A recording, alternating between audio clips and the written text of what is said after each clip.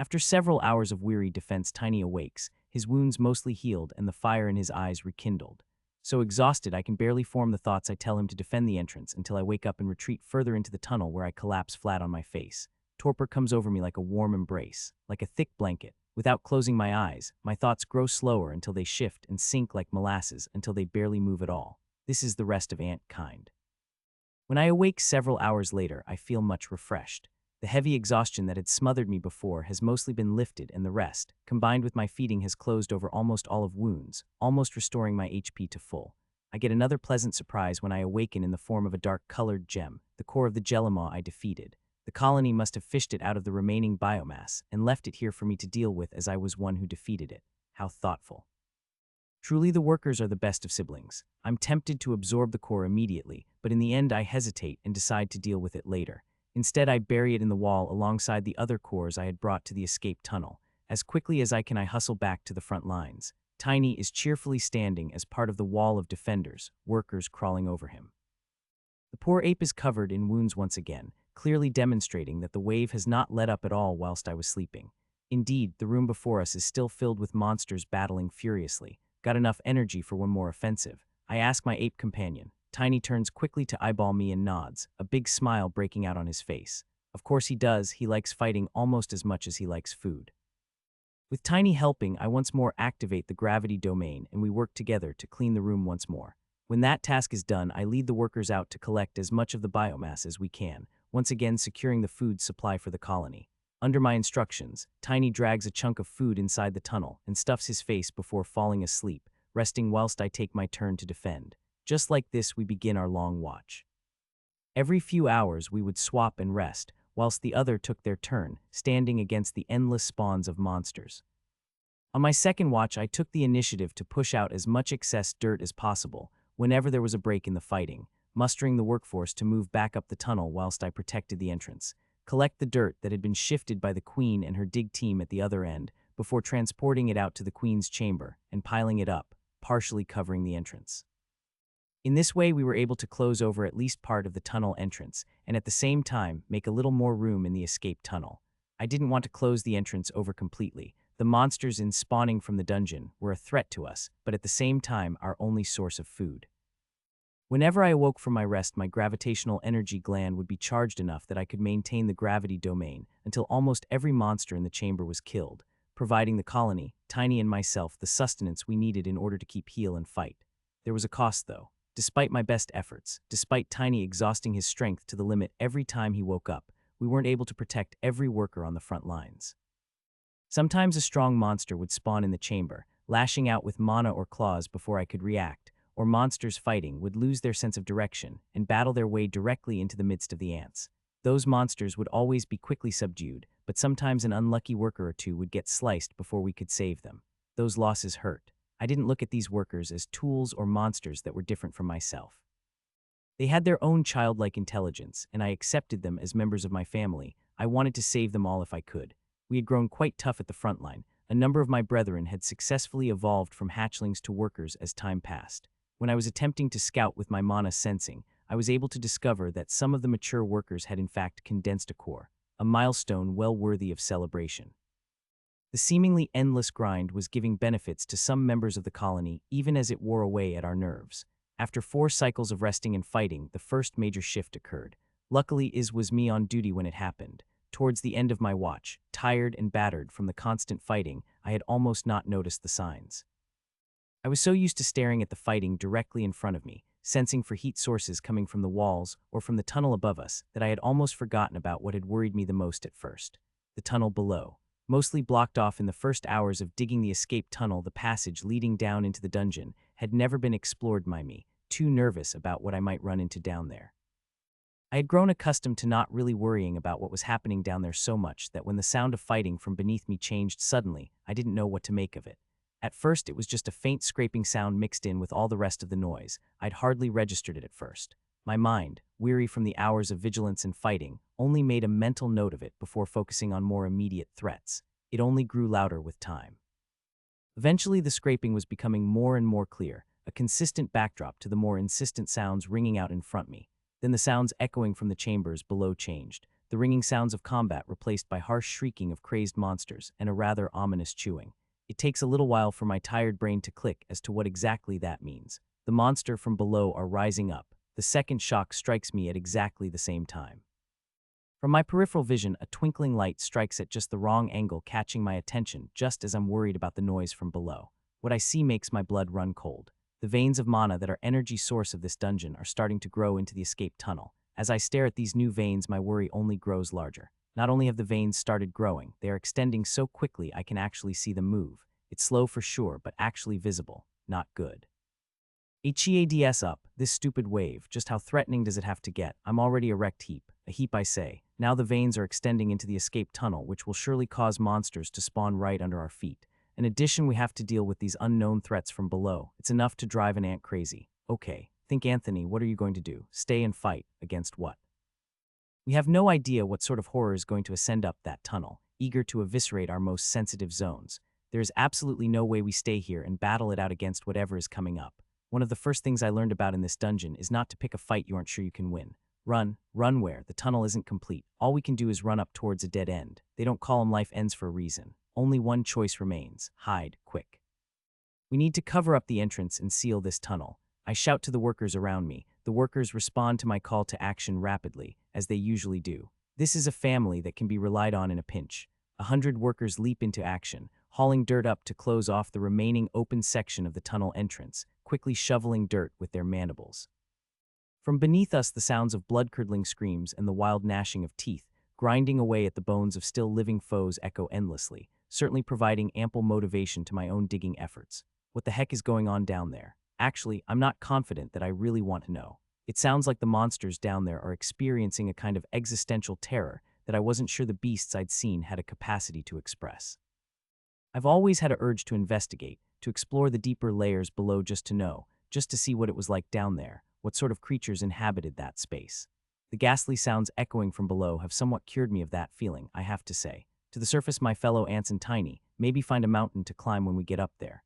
As we pile the dirt high, I can see the gradual progress of the mana veins slowly extending their baleful reach further into the escape tunnel.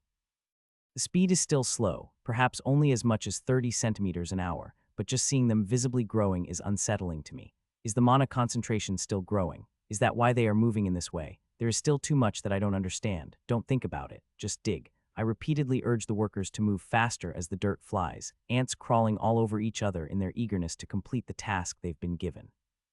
As the horrific noises from below continue to grow louder, we quickly seal off the escape tunnel, plunging ourselves into near darkness.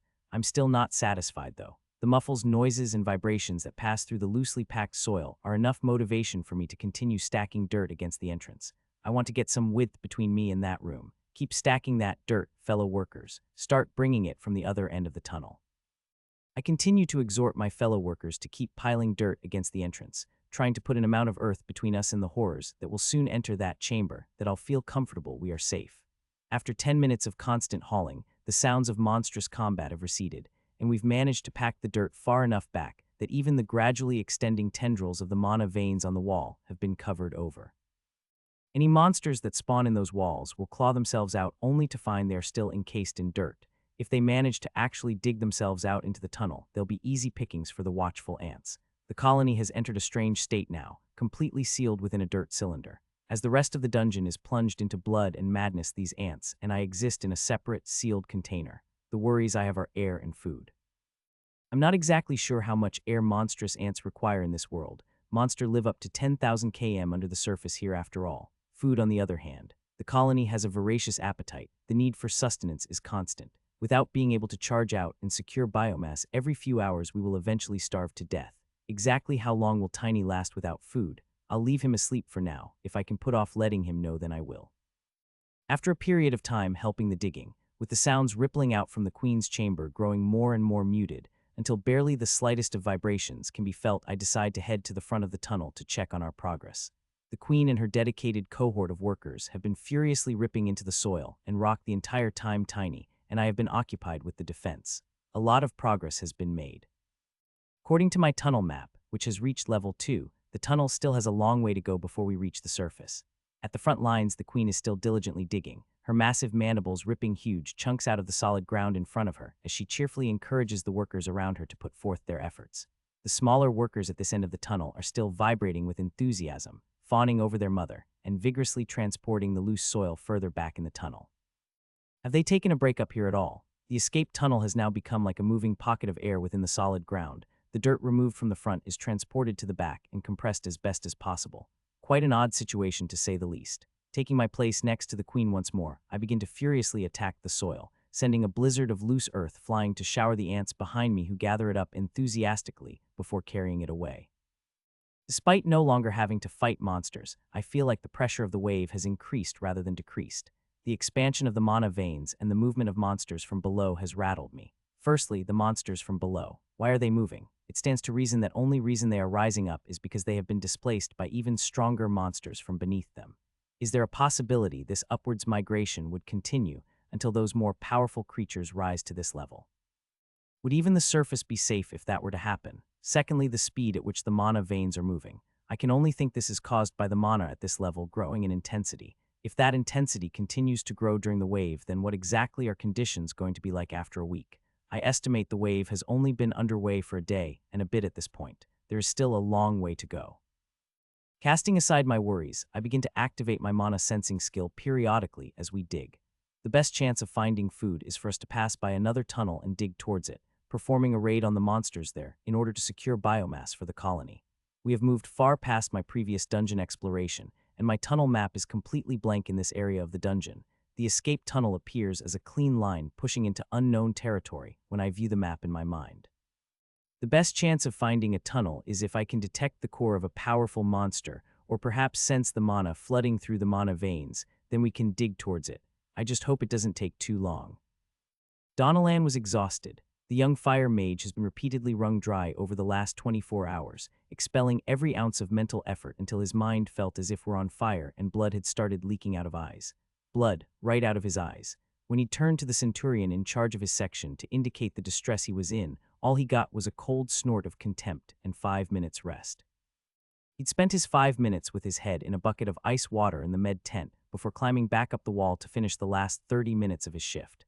This was the first time Donalan had been involved in defending a wave, so he wasn't sure if what he'd seen was normal or not, but what he had witnessed in the last day had shaken his impression of the dungeon forever. He knew the Legion was strict, really strict, on the management of the dungeon. The mercenaries had a nickname for the Legion's rules in the dungeon. They called them the Stone Law, unbreakable and crushing like a mountain. Donalan had felt some sympathy for their view in the past. The dungeon was dangerous, to be sure, but it wasn't that bad. Idiots got themselves killed exploring down here, sure, but idiots could kill themselves shaving. Was there really such a need to regulate them? The mage didn't feel that way now.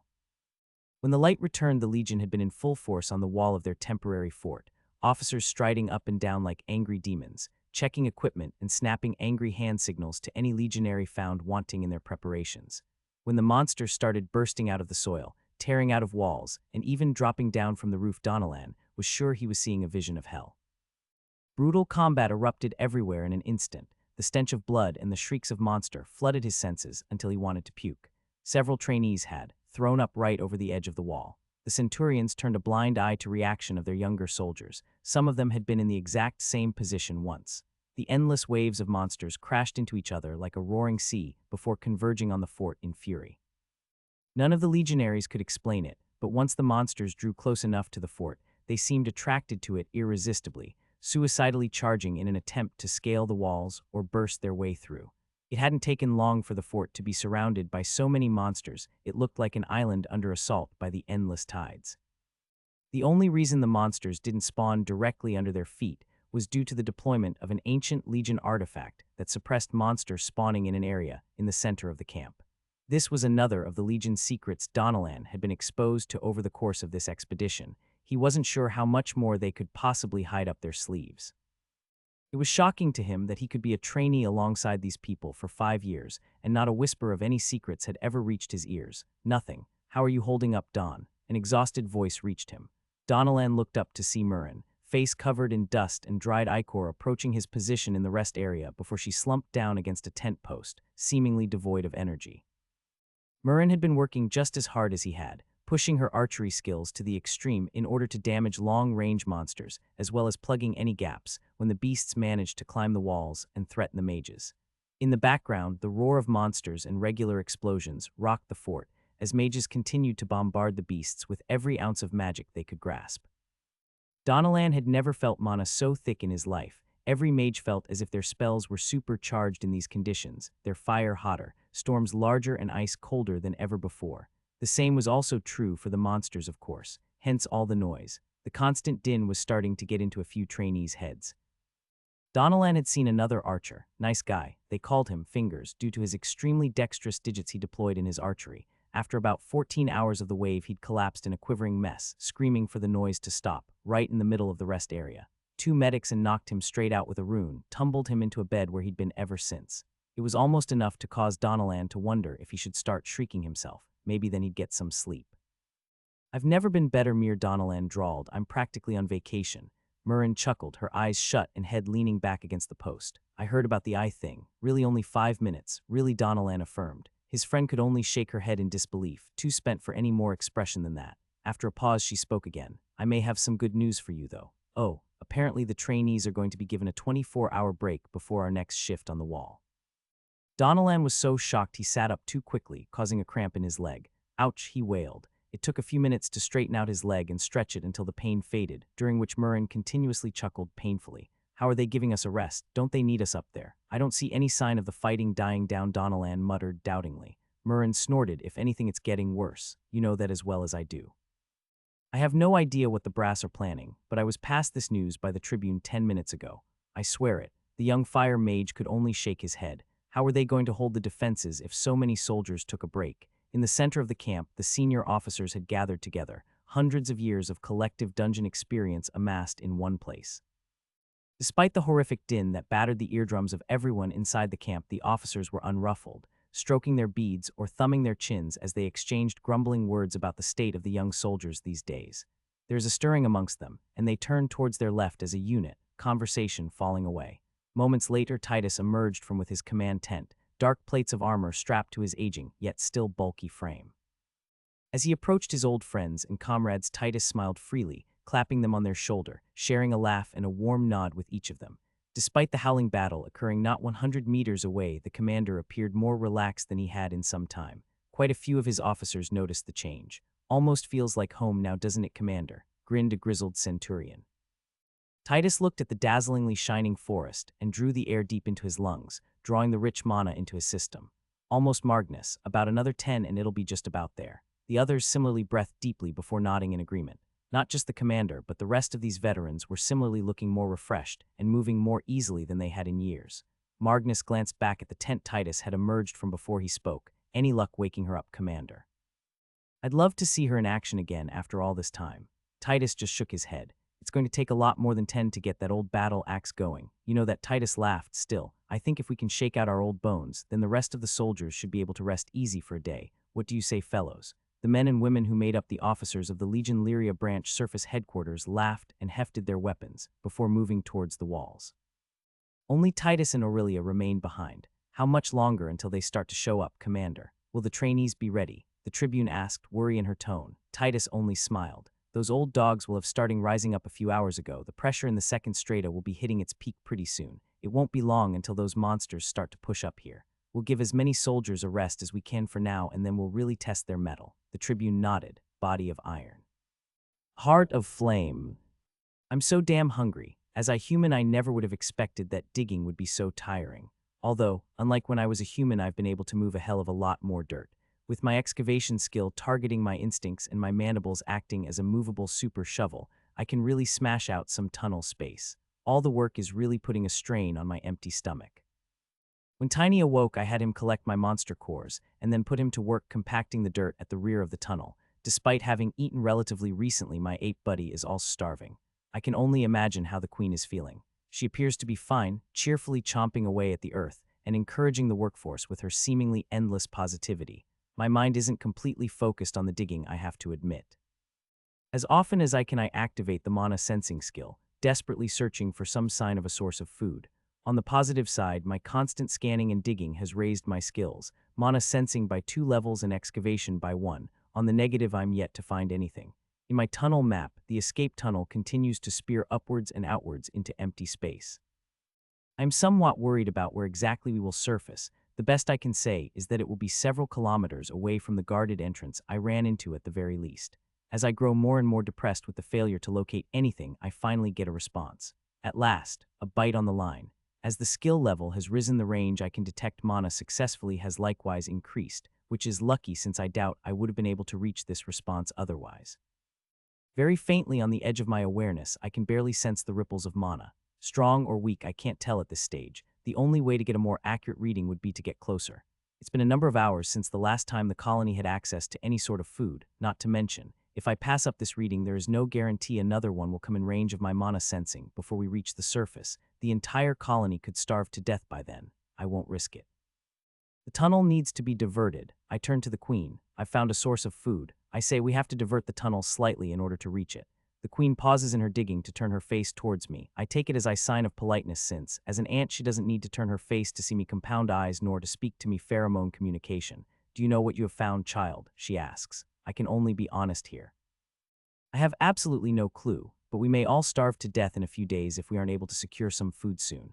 If we pass up this chance, we might not get another. The queen ponders this for a moment before waggling her antennae in agreement. You speak sensibly, child. Tell me where to dig.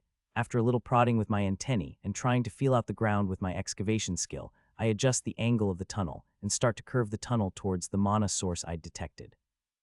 If we regularly the direction of the tunnel as we approach, we should be able to arrive above the source, and then I can dig a small distance down towards it, allowing myself and Tiny to infiltrate without having to risk the workers unnecessarily. The reading I was only just able to sense is roughly 200 meters away. Tunneling through 200 meters of solid earth and rock is not a casual endeavor by any means, even for a colony on monstrous earth-moving machines like us. All in all, it takes us around 5 hours of digging to advance the tunnel towards the mana source.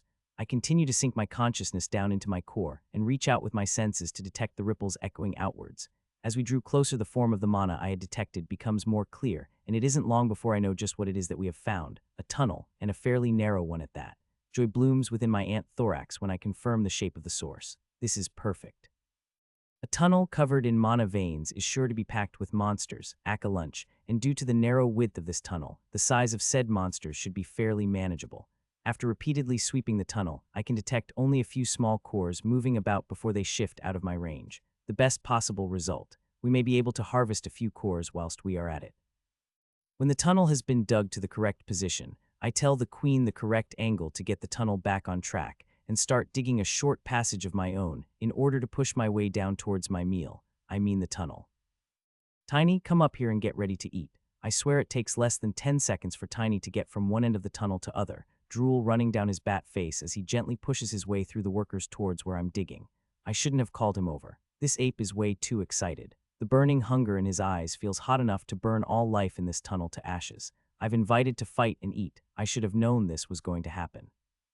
It takes me 10 minutes to dig my way down to the prey cave, and the entire time Tiny is hopping from one foot to another and ripping away at the side of my tunnel in order to widen it out enough for him to fit more comfortably. Suddenly, the soil gives way from in front of me, and the thick scent of monster assaults my senses. Tiny, time to eat, buddy. Before I've even finished speaking, Tiny releases a ravenous howl and dives directly into the vertical tunnel, right on top of me. My plan had been to drop into the roof of this tunnel and scope it out a bit before taking any action. Instead, I get pushed down the tunnel by a sheer weight of ape mass that propels us out of the tunnel and sends us smashing into the ground directly between two battling monsters. Thump, get off me, Tiny, you stupid ape. Wait a sec. Get off me, Tiny, you ape. He isn't listening. Eyes alive with hunger for food and battle, Tiny leaps up, planting one foot squarely in my back, before diving headfirst into the nearest monster with his fists swinging and electricity zapping in every direction. He flattened me. I've even taken damage, damn it. Turns out having a giant ape land on your back is less than pleasant. Groaning internally, I pick myself up and try to switch my mentality back to battle mode after the rather rude shock I experienced.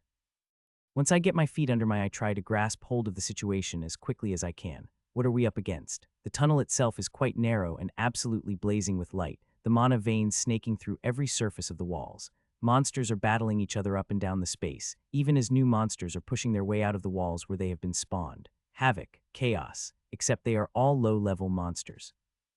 Looking around, all I can see are the sorts of enemies I'd seen when I first entered the dungeon. Slugs, centipedes, wolves, the occasional crocobeast, and thorn lizards, all of the weakest foes. I was able to fight against this stuff before I'd even formed a core. I have evolved twice since then. I am so much stronger than I was before. These monsters are simply no match for me anymore. In fact, most of them look very different now, seeing as I've grown significantly taller and longer than I had before. The dragon wolfhounds can't even look down on me anymore. Ha, prepare to feel my wrath, mew-ha-ha-ha. Filled with glee, I charged towards the nearest coral slug, opened my mandibles wide, and snapped them closed. Shattering bite. Without any resistance, the ethereal jaws of light snapped cleanly through the slug. Your goop can't save you now. You have slain a level 3 coral slug. You have gained experience. Who's next? What follows in an extremely cathartic battle? With my much higher stats, body advancements, and improved skills, these weaker, unevolved, and base-level monsters are simply no match. Practically everything is destroyed with one bite. I remember when I was afraid of you. Take this. You have slain. You want to spit your horrible acid on me now. I can barely feel it. Mew-ha-ha-ha. You have slain. Oh, you want to slap me around with your tail. How about I bite it off? You have slain. All the frustration that I amassed in those early days in the upper tunnels of the dungeon is poured out on these monsters without remorse. Yes, you horrible little beasts, become my stress relief. As much as I enjoy the ensuing battle, Tiny doesn't. The monsters are too weak to satisfy his lust for combat. Every single one of them crumbles after one impact of his colossal fist. After smashing everything in front of him, the poor fellow starts to look somewhat despondent. He continues to battle and slay his way down the tunnel, but he doesn't have quite the same verve as he did before. He just can't seem to muster any enthusiasm unless there is a very real sense of danger. You some sort of masochist, Tiny. Can't enjoy yourself unless you're getting beat up. You need help, man. Soon a decent section of the tunnel has been completely smashed clean by the two of us as we rampage until no monster is prepared to challenge us. Standing amidst the remains of our victims, I am aglow with satisfaction, having successfully released some of my inner demons and stress, whilst Tiny can only look disappointed. Cheer up, Tiny. Time to eat, I tell him. No sooner are the words out of my mouth than a wide grin plays over that bat face, and he immediately starts grabbing hold of biomass and shoving it into his face. I'm just as hungry as he is at this point, so I join in with gusto, ripping into my food with all the strength my ant mouth can muster. Biomass still tastes disgusting, don't think otherwise, but you can get used to anything after a while, even cramming your face with raw monster body parts. It's disappointing in a way that the monsters here were such a low level. Despite killing 20 or so creatures, I wasn't able to level up at all, and I highly doubt I'll be able to gain much biomass, even if I were to consume all of these creatures.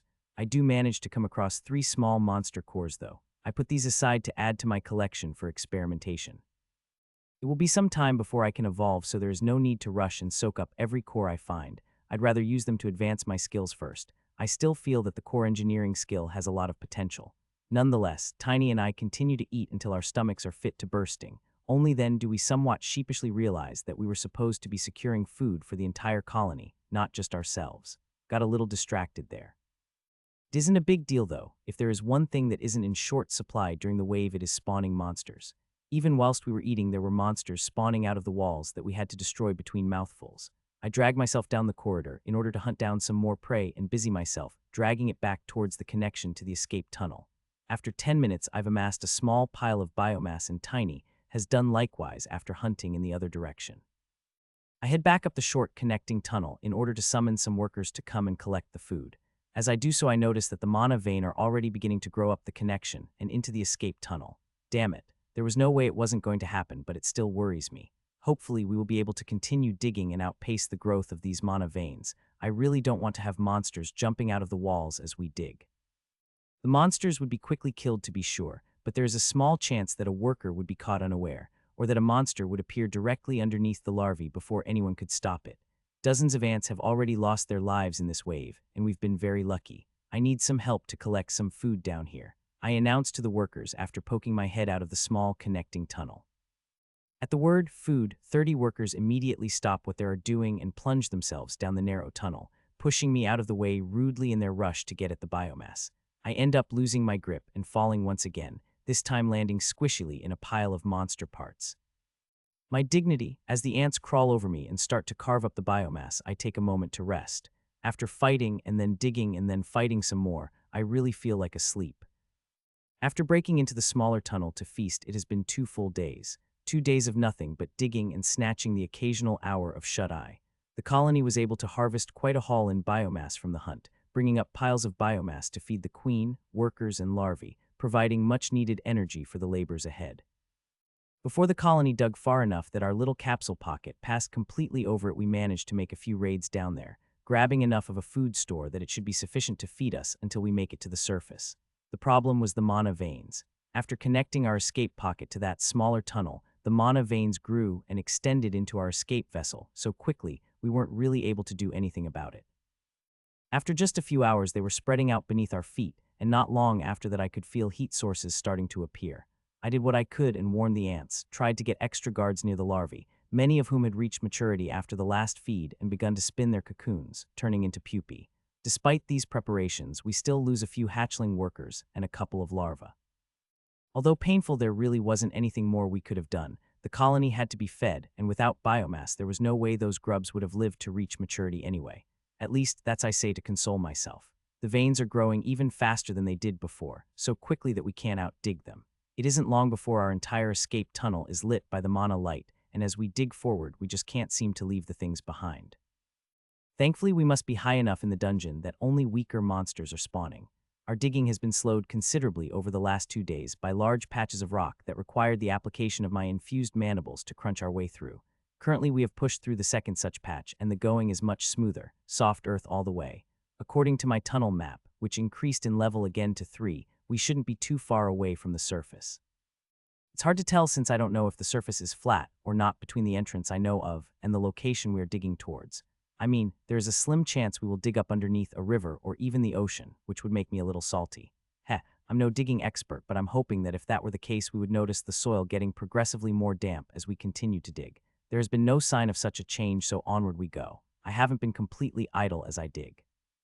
Using my sub-brain, I've been continuing to practice my mana shaping skills, reaching the mighty level 8. Handling the mana into the various patterns has become so much easier than when I started, which isn't to say it still isn't brutally challenging.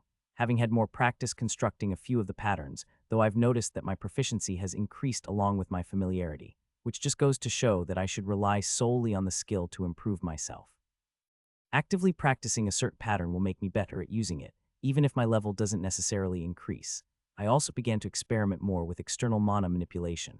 Damn, that is hard. Mana inside my body is so much easier to handle than mana outside of it. Reaching out to grasp it with my mind feels like pulling my thoughts out of my own head and using them as a rope to pull in nearby energy. I managed to level the skill up once before I go back to my shaping practice. I feel the latter is simply much more profitable right now. Currently my status looks like this: name, Anthony. Skills, excavation level 8, improved acid shot level 5, advanced grip level 1, shattering bite level 2, advanced stealth level 5, piercing chomp level 5, tunnel map level 3, mana shaping level 8, forceful mana level 4, external mana manipulation level 2, mana sensing level 4, core engineer level 2, advanced exoskeleton defense level 3, pet communication level. Mutations, focused eyes plus 5, infrared antennae plus 5, restrictive acid plus 5, absorption legs plus 5, infused mandibles plus 5, diamond carapace plus 5, limb regeneration gland plus 5, pheromone language gland plus 5, deep gravity magic gland. A few small improvements to my skills after all of the digging and fighting that has taken place. The gradual improvement of my mana skills is what has left me most pleased. Yapping at Tiny whenever I get bored has also helped improve my pet communication skill, which was an unexpected plus. I can hear him more clearly for a bit further away now. Ultimately, though, I'm really hoping we hit the surface soon. I need a chance to take stock and plan the next course of action for myself and for the colony. I can't make any plans at all until I know what will greet us when we get up there. Hopefully we wind up in a nice empty forest of something, no civilization for hours in any direction. Then we could hide and ride out the wave. I'll keep my 6 sets of claws crossed. According to the tunnel map, we should be relatively close to the surface now, a little bit further, and we could realistically expect to reach it any time. With such an important milestone approaching, I decide to share it with the Queen, digging inexhaustibly beside me as always. I think we should reach the surface soon. It'll be nice to stop digging for a change. Without pausing in her work, she agrees with me. Yes, the family needs to rest. I hope no more children are lost as we dig. Even now, she is still primarily worried about her children. I wonder if this is a learned personality of if the dungeon creates every queen ant this way. Hopefully we won't be attacked anymore once we reach the surface and can take a breather, I suggest. Do you know what the surface is? I ask curiously. No, she replies. So how do you know that it will be good for us to go there? One of my children told me, so I can almost hear laughter in her voice, as if suggesting that her children could be wrong or incorrect in any way, or would mislead her, is simply not a situation that exists in her mind.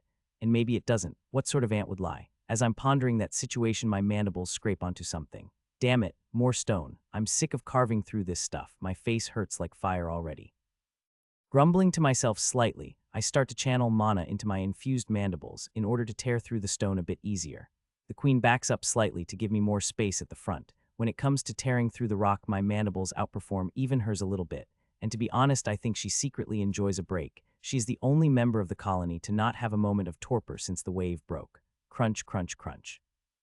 Working mechanically, I open my mandibles before slamming them closed and ripping into the stone, cutting away at it easily, causing shorn-off pieces to crumble away, raining down on my face and bouncing off my carapace. It feels like these stones are giving way slightly. Perhaps they are a bit loose. They also seem quite regular for underground rocks. Ah well, crunch, crunch, crunch, clatter. After digging for a few more minutes, the stones suddenly give way and fall around me, revealing an open space beyond. Did we make it? Excited, I push my head forward, forcing it through the gap and pushing away the stones in order to get a better view. Where are we? What grates my eyes is a touch surprising. My compound vision ensuring I get a complete picture at once. We are inside what looks like a stone building with a high vaulted ceiling. On either side of me, long wooden chairs are arranged in rows, all facing the same direction. A crowd of people has recoiled on either side, pressing each other against the walls and looking at my ant face in horror. All of this is shocking enough. Just that would have been terrible. But that isn't what seizes my attention. Before me, at the front of the building, where all of the chairs are facing, is a pulpit with a robed figure pointing at me with powerful emotion twisting his face, and behind that man is a statue. That statue is that Sir Ian McKellen, Gandalf. There are so many things wrong with this situation.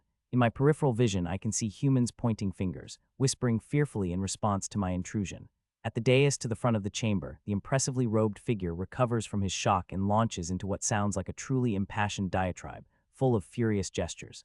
The man is practically screaming in his fervor, spittle flying from his lips as he exhorts the crowd. The people are beginning to respond to him as well, turning to listen, the fear slowly dropping from their faces. Their expressions slowly changing from unease to a rapt attention, and then to something I could say is religious ecstasy. Meanwhile, all I can think about is that stupid statue. How the heck did they get those features so perfect? It isn't even Ian McKellen dressed up as Gandalf, as he did for the Lord of the Rings movies. It's just Sir Ian, albeit with something of a beard. The statue depicts him standing, wizened eyes and lined face depicting both wisdom that comes with age and the warmth of a kind soul. His arms are outstretched, one reaching forward in invitation and the other held wide, as if gesturing to the wider world. He's wearing robes, which clearly fits with the character, and upon the ropes there are hundreds of lines of text, carved so small and intricate that I can only imagine the effort that went into producing such a statue. That is so weird. I'm aware that other people from my world have come to this one as monsters. Is it possible that some have come as humans also? Perhaps one of them also recognized the voice as that of Gandalf, and decided to jokingly use his image to found some sort of religion.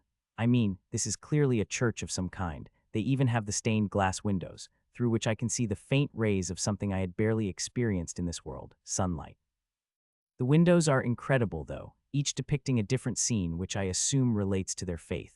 In one I can see miserable humans working and fighting. Next to that, there is an image of Gandalf descending from above, words pouring from the cloth of his robe to fall upon a joyous populace. Next to that, the window depicts dark creatures, monsters I presume, emerging from the ground where they are met in battle by powerful and sturdy-looking humans, lines of text exploding from each battle like special effects. Actually, looking closely, I can see that words have been stitched into the robes of the priest also, lines and lines of them in an impressive-looking golden thread. I hadn't noticed at first, but as the light shifts over his robe, the text glitters prettily.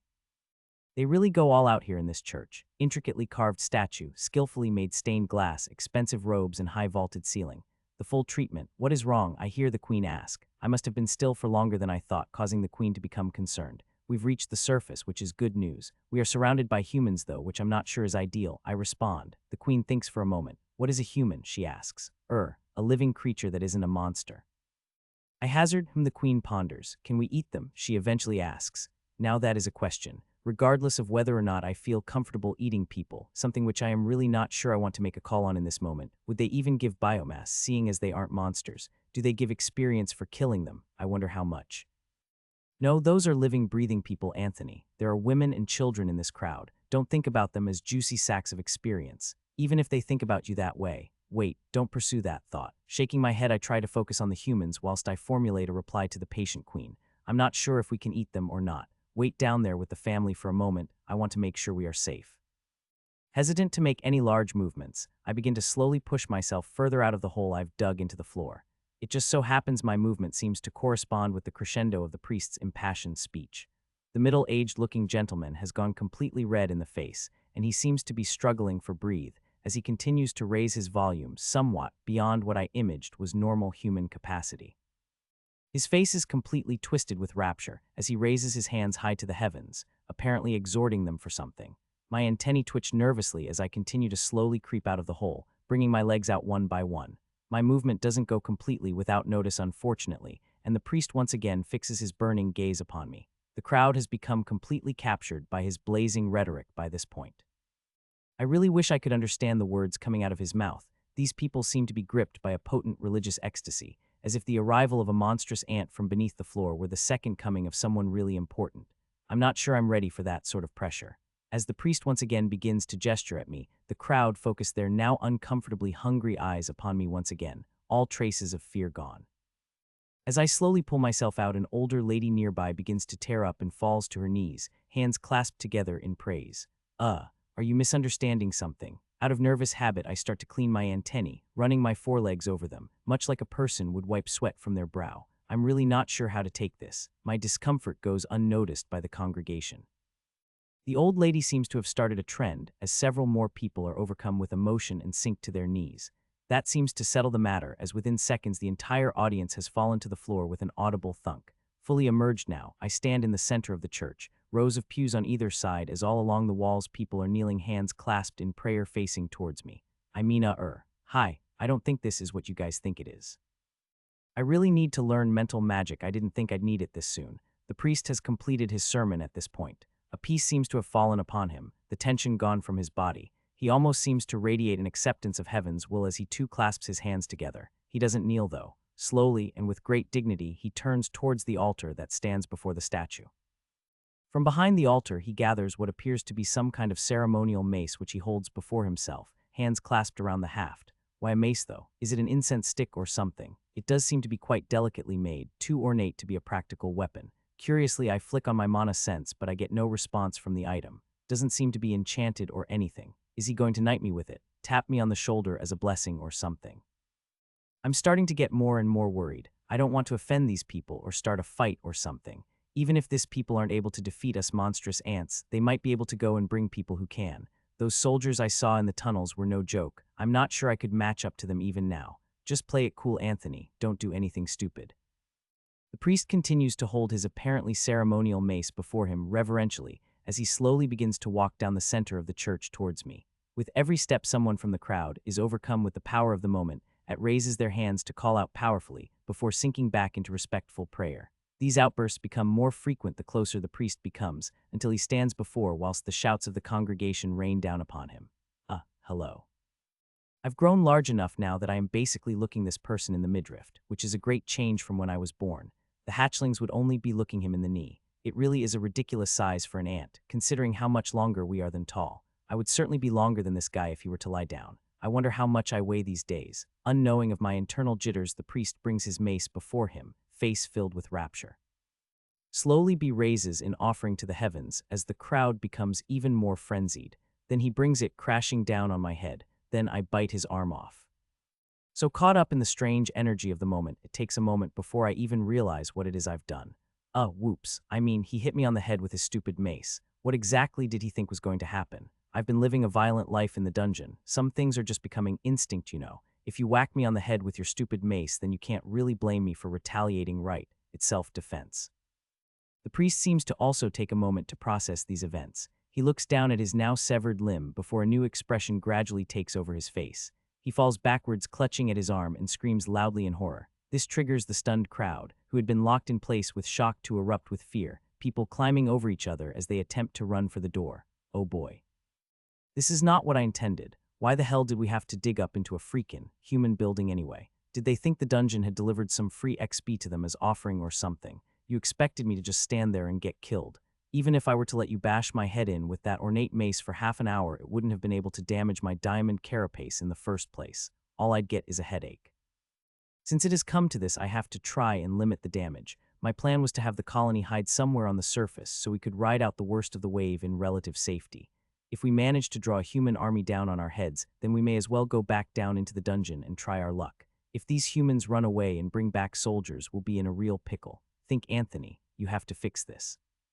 Out of desperation, I do the only thing I can think of to stop the people from running away.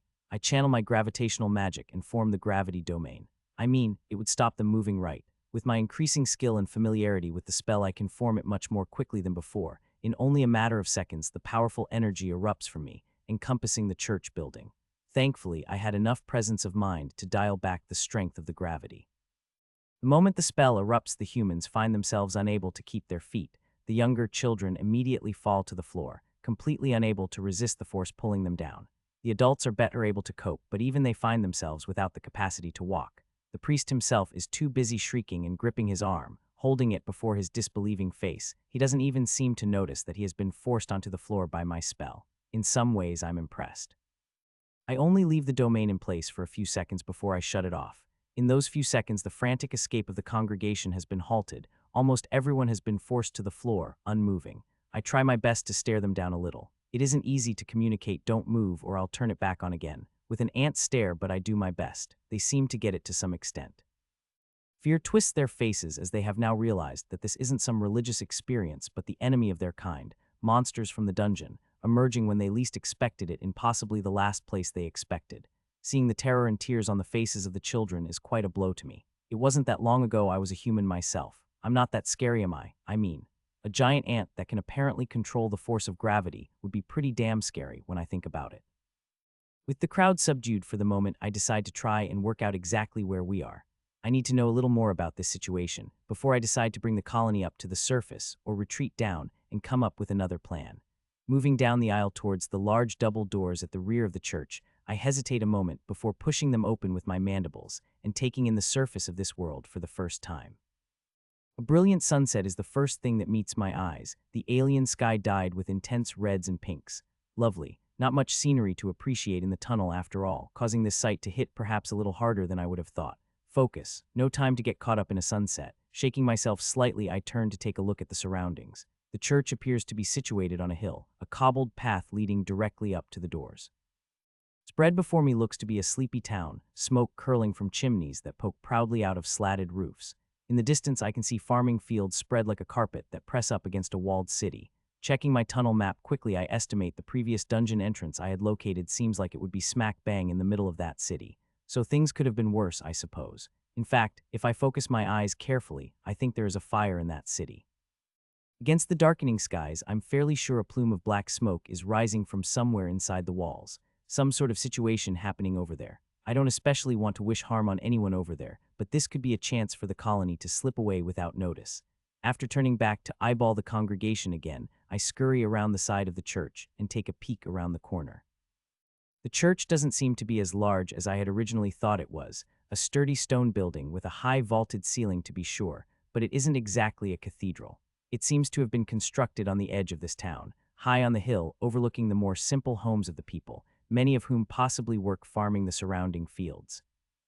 On the rear side of the church, down the hill and over a few open paddocks, a lush wood is spread, thick foliage creating a beckoning darkness across the forest floor. Just the sort of place a colony could go and get lost in. I might be able to salvage this after all. I turn and head back inside where many members of the congregation have begun to offer prayers of a much different sort to the statue, hoping for salvation and survival rather than whatever the heck they had thought was coming their way before. The priest is still clutching his arm, almost completely inert. I think the shock has hit him pretty bad. Poor guy. I can't help but feel a twinge of guilt. I did bite his arm off. I head back to the hole in the floor, stick my back zone through so I can talk to the queen. It's a little weird, the pheromone conversation. We listen with our antennae, but we talk with our pheromone gland, which is positioned in the rear zone. Could you come up here and heal a person? I injured him, but I think it would be bad for us if he died. I can tell the queen is a little surprised, but she quickly agrees with my suggestion and begins to chomp and push her way up through the floor, buckling the flat stones and forcing the wooden pews to scrape and scratch on the floor as she forces her bulk through.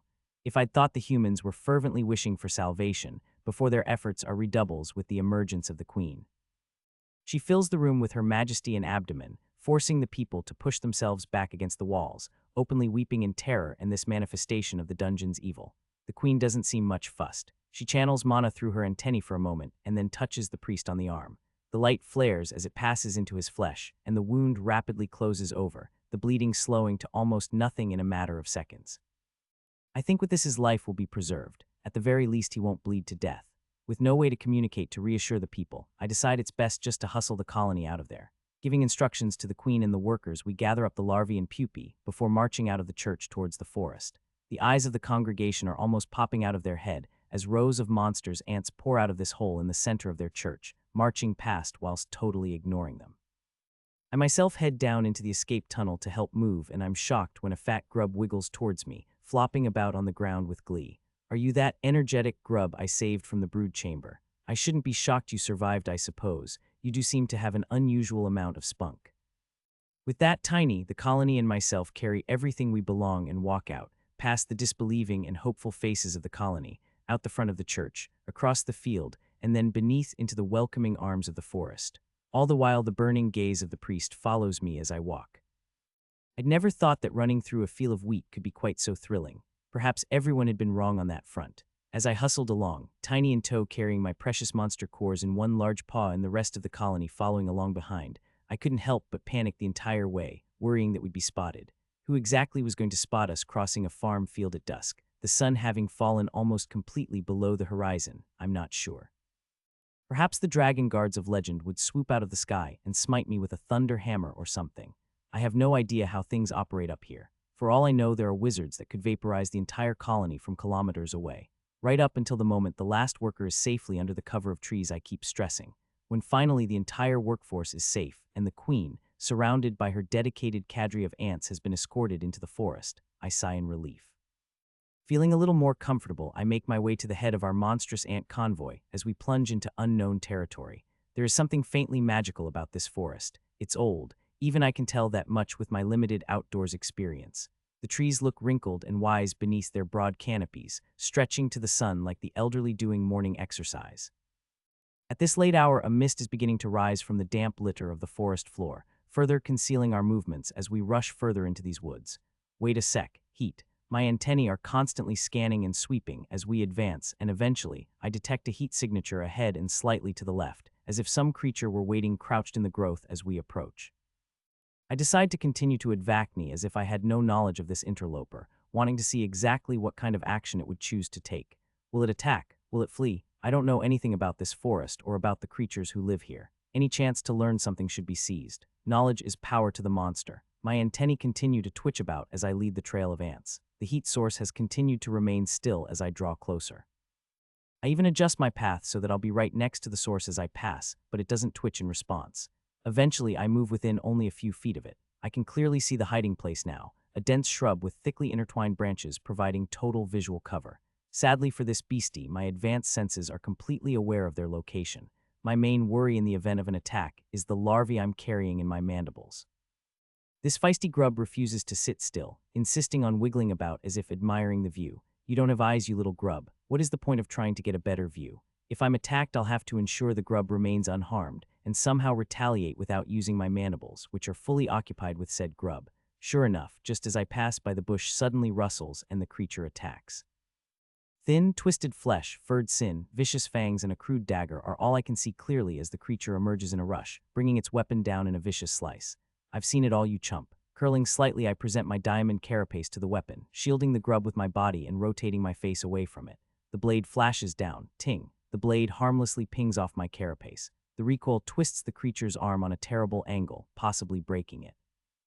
I'm not sure who is more shocked by the total lack of damage inflicted, the monster or me. Better safe than sorry, I suppose. Completing my rotation, I present the business zone towards this furry humanoid and blast it with acid. POW. Already wounded by the rebound of its own strike, the creature howls pitifully as the acid blasts it off its feet and congeals, pinning it to the ground.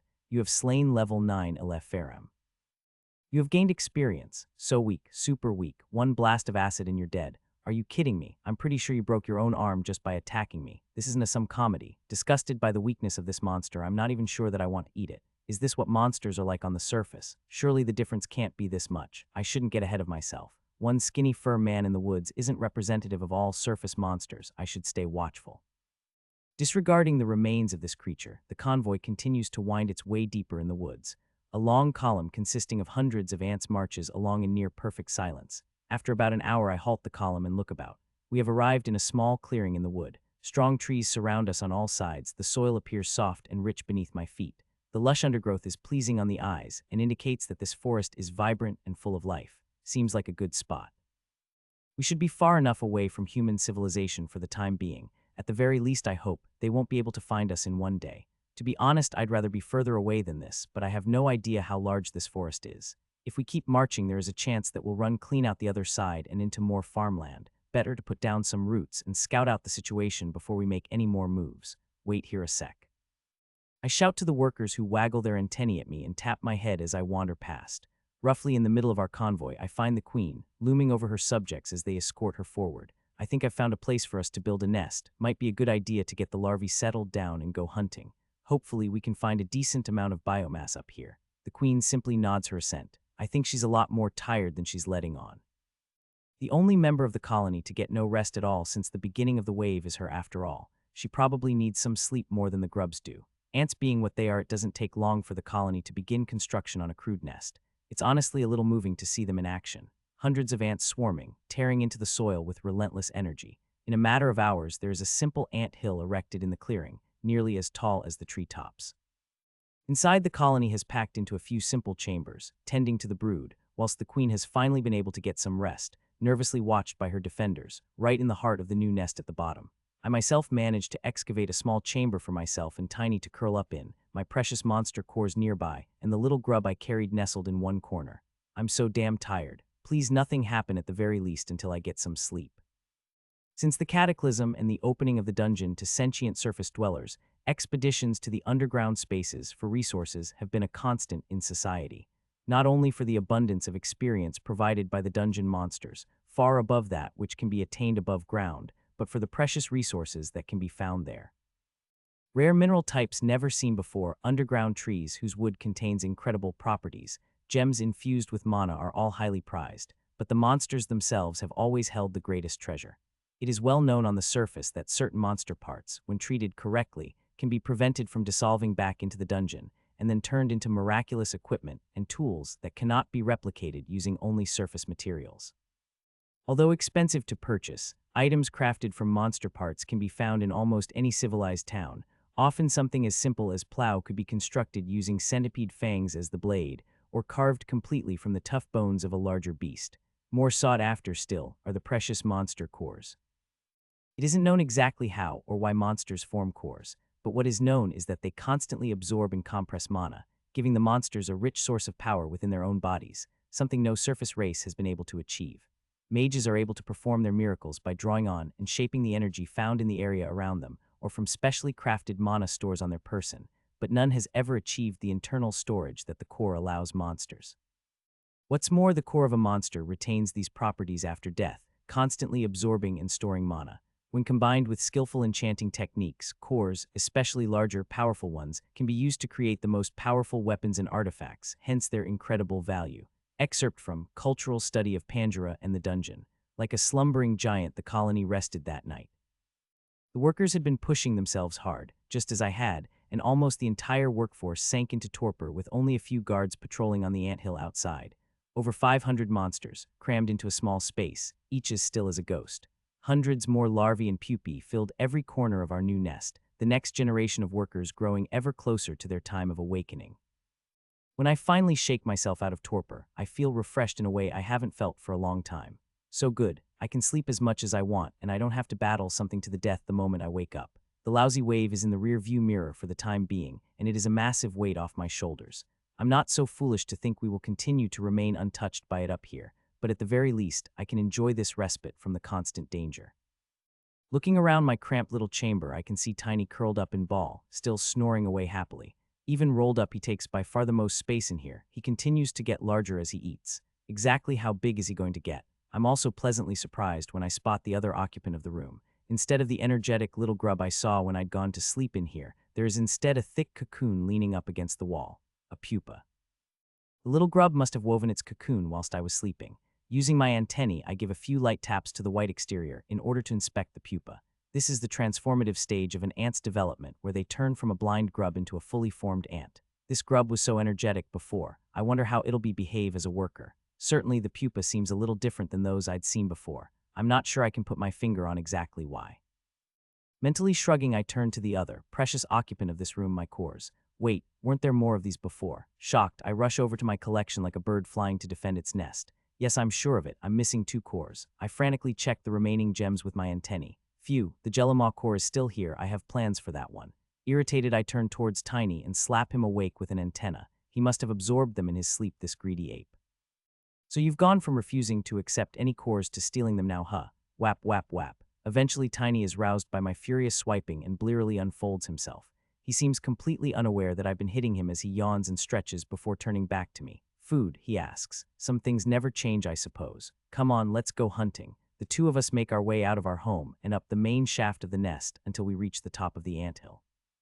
The rest of the colony is similarly waking up. Dozens of workers are pouring out of their chambers and getting busy around the colony, some heading lower in order to tend to the queen, others checking in on the brood, most of which has transformed into pupa by this time. Soon the colony will go past 1,000 workers. That does raise a problem, though. We need food. Ants on Earth have a voracious appetite, tearing through huge amounts of other insects and small creatures in order to obtain protein to grow their young. Mature ants on Earth don't really need to eat meat themselves. They mainly rely on sugars to keep themselves going. Not here on Pandora. The monstrous ants need biomass to keep themselves kicking and growing stronger, just like the young. This means the monstrous ant colony has an even larger appetite when compared to normal ants. Time to hunt. Already scouts are starting to pour into the forest, 20 to 30 of them darting off to try and locate something for the colony to feast on. More and more workers are massing on the anthill every second, slowly expanding outwards and pushing gradually into the forest, waiting for a signal to go and collect food. Tiny and I drift off into the forest, moving in the opposite direction to the human town that we'd seen. I don't want to get closer to civilization, and I would love to know just how large this forest is. Something tells me that with a fairly major-looking city nearby, I shouldn't expect it to be massive. As long as we can hide out here for a week or 2, I'll be happy. What follows is a fairly dull day of plodding through forest looking for prey. Tiny and I are more successful than most of the scouts, due to my enhanced senses obviously, but even so there doesn't seem to be a high concentration of monsters nearby the nest. I run into a few more of those hairy skinny things, each of them wielding crude tools or weapons that heaven only knows where they got them from. They go down with even less of a fight than the first one did, if that is even possible. Tiny punched one, and the creature practically exploded. Surface monsters are clearly not up to the standard of us dungeon dwellers, which leads me to another conundrum. If I want to improve my skills, I'll need to level up and gain biomass. If I want to evolve or develop my core manipulation abilities, I'll need a steady supply of cores, and so far those appear to be thin on the ground up here. As the day draws on, I'm led more and more to the thought that even though we just escaped from the dungeon, we are still going to need access to it. Without dungeon monsters to fight the colony, and I can only stagnate, I won't accept that. To tunnel or not to tunnel, and even in the event that tunneling does in fact occur, where to tunnel? It isn't reasonable to expect that a largish city would be built on the very edge of some monster-infested wild frontier. I can see that now, but I really did hope that there would be more monsters in here for us to eat. Aside from those hairy, scraggly things, the only monsters we have encountered are creatures that are fairly close to regular forest animals on Earth.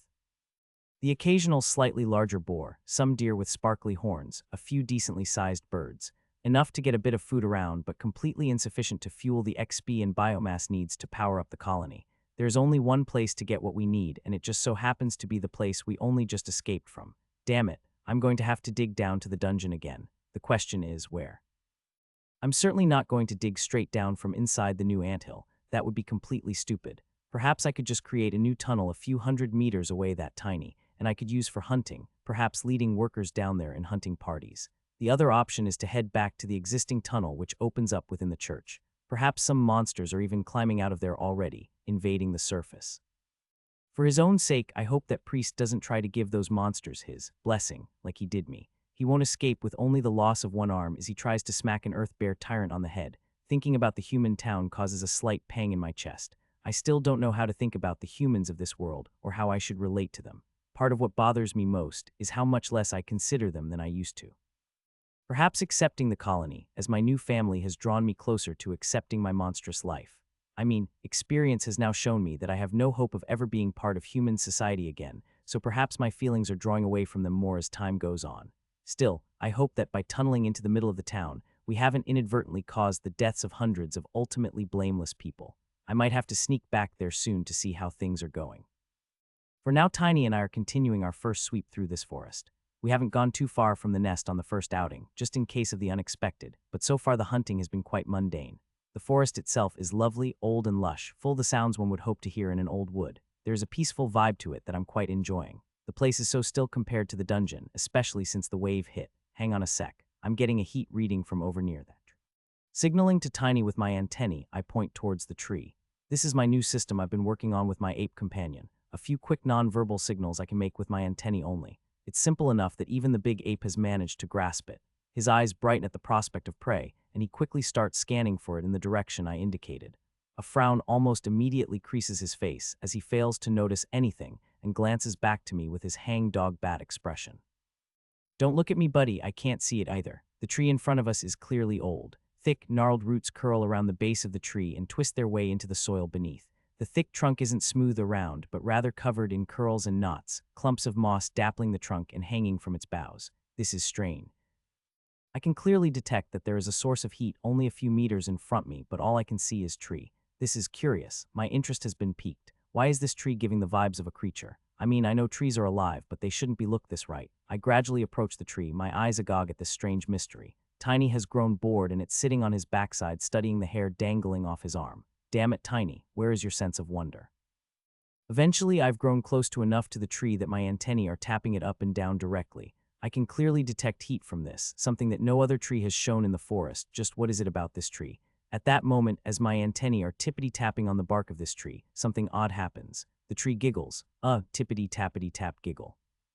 Tippity-tappity. As my antennae go completely crazy on the trunk of this tree, a section of wood starts to wiggle with laughter and detaches away from the rest of the tree before collapsing on the ground.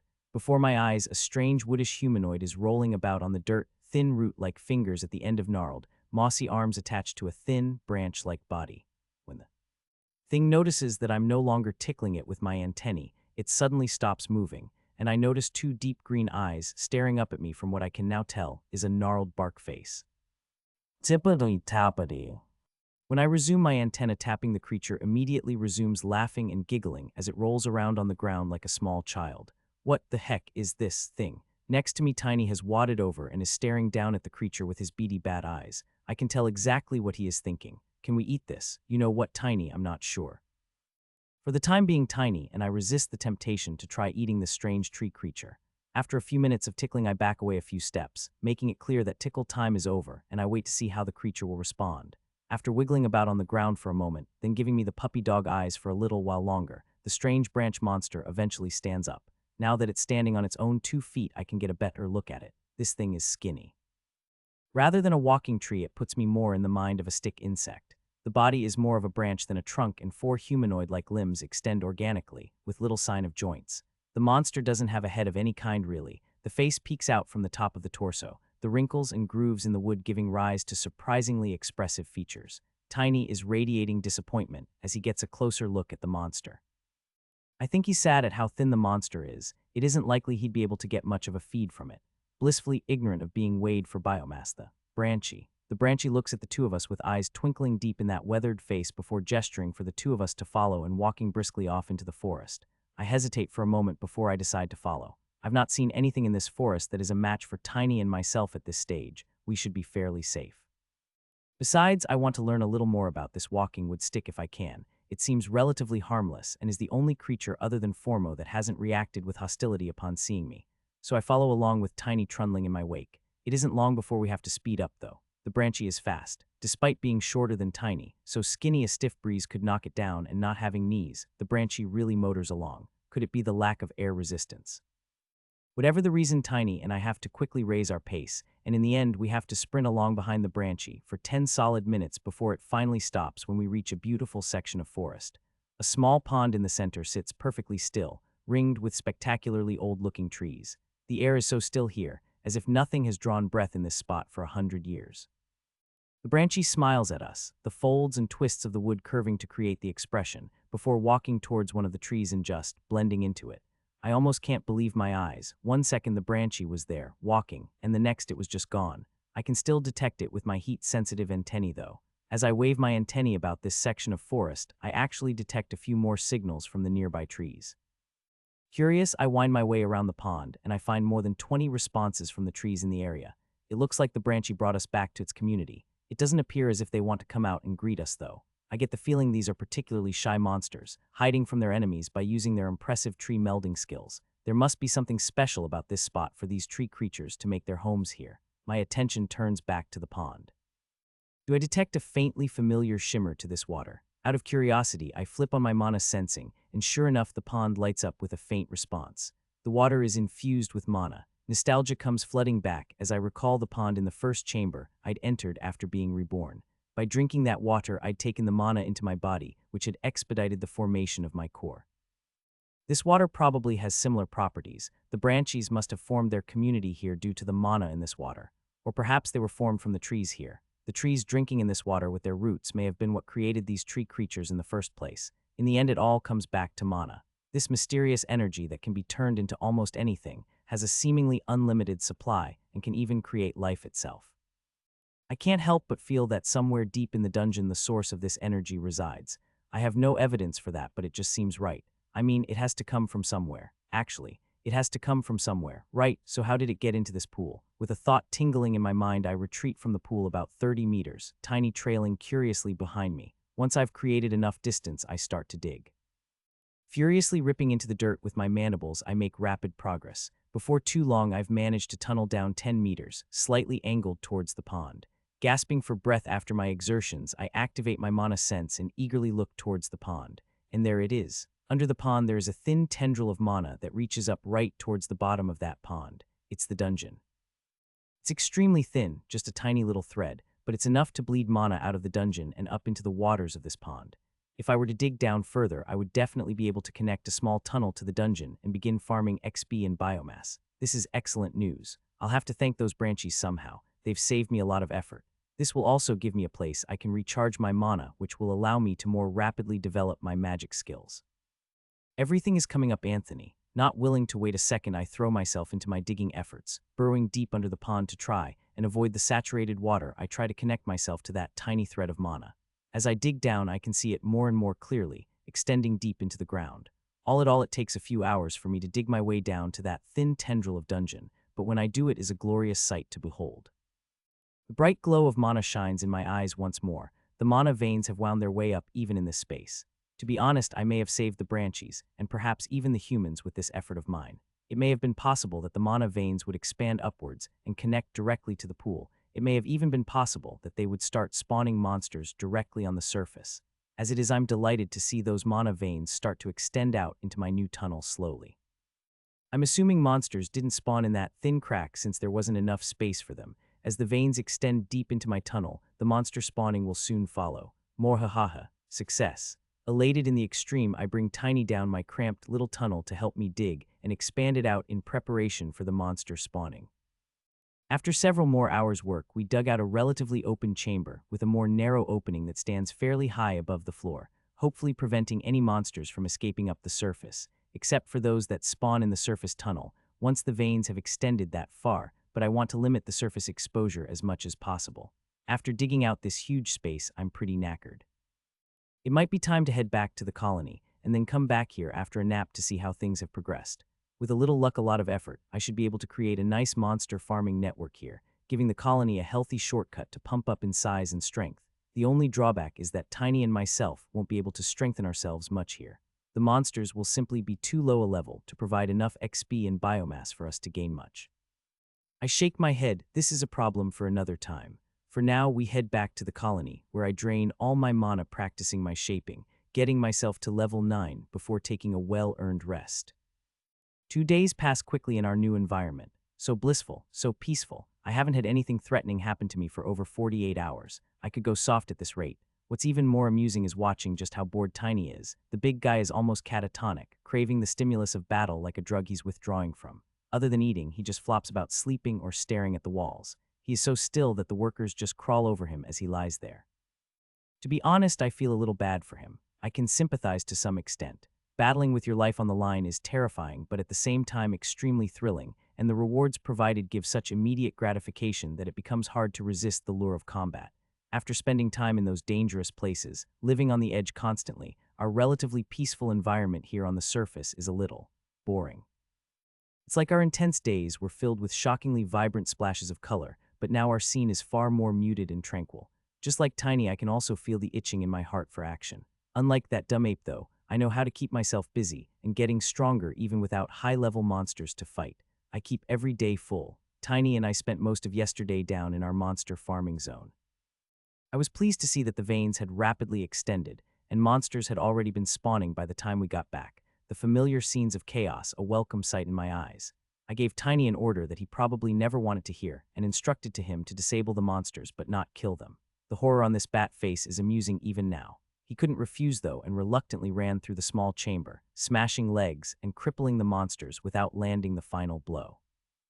It was a horrifying sight, actually, all those monsters on the floor, unable to even crawl or defend themselves. When that job was done, I laid down a food trail for the colony, and soon a flood of workers poured into the small chamber, finishing off the monsters and carrying their precious biomass back to the colony. Tiny and I took a little food to stave off our hunger, and then set to digging, expanding the farm a bit further out.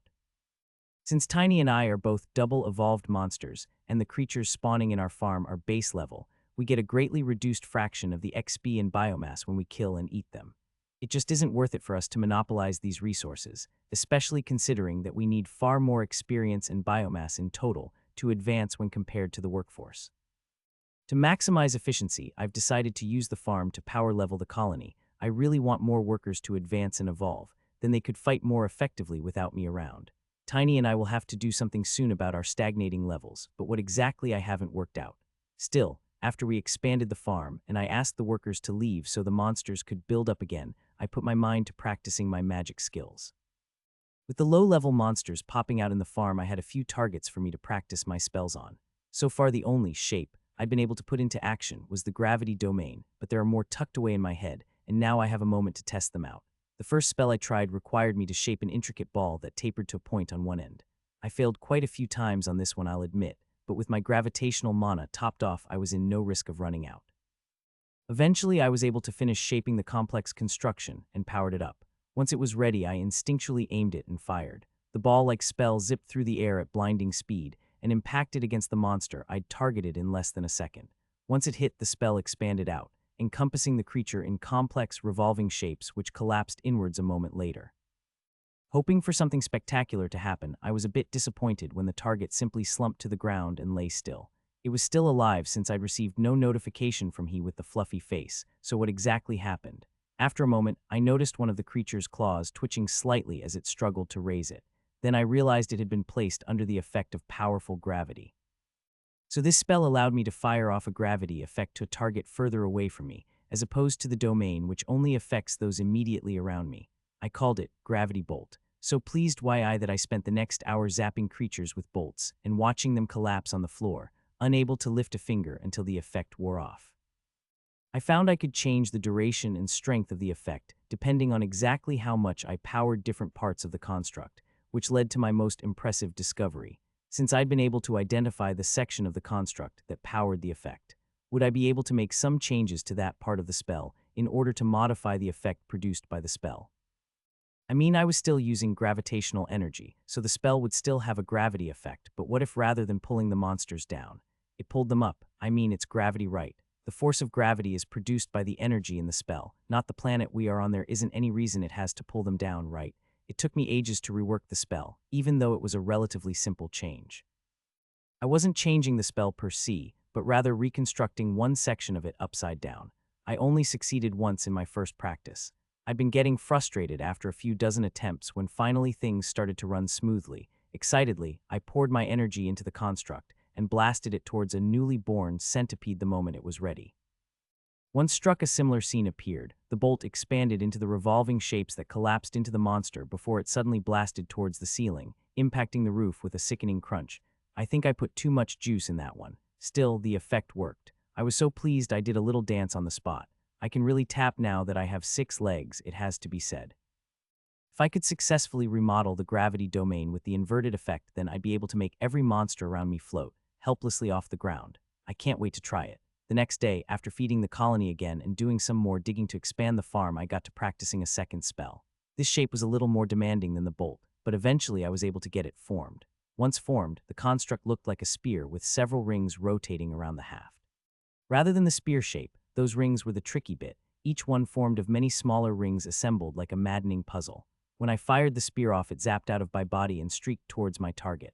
Once impacted, the spear stuck in the monster's body whilst the rings expanded outwards, encompassing a small area around the creature, before once again collapsing inwards.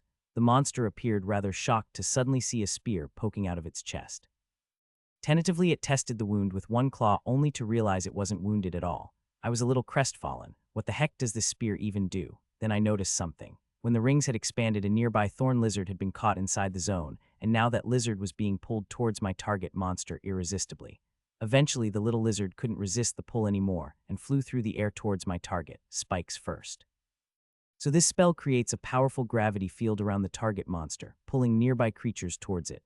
Muhahaha, I shall call it. Gravity spear. It's fine. These tests were not my only labors over the last 2 days either. Each night before torpor, I emptied my core doing shaping practice for hours and hours. On the second night, I was finally rewarded. Mana shaping has reached level 10, upgrade available. Wassssssssss, the power is mine. I even high-five myself using my antennae after Tiny leaves me hanging. Mana shaping, mana transformation. Cost 1 SB. This skill guides through the complex process of changing raw, non-attribute mana into another kind. With increasing levels, this skill will provide greater assistance and proficiency in the process. Finally, by that, when I confirm the purchase, an overwhelming sensation flows over my brain as knowledge comes flooding in. By the system, it hurt. It had ever since he'd lost it in that one moment, where the shining picture he had painted of himself had been ripped away along with his limb. Even now, several days later, Bane was at a loss to explain exactly what had occurred at that time. The fear that had gripped his heart when that monster had burst into the middle of his sermon, he could recall it perfectly even now. When the beast had remained so still, so accepting, that fear had been replaced with wonder. It was as if the holy system had been speaking to him directly, offering itself to him, asking that he accept the fruits of its blessed creations. What joy, what reverence. In that moment, Bane had felt as if he had touched the foot of God. The surging emotions that had blazed in his heart as he had brought the church scriptum down on the head of the offering had been so powerful he almost shook now just recalling it. He had been so wrong. His visions of a grand destiny, of being a prophet of the system, had been torn away as that terrifying monster had darted forth, so quickly he couldn't even see it, and brought those serrated jaws down on his arm, shearing it away with ease. Since that moment he had barely spoken. The haunting zeal in eyes had intimidated the townspeople to the point they couldn't meet his glare. They had taken him to the apothecary for treatment and left him there, speaking softly as they passed by his door. To be honest, he needed no physical healing. The spell performed on him by the godless monster had closed the wound. To do better would require a powerful specialist in the healing arts to regenerate his arm. Even in his dazed state, laying in his bed, Bane was able to pick up bits and pieces of information from the nervous conversations he overheard. There was trouble at the capital, fighting in the streets. People had been fleeing the city until the gates had been barred. The queen was dead. The queen was alive. It was a coup. It was an invasion. It was the dungeon rising for a second cataclysm. On the second day, he heard that the town council had called a meeting to discuss the crises. Slowly, the blood began to stir in Bane's veins. He couldn't lie here forever. The system, his god, was stirring. He could feel it. He must be a part of the events to come, and he would be. Casting off his blankets, stood and strode out of his room with purposeful steps. As the wounded priest strode through the town, the people subconsciously turned their eyes away, doffing their cap or offering a brief curtsy before moving out of his path. They could not bear to meet the righteous zeal ablaze in his eyes. The priest marched through the town to the mayor's house, sweeping open the door with his good arm and entering with long strides. Inside, a huddle of the town's dignitaries huddled around the desk of a beleaguered fat man. The livery of the mayor hung over his silk robes. The mayor's eyes brightened when he saw Bane enter. "Ah, look, gentlemen, our good priest in the faith has arisen from his convalescence so quickly. This is cause for celebration. We should delay this meeting until after we have properly toasted this happy occasion." Several people in the chamber erupted in cheers whilst others sighed. heads falling into hands. The owner of the market, Mrs. Ruther, attempted to protest the suspension of discussion, but to no avail. The mayor had already called on his servants to go and fetch wine for his guests, and be quick about it, damn it. Contempt flickered in Bane's eyes, but he quickly suppressed it. This idiot would do anything to get out of his responsibilities and drink. A few more years of soaking, and his family wealth may just run dry, with the wine soon to follow. If it please my Lord Ebruys, the discussion should not be delayed. It is for the purpose of conversing with you and the council that I have arisen from my rest, Bane smoothly interjected. The quivering intensity in his voice was unnerving enough that even Ebruys could not deny it. Oh, very well. Are you sure you would not rather rest, Father Bane? You do not appear to have even had a chance to change your robes, the mayor spluttered in a feeble attempt to put off his work. Do the robes of my faith, marked with the blood I have shed in the name of the system, offend you, Lord Mayor? The fat man paled in fright before raising his hands and shaking them in protest. I dare not, Father. I intended no such thing. Somewhat surprised at being called on, the elderly matron took a moment to gather her dignity before replying. They haven't, Father. We've not seen so much as a leg of those ants since they marched into the forest after you were attacked. After saying this, she quickly met Bane's gaze before flicking her eyes away, as if scalded by the fire she saw there. More troubling than the monsters, as strange as that is to say, is the disturbance in the capital. We haven't had a reliable message out of there all day. Fighting in the streets, the soldiers setting fire to the merchant district, blood on the steps of the castle. It sounds dreadful. The people are too scared to work, gazing at the smoke rising over the walls from dawn to dusk. With his good hand, Bane gripped his chair so hard his knuckles cracked. This disturbance in the capital is more important, you say? More important than the agents of the dungeon rising from beneath our very feet. More than just passion, hatred now dripped from every word from the priest's mouth, causing those closest from him to draw away from him. Mrs. Ruther gathered herself before she retorted. There hasn't been a single victim of those monsters in this town, but we hear of hundreds dead inside the city. Most of us have family in their father. I'm terribly sorry for your injury. We all are, but we've got more pressing issues than those ants. At this, Bane rose to his feet and burst out loudly. For the first time in 1,000 years, the dungeon has reached up and delivered its servants to the very surface, and you are distracted by petty fighting in the city. Do you not see the grander destiny that has been laid out before us? A few people shifted uncomfortably in their seats at these words. Mayor Ebruys attempted to calm the agitated priest. You did say something similar at the church 2 days ago, Father, and well, that didn't turn out so well. Bane turned his blazing righteous gaze on the mayor, and then at the others one by one until all had turned from him and were silent. At first I believed that the great system had called on us, had blessed this town by delivering his greatest blessing, experience, to raise us up and forge us for a new purpose. I still believe that is the case. This, here he waved the bandaged stump of his arm in the faces of the council, was my misjudgment. I had foolishly believed that the system had delivered its fruit to us, and all we had to do was pluck it, but no, there are no gifts within the system, only rewards. Rewards that are rightly earned, and so I was punished for my transgression. Ebruys waved his hands to try and relax the priest, but it was to no avail. We have to take up arms, can you not see that? Bane exhorted the council. Those hideous beasts, led by that demon ant, shall return. Not only this, more will come, I assure you. Our trial is not yet complete. The people must be told. We must rise to this test. After these words, Bane strode forth, leaving the flabbergasted council behind. He marched to the town square where he began to preach with mesmerizing power, stretching the limits of his oratory skill to bend the hearts of the people. A crowd slowly gathered, and that evening, when several monsters emerged from the hole in the church, he urged the people to arm themselves and led the crowd personally in a great charge up the hill into the building, wherein those creatures were defeated. The people roared in triumph and celebrated their victory, but Bane was unmoved. He asked that a watch be put on the church and turned his gaze towards the forest. I need cores, like super badly. I need cores for me. I need cores for Tiny. I need cores for experimenting. I need cores to raise my skills. I need cores to fuse into more powerful cores for myself. And for Tiny, and I need cores for my other side project. CORES. The number of monster cores we had extracted so far from the farm was a grand total of 1. When Tiny and I went in there to cripple the creatures this morning, we found a monstrous toad had already slaughtered most of the creatures inside. Tiny had excitedly rushed to engage it, charging up his lightning fist, and exploded the foe with 1 punch. Luckily, he hadn't destroyed the core. Still, 1 core every 3 days is not nearly enough to meet my needs. I refuse. I just don't have a solution to this problem currently. Tiny and I are currently resting in the nest. A contented bustle has come over the colony recently as the workers have been busy doing the things that workers love to do. Tending to the brood, expanding the nest, foraging for food. Our new anthill has become impressively large now, the top reaching towards the peak of the trees. I had to ask them not to make it any higher or we'll end up too easy to spot. Our main objective is to hide and ride out the wave after all. I want no trouble, be it human or otherwise. To my delight, the pupae have started to hatch over the last few hours, hundreds of new workers emerging to swell the ranks of the colony. When this generation finally emerges, we will have reached the 1,000 worker mark, a milestone in the life of a young colony to be sure. This is nothing, though. If we expand the farm a little and keep the supply of biomass coming, it won't be long until we reach 2,000, 5,000, 100,000. That was the other exciting thing to happen this morning. The queen finally awoke from her rest. After a massive feed provided to her by the workers, she got busy producing the next generation. Even as I rest, I can hear the workers scurrying about madly with fresh clutches of eggs, stashing them into the egg chambers, fastidiously cleaning them and ensuring they are the right temperature. This means I need to advance the schedule of my project even faster. For that, though, I have to have cores. As I clack my mandibles in irritation, I'm suddenly distracted by a noise. Turning around, I see that it isn't Tiny snoring for once, though he is asleep, thick meaty arms flung over his face like a hairy teenager. The noise instead came from the pupa stashed with us in our private chamber.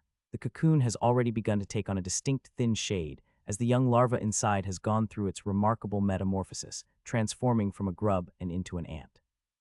Still ghostly white and translucent, as its carapace has yet to harden, the almost complete worker has started to slowly move, twitching at limbs and stretching out for the first time. I guess I'll help the little thing out. It is normal for other workers to assist newborns break free of their cocoon, cutting away at the threads with their mandibles. The very first workers in the colony will have this task performed for them by the queen herself. I think I can vaguely recall having to bite my own way out, but I don't really have any memory of my pupal stage. I really only became aware of myself after I had emerged. At any rate, I cheerfully help out the new member of our colony, my sibling no less, break out of the casing by chomping away at the outside carefully, removing sections of threads at a time, and clearing the way for the hatchling to emerge. Gradually, I see a little ant face poking out of the gaps, and after a few minutes, the brand new worker stands proudly before atop its own casing. Small? Why the heck is this worker so small? She looks smaller than a normal hatchling by about a third, which makes her very tiny indeed. There is something else odd about her as well. I'm not sure exactly what it is. As a worker, she seems a little energetic. She's practically bouncing around already, and she only just hatched. I remember as a grub this one had a lot of pep, but this seems ridiculous.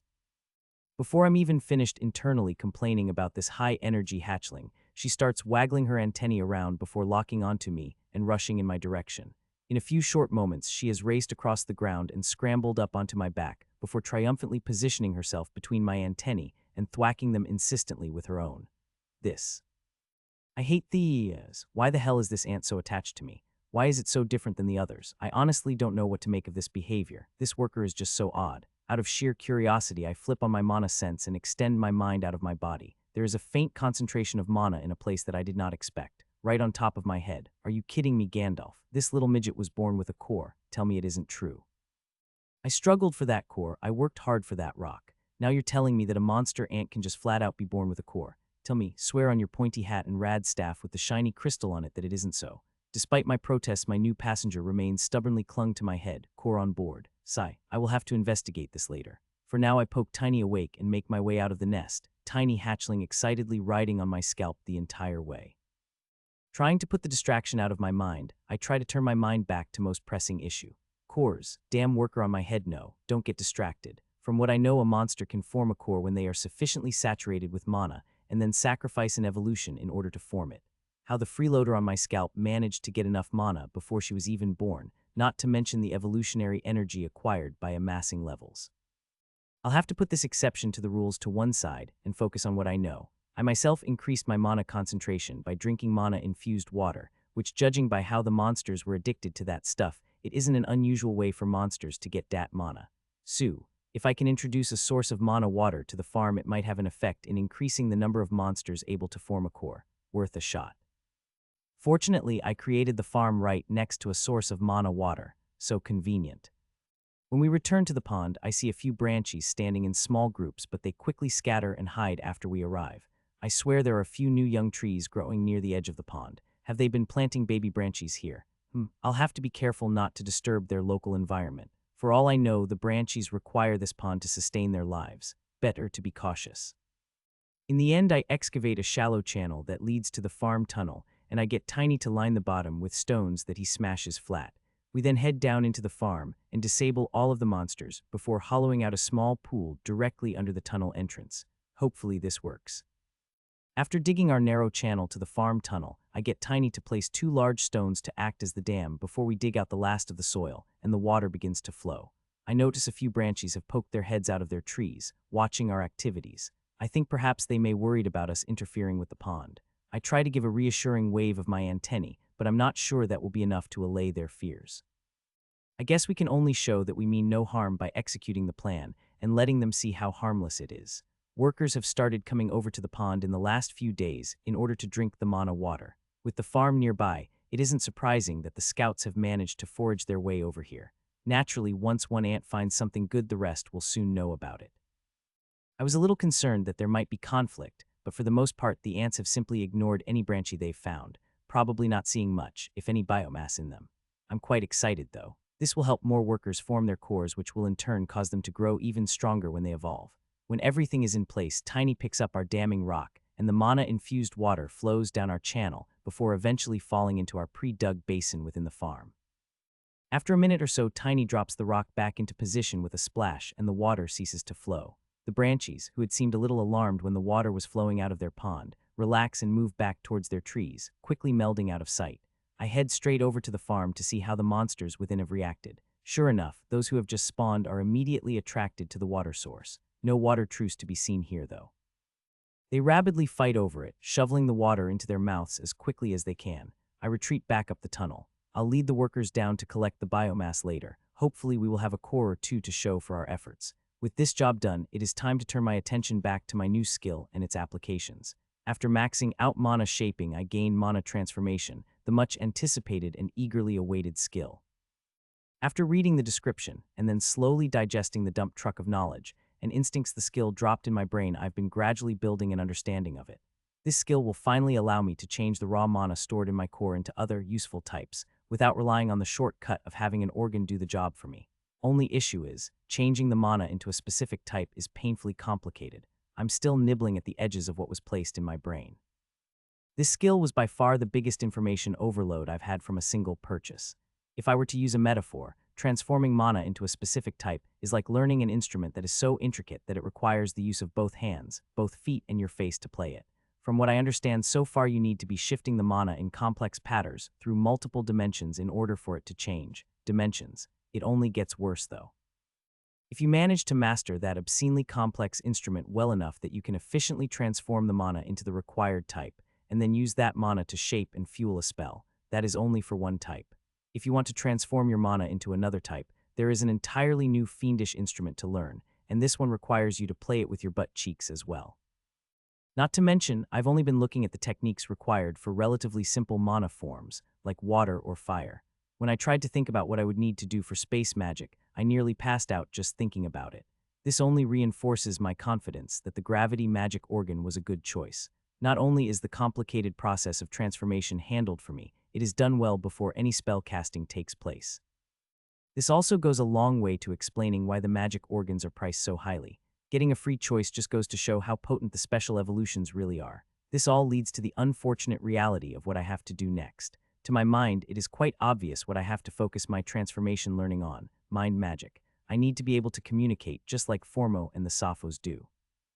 This will bridge the final hurdle in being able to universally speak to anything that I can come across if I'm able to pass my intentions on directly from mind to mind. Only problem is that mind magic is a fiendishly complex transformation, at least 3 or 4 times harder than doing something like fire. But it must be done. I have my gravity magic and a reasonably powerful physical body already, at least, powerful enough for the time being. Once I've achieved mastery of mind magic, I'll be able to focus my efforts unilaterally on pumping up my firepower. The other thing I need to do is spend some time on manipulating my cores and grinding levels in core engineering. An ant's work is never done. I'm excited though. Even if I'm not gaining levels, my strength is improving, and I'm able to spend time on critical skills that I wasn't able to before. This will prepare me for the time Tiny and I descend into the dungeon once more to fight. We return to the nest, my impatient passenger included, and I spend time laboriously shifting values in my cores until I cannot force further changes before tossing them to Tiny to absorb. He's finally learned enough that I don't have to beat his head in before he realizes what he needs to do. Progress. After I've finished with one core and slump forward with mental exhaustion, the little hatchling on my head excitedly leaps forward to touch the core with her antennae. With a brief flash and a pop, the core vanishes into thin air. Oi, who said that was yours? I use my antennae to give the worker a gentle thwack on the head, but she seems non-fussed, happily wiggling back and forth as she enjoys the sensation of her reinforced core. After a few moments, she happily climbs back up onto my head. I guess it doesn't matter that much. Since she was born with a core already, this one is probably worth spending the resources on to raise up strong. In fact, wouldn't she be able to perform a special evolution for her very first change? That is something even I wasn't able to do. Hardly my fault since I didn't know about it, but still, this little worker could end up being very strong if I invest some energy, although this just increases the need for cores even further. Damn it. Since I'm exhausted anyway, I take Tiny back to the farm, and we disable all of the monsters in there. I make sure to practice using my magic and fire off a number of gravity bolts, trying to increase my familiarity with the spell. This time, instead of taking our food and leaving, I tap the little ant on my head with an antennae to get her attention, climb down off there, and go finish some of the off. The workers seem to be able to understand the pheromone speak, even if they can't speak it, so I'm assuming this one can too. Sure enough, after hopping back and forth indecisively, the little worker jumps off my head and savagely attacks with her tiny mandibles. Despite her enemy being a blade-tailed mouse that has been completely crippled, it takes almost a minute of biting before the poor creature finally falls still, and the little ant poses victoriously atop her victim. Yes, very impressive. Now on to the next one. All in all, she's able to finish 3 monsters before tiring out. That much should be fine for a start. Her bite skill should have increased, and at least 1 level, maybe 2 with that much experience. Next, I flick on my mana sense, and I am so pleased to see that there are 2 creatures with cores in here. 2, compared to before, this is a massive increase. If I can get 2 cores a day, I'll be dancing with joy. The basin of mana water has decreased by about a quarter, so I may need to refill it in a few more days. Hopefully that won't strain the pond's supply up there at all. If it does, we will have to pull back on the operation, but for now, cores ahoy. Filled with delight, I crunch those 2 monsters and dig out their cores before Tiny, the worker, and I retreat back above ground to enjoy our feast as a team of workers advances into the farm to claim their experience and biomass. These few days have been so productive and peaceful, I'll have to enjoy it whilst I can. If my experience in this world has taught me anything, it's that the good times won't last. And talk. Technically, all of the workers in a colony are female. This includes Anthony. I didn't really want to make a big deal out of his gender, but I did want to be accurate, so I thought it would be funny if he only realized he had changed later on. His physical gender isn't going to be a big deal going forward in the story, but he will change it in the system if he gets a chance. For those worried that the story will turn into some kind of ant harem story, no need to worry on that front.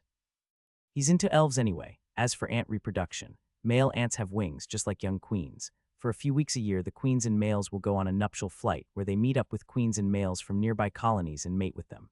The males will then crawl off and die whilst the queens will land, rip off their own wings, and dig a chamber for themselves to start their own new colony. For most species of ants, this is the only time the queen will mate in her life. The genetic material she collected on that one flight will last her entire life, which can be decades. The queen in our story doesn't need to mate at all, as she is instead a special monster spawned from the dungeon that is able to spawn new monsters in turn. After spending time eating and attempting to train mana transformation, my small crew have a snooze and awake to work once more. Since we began napping in the afternoon, it's now solidly nighttime. The forest is beautiful and ethereal in the moonlight, only made slightly less so by the trails of monster ants wandering about. After assisting the colony farm once more, and returning with another core, I decided it is time to pay a visit to the town from which we had rather spectacularly made our entrance to the surface world. I hope that guy whose arm I accidentally separated from his torso is doing well. I mean, life goes on with a single arm, right? Although we won't be able to see that much in the dark, I don't want to risk showing up in the day and potentially being spotted. It'll be best to minimize the potential for future limb removal type misunderstandings. As we travel, Tiny the little ant and I, no time is wasted as I practice my gravity spells as we travel. I might not be able to grind shaping levels anymore, but familiarity with the spell still counts, and casting on the move is so much harder than casting standing still. My magical skills grow with every passing day. Eventually we come to the edge of the forest, and I ask Tiny to remain in the trees. His hulking form isn't suitable for slinking through the wheat fields and staying unnoticed. With my little passenger on board, I utilize my vaunted stealth techniques to creep through the farm fields towards to the buildings in the distance. When we arrive at the town, darkness has fallen over the land like a blanket. As we draw nearer to the town, however, I'm gratified to notice it is surprisingly well lit. Actually, it's strangely well lit. As in, what the hell is with this enormous fire? In front of the church, a massive bonfire is blazing, surrounded by what appears to be a lively crowd of people. They are all holding crude weapons in hand, and even at this distance I can see that they seem possessed of a fierce energy. Relying on my impressive stealth, I creep closer until I'm less than 30 meters away from the edge of the buildings, and then I hunker down still to maximize the passive stealth bonus. In the dark, with my skills and nearly black carapace, I'm going to be almost impossible to spot, surely. I'll just have to keep my claws crossed they don't have monster detecting gems here. Actually, with their faces illuminated by the red glow of the crackling flames, pitchforks and rusty spears clutched tightly in their hands, they look a little demonic over there. Then I notice a voice rising above the background noise, filled with conviction and energy. Just in front of the church, I spot my old pal, the priest. At this distance, it's a little hard to tell, but I think he's still wearing the same bloodied robes he was wearing when I first met him. He is standing in front of the church's main double doors, one good arm flung to the sky as he exhorts the people below. Every now and again, his voice rises to soaring crescendo, and the people shout and roar back to him, shaking their weapons and pumping their fists in the air. Seems lively over there at least. Just what the heck is going on over there? Then the doors are pulled open, and a group of villagers emerge from within carrying something between them. The men approach the bonfire as the people fall silent and fall back out of their way.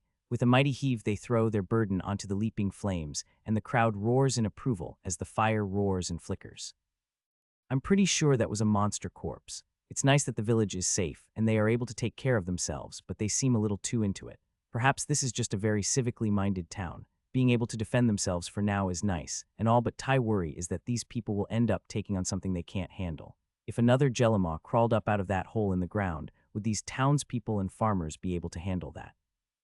Shouldn't there be some soldiery-looking types here by now? Dedication is all well and good, but do they really think a rusty pitchfork is going to do the job against the real dungeon monsters? Scanning the faces of the people, they all look determined and passionate. It seems like they are all in fending off the dungeon monsters, which seems fine, I guess. Towards the back, I spy an older lady who doesn't look quite as pumped up as the rest. If I were to try and describe her expression, I would probably have to say concerned or worried. Her hands are tightly gripping her skirts, and she stares down at the frenzied crowd. Perhaps she shares my concern that the townspeople may be getting a little ahead of themselves. Perhaps she isn't a bonfire person. At any rate, approaching a frenzied mob any closer than this doesn't seem advisable. Time to retreat. Just as I'm turning to leave, I notice that my head is feeling a bit breezy. Did someone open a window or something? Have I gone bald? I'm fairly certain I never had hair in the first place. Wait, where is the little one? Using my antennae, I slap my head and back before turning to scout through the surrounding wheat. Where the heck did that little scoundrel go? Panic is starting to rise in my chest. That is a promising young ant. Where the heck is she? The core. She has a core. Quick as a flash, I flip on my mana sense and reach out with my mind, desperately seeking that tiny mana source. There it is. Threading its way between the wheat stalks, I spot the little gem. The problem is that it's heading directly towards that roaring flame. What are you, a moth? You do not need to run towards any flame you see. Like a gazelle loose in the fields, I spring after my curious sibling, all thought of minimizing noise lost. Even they spot me, I can get away, but she'll be squashed for sure. She has managed to creep within just 10 meters of the people towards the back of the crowd. My heart is thudding with my chest. If they spot her, there could be serious trouble here tonight. It's one thing if they try and bash my head in. The little one is a different story. They'll cave her head in easily. And if that happened, I honestly don't know what I'd do. Come back here, you little troublemaker. I keep flicking my mana sense on and off so I can track the back and forth movements of the mischievous little ant. When I finally draw close enough, after what feels like years, I dive forward, 6 legs extended behind me and mandibles wide. I got way. As gently as I can, I snatch up the escaped worker in my mandibles, a situation she protests by wiggling fiercely. Stay still, you troublemaker. They'll kill you if they find you. Fortunately, I can shout as much as I want in pheromone language. I don't make a sound. I quickly glance about. Hopefully we weren't noticed.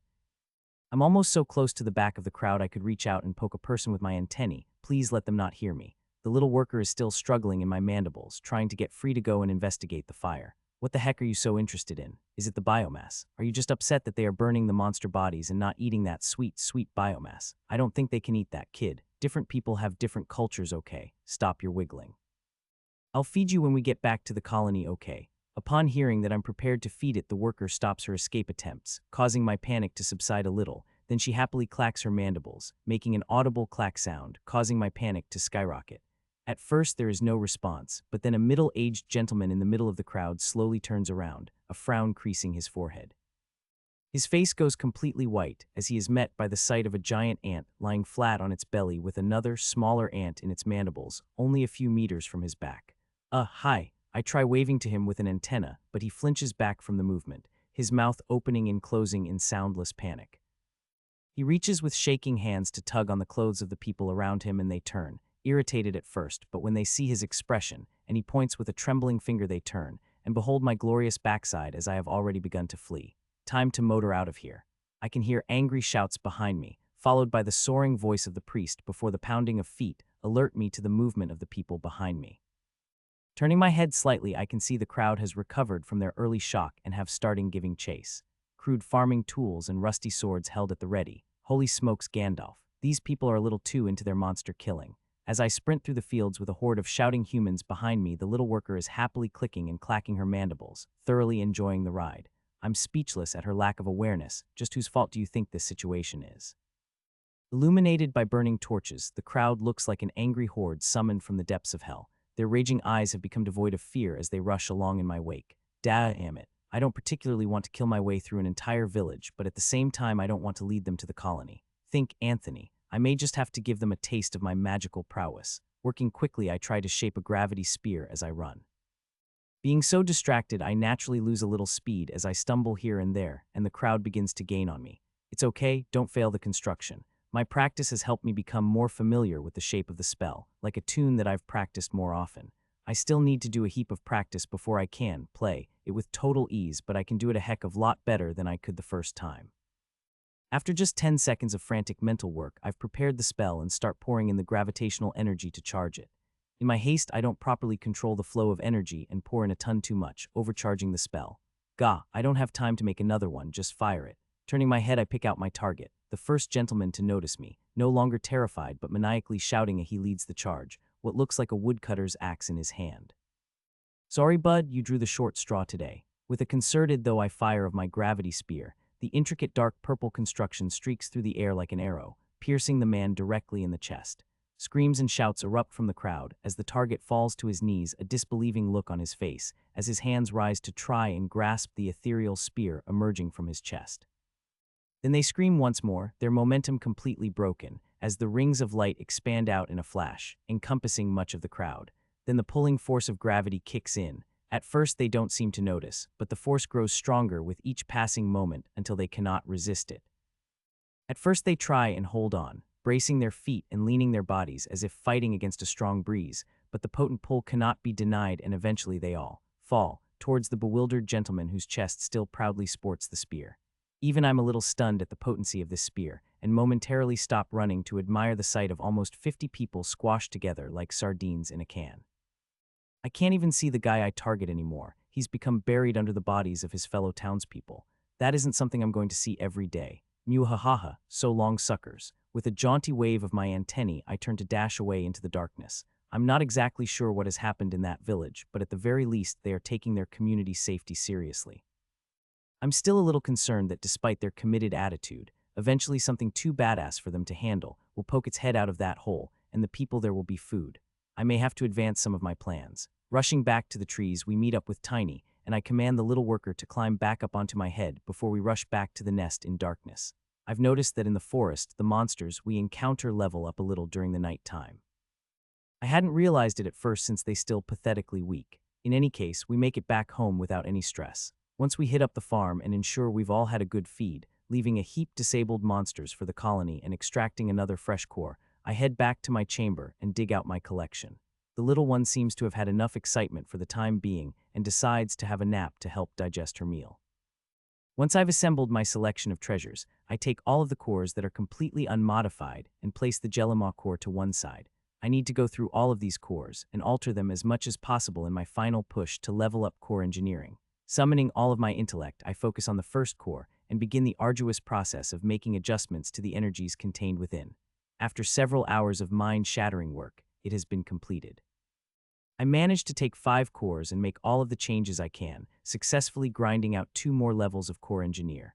Arg, my head's is thumping. Core engineering is ridiculously taxing on the mind, like shoving a boulder uphill using only your thoughts. I take 10 minutes in order to refresh myself, and then bring myself to face the Jellimaw core. I was super impressed with this monster when I fought against it. The terror it had managed to elicit, even from other monsters, was something I had never beheld before. Not to mention, I suspect that this is a creature that has only evolved once, meaning that not much growth potential has been lost. Yes, I intend to make the Jellimaw my second pet. If possible, I'd wanted to wait a little longer before reconstituting my second pet. With higher levels of core engineering, I'd be able to customize the creature to better fit the intended role I had in mind. Sadly, events are pressing me a little faster than I would have liked, and mining the cores in the farm has proven to be a little slow. If I had a month then, I could afford to wait, but I feel that things always accelerate faster than I want in this world. I mustn't forget that I still have to raise a reconstituted monster from an infant form up to the mature, combat-ready form it had when it was killed. That process will take a fair amount of time and has to be accounted for in my planning. If I'd had time, I would have been able to grind out a few more levels, and then, with my skills raised, I had hoped to embark on the kind of mastery that Formo had displayed to me. The Sappho's have carved out a life for themselves within the dungeon, using their hyper-modified and specially raised pets, showing just how strong this technique can be. I want to supplement my own strength with a few select pets also. I can't be in every place at once, and defending the colony whilst also hunting to raise my own strength is proving difficult. Eventually, the colony will be strong enough to look after itself, with a number of more highly evolved workers and sheer numbers to overwhelm more powerful monsters. Until then, I want to be able to leave the colony for a stretch of time and be assured that it is well protected. The Jellimaw is an incredible defensive creature. Within the confines of the dungeon, inside a narrow space, even without the power of sight, there is nowhere to hide from its fearsome tentacles and incredible strength. Imagining an enemy attempting to assault the anthill, sending soldiers down the main shaft to hunt the queen and ants huddling within, only to meet a wall of brutal tentacles that rip the flesh from their bones and devouring them whole. Yuck, effective, but yuck, okay. Bringing my antennae forward, I throw my mind into the dark gem resting on the soil before me. Immediately, a flood of information invades my mind. All of the details of the Jellimaw as a creature, its body type, organs, limbs, musculature, stats, and evolutionary pathway are laid bare in my eyes, ready for manipulation. The first thing that strikes me is the stats. I'm kind of surprised at how intelligent the monster is. I hadn't thought the creature would need much of a mind, and had prepared myself for another all-brawn, no-brain associate like Tiny. As I investigate deeper, it starts to make a bit of sense. By not included sensory organs, no eyes, sense of taste, smell, or hearing, a tremendous amount of space was left available within the brain. It's a little hard to explain, but when I explore more deeply all of the things that contribute towards the final stat value, the intricacy and complexity of the system starts to become more apparent. So if there was only 10 points worth of energy available to devote to a monster's brain, then you would need to spend that developing all of the aspects of a brain for a rounded mind. Some of the energy would go to unconscious body management, like how a person doesn't have to think about making their heart beat. A good chunk of it would go on memory, more on increasing the speed and efficacy of the brain's connections, that is to say, intelligence. Since sensory organs are quite complex, the parts of the brain that deal with those are also quite complex, requiring a heap of energy to properly form them. By not including any of these, large amounts of energy was instead devoted towards pure intelligence and memory, gaining a relatively high cunning stat fairly cheaply. Interesting. Similarly, the Jellimaw has no bones, much like a regular jellyfish. Without having to spend energy on a skeletal system, more was devoted to the powerful musculature. I'm still not exactly sure how the monster manages to function out of water without bones, though. I'll need to dig a little deeper. The more I look, the more impressed I am with the way this creature is constructed. That incredible power has come about as a result of a series of trade-offs that have been made everywhere. Limited senses, no bones, reduced nervous system, very simple selection of organs, all cut back to produce that fearsome strength I'd been able to witness. However, this is still room for changes. Since the Jellimaw already has greater than expected intelligence, I want to push that advantage a bit further. Intelligence will ultimately trump strength. The human race rising to supremacy on Earth is living proof. Besides, the Jellimaw is already crazy strong. Any power I shave off now can be made up for in future evolutions by ensuring that the core is maxed out. I begin to put my mind to the changes, forcing and shaping them with my will, and then holding them down until the new form holds steady within the core. Reducing the strength of the tentacles a little here and there, adjusting the musculature of the face to pour more energy into the brain. All of the extra energy is devoted to pure intelligence, raising the cunning little by little. I managed to squeeze another 4 points of intelligence before I stop. I don't want to take away the creature's strength too much. My mind is already aching by this point. The adjustments are becoming harder and harder to accomplish. I'm not sure how much more I'll be able to do. Girding myself, I dive deeper into the core, probing the limits of the information accessible to me at my current skill level. Aha, More answers are forthcoming here. It seems the creature's body manages without bones, since its flesh is formed from a bizarre, rubbery substance that is partly infused with mana. If I'm reading this right then, the jelly maw won't be able to survive without a constant injection of mana, since it will absorb it directly into its body. Crazy. I'll need to keep this in mind for future, and make sure the little thing manages to get enough mana at all times. This may prove slightly tricky on the surface, but won't be an issue in the dungeon.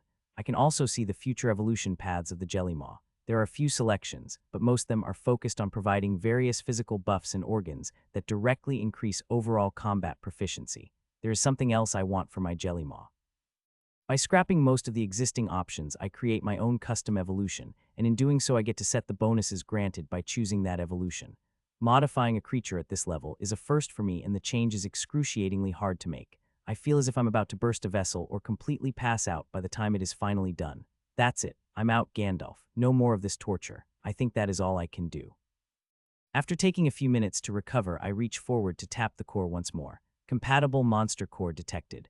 Would you like to reinforce your core or reconstitute the monster? Reconstitute. With my command, the core begins to glow, emitting brighter and brighter light with each passing moment. As it grows more intense, the form of the core itself becomes more elastic, changing and shaping itself into the new monster.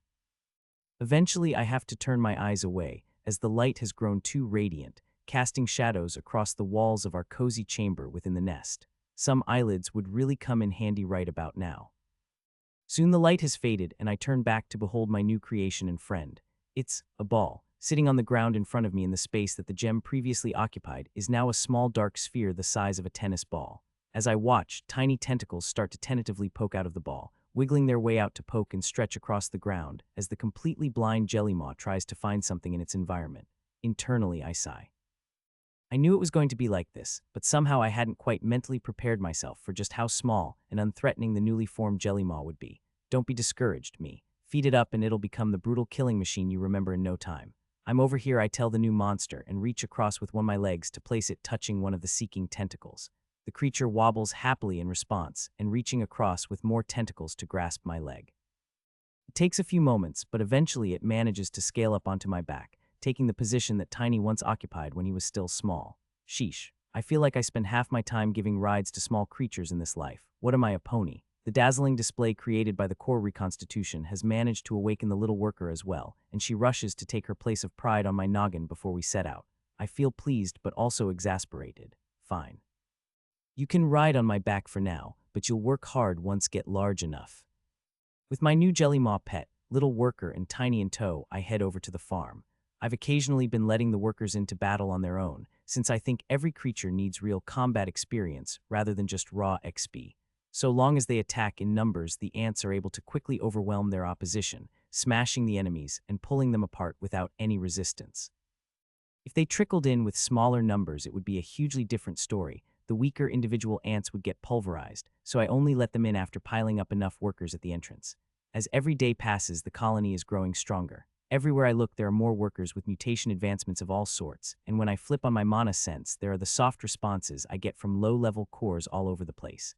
Muhahaha, our power grows. I believe I even spotted the first double evolved worker, a beefy-looking ant with a larger head and powerful mandibles.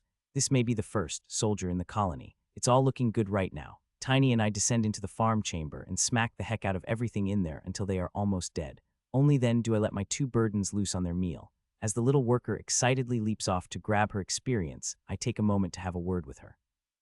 I'm not sure if you can understand this much, but try to spend your biomass on your pheromone gland. If you can get it to +5, you'll be able to take pheromone language and talk to me and the queen. Think about it. She looks back at me for a long moment before jumping onto her first victim and starting to saw away with her mandibles. I use one of my antennae to reach onto my back and poke the jelly maw there. The jelly maw has been sitting in the center of my back, tentacles expanded out to grip my carapace to stop the little ball from rolling straight off. When my antennae prods into its body, it reaches out with a tentacle and grabs onto it. I'll take you to some food, grab on. The young monster grips onto my antennae, and I lift it up into the air before heading over to a defenseless beast. I don't think the jelly maw is able to fight at all yet, so I finish off the monster with a single chomp of my mandibles before dropping the little creature onto it. Like a small black tennis ball, the jelly maw rests on the biomass, feeling it out with its tentacles before starting to eat. Once again, I'm treated to the horrific sight of the main body somehow unfolding to reveal that dreadful maw filled with razor teeth. Only this time the entire process takes place in miniature. The fanged mouth is probably too small to fit an apple in at this point. Nonetheless, the newborn starts ripping into the biomass with gusto, taking in far more food than really seems physically possible, until the main body has inflated from tennis ball size to nearly football size. Gross but impressive, I nab some food as well. After this much time I've managed to accumulate a few biomass points. I'll need to think about what I want to prioritize my spending on soon. For now I gather my crew together and we exit the farm. Things are going well here with the colony. It's time to try and develop my own strength, and let Tiny exercise himself a little. The big guy is looking more depressed every day. If I don't let him fight something soon, I'm worried he's just going to fade away. We run about half the distance back to the village, and I begin construction of a new tunnel. It's so easy to fall into the rhythm of digging. My inner ant is being nourished by the act of shifting dirt with my mandibles. It doesn't even take long until I've made significant progress. My powerful body combined with my digging skills is a powerful combination, not to mention the burning joy of my ant soul towards the digging of tunnels. My aim is to connect a stealth tunnel to underneath the human church. There are a lot of reasons for this. A little bit of protecting the humans from the monsters further down the dungeon, preventing the humans from absorbing XP and wasting biomass, using the existing tunnel connections within the escape tunnel to push deeper into the dungeon to get some juicy monsters to fight in order to push Tiny and myself to the next level. Always scratching away at the back of my mind is the potential of the next evolution. After evolving into the mind ant, I've experienced a tremendous growth in power that I'm still working to explore. Since each subsequent evolution has seen an exponential amount of growth, and I have to admit to being super curious what will happen if I max out my core and evolve again. An ant can dream, damn it. After furiously digging for half a day, I eventually convinced Tiny to help me out by telling him I'm trying to get him something to fight. To my surprise, he willingly throws himself down the tunnel and starts tearing into the ground with his hands, pausing every few minutes to haul up armloads of dirt to dump on the forest floor before charging underground again like a deranged miner. It almost brings a tear to my eye to see him so active again. Welcome back, Tiny. Whilst he's digging, I make a quick trip back to the colony to help them harvest the farm and feed the two children who are still using me as their own personal transport. The faster I feed you little runts, the faster you'll grow up and prove yourselves useful. Eat well. Mew-ha-ha-ha. After seeing to my duties, I rush back to relieve Tiny of his digging duties and press onwards with the project. We don't have time to waste right now. The foreboding feeling that started rising in me yesterday has only continued to rise. This is another thing driving my desire to get back into the dungeon and level up. After digging down and angling the tunnel, I rely on my tunnel map to guide our fledgling tunnel to connect with the escape tunnel far enough down that we shouldn't have any risk of being heard or observed by the humans battling the monsters in the church. After another 4 hours of solid earth chomping, we finally break through. Time for fighting. It is a known phenomenon that not all monsters of the same species are created equal. From as far back as the Rending, when monsters had first appeared on the surface of Pandora, it had been noted that some monsters boasted far more individual strength than others of the same kind. The difference was so pronounced, it could not be explained by a simple difference of levels. Indeed, over the centuries, as all the sentient species of the surface delved into the dungeon, eager to unlock its mysteries, it was discovered that some monsters are simply spawned stronger than others. Faster, more powerful, more intelligent, and altogether more deadly. When these monsters reached maturity, they typically were able to display a leadership-type quality amongst other monsters of their own kind, gathering together bands of followers, groups of monsters that grew in power rapidly due to the leadership and guidance they received. It is generally accepted that this is the reason such monsters came to be known amongst scholars as champions. Mercenaries and freelance explorers were more crude and direct with their naming, out of fear these elite monsters caused in them as well as the strength they displayed. The common name for such monsters became brutes. It isn't known why such monsters spawn or how. They appear infrequently in normal times, but numerous studies suggest that in times of great conflict or upheaval in the dungeon, the spawn rate of champions rises tremendously. Some have claimed that champion monsters can grow so powerful as to exert their controlling influence over monsters not of their own kind, forming armies of mixed monsters in the depths that rampage endlessly until they burn themselves out in endless conflict or settle down and go into hiding. Such claims are often rebuffed, as little evidence of such has reached the surface in the time of writing. After breaking down the final bit of dirt, the now familiar glow of the dungeon assaults my eyes. The screaming of the monsters, the sound of claws tearing at flesh and pulse running through the mana veins on the walls, like the pulse of the very planet itself. I almost missed this. Not quite, but almost. Tiny certainly did, though. Crouching in the narrow tunnel behind the sounds of vicious combat are like music in the ears of the ape. In an incredibly short amount of time, he can no longer contain himself and shoves me forward out of the way, leaping into the dungeon with a bloodthirsty roar. Tiny is back in town. I, however, am crumpled on the floor with a rather heavy ape standing on my back. "Get off me, you goon," I shout. I don't think he hears me, or if he does, he clearly chooses to ignore me. Screeching with rage, the giant ape hurls himself onto the centipedes, hounds, lizards, and rabbits in his path, fists blazing with electricity. We are not significantly deeper into the dungeon here than the farm is, but I can already see that the monsters spawning here are visibly more powerful, with some of the more dominant low-level monsters appearing. Even this little upgrade is enough to pump Tiny's blood and wake his thirst for battle. As the giant ape leaps into action, the enemies rapidly crumple one by one as they are unable to resist those potent fists. Body after body is being blasted into the walls or smashed into the floor, never to rise again. Hold on, leave some for me. I scramble to get my feet under me and hurl myself into the fight. 10 minutes later, we have cut down everything in our way in this section of tunnel and have settled down to munch on some biomass. You happy now, Tiny? You gotta have a decent fight finally, I say to my gorging pet. He doesn't even pause his eating, but a frown creases his bat forehead as he ponders my question, turning the words over in his mind. No, he replies. I'd figured as much. Although it was a little tougher than the farm, it simply isn't enough to satisfy the big guy. That's okay, though. We'll keep digging deeper until we find something and start to level up once more. Speaking of levels, I actually gained one in this fight. Nobody was as surprised as me to finally get my level up from killing a thorn lizard, but hey, there it is. The little worker and Jellymaw have also leaped off their transportation meat to stuff themselves once more, packing their miniature bodies with absurd amounts of food. I really have to name these two, thinking of them as Little Worker, and Jellymaw is starting to feel a little rude. Surely a bit more consideration wouldn't hurt, right? The worker is small and hyperactive, full of energy and a complete pain in the gaster. Her name should represent her curious and exhausting self. I'll call her Vibrant. I'm not sure why, but the name just speaks to me. Satisfied, I turn my attention to the ball of magical black rubber that is busy feeling its way around with small tentacles, trying to locate the next mouthful. So far, the young Jellymaw has been fairly quiet. Mind you, I'm not sure if she can even talk back to me at this stage of her development. I don't have too much to go on. Also, should I give a boy or girl name? Tiny is fairly gender neutral. Maybe I should go down that road again. What sort of name would fit a blind, tentacle monster of endless doom, though? I'm fairly stumped. I may just have to pick something think sounds fitting and not worry too much about the meaning. Crinies? Sure, why not? Sounds sort of Latin-y, like most of the monster species names. I'll roll with it. I'm not the sort to put too much thought into these things. We find 3 cores amongst the remains and I take 2, leaving 1 for Tiny to absorb. I make sure to give him a hard stare until he does, in fact, absorb the thing. He knows what'll happen if he doesn't. Although it would have been troublesome, I could have taken these cores to the surface for skill grinding, but I decided to straight up absorb them and return to the path of powering up my core. It feels nice to once again be on the path of strengthening oneself. As we rummage around in what used to be the tail end of the escape tunnel, I make something of a discovery. It appears as if the loosely packed soil the colony had left behind was not enough of a deterrent to the dungeon veins, and they had remained inside the dirt we had left behind.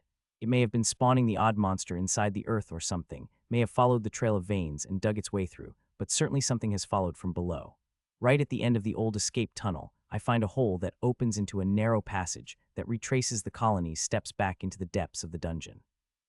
Nards, I was afraid of something like this. This means the human church isn't only exposed to the small monster-producing space we left behind, but is potentially connected to the entire dungeon. Tiny, Crinies, we have to get moving. It's time to explore a little deeper. Tiny is visibly pleased with the news, but I don't get a response from the small blob. Oh right, I didn't tell it what its name was. I walk over to it and tap it with one leg. Climb on up. From now on your name will be Crinies. Pleased to have you on the team. The little ball wobbles with what I think might be joy before latching onto my leg and climbing up onto my back. Once Crinies is securely positioned, I go to collect the little worker. From now on your name is Vibrant. Make sure to get the pheromone language mutation, and then we can chat. Let's go. Vibrant twitches back and forth with nervous energy as her eyes focus on me for a long moment. Then she leaps up into her normal position, and we descend further into the dungeon. We venture forth, squeezing into the narrow tunnel and descending into the depths. Every now and again, I can detect a monster forming, and this prevents us being ambushed as we pick our way down. I've managed to pile up a healthy amount of biomass over the last while, and none of it has been spent. While I wasn't paying attention, it stacked up to 21. This was unheard of wealth when I was just starting out, completely ridiculous. Now I've managed to not even realize I had so much as I devoted all of my attention and energy on my skills. With this much I can purchase the +6, +7, and +8 upgrades for a single organ, but which to pick? I could go the new hotness of the gravitational organ or the old reliable of the infused mandibles, even hark all the way back to the eyes. I think I'll go something that is directly combat relevant and upgrade my mandibles to +8.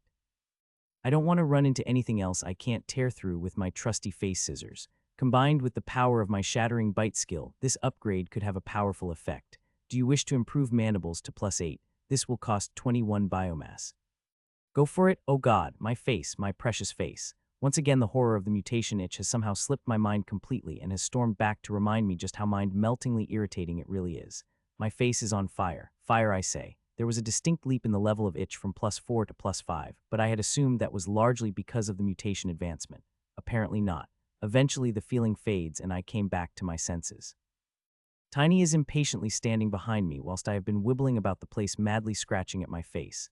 Don't look at me like that, you lousy ape. Why is it I never see you scratching away yourself when you mutate? I'm going to try and keep a closer eye on these pets of mine and see if I can spot them having trouble as they upgrade themselves. To help them, of course not. I shall point and laugh. Let's see the look on your face then, Tiny. Having recovered, we continue on our way down the tunnel, and we come to the section of tunnel where we had connected to an existing section of dungeon in order to hunt and feed the colony. Here the trail stops. It looks like whatever had drilled out the old escape tunnel had started from here and not from the old nest. Thank goodness. If those horrific beasts I had heard, but not seen, had followed us all the way up here, we would have had some serious problems, not to mention the human town would have been in some strife. This is by far the better outcome. This time I make sure to leap into the active dungeon tunnel before Tiny can lose his patience and shove me down. What greets my eyes is the same bustling scene from the first time we invaded this place. Low-level dungeon monsters fighting each other furiously in 2s and 3s up and down the tunnel, fallen monsters on the ground being contested fiercely as creatures try to heal and sustain themselves through the endless fighting.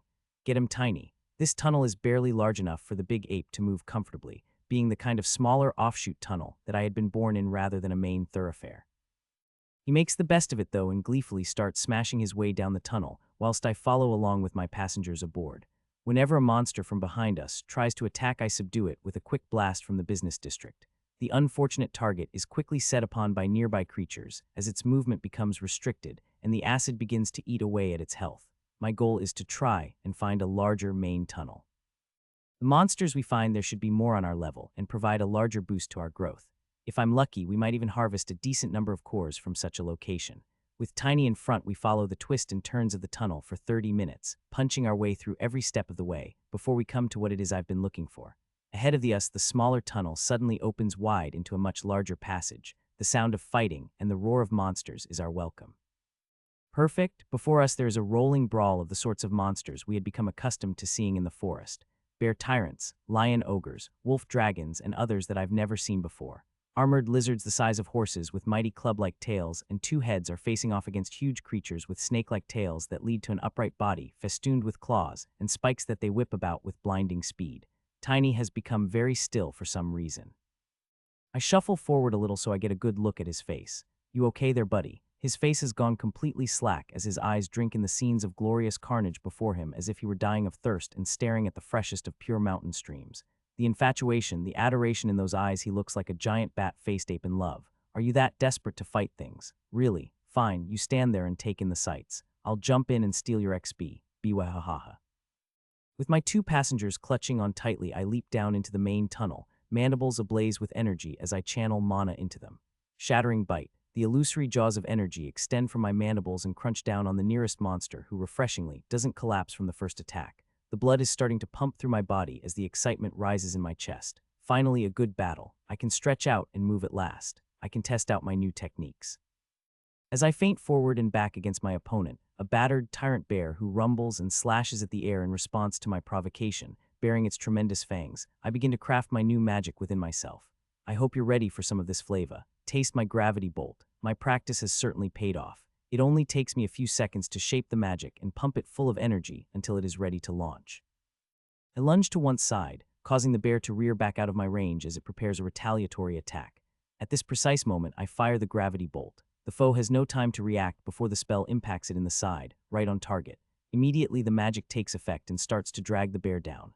Gwehehe, I'm impressed though. The raw physical strength of this monster has allowed it to remain on its feet, as opposed to being pressed flat against the ground like the weaker beasts I'd practiced on. The powerful gravity is still having an effect, however. The bear is using so much strength to battle against the pull its legs are practically shaking. Its eyes are still fierce, but a tinge of fear is there for the first time. How are young to fight in that sort of condition, Mr. Bear? You can't. Shattering bite. Trying not to get cocky, I keep an eye on my surroundings as I circle around the bear and begin my assault on its tremendous defenses. In order to puncture that insanely tough hide, I need to close the distance and use my physical mandibles. This is made fairly trivially easy, however, since I am quite nimble, but the bear is struggling to turn and keep me in its eyes. Shattering bite, more mana into the mandibles. Shattering bite, you have slain level 8 Earth Bear Tyrant. You have gained experience. Behold my power. As I'm glorying in my triumph, a shattering screech echoes down the tunnel. Tiny is ready to fight. The ear-shattering screech out of Tiny has only gotten stronger over time. As the sonic waves roll over my precious ear canals, the stunning effect slams into my soft brain like a sledgehammer. Generally, not great. There are plenty of beasts reeling or stunned completely from that vocal blast, whilst a few larger creatures seem to have managed to resist largely as well as I did. Having announced his mighty presence, Tiny leaps down into the cavern, the rocks cracking under him when he lands with a boom. The long hair on his arms and back is slowly starting to rise into the air as he glares hungrily at the monsters before him, who can only shrink back from this intimidating beast. I can only imagine that seeing such a beefy, strong-looking monster land in their midst is not exactly what they had expected or hoped for. Tiny's hands and body are starting to spark in earnest now, little zaps of electricity rippling over his body and swimming across his fingers. Roar. Not intimidated by the fearsome display, one of the armored lizards bellows a challenge from across the tunnel. Tiny's bat ears twitch in outrage and he screeches back, the sonic blast physically impacting some smaller monsters and knocking them right off their feet. Crunch, crunch. As the two monsters stomp towards each other, their heavy tread shatters the stones beneath their feet. Not willing to be caught in the fray, the smaller monsters back the hell up, desperate to get out of the way of what is about to take place. Even I can follow their logic. If these two big fellas want to fight each other, that is a hell of a lot better than them picking on us. Let's move to the side and eat each other whilst they do their thing. I have to admit I feel like a proud dad as I watch my once little ape stomp towards a fiendish armored beast in preparation for a no-holds-barred battle to the death. Should I cast a sneaky gravity bolt in there to help Tiny out? Aside from the risk of hitting my own pet accidentally, I'm not sure he'd be okay with me interfering in his long-awaited battle. I might just have to keep an eye on things and play it by ear. As they two monsters draw closer to each the other, the pressure in the air increases to unbearable levels. Two monsters enter. Only one will leave. Suddenly swinging his fists in wide arcs, Tiny is the first to act. Electricity crackles in the air as he raises both massive hands in the air before leaping forward and crashing them down like a thunderbolt. Reading his move, the massive lizard dives forward fearlessly. By shifting the point of impact in this way, the blow will fall on its back where thick bony plates will absorb the damage, rather than straight onto its head. Crash. The feet of the lizard are forced 3 inches into the cavern floor as that titanic blow, with all the weight of an angry bat ape behind it, shudders through its body. It isn't the physical damage that troubles the beast, though. Bright rippling arcs of electricity discharge from Tiny's fists as they impact, piercing straight through that hard shell to roast the tender flesh beneath. Gasp. Is this the legendary ape thunder strike? As I'm absorbed by watching this clash, I manage to notice something in my peripheral vision.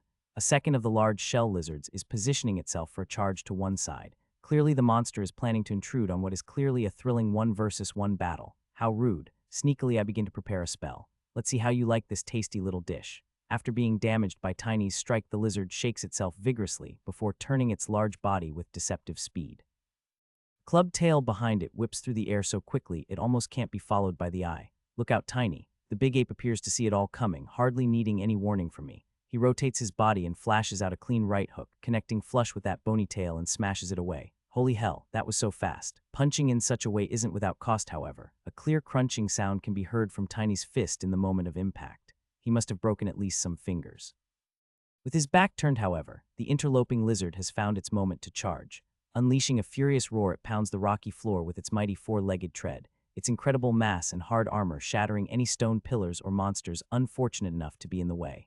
Ha, I've been waiting for you, my friend. I skitter forward until I am facing down the rampaging monster, who clearly intends to crush this pitiful ant flat on its way to assist in taking down the fearsome gorilla monster.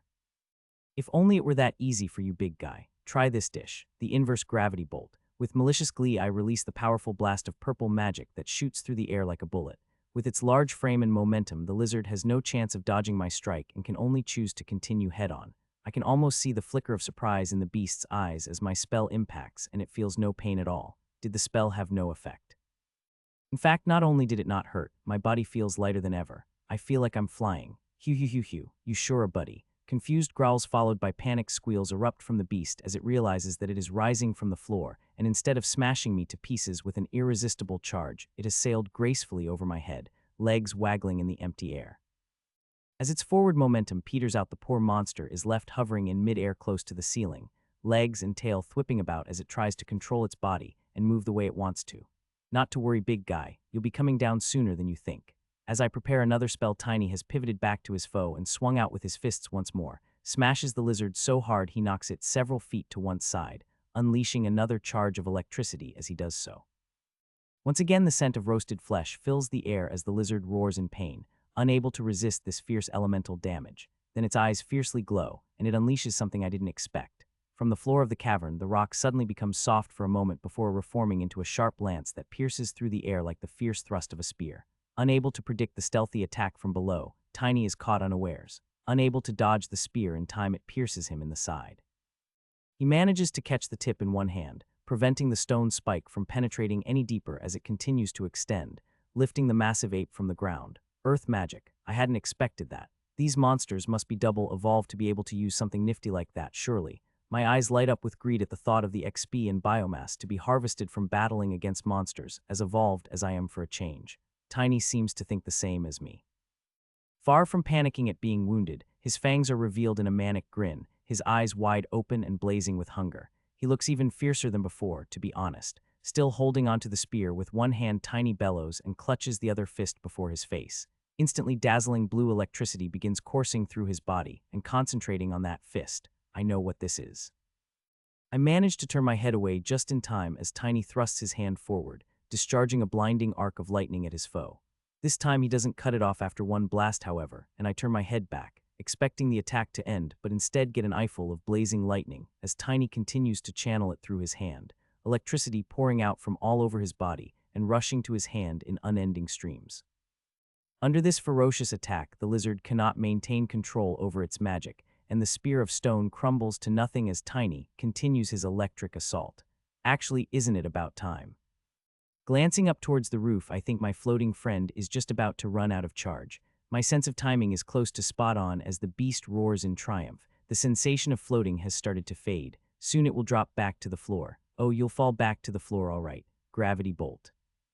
Impacted by the second gravity bolt, the poor lizard experiences a brief moment of suspension, a narrow window of time in which the effect of the upwards gravity is fading, and the new downward force is only beginning to kick in. The tentative balance is suddenly broken, and with sensational effect. From hovering in place like an awkward levitating turtle, the monster suddenly descends so quickly my eyes almost cannot catch its motion.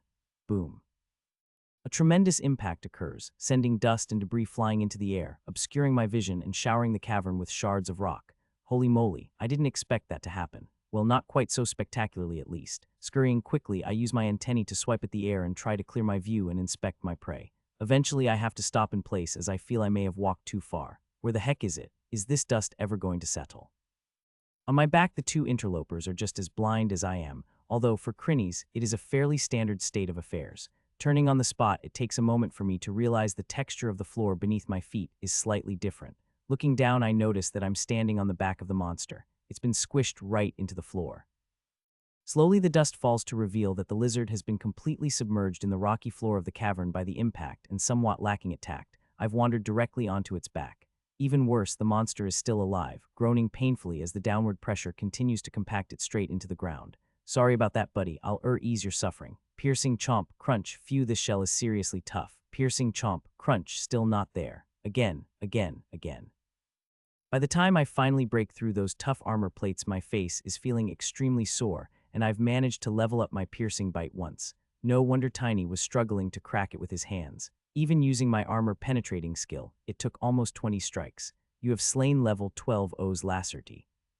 You have gained experience. Feel my wrath, you dinosaur wannabe. Muhahaha. Vibrant seems somewhat confused by my domineering victory pose. Her antennae are wibbling about in a confused manner until she eventually decides to somewhat copy my dynamic stance, one leg raised to punch the air. Don't copy that. For starters, you didn't even do anything. Second, you're making me feel childish in my moment of victory. This battle was the first in which my incredible magical superiority played the decisive factor. Allow me my moment of pride, damn it. Meanwhile, Tiny has also completed his battle. After sustaining his brutal lightning attack until the enemy was almost completely roasted, he then approached his incapacitated foe and punched its head in. Instead of expressing his dominance to other monsters by posing coolly, Tiny instead approaches his defeated foe and immediately starts ripping into the biomass, tearing it apart with his bare hands and shoving it into his face. You know, looking at the response of the other monsters in the chamber, his method may be more effective in the intimidation department, but it lacks style. Indeed, the other monsters in this section of tunnel are giving both Tiny and myself a large berth as they continue to battle amongst themselves.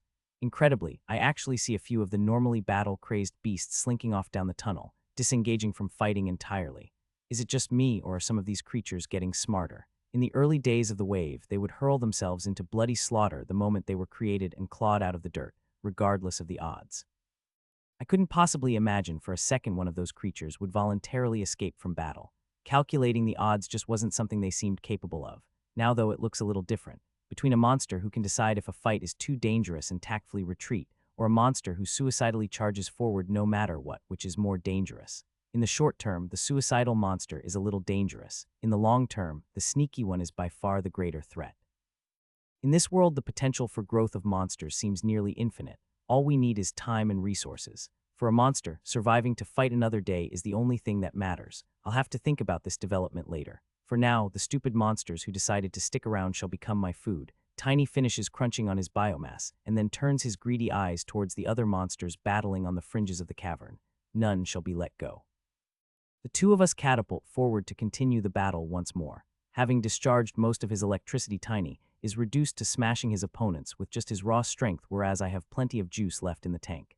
Instead of just chomping everything to death, I try and work on some new tactics. The gravity bolt combo I used on the lizard is just one of my new strategies. I have other ideas as well. The first is to test the gravity spear in combat situations. After launching a spear towards a cluster of monsters, the pulling effect is strong enough that none of them are able to escape, instead being sucked into a comical ball of writhing monsters who stab and snap at each other viciously with no way to escape.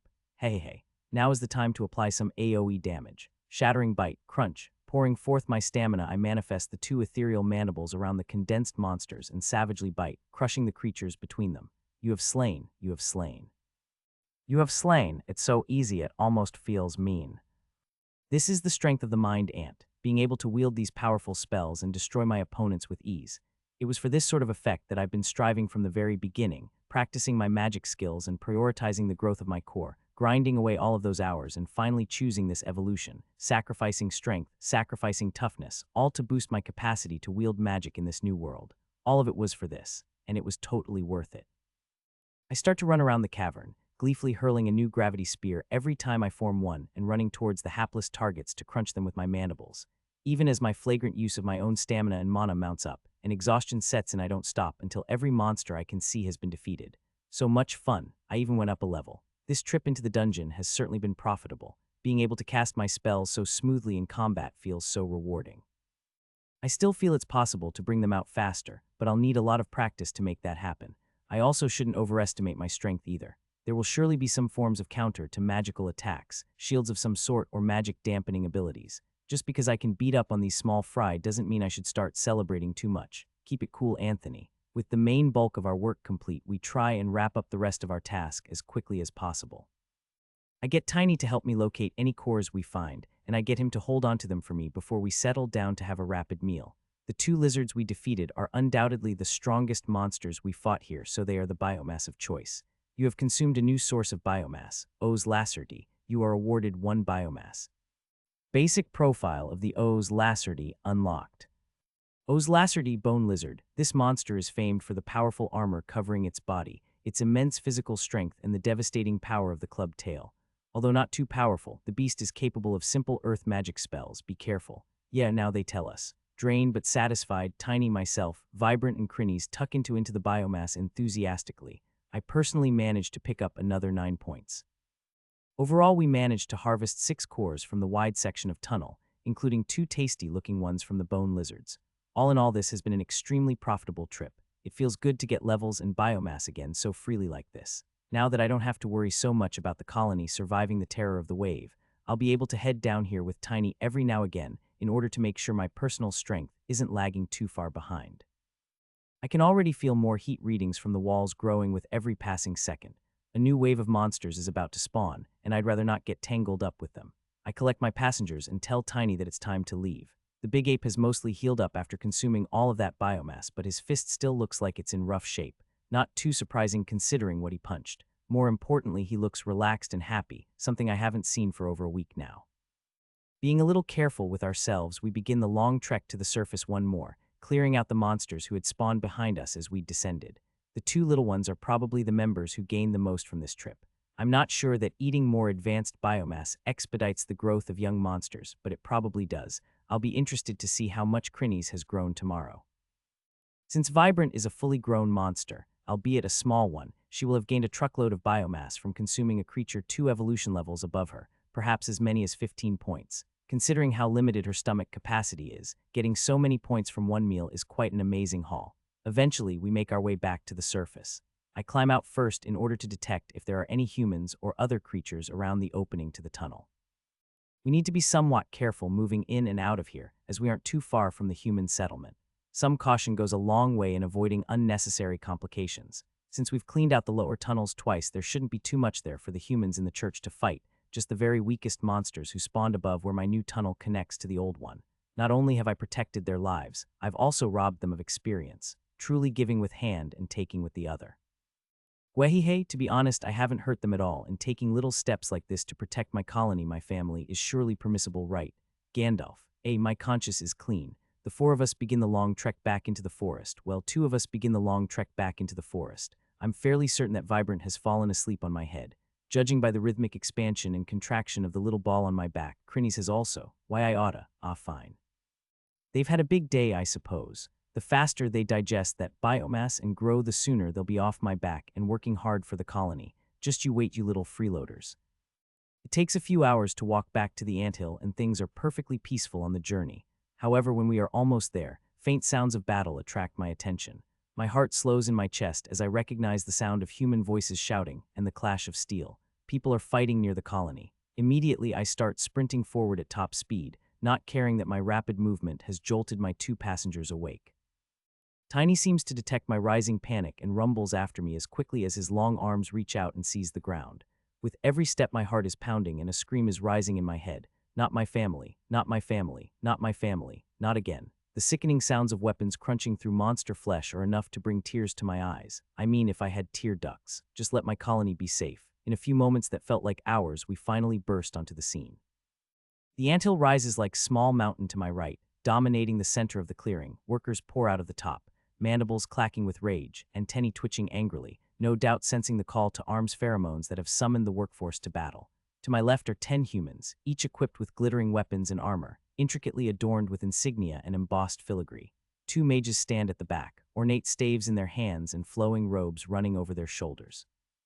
These are some of the most elaborately equipped humans I've ever seen, and they are massacring the ants. The workers swarm forward mindlessly, desperate to defend their home, but they cannot get close enough. The magicians have conjured some type of shield that pushes the workers back, allowing the warriors to swing freely and unleash their sword skills, sending waves of sword light slashing through the ants. The acid fired from above is likewise blocked by magical means, scattering harmlessly and running down the invisible barrier. In the center of my view is the most horrifying sight of all. The queen has come out. Her huge frame is shuddering with rage as she tries to heal her children and push forward to rend her enemies at the same time. My family is dying. Tiny, kill. I'm barely coherent enough to roar these words to my companion before my mind goes totally red. My precious siblings are being killed, torn apart like paper. Right before my eyes, I have to save them. In one movement, I vigorously shake off the 2 little ones and start sprinting at the enemy. They dare to attack my family. I'll bite them to pieces. Blinded by rage, I act without any sort of plan, rushing directly forwards. Closer, closer, closer. When I'm just a few meters away, one of the spellcasters turns his head and almost contemptuously flicks his wrist towards me. Immediately, I feel an impact on my face, as if an invisible barrier just rushed at me, trying to bounce me away. Not today, Mr. Mime. I dig in with my claws and crunch down with my mandibles, trying to rip this wall to pieces with sheer physical force. At the same time, the blow to my head has returned some of my senses. Charging blindly into an unknown force may not be the best idea, Anthony, but if it saves the ants, it'll be worth it. Even as I wrestle with this barrier, I engage my sub-brain to begin construction of a gravity spear. If any one spell is going to disrupt their formation, this'll be it. The mage seems a little confused at first by my stubborn resistance to his spell, somewhat surprised that I wasn't simply knocked back, possibly even killed by the impact of the barrier. I glare at him as he studies me a little more close, taking in my advanced size and mutated body parts. Then he smirks and thrusts his hand forward, doubling the pressure on me in an instant. Not enough. Determined, I hold my ground, refusing to budge. I don't have time to waste with this idiot. Every moment that passes, those swordsmen cut their way through the workers like wheat, getting ever closer to the queen. Where the hell are you, Tiny? At that moment, a thunderous screech blasts the ears of everyone present. The sonic wave so intense it feels like my eardrums have been punched directly. Charging with all of his might, Tiny takes a huge running leap, raising both fists over his head to hammer down on the barrier. The mage facing me pales in fright when he sees this massive ape monster burst out of the trees, leaping towards them in just a few seconds. He screams something in their language, and the second mage, a woman, turns quickly, and the two of them raise their staves in one motion as Tiny descends from above. The pressure on me is released instantly. Infected by my own desperate rage, Tiny's eyes are completely red as his massive body descends, lending all the weight of his mass to his strike. His fists hammer down like meteors, slamming into the defensive barrier with a colossal impact. Boom. Under the impact of Tiny's mighty fists, the barrier flickers in and out of existence, on the verge of total collapse. The two mages recoil physically from the power of that strike. One of them is even driven to their knees. Still, their eyes are burning with determination, and they keep their staves raised to the sky, apparently reinforcing the barrier with everything they have. To resist that full-bodied strike from Tiny, the shield up there must be incredibly strong. The shield down here near me, however. Infused mandibles, still desperately constructing the gravity spear within myself, I start to charge my mandibles as well. The strain on my mind is so immense I would have blood flooding out of my nose if I had one. Straining with all of my spirit, I desperately control the mana, directing it into my mandibles, whilst leaving as much of the load as possible to the sub-brain. It feels as if both of brains are on fire, cooking themselves with the strain. As the traces of mana flow out of my core and into my mandibles, they begin to emit light, a glow that grows stronger every moment. My face is already pressed against the barrier, its invisible resistance pushing back against me. My mandibles are spread wide, digging in but not penetrating through the barrier. As the mana flow grows from a trickle to a stream, and the light emitted grows more intense, I begin to feel the tiniest bit of give. Yes. With Tiny distracting their attention, they have reinforced the barrier above, but it has grown noticeably weaker below. This is my chance. Straining with every muscle fiber of my face, I push my mandibles to the limit.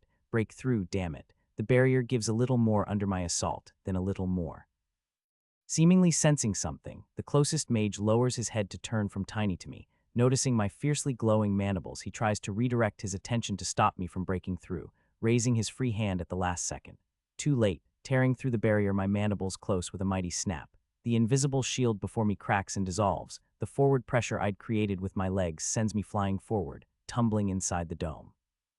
Snapping one section of the barrier has a visible impact on the mage closest to me, and he wilts under the strain. I don't have much understanding of barrier spells to this point, so I'm sure exactly how this recoil works, but I sure as heck am going to take advantage of it. Snapping to my feet, I use all of my mental power to complete the gravity spear as quickly as possible. Cutting off the flow of mana to my mandibles relieves a lot of the pressure on my mind, and the spell construction continues at a blistering pace. Before the mage closest to me can recover, I dart forward, mandibles wide open. Shattering bite. With all of my strength, I bring my jaws shut upon the mage. I don't even rely on the manifested mandibles, but instead ensure I'm close enough that my mandibles crush him directly. Crunch.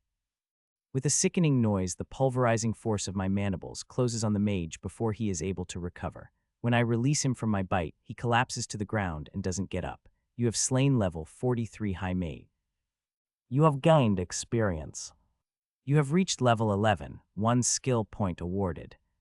You have reached level 12, 1 skill point awarded. The second mage turns in time to see her compatriot fall from my jaws, and her face is filled with horror. But she hasn't time to act against me, as Tiny has prepared another strike against the shield. She is in a dilemma now, does withdraw her mind from maintaining the shield and attack me, letting Tiny smash it to pieces and robbing the warriors or its defense, or does she leave herself vulnerable to my attack and try and maintain the shield? I expected her to fight to maintain the shield, but instead she decisively brings her staff around towards me, hands weaving patterns in the air as she manipulates the mana around her. Of course, this means Tiny gets a free swing. From the corner of my eye, I can see the massive ape rear back with his good hand, rotating his body so far that his back is to the barrier before he unwinds and unleashes his fist as if firing it from a cannon. With a shattering sound like 1,000 panes of glass breaking at once, the invisible dome collapses. Diffused shards of mana fall like rain upon us even as they dissolve into nothing, no longer controlled or shaped by any mind. The soldiers pause in their butchery out of shock. Several turn to witness the situation behind them and become aware of my position for the first time. I don't have much time to act. This mage is going to blast me right in the face in 1 second. How is this spear still not ready? Finally, the spell hums into life as it finally finishes charging, having been completed construction just a moment ago. I hope I'm in time. Without a thought for my own safety, I decisively turn and fire the gravity spear towards the warriors on the front line, desperate to prevent their swords from killing any more of my siblings. Before I even see my spell impact against the warriors, the female mage has completed her spell. Dozens of blades of ice have formed in the air hovering around her. With one wave of her hand, each of the blades blasts towards me with supersonic speed. Holy moly, I can't even dodge if they move at this speed. Before they impact, all I can do is tuck my legs and antennae under my body and tilt my head down in order to protect my eyes, then receive the blow head-on. Just before they impact me, something strange tickles my awareness. The ice blades are registering on my heat sense as immensely cold. The temperature of the air around the female mage has dropped precipitously. Now that those blades are screaming through the air towards me, they leave vapor trails of cold behind that is detected by heat sense. With all of this cold in the air, what is that source of heat on my left? There isn't anything there. Before I have time to properly think about it, the ice blades strike home against me. Slash, slash, slash, slash, slash, slash. Immediately intense pain erupts throughout my body as the magical blades slice into my diamond carapace, cutting my flanks, back and directly chopping off one leg plus an antennae. Holy masoujlksnf Gandalf. That stings like the dickens. My whole body is screaming with pain. Those numerous blades have cut through me all over. My diamond carapace was specially chosen to defend against physical attacks. It is clearly not up to the task against something that is imbued with mana. Activate the regeneration gland. I try to slump forward as if on the verge of death even as the regeneration fluid rapidly spreads through my body, closing over the cuts and repairing my damaged muscles. Thankfully, none of those blades was able to penetrate deep enough to damage my core. I can only imagine that significant damage to a monster's core would be completely disastrous if not immediately fatal. Once it has been created, the core is central to a monster's life force, the storage and nerve center of the monster as a magical being. Much like the brain operates as the center of thought, the core is the center of mana, and I'm not confident a monster can live without it once they have adapted to it. Certainly it isn't a theory I want to try out. My ruse seems to have worked. In the heat of the moment, with the barrier destroyed, there are other threats than me that these humans need to deal with. When the mage turns her staff away from me, I push my healing legs underneath myself, ready for my next move. I can't afford to let the mage attack Tiny. If she's able to disable him, or even heavily wound him with her magic, then we might lose our best chance to deal with those deadly fighters. Not to mention the terrible possibility Tiny might be killed. Quick as a flash, I spin around to present my B-zone towards the mage. My sudden, energetic, and rapid movement takes her completely by surprise, as merely seconds ago I'd been cut to ribbons by her magical barrage. Victory is always decided by the one who thinks the fastest. Receive the famed produce of my commercial district. POW, POW, POW. At this close range, I don't worry about aiming and punch out 3 blasts of acid as rapidly as I can. The jets of acid streak through the air and impact hard against the mage. At this close range, the physical force of the acid spray is almost enough to knock her off her feet. She manages to retain her balance by falling to one knee and using her staff to prop herself up, but by then the restrictive nature of the acid is already kicking in, making it difficult for her to move. So long as she is delayed from affecting the rest of the fight, then my purpose will be served. More than taking her out straight away, I'm most concerned with stopping the dreadful slaughter of my siblings. Using their blade skills, the warriors have been able to maintain a distance from the fearless workers, relying on the barrier to keep the ants from pressing forward and giving them the space to unleash their advanced sword skills, slashing out arcs of energy, much like my own shattering bite skill, that carve apart 3 or more workers with every strike. When I see the broken and destroyed remains of my family members littering the ground, my heart twists with pain.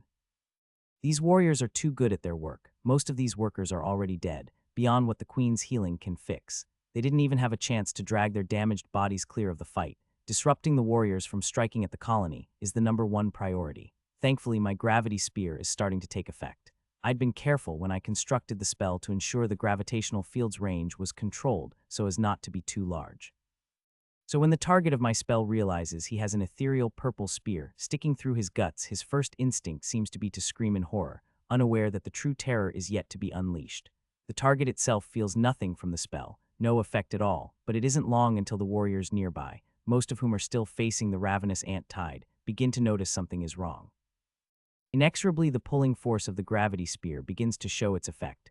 The warriors are finding themselves thrown off balance, having to exert force in their feet in order to resist this unknown force. The disruption is so strong that the barrage of sword attacks ceases almost immediately as they try to identify this new threat. To my shock, they remain disciplined, quickly barking words and instructions to each other as they resist the building force with all of their might, gradually falling back to the source of the pull without losing their feet.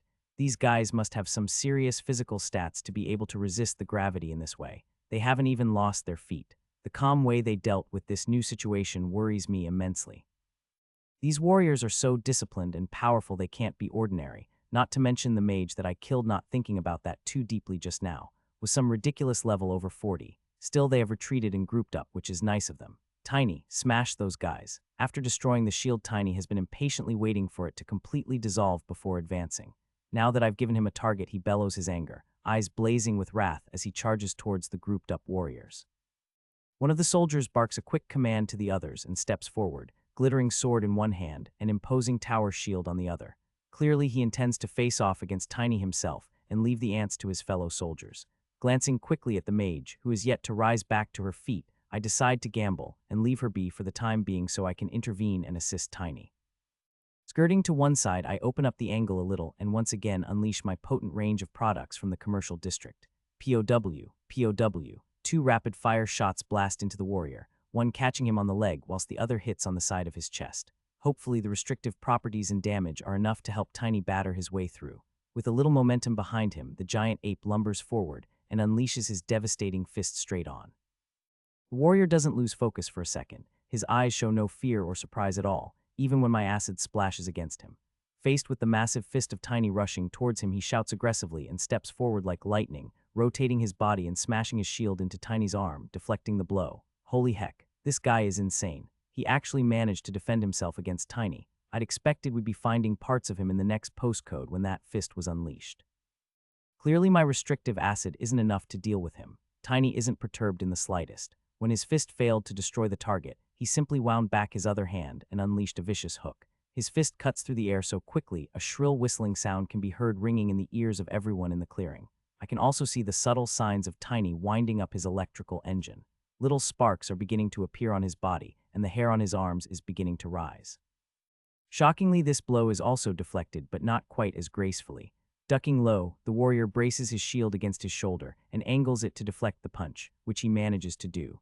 The shield buckles when that colossal fist smashes into it, but it is successfully deflected. A solid imprint of one of Tiny's knuckles has been left on the patterned metal.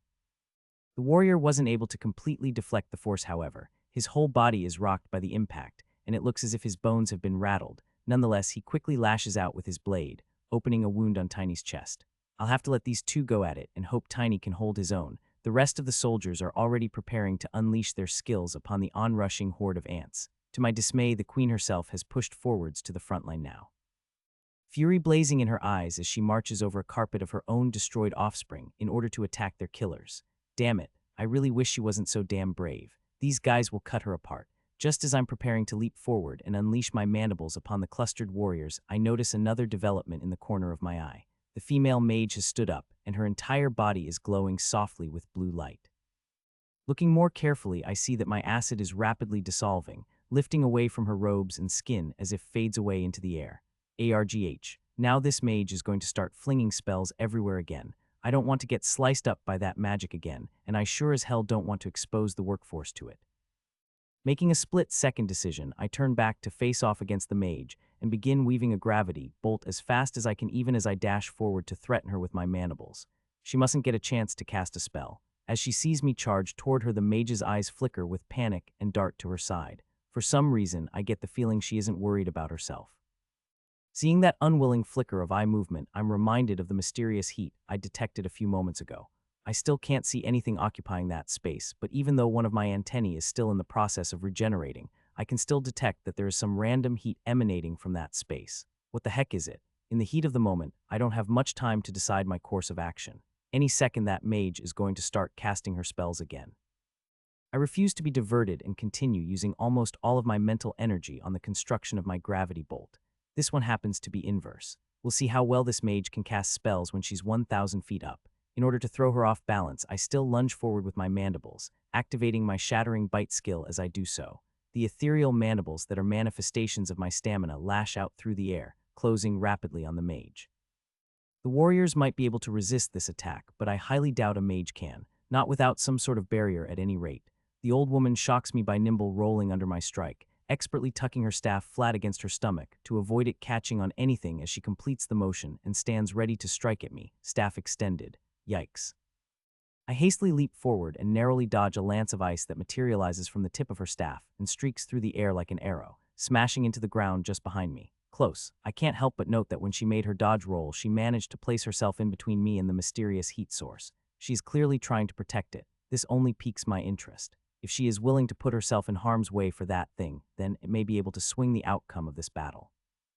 With a start, I realize that my own spell is prepared. Have a taste of this delicacy, mage. Ducking low as if I were about to pounce, I instead fire the inverse gravity bolt directly at the mage's torso. Caught by surprise, she doesn't have time to dodge and her eyes flicker with shock as, instead of the wild leap I'd threatened, this bolt of magic has been fired at her.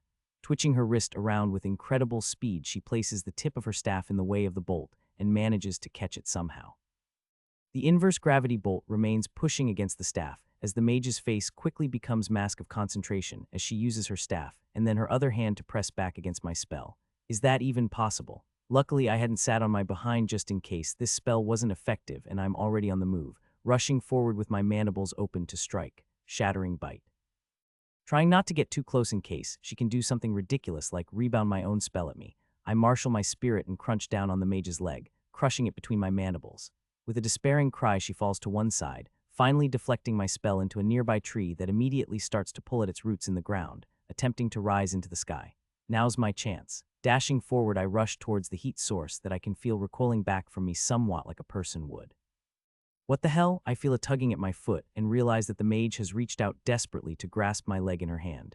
As soon as she grabs me, ice begins to form on my leg, rushing up towards my body. You are too persistent. Shattering bite. You have slain level 46 high mage. You have gained experience. You have gone up a level, 1 skill point awarded. My freaking leg feels like it has been put in the deep freeze. As I continue to move toward the heat source, it directly shatters. I don't even care. Keep moving. Every second counts. Behind me, the battle has continued at its ferocious pace. Tiny and the human soldier are continuing to batter at each other, and it is becoming clear that Tiny is gaining the upper hand. He still doesn't have a full tank of electricity, but there is enough for him to wreath his fists in lightning and punch out against the shield. Every time his fists batter against the shield, lightning rips through it, leaping onto the warrior's body and shocking him with every blow. The warrior appears to have formidable resistance, but each mighty fist wears him down that little bit more, not that he hasn't been able to strike back. Tiny is sporting cuts all over his body, bleeding profusely where the blade has managed to flash out like a striking snake between blocks. The difference between the two is that Tiny isn't running out of strength. His huge frame is able to sustain this much damage, at least for now. I really need to get the big guy to invest in a regeneration gland. His might stat must be out of this world, but I'm beginning to suspect his toughness is in the tank. If he doesn't have much on the defensive side, then the regeneration gland would really help him out in a situation like this where he isn't able to defeat his opponent in just a few strikes. What really worries me is the warriors against the queen and the rest of the colony. The scene is so chaotic over there, I can't make out what is happening. I hope to heck they are okay over there. Whatever this mysterious heat source is, it had better help resolve this situation. It has to be something good if that mage was willing to die for it. The closer I get, and the further my antennae regenerate, the more clearly I can sense this heat source. It is starting to feel more and more like a person, on the ground, crawling away from me. I can't see a single thing in front of me. Don't tell me invisibility. Pouncing suddenly, I leap forward and land over the top of the heat source. Whoever this person is, they are collapsed beneath me now. I can sense their hands are raised to protect their face. I don't think this person is very good at fighting. A sneaking suspicion is starting to tickle the edges of my mind. I can't hesitate. My family is being killed every second. Using my antennae to rapidly tap here and there, I manage to locate what I think is this person's neck, and I reach forward with my mandibles, bringing them closed just enough that I can force this invisible person to move without harming them. With this done, I raise the invisible form up from the ground. Whoever it is, they ain't heavy. With the chaos battle ringing in my ears, I turn back towards the fighting and shake my prisoner slightly. Thankfully, whoever I have hold of manages to get my message. The invisibility falls away to reveal my mandibles gripping the neck of an elderly lady dressed in simple but elegant robes. Most importantly, her head is decorated with a seriously expensive-looking crown. Somehow, even with a monster's jaws gripping her by the neck, this lady manages to maintain a solemn dignity, appearing neither upset nor fearful in this critical moment. The Solider battling against Tiny is the first to notice and screams something in a despairing tone, drawing the eyes of every human towards me. He tries to turn from Tiny and rush towards me, but I flex my mandibles threateningly, holding my prisoner threateningly before me. He seems stunned by my display of intelligence and backs up, turning away only when Tiny attacks again, threatening his life. Everyone back off. Step away. Tiny, back up a second. I shout at my allies until they accede to my request, giving both sides a little breathing room. The soldiers all turn to face me, their faces filled with panic and fear as I threaten what I can only presume is the life of their ruler. What the hell are these people doing in this forest in the first place? When I finally get a chance to look, I can see that many ants have been destroyed by these warriors. Even the giant form of Mother is listing to one side, heavily wounded. Rage is ignited in my heart. These people will pay. With the human queen locked between my jaws, there is little the soldiers can do to prevent me from giving her a fatal haircut if I so choose. The power is in my hands' claws. Unfortunately for these soldiers, the rage in my heart is burning furiously after witnessing the damage they've done to my family. I have no idea how many ants have been destroyed by these invaders. The queen herself has been wounded by their blades. I demand vengeance.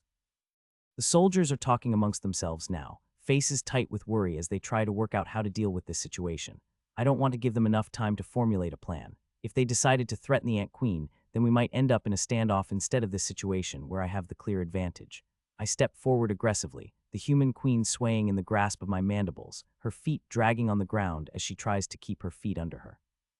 When the soldiers see me treating their royalty so poorly, they react angrily, clutching at their weapons and yelling at me in their language. In response, I flex my mandibles around her neck menacingly. In an attempt to communicate my demands, I use one of my antennae to point several times at the ground. Put your weapons down. The soldiers look back and forth between themselves, confused by my gesture.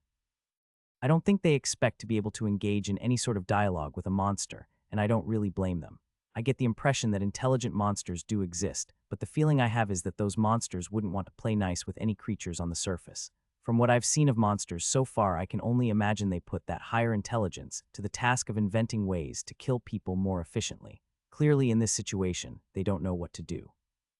Once again, I flex my mandibles forcefully and point several times to the ground with both antennae this time.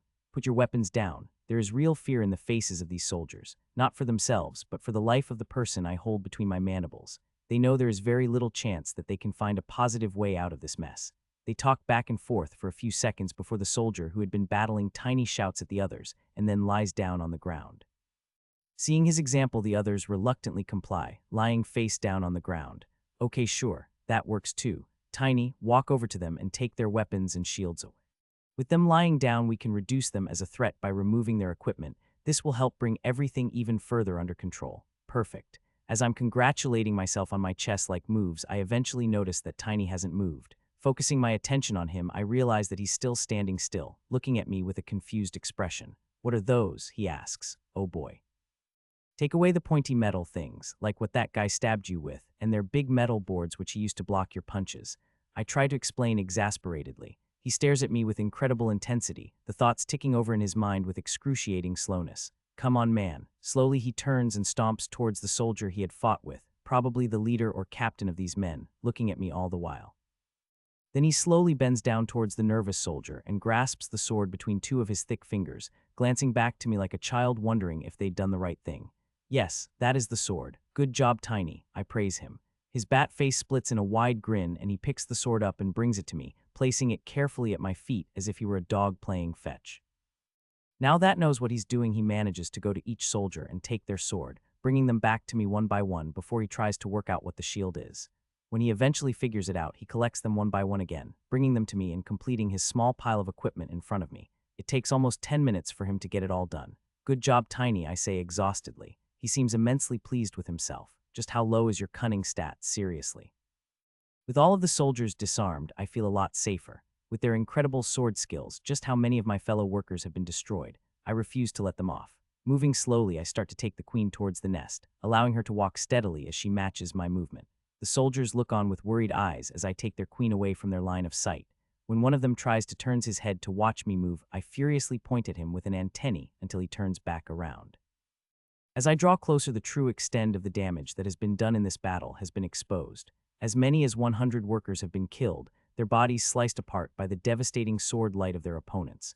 These individual ants are simply too weak to fight against high-level enemies like these. They aren't intelligent enough to use tactics, and they aren't strong enough to push through the front. If there had been more numbers, say 1,000 ants, perhaps they would have been able to swarm over the barrier and break it down. Then again, perhaps the mages would have been able to hold on long enough for these few humans to destroy thousands of my kind. It isn't good enough. This shocking occurrence has clearly shown that against high-level opponents, the colony will only be able to achieve victory at the cost of many lives. For a normal monster ant colony, that may be fine, victory whilst throwing away the individual workers or treating them as disposable. If I have accepted that the workers of this colony are my family members, my siblings, then I refuse to let them die so simply. This will be the last time. Tiny, I want you to bring that guy you were fighting over to the nest. Then I want you to come back out here and destroy the others. The big ape nods, smiling happily. Only now do I remember my 2 passengers that I'd thrown off in a rush. Poor Crinnies, the little thing can't even see. Crinnies, where are you? I frantically yell in my mental channel. Turning quickly, I unceremoniously drag the queen this way and that until I notice some movement in the grass on the forest floor. Rushing over, I see several little tentacles extended straight up, wiggling frantically. There it is. I carefully place one of my legs so that it is just touching the seeking limbs. It's me, climb up. Moments later, a much more relaxed blob is resting on my back, and a very small worker has emerged from behind a nearby tree to climb up onto my head. Mini crew assembled, I return, queen in tow, to the scene of the carnage. Surrounded by the remains of her own deceased children, the queen isn't looking good. A horde of workers are rushing about her. Their anxiety is plain in their disjointed movements, darting backwards and forwards, unsure what they should do to help the situation. The human queen seems rather unhappy about being this close to such a massive monster, but I hardly care. Her people are what caused this problem. If she gets uncomfortable, I'll shed no tears. If she tries to harm the real queen, then she will very quickly regret it. Mother, are you okay? I cry. In my mind, I hadn't imagined she could be injured this badly. She'd always seemed so indestructible that even if I worried about her getting injured, I hadn't really believed it would happen. Her super hard carapace met its match in those devastating sword skills today. Numerous cuts and gashes mar her body, some of them very deep. I will be okay, she replies, her usual calm voice strained to the limit. Can you heal yourself? Cast some magic, I urge her worriedly. She doesn't reply for a moment, her great body heaving as she labors to draw in air. No strength, she manages finally. No strength, what the heck does that mean? She can't concentrate enough to cast the spell. Does she not have enough mana? This is really bad. Becoming more concerned every moment, I start to tap up and down her wounds with my antennae almost without thinking about it, my ant instincts kicking in and overriding my more rational behavior as I try to scramble for a solution. Holy heck, one of these cuts is way too deep. Right in the center of her thorax, a deep and wide wound has opened in her carapace. Within the wound, I'm sure I can see something glittering. Is that her core? A chill strikes me to the bone. Had that skill gone any further, then it might have damaged the core directly, something I feel very confident would be immediately fatal to a monster. Just a few more inches and Mother would have perished. Appalled by the thought, I turn on my mana sense and examine her core. Usually blazing bright, her core is more of a dim ember right now. Why is her core so weak? It should be full of mana and packed with energy. Is this why she seems so weak? Is there something wrong with her core? Desperate to make a difference, I start pulling all of the mana I can out of my own core and sending it in a stream of mist towards the queen's. Without knowing if it will help in any way, I persist, until my core has almost been tapped completely dry of MP before I flick on my mana sense again and anxiously seek any changes. There's a slight difference, I think. The response I get seems a little more energetic this time. Is she not getting enough mana in her core? Take the queen into the farm. I shout as loudly as I can to all of the surrounding workers. Rush in there and destroy everything and then take Mother inside and protect her. If she needs more mana, then placing her inside the farm is going to be the best place we can find in the short term. If the workers pack in there tightly enough, then there is practically no chance that a monster will be able to spawn and have a chance of hurting the queen. As soon as you need to heal yourself. I urge the queen, your injuries are very serious. I'm worried she'll start trying to heal the injured workers before she bothers to cast the spell on herself. She is usually selfless to a fault.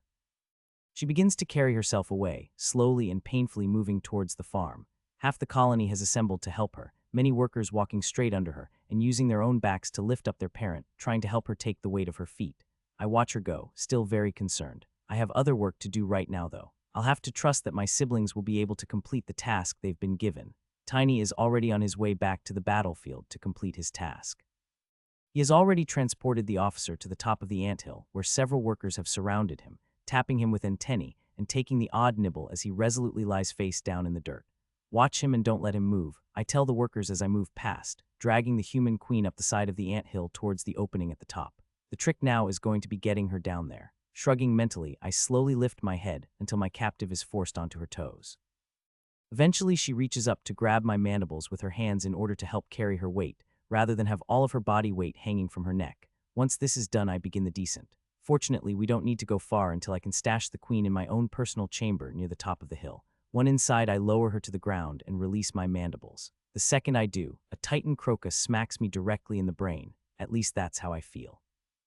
My mind rocks back and forth within my head as if it were a bell that had been struck by a hammer. Gritting my mandibles hard, I try to shake it off. What the heck was that? Boom, another one. I can feel my body physically recoil as if I'd actually been hit. Despite being disoriented, I can tell that my body hasn't been hit. Something is attacking my mind. Darkness threatens to overwhelm me, but I barely manage to hold on to consciousness. It'll take a hell of a lot more than that to put me down. It's pretty obvious who the culprit is. The queen is sitting on the dirt floor of my chamber, fingers placed on her temples as she stares daggers at me. I will never yield to you. The rage I felt at watching my mother crawl away on the edge of death explodes in my heart and burns away the dizziness I feel. These damn humans have killed so many of us today. You want to try and take me out too? Pouncing forward suddenly, I open my mandibles wide, threatening a fatal strike. Before I can get close enough, my mind is struck once more. Not a hammer this time, a drill. Pointed, insistent pressure batters at the walls of my mind, trying to tear down my defenses and invade my thoughts. I have no idea what sort of attack this is, but I sure as hell don't enjoy it. Damn it, if only my core wasn't so tapped out, I might be able to push back with mana in some way. All I can do is stoke the fires of anger within me and use it as fuel to endure the pain. As the drilling pushes harder and harder against my mind, I push back just as hard, even as it intensifies the pain. My vision has gone completely blank at this point. The pain in my mind is sending everything white. I flip on my mana sense, hoping I might be able to make something out. To my surprise, I can. Glittering bridge-like magical construct has been formed between myself and the queen, the main difference being the part that touches me is less a friendly, welcoming path and more of a pointed needle. Mind magic, I redouble my efforts to push back. Who knows what might happen if she succeeds in this attack? She might just kill me or she might take control of me. I have no idea what mind magic is capable of. God, it hurts. Our mental bout continues until I'm sure the torture will go on forever. My mind feels like it's breaking apart at the edges. Then, suddenly, the pressure evaporates. My vision floods back, and I shock to see the human queen stumbling to one side, surprise written all over her face and a tiny ant latched onto her ankle. Vibrant. The queen was just as mentally invested in our contest as I was. With the sudden bite of Vibrant, she has completely lost her focus, freeing me from her mental assault. I can't waste this chance. I leap forward immediately, mandibles wide open, ready to deliver the fatal blow. I'd originally wanted to keep this queen alive for a few reasons. Firstly, reprisals. If her death was somehow pinned on us, or if people came following her trail, we could be in big trouble. At the very least, we would have to pick up and relocate the colony again, something I'd rather not do if I didn't have to. Secondly, information. If I were to take this opportunity to try and develop my mind magic skills, I could communicate and exchange the safe return of this queen for information of this world and the surrounding area. This is critical info for me. The knowledge I could harvest from one captive human about the surface society would be worth mountains of metaphorical gold. Learning about the locations of cities, the culture, about the dungeon, magic, weapon skills, everything. Information is king. When an actual person I can interrogate falls into my lap, I refuse to throw away the opportunity. Well, now that I know the queen can assault my mind directly, I'll have to give up on it. Who knows what is possible when you dominate another's mind with magic? Not this ant. Can't take the chance. I'll have to snip the next zone and worry about the ramifications later. Perhaps there is still a chance I could get some information from the captain up above. Unlikely he would want to share after his queen is trimmed, but it'll be worth a shot. Hold, monster. A desperate voice rings within my mind. I freeze on the spot. My mandibles are mere inches away from the royal neck. It would take me a fraction of a second to complete the motion and bring my jaws together. An uneasy pause. We stare at each other, eye to compound eye. Flipping on my mana sense, I can see that the queen has managed to hastily construct a similar mind magic bridge to that which Formo the Sophos used to communicate with me. However, where Formo's bridge was an immaculate golden lattice woven with exquisite, intricate care, this one looks like the technique used to darn socks. Rough, I shouldn't be too surprised since she did manage to construct it under duress. Hopefully she managed to make it so that works both ways. What the heck do I say though? This is a ruler used to respect and deference. I should try not to be too rude. Then again, she did try to stab me in the brain with magic. It wouldn't pay to be too polite. Speak, or die. I think I struck the balance there quite well. Good going, Anthony. Staring into the face of a terrifying dungeon monster, the queen is managing to keep her equilibrium quite well, all things considered. With my words ringing in her mind, she seems a little taken aback and pale as she ponders her next words. How is it you can understand me? She eventually asks, sounding completely bewildered. What do you want me to say? That I was actually a human in the past, that I was reincarnated into this body and have been making the best of my new life as a monstrous ant. You tried to speak to me without knowing if I could reply. I ask. When you were able to resist my mind blade, I thought it was strange that a monster would have such strong force of mind. When the alternative was having my head cut off, I thought attempting to communicate would cost me nothing. True enough, perhaps most monsters wouldn't have been able to fight off that mind magic attack. Not that I was able to fight it off completely, rather I managed to not die until I was saved by Vibrant.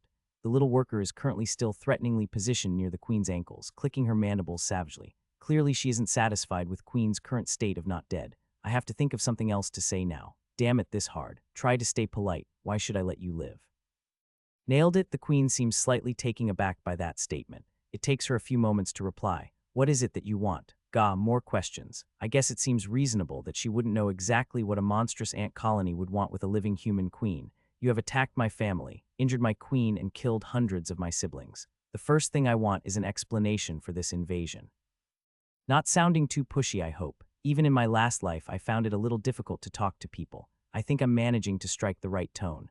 My soldiers and I were fleeing the city. Nearby, she points in the direction of the city I'd seen from the church. We ran into your siblings, by chance. At first, there was only one, but the further we pushed forward, the more there were. No need to remind me of the battle you started, which resulted in so much ant death. If you'd backed away and gone in a different direction, we wouldn't have this situation. They were defending their home and their family. For the crimes you have committed against us, we have executed all but 2 of you. Should you wish to survive and return to your people, along with your sole remaining soldier, you will cooperate and answer my questions. What questions? Oh, I've got a heck of a lot of questions. From that moment, the interrogation continued for several long hours. The energy in the village was electric. The events of several nights ago, when Bane had led the villagers to heroically defend themselves from the feared monstrous ant invasion, had stoked the fires within the villagers' hearts to unprecedented heights. The story had grown and been embellished with every telling, from 1 ant to 5 to 50. The villagers had weathered a storm of devious spells through the righteousness of their spirit. By the strength of their virtue and power of their arms, they were victorious. Just like the legendary first dungeon delvers in the time of Rending, by the next day the word had spread to the nearby villages and farming communities of the goings-on in the town of Malgate. The dungeon had opened within the Church of the Path. Monsters had emerged but not harmed the villagers. Surely this indicates that the town was chosen for great things. The dungeon occupies a special place in the hearts of these townspeople. Outside of the cities and far from the entrances, most people outside the cities have never set foot in that place. Aside from a few retired veterans and mercenaries, none had any first-hand experience at all. Dungeon monsters were things of myth and legend to them, more powerful than any creature on the surface, more ferocious, cunning, and deadly. The riches that flowed out of the dungeons were as rare to these farmers and shop owners as real gold and diamonds, unheard of, but now.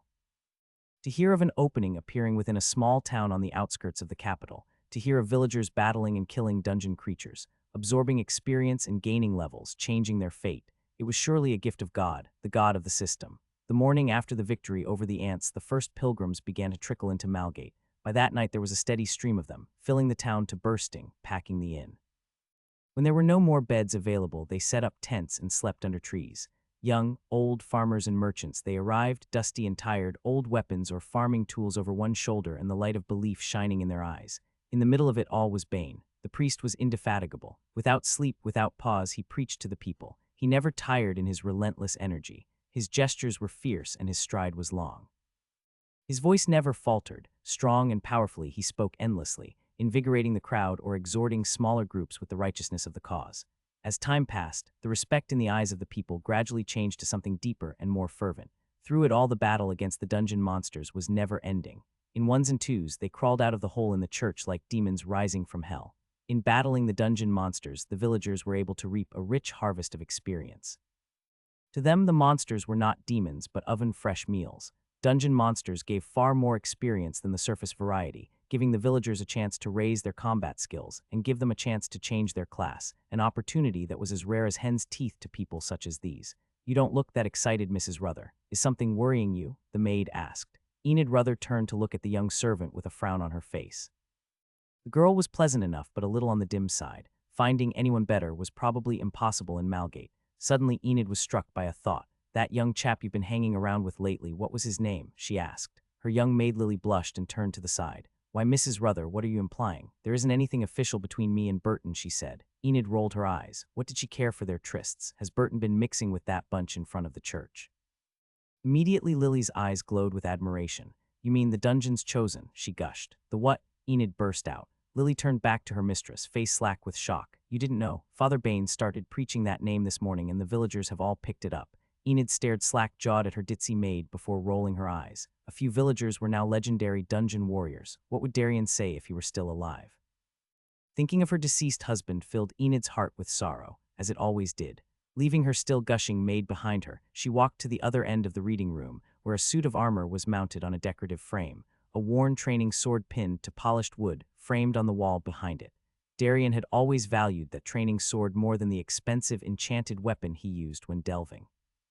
When he had retired from his career as a dungeon mercenary, it was this training blade that he wanted placed in the most prominent position on the wall. He had sold his combat blade. Enid sighed. Those days had been the happiest of their lives. She had sold off her business in the city, and they had moved here to Darian's hometown to open a market and live a quiet life. He had passed away just 5 years later. What would you say to these people to make them listen? She whispered to his armor, "They sure as heck won't listen to an old woman like me." Darian had been a powerful figure in his prime. He had tirelessly practiced his blade techniques and raised his class to expert swordsman over the long years of delving. He commanded a premium price on expeditions. When he spoke on matters concerning the dungeon, nobody would dare say he was wrong. Being married to a successful mercenary for so many years, how could Enid not have learned about the strength of dungeon monsters? Her husband had never hidden anything from her. That was the mutual respect they had for each other. The danger he had experienced, the terrible beasts he had battled, she knew it all. How could these villagers and farmers possibly have any idea of the horrors that dwelt in the world below? They may have heard the legends and stories from the old times, but that wasn't worth a pinch of salt compared to hearing it from someone who had seen it with their own eyes. When those ants had emerged from inside the church, she had thought they were all dead for sure. Instead, she had watched them heal the injury to the priest's hand and then march into the forest without even glancing at the terrified humans. It defied belief. Even to Enid, who knew far more than most about the nature of the dungeon, this behavior had no explanation. What she did know, however, was that if these fools in the village tried to fight against those ants, or tried to delve deeper into the dungeon, they would all be killed so easily. Enid wasn't a bad person. She wanted to save her neighbors if she could, but the fervor in the eyes of the villagers disturbed her deeply. What would they do if she were to speak against their new belief? She had no confidence they would listen to her. Married to a mercenary she might have been, but Enid was a merchant. Even if she had risen in class to prosperous merchant, what sway did that hold? None. Enid let her hand trail over the cuts and grooves carved into the toughened beast-hide chest plate in front of her, evidence of uncountable battles beneath the ground. In order to save as many lives as she would have to attempt the impossible. Nothing was happening, and Vibrant was getting hungry. Since she had snapped at the pink creature's ankle, her senior, and the creature had been very still, looking at each other for several torpor worth of time. The young ant worker could somehow tell that there was something happening, though she couldn't say how she knew, or even what it was exactly that she did know. She simply felt that her powerful senior worker and the strange creature were engaged in some kind of exchange that she had no way of participating in. So she was bored. At first she tried nipping at her senior, her mandibles scratching against the other's tough carapace, but there was no reaction. Not to mention that the exercise probably hurt her face more than it hurt the other. How did this ant get so strong? Vibrant had always been able to sense it, even as a larvae, that this individual was different, special. She could feel a powerful vibe from the other, something that made her want to follow and learn. However, that didn't do much to alleviate the current situation. After deciding that nothing much was going to happen anytime soon, the little ant climbed up onto the senior's back in order to commune with her fellow traveler. As a creature without any sensory input other than touch, Crinnies had no idea what was happening. Everything was still and quiet. there wasn't any movement that she could sense, and her master was close by. In her growth stage, there wasn't anything else that the little creature could hope for. Idly, the little monster tugged on the shining thread in her consciousness that connected her to the creature who had created her. A constant sense of distance and position came to her through this thread, alerting her about wherever her master happened to be, as well as the occasional words when she was spoken to. Crinnies felt she could probably talk back, but so far hadn't really felt any urge to. She had been tempted a few times, but eventually decided that she didn't have anything that important to say.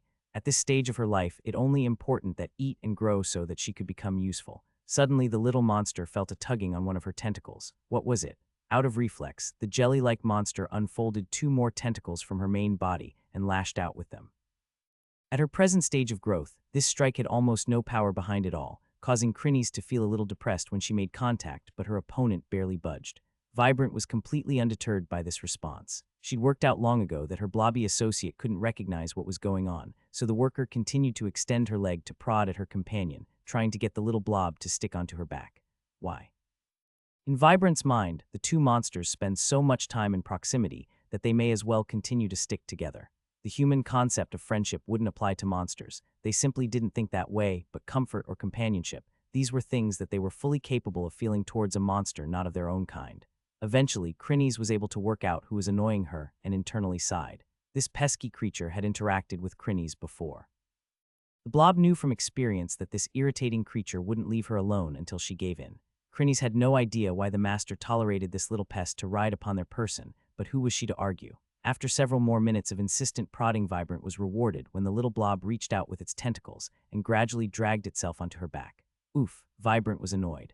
Why was it that this blob was growing so quickly but she had to remain small? Once again, the worker pondered the words of her wise senior about mutation. She had frequently heard a voice speaking to her when eating, and she roughly grasped the idea of biomass and spending it. Her instincts prompted her to spend her biomass in ways without her really thinking about it, and the senior's words went against those instincts. So the little worker had yet to spend any points on mutation at all. As more time passed, she was more and more interested in talking to the senior and asking questions. It probably wouldn't be long until she went against her instincts and purchased an upgrade.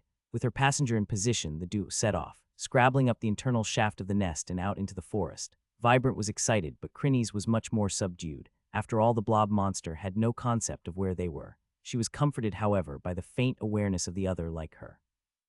Similar to the link between herself and her master, but much weaker, she was able to faintly sense the other monster, who shared the same kind of existence her. Right now that presence was close by. Vibrant also naturally could see the huge monster who followed her senior around. Right now he was sitting on top of a creature who looked somewhat similar to the one inside their chamber. The smaller pinkish creature looked extremely uncomfortable being crushed by the much larger monster, but Vibrant didn't have any sympathy. She even walked closer and snipped at the creature's hand with her mandibles. Take that. The creature swiped at her with the hand, knocking her back, causing her to snap her mandibles angrily. The giant monster reached down with one hand and knocks the creature lying beneath it with one fist, causing it to grunt in pain. Vibrant was delighted. Take that. She bounced back and forth a few times, still clacking her mandibles and waving her antennae aggressively. This creature needs to learn its place. Crinnies was disturbed by all the sudden movement and had to reach out with a few more tentacles to grip onto the shifting ant she was stuck to. What is this crazy thing doing? Both of them were distracted at the same time by the alluring scent of biomass. Where was it? Crinnies was able to detect the presence of food through her skin. She extended a few tentacles and wiggled them furiously in the air, trying to pick up on a direction. She was hungry. Vibrant noticed that the giant monster was chomping on something he'd been holding in his other hand. Biomass. Moving speedily, she climbed over the squashed creature's face and up onto the monster until she was staring him right in the eye, pointing excitedly at the food in his hand. It took the big monster a while to realize what these 2 irritants wanted. Eventually he realized and pointed in a direction towards the tree line, and Vibrant was off and racing. It wasn't long before she found piles of biomass on the ground, a few workers picking over it and dragging it back to the colony. Food. Both monsters were incredibly excited. Crinnies had cast aside her earlier reservations and was now fully prepared to leap off and eat. She practically hummed with anticipation. Vibrant was only too happy to place her comrade down on the food, guiding with one slender antennae before she started to chow down herself. You have consumed a new source of biomass, Homo sapien. 1 biomass awarded. Basic profile of Homo sapien unlocked. Delicious, the 2 small monsters continued to eat until they were full. Then Vibrant collected her associate and they slowly wobbled their way back to the nest. It took hours to interrogate this queen, and the flow of new information left me staggering.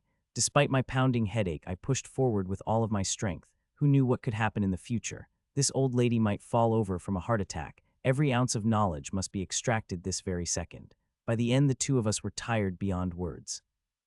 Not quite willing to trust the words of this ant killer up front, I asked every question several times in different ways, attempting to catch her off guard. It's true that when communicating using mind magic, at least so far in my limited experience, it is possible to sense on a surface level the thoughts and feelings behind a person's communication. However, the quality of the connection clearly plays a part. Formo's mind and honesty rang through like a clear bell tone as he spoke. No duplicity was hidden at all within his connection. The mind magic woven by the queen is far from as clear, words and intentions becoming muddled or lost in translation, making me far more wary. For her part, the queen seems to have answered everything faithfully to the best of her ability. It will be impossible to know if there are any mistruths mixed in until I get the chance to ask these questions of another individual. Even with this being the case, I've been able to learn so much. For the starters, the queen's own situation. This ruler is quite respected and admired amongst her people, so she says, and has been queen of this small kingdom of Lyria for decades, over 30 years of peace and prosperity. Supposedly, there has been a coup brewing beneath the surface, something about profit, corrupt merchants, outside forces, and exploitation. I didn't really listen to this bit that carefully. The queen got wind of the situation and attempted to bait the plotters out into the open, but underestimated their strength. Eventually, her loyalists were defeated, and she was forced to flee the city with her personal guard, moving out of the city at night before running into the colony. I was fairly shocked at this point. This person is either not nearly as wise as they claim or just plain unlucky. From there, she told me about the class-based leveling system of the surface races, what knowledge she had on the other races that inhabit the surface. She'd never heard of elves, unfortunately, and some history of the kingdom. Apparently, this kingdom is fairly young, less than 200 years old. After being infested with monsters for a tremendously long time, only in relatively recent history had this area been purged, her words, and the monsters either defeated or driven into the dungeon. So apparently this region is still considered underdeveloped and somewhat backward, a remote frontier of the surface world. In fact, if we were to go south for a few days, we would pass into lands that hadn't seen human occupation for thousands of years. Even now, the people of this country battled to keep the monsters pushed back, and occasionally, they mounted campaigns to further push back the border. At least there are somewhat strong monsters somewhere on the surface. I was beginning to think my surface cousins were completely useless. Eventually, I leave the queen alone in my chamber and wander off to try and digest what I've learned. The question that sticks out the most in my mind is, what am I supposed to do now? I've got the apparently beloved queen of the kingdom trapped inside my dirt chamber, and the captain of her personal guard is being sat on by my pet. The poor fellow looks distinctly uncomfortable as Tiny has planted himself right on his back. Is that Crinnies and Vibrant? The two little creatures are positioned curiously near the captain's face. Vibrant appears to be attempting to snip him on the nose with her mandibles, whilst Crinnies is repeatedly slapping him on the head with tentacles for some reason. When the heck did these two climb up here? Stop mucking around, you two, I say to both of them. The two young monsters twitch in surprise, not having noticed my arrival. Crinnies pulls the tentacles back into the main body and manages to give the impression of guilty silence despite being a featureless blob. Vibrant doesn't seem at all fussed and simply climbs back onto my head happily. With a mental sigh, I collect Crinnies onto my back and make sure that Tiny knows not to kill his prisoner, as we still need him for the time being. What to do? Try to think it through, Anthony. What are the options? I could kill the queen and the guard, forget any of this ever happened, and move on with my life. Rejected, I'm not so far removed from my former humanity that I'm quite that comfortable with cold-blooded human killing. Taking my revenge on the soldiers for the damage done to the colony was about my limit for the time being, not to mention the possibility of reprisals if we were to kill a queen loved by the masses and people were to find out about it. Next, I could take the queen and captain to the nearby town and dump them there. This idea honestly appeals to me quite a bit. I get to wash my hands of these humans, and the colony can go back about its business.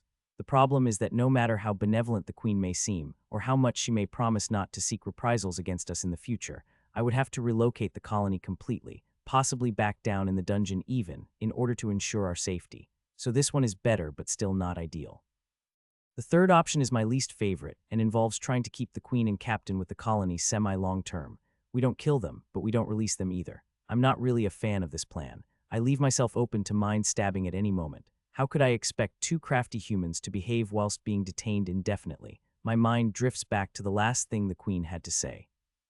I had disregarded it at first, but the more I think about how to move next, the more this idea keeps popping into my head. What do you want to do next? I'd asked her. She'd thought about it for a moment before responding firmly. I want my city back. I refuse to hand the throne over to those motivated by greed and self-interest. I will attempt to rally the people around my banner and wage a campaign against the usurpers. That all sounds very aggressive. This is presuming I allow you to leave this place alive, I point out. I have to say my ability to stay smooth in communication is coming a long way. True, the queen chuckled. But you know, she went on, there isn't anything for you to gain from killing me, but perhaps much to gain from keeping me alive. Tell me, what is it that you want? Perhaps there is something I can offer you. How about 200 of my fellow workers back to life, eh? I wouldn't get anywhere throwing that in her face. Biomass experience monster cores. These are the only things the colony requires, I told her. She thought about it. Well, I'm not prepared to offer you the flesh of my people, I hope you understand. The only way I could give you experience is to let you kill us, which I also am unwilling to offer, but monster cores I can certainly give you. That perked up my interest. I really don't know how many cores I should ask for, though. What would appropriate? I had to ask her to give me a figure, nicely of course. How many cores is your life worth? I ask. The queen shook her head with a wry smile. The question I think you should ask, monster, is how many cores is my kingdom worth? Would you be willing to help me? For a price, of course. One of the things I learned from the human queen is the value of monster cores to their society. They use them for enchantments, magical engineering, powerful weapons, armor, training magicians, jewelry, and more. Cores are an integral part of industry on the surface. Their ability to absorb mana from the atmosphere and then channel it cannot be replicated. In wealthy circles, cores could even be considered a separate form of currency, valuable everywhere civilized enough to conduct trade. I was also disturbed to learn of the market for monster body parts, using hides, shells, claws, and even organs to make equipment, potions, or even building materials. Apparently, the queen's throne room is buttressed by columns carved from several massive spines, extracted from the monsters who dominated this region before their death. Hearing about the incredible value attached to the body parts of my own kind made me somewhat queasy. I do have to admit that my diamond carapace would make a fairly cracking set of armor. Don't think about it, Anthony. Just because you're a monster doesn't mean you are going to wind up with your head mounted on some wall, your core hung around a duchess' neck, and your carapace turned into a truly sweet set of defensive gear.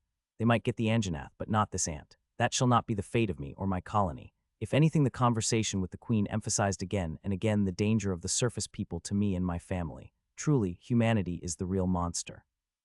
I'm super reluctant to enter into any sort of deal with this kingdom. Packing up the colony and rushing into monster territory sounds like the safest and best place for us ants to go. But the wealth, so many, cores. I could pump the core of all of my pets and myself to max, special cores included. I could do the same for the queen. I could grind my core engineering to the next level easy. Hundreds of cores are on the table here, not 2 or 3 hundreds. It's almost certainly a trick in some way. The queen has no options available to her, that much is clear. But would a wise and savvy queen really be prepared to hand a portion of her nation's wealth to a marauding band of monsters? Unlikely. Is it really a betrayal if you know it is coming? Just because she'll turn on me at some point doesn't mean I won't be able to extract value. Is it risky? For sure. The reward, though, my mandibles are twitching as I ponder that sweet, sweet largesse. I need to control myself. I better go check on the real queen. Leaving Tiny to enjoy his new seat, I scuttle over to the farm and head down to check things out. What meets me at the bottom is a veritable seething mass of ants. Workers are climbing all over each other in a huge pile. Those on the outside twitch their antennae and constantly bare their mandibles at the surrounding walls, daring any monster to poke its head out. Here and there I can see separate, smaller masses of ants, and just when I'm wondering what is going on, I see a few workers break off from their smaller groups and walk back to the main mass with chunks of fresh biomass in their mandibles. Clearly, the workers are piling onto every monster the second it comes out of the walls, ripping them apart in their desperation to ensure the queen isn't threatened. The problem I have is, how am I supposed to talk to the queen when she is literally buried beneath a protective layer of her own children? I know I said to keep her safe, but holy heck fam, you've really gone all out. Descending into the farm, I can see that the workers have even made a carpet layer underneath the queen, squashing their bodies low to the ground to keep a vigilant eye on the ground. If a monster were to burst out of the ground, these workers would rather place their own bodies between the ravenous claws and their queen. There isn't anything for me to do except push my way through the workers until I manage to come face to face with the queen. Even Vibrant displays some concern when she come before her mother. The little ant sits up on my head and tries to sense her parent's condition with her antennae. How are you doing, mother? I ask anxiously. Her antennae twitch as she detects my words, and she slowly shifts her head until she spots me amongst the throng. "I'm better," she replies. Her voice sounds less thin than it did. Some of the warmth that I remembered has returned as well as a little of her vigor. Flicking on my mana sense momentarily, I can see that her core is more energetic than in was, no longer stuttering like a candle about to be blown out. "Is it the dungeon?" I ask hesitantly. "Do you need to absorb more mana?" The queen looks at me blankly for a moment. "I do not know, child," she replies. I'm getting a sinking feeling that I'm right, though. It's possible that the monsters with advanced cores like the queen need to have constant exposure to concentrated mana in order to survive. So ever since we came to the surface, the queen has been gradually leaking strength, growing weaker every passing day. And of course she doesn't say anything, she's too damn selfless. If they could, my eyes would be tearing up. This is the sacrifice a real queen makes. No schemes here, just loyal service. Not a kingdom, a family. "Have you been able to cast any healing spells on yourself?" I ask. She waggles her antennae in an ant nod. "My injuries are somewhat better. When you feel that you should cast it again to make sure you heal quickly," I urge her, "and eat plenty. It will speed up the healing." She once again waggles her antennae to nod. I can faintly sense some amusement radiating off her tired frame, being fussed over by her children, instead of the in her mind proper state of her fussing over us. Satisfied that the queen is on the mend, I climb back out of the farm, letting the workforce do its thing. My mind is buzzing with thoughts, and not all of them are pleasant. I have to bear some responsibility for this situation. I couldn't have known that the queen would suffer in this way when we came to the surface, but the fact remains that we are here because of me. I also can't help a little self-recrimination. If I'd been a little more attentive to the queen, and less focused on my own growth maybe, I'd have noticed that she was weakening. Logically, I know that it isn't my fault, but the thoughts are hard to dismiss. Returning to the anthill, lost in my own head, I'm knocked out of my thoughts by a bustle amongst the workers on one side of the hill. What the heck is happening now? Unbelievably, an old woman is walking slowly but purposefully out of the tree line and into the clearing, hands raised above her head and a determined expression on her face. What the hell? Is this some form of ritual suicide now, offering oneself up as biomass for monsters? Or have the people decided to cast off their elderly as a sacrifice to appease the mighty ant kingdom? The older people are the most scrawny among you. If you want to offer biomass, then at least throw in some fatties. Wait, what am I thinking? Seeing some workers descending towards this person, ready to defend the hill, I rush down to head them off. There is something about this old woman that's making my antennae twitch, the way she is approached, so deliberately and with her hands in the air. It's clear that she came here to find the colony, otherwise she would have run away at the first sign of us, surely. Raising her hands in the air is the classic sign of intending no harm, though how she expects a colony of monsters to know that is beyond me.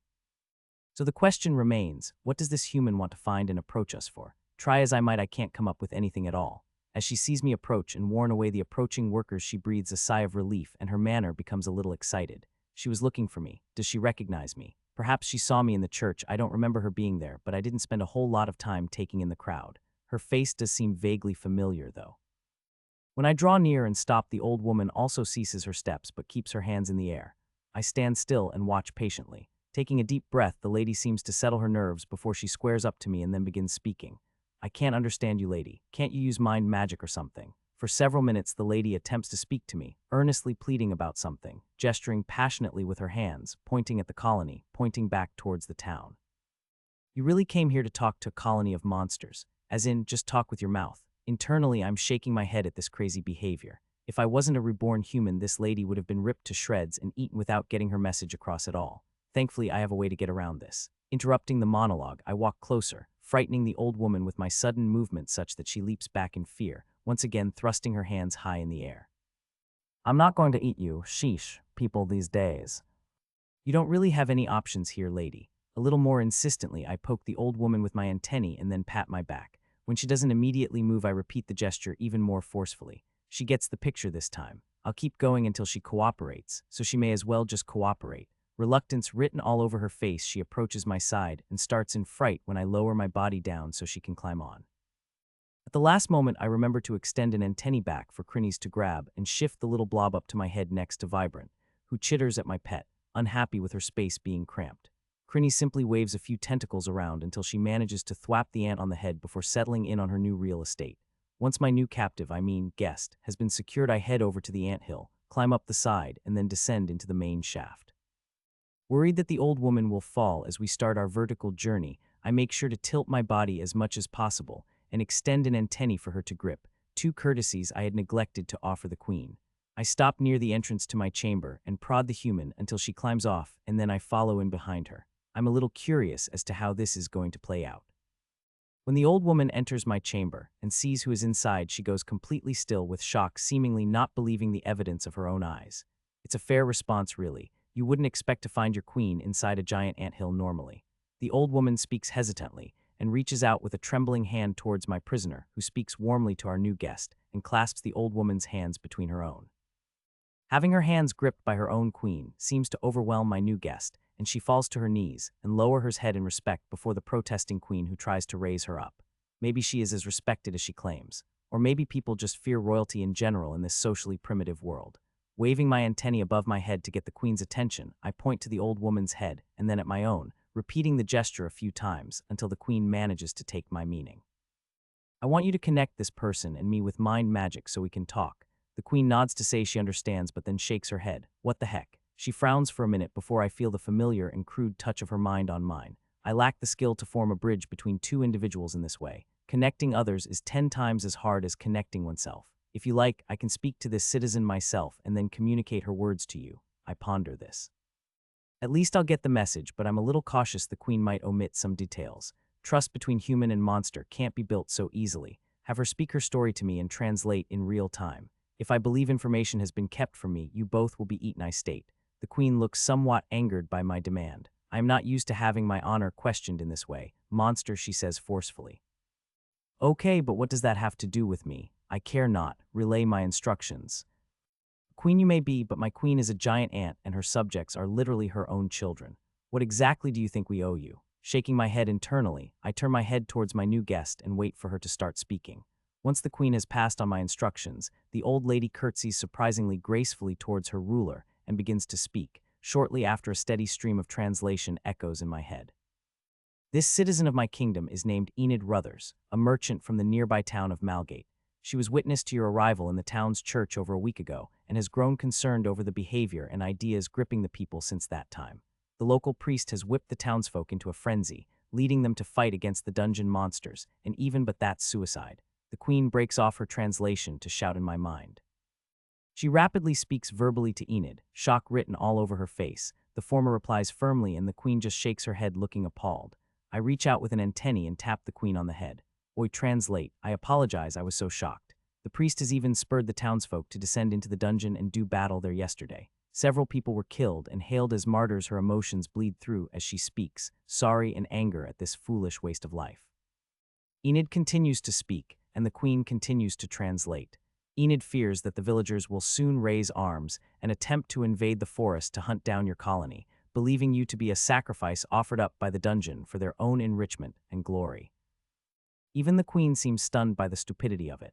I personally have no idea what to say. A tribute. Are these people all right in the head? Tribute your grandfather. Enid's husband was an experienced dungeon explorer, and she knows that intelligent monsters capable of communication exist in the depths. When she saw you spare the priest and even heal his arm, she was convinced that you were a highly evolved species and hoped to reason with you to spare the villagers' lives. She knew it was a faint hope and that she would likely be killed, but she could think of no other option to prevent meaningless killing. The queen is getting a little choked up listening of this brave citizen's sense of duty. For my part, I'm still stunned by the whole sacrificial offering thing. Just how badly do these people want to get eaten? I'm no longer human, I get that, but coming from my world, I understand things like the sanctity of life. Even those soldiers that were killed by Tiny, justified as I felt ordering their deaths due to the massacre of my family, my stomach still twists thinking about whether those soldiers had families themselves, children, wives, parents. Mindless killing serves no purpose. These villagers may be misled or just incredibly dumb, but I don't especially feel the need to massacre them because of it. They aren't a threat after all. I could probably fight a village full of farmers by myself. Almost as if they could sense my thoughts, Enid and the queen immediately turned to me to plead for the life of their associates. These villagers are misguided. Monster, there is nothing to gain from their deaths. Won't you spare them? Well, I have no intention of killing them, but that statement isn't technically correct. The colony would gain biomass and experience. Hundreds of workers have died recently. Our numbers need to be replenished, I point out. It's not like we would gain nothing, right? The queen's face falls, and so does Enid's when my words are relayed to her. Enid looks even more despondent when she questions the queen and her ruler has to reply. I think she's explaining just how my colony ended up losing hundreds of members. More specifically, how I lost hundreds of my siblings. Grrrr. Feeling crushed, the old lady falls to her knees and pleads with me, tears beginning to fall from her eyes. The queen looks deeply moved and also kneels to plead with me. Enid begs you to spare the townspeople. They are ignorant but not malicious. She offers you her own flesh as payment. I too am prepared to offer my life in exchange. It is the duty of a ruler after all. Yikes, these two sure are keen on saving a pack of morons. Still, having humans bow down before my magnificence is refreshing, empowering even. Royalty, forced to beg me for favor, is something I couldn't have dreamed of happening in my last life. What is the feeling swelling from within? Superiority, power. Yes, you puny humans kneel beg. If you wish for this great one to spare your pitiful friends, then you must grovel. Muhaha. Wait, these are the words of Dark Anthony. Down, Dark Anthony. Down, you fiend. Back to the void from which you came. I mentally shake myself free of the influence of the Dark One. I mustn't allow myself to fall down the black path. I'll end up being some cartoonish supervillain who will no doubt be killed while scheming for world domination or some such. I have no intention of massacring these villagers, but if I can extract maximum value from the queen and protect the colony at the same time, I totally will. There is no failing greater than ignorance. If you wish for me to spare these people, as well as to assist you in reclaiming your city, then you will need to be prepared to make fair exchange. Yes, I'm preparing to try and make a deal here. If I can keep the colony out of it and only expose myself to the risk, then I'm prepared to take it on in order to get those cores. With so many of the precious gems in my mandibles, I'll be able to strengthen my entourage to the point where we will be invincible in the top layer of the dungeon. We could secure the colony for ages as well as accelerate the timetable for my most ambitious core modification project. The queen seems to sense that I'm leaning towards making an agreement. Her eyes narrow as her expression turns thoughtful. To spare the townspeople, she will need to turn their fervor to a less suicidal cause. These people are afire with religious zealotry. Simply saying no won't be sufficient to turn them from their cause. She also needs to somehow return to the city and secure her throne. We too start discussing ideas, and eventually we hash out a plan. I'm not particularly a great fan of it, but I think it will work. Just why do I always have to get hit right in the dignity? 2 days later, the preparations are nearly complete. The true queen has almost fully recovered from her wounds and continues to rest inside the farm, defended by her loyal workers. Myself and a small task force have spent the majority of our time working towards the success of our plan, whilst Tiny has been mostly sitting on the Queen's guard captain and eating. The Queen herself spends her time with Enid, hashing out the details of what will happen in the town, and then after that. When everything is in readiness, I finalize my plans, leaving behind Vibrant and Crinnies, making sure they have clear instructions to stick with Tiny and not get into trouble, before collecting the Queen, then Anita, and departing towards the town of Malgate. When we finally arrive, we are treated to a surprising sight. The town has become flooded with angry-looking farmers. The crowd leading up the small hill to the church doors is easily 10 times the size it was the last time I was here. There must be hundreds of these morons, maybe over 1,000. Where did they find all of this stupid? The pyre is still burning, even now in the early morning light. The charred remains of various monsters are scattered around the base of the roaring flames, causing me to wince. Such a waste. The priest is still there, standing before the energetic throng, his frenzied voice rising above the buzz of the people and reaching us even from the edge of the woods. This guy has some serious pipes on him. Good to know he has skills that don't rely on having 2 arms, since as we draw closer, the tension in my chest grows tighter. Being this close to so many humans, totally exposed, is super nerve-wracking. When the first person turns and notices us, I physically flinch. A bearded man towards the rear of the crowd, brandishing a pitchfork in one hand, catches a glimpse of us and turns, his jaw falling completely slack at what he sees. After a few moments, he musters enough awareness to call out and point towards us. Gradually, more and more people turn, disregarding the soaring voice of the priest, to witness the incredible sight approaching openly and unhurriedly across the fields. Like a ripple through a pond, the whispers and calls spread through the crowd until, when I'm only 10 meters away from the nearest person, the entire crowd has turned its eyes towards me. People at the far side have stood on rocks and gone on their toes to try and catch a glimpse of the remarkable sight. Eventually, even the priest notices that his faithful have turned their attention elsewhere, and his voice falters and fades until he too notices the focus of the crowd. Then he falls completely silent, his voice stuck in his throat and eyes boggling at the sight. My heart is pounding in my chest at this point, and I watch the crowd through every one of my compound eyes, but I see nobody moving. Their attention doesn't seem to be on me really, not even on Enid, their fellow townsperson walking by my side. They seem more interested in what is on my back. Before the stunned crowd of her subjects, the human queen rises to her feet, standing on my glittering diamond carapace, and spreads her arms towards the crowd before declaring with a sonorous voice, "Loyal and blessed people of Lyria. There is evil stalking our nation, threatening our peace and committing foul deeds within the dungeon, stirring it against us. We have been chosen, you and I, by the system itself, graced by the presence of its holy messenger from below to restore the balance. The queen's powerful voice and imperious manner puts even the priest to shame. The people are visibly impacted by the force of her person. Just in case, I brace my feet to run. This had better work. There is some debate about the largest monster in the dungeon. For me, I can't understand the obsession most scholars in this field have with labels and lists. Dungeon's most deadly monster, biggest monster in the dungeon, top 5 most horrifying undead in the dungeon. Published works such as these seem more interested in grabbing people's attention rather than serious academia. A blight on the profession if you were to ask me, which nobody ever does. I myself have only been drawn into this topic since there is no clear answer, making the research at the very least interesting, if not worth public attention. I know you are something of an expert on the time of rending Orlus, so I wanted to write this letter to consult you on a few points.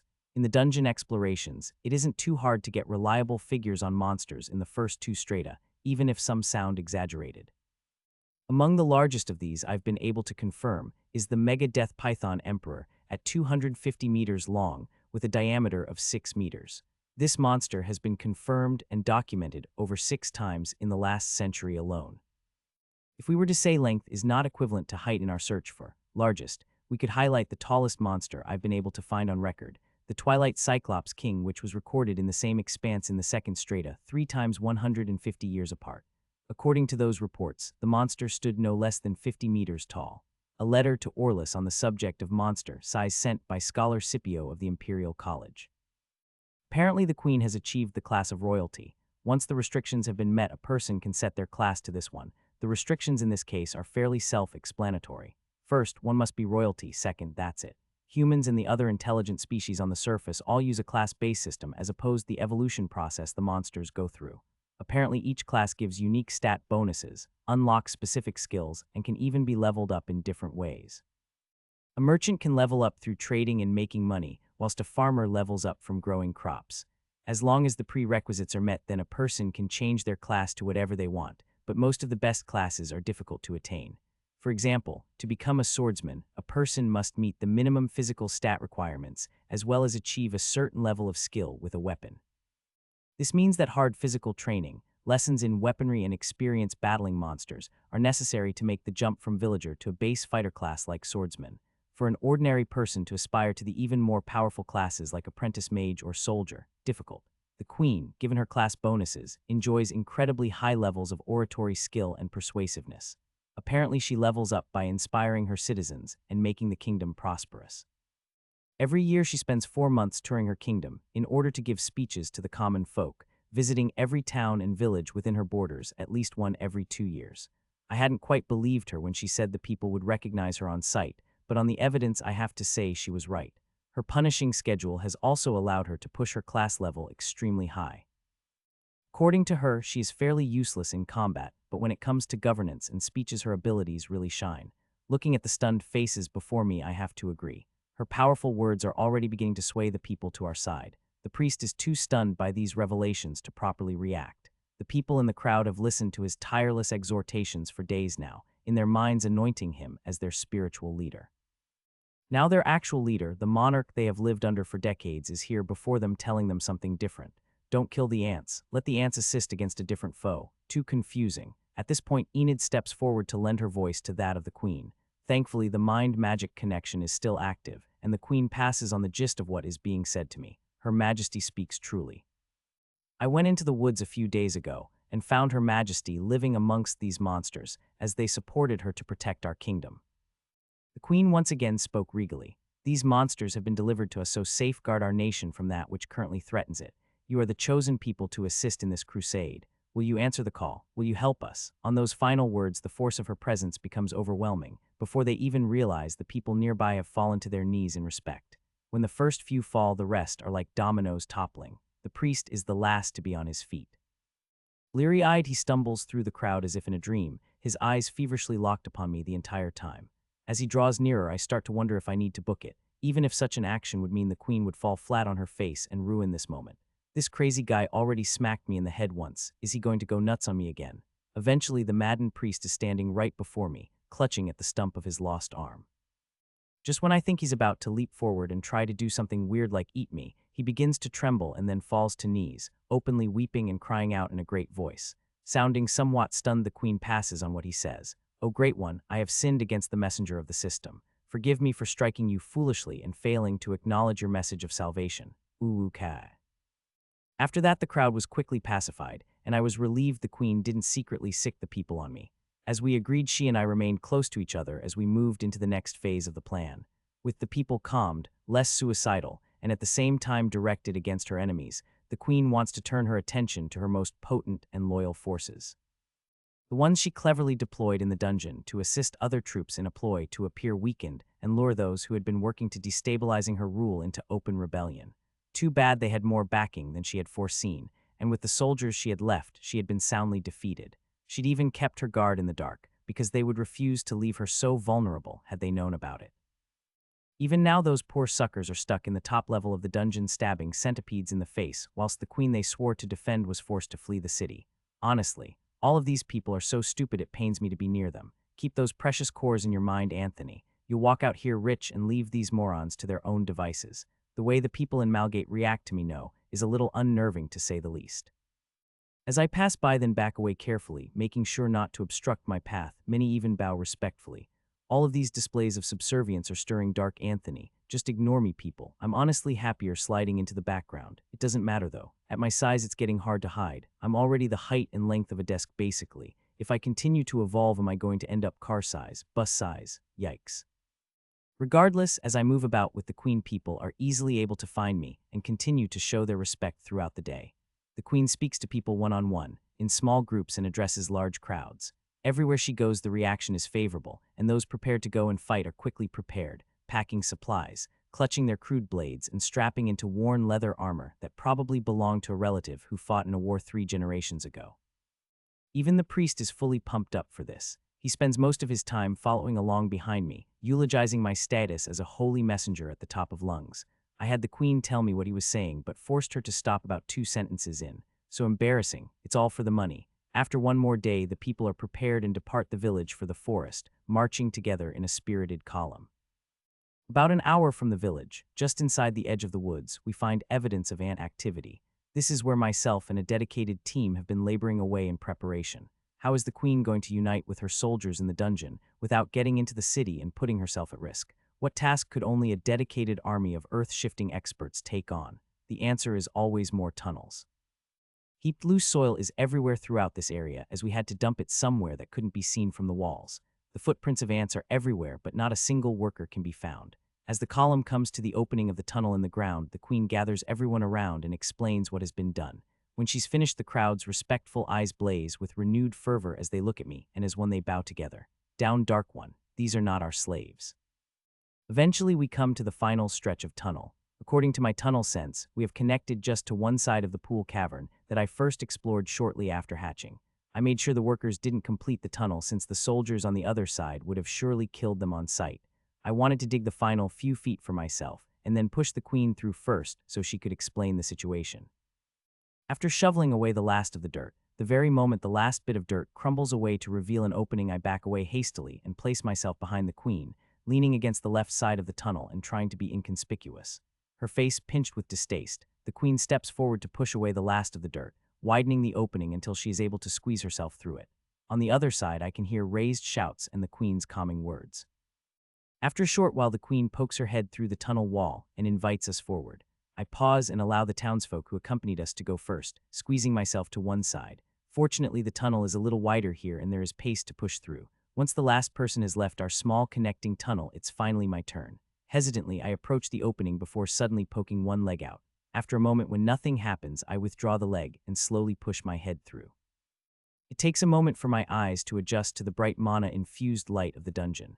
As the light washes over me, a comforting feeling comes over me. Perhaps I'm slightly crazy, but coming back to the dungeon feels a little like coming home, particularly to this familiar place. I was born just near here after all.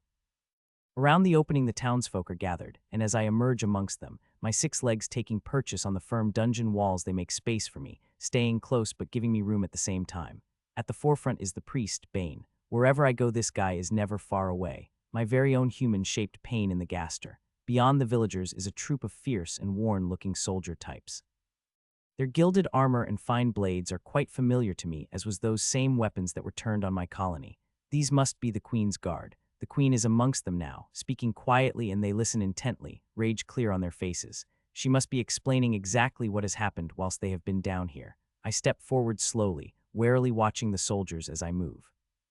They don't seem hostile. Their anger and frustration appears to be directed more at the surface than towards me. Most of them don't spare me a glance. All right, so far things are going okay. After giving the queen some time to inform her troops and get them planning the offensive, she walks towards me and resumes our communication. My guards will need some time to digest this news and plan the next phase. I think we should allow the villagers a time of rest. They can gather on this side of the pool and eat. In 5 or so hours, we'll be ready to advance. Very well. I'll stay on this side then. Alert me when you are ready. As part of the agreement, I am to be part of the forces to assault the surface. In order to secure my reward, I'll need to liberate the castle anyway. Hard to get to the treasury without first kicking out the rebels first. Since the queen had witnessed my prowess in battle personally, she was quite insistent that I be part of the attack. She also wanted Tiny to join us, not surprising after the display he put on, but I flatly refused. I was prepared to tag along myself, but no way Tiny was coming too. He has other stuff I need him to do. Returning to the tunnel entrance, I settle down and prepare to rest, surrounded by my devout followers. I took a long rest, being careful that I didn't slip into torpor. It would be a little too risky to nap here with Queen once more amongst her soldiers. After 4 hours, the Queen once more approached me to re-establish the mind bridge. Apparently mind magic is fairly common amongst diplomats, governors, and rulers. Although most smaller states, such as this one, are usually unable to find someone gifted enough in this esoteric branch of magic to serve as their liaison, in this instance, the Queen herself was moderately talented. Having someone capable of unlimited cross-species communication was yet another factor that helped this country punch above its weight.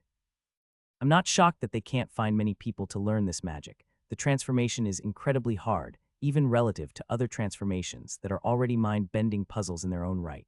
I've continued to my practice, but progress is slow. The day I can weave a dazzling mind bridge over thousands of meters long, like Formo, is a long way off. Once communication is established, the Queen informs me that her soldiers are ready, and the time to assault the surface is fast approaching. Just outside the entrance is a legion fortress that has been mostly abandoned.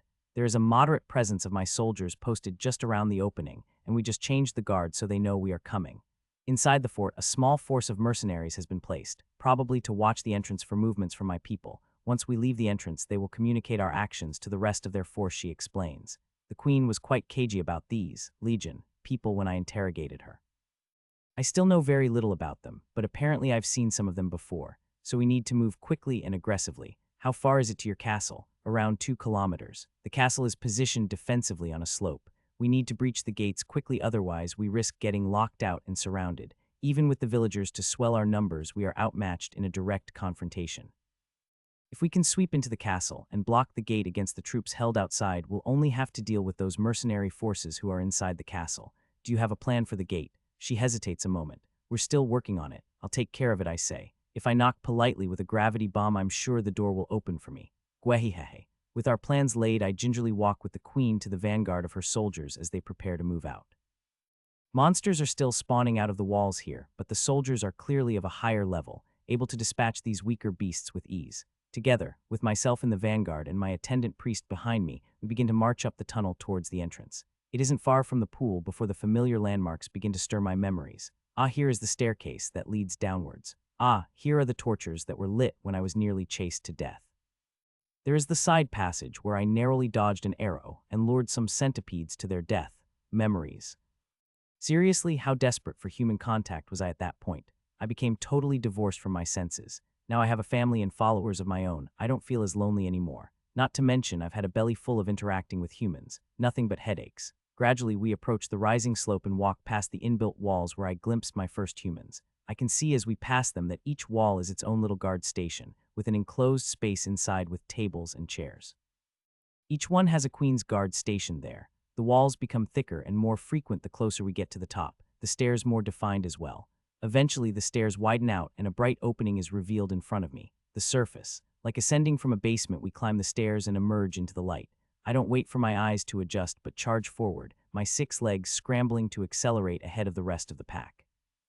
When my blurred vision finally settles back to normal, I can see I'm inside a ringed wall that surrounds the dungeon entrance. A portcullis is cut into the wall and the gate is thankfully up. I keep charging at the gate as I hear frantic shouts from above. Soon after, the pounding of feet on stone and a great roar erupt from behind as the soldiers pour out of the dungeon entrance, followed by the villagers. The gate twitches and begins to fall as someone frantically tries to wind it down before I can reach the opening, but I'm having none of it. Anti-grav bolt. The magic I'd prepared blasts through the air and strikes against the metal gate with precision. No matter how hard the people above try, they can't push it down as it continues to rise and then force against the joints that hold it in place, trying to rise into the sky. Gleefully, I charge forward through the gap and out of the ring wall. I sense heat.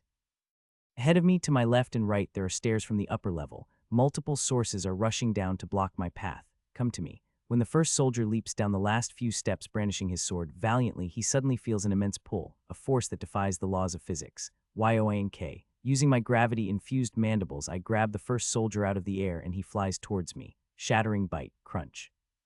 Caught completely by surprise and defenseless, the soldier is completely unable to resist my shattering bite.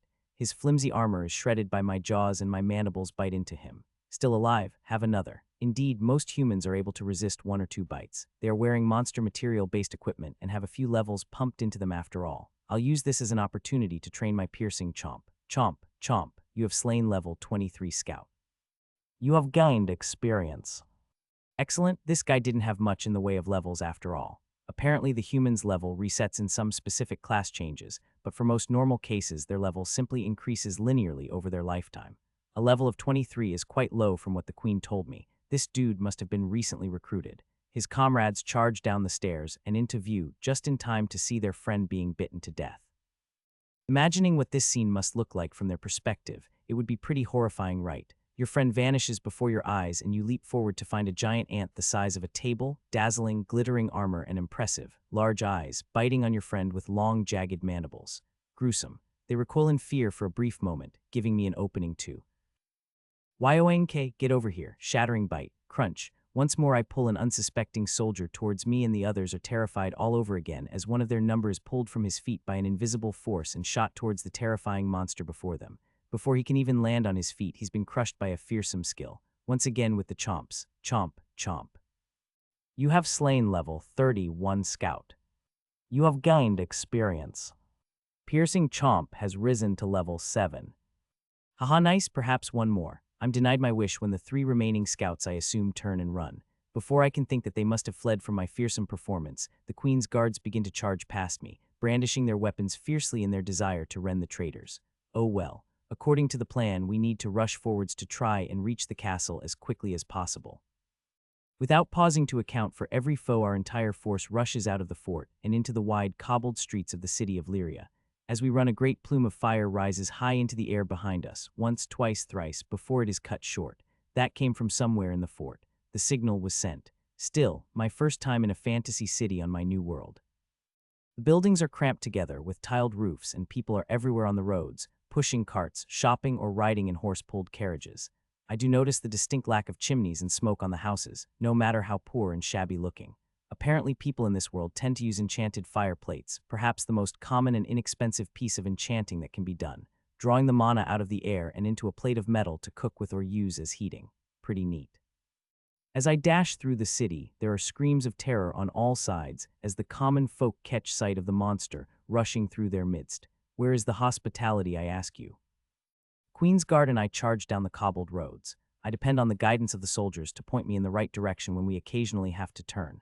The citizens are screaming and fleeing out of our way everywhere we go. To be honest, even if there wasn't a monster here, they would probably do the same thing when they saw the soldiers. The common folk don't want to be anywhere nearby if the fighting is going to start again.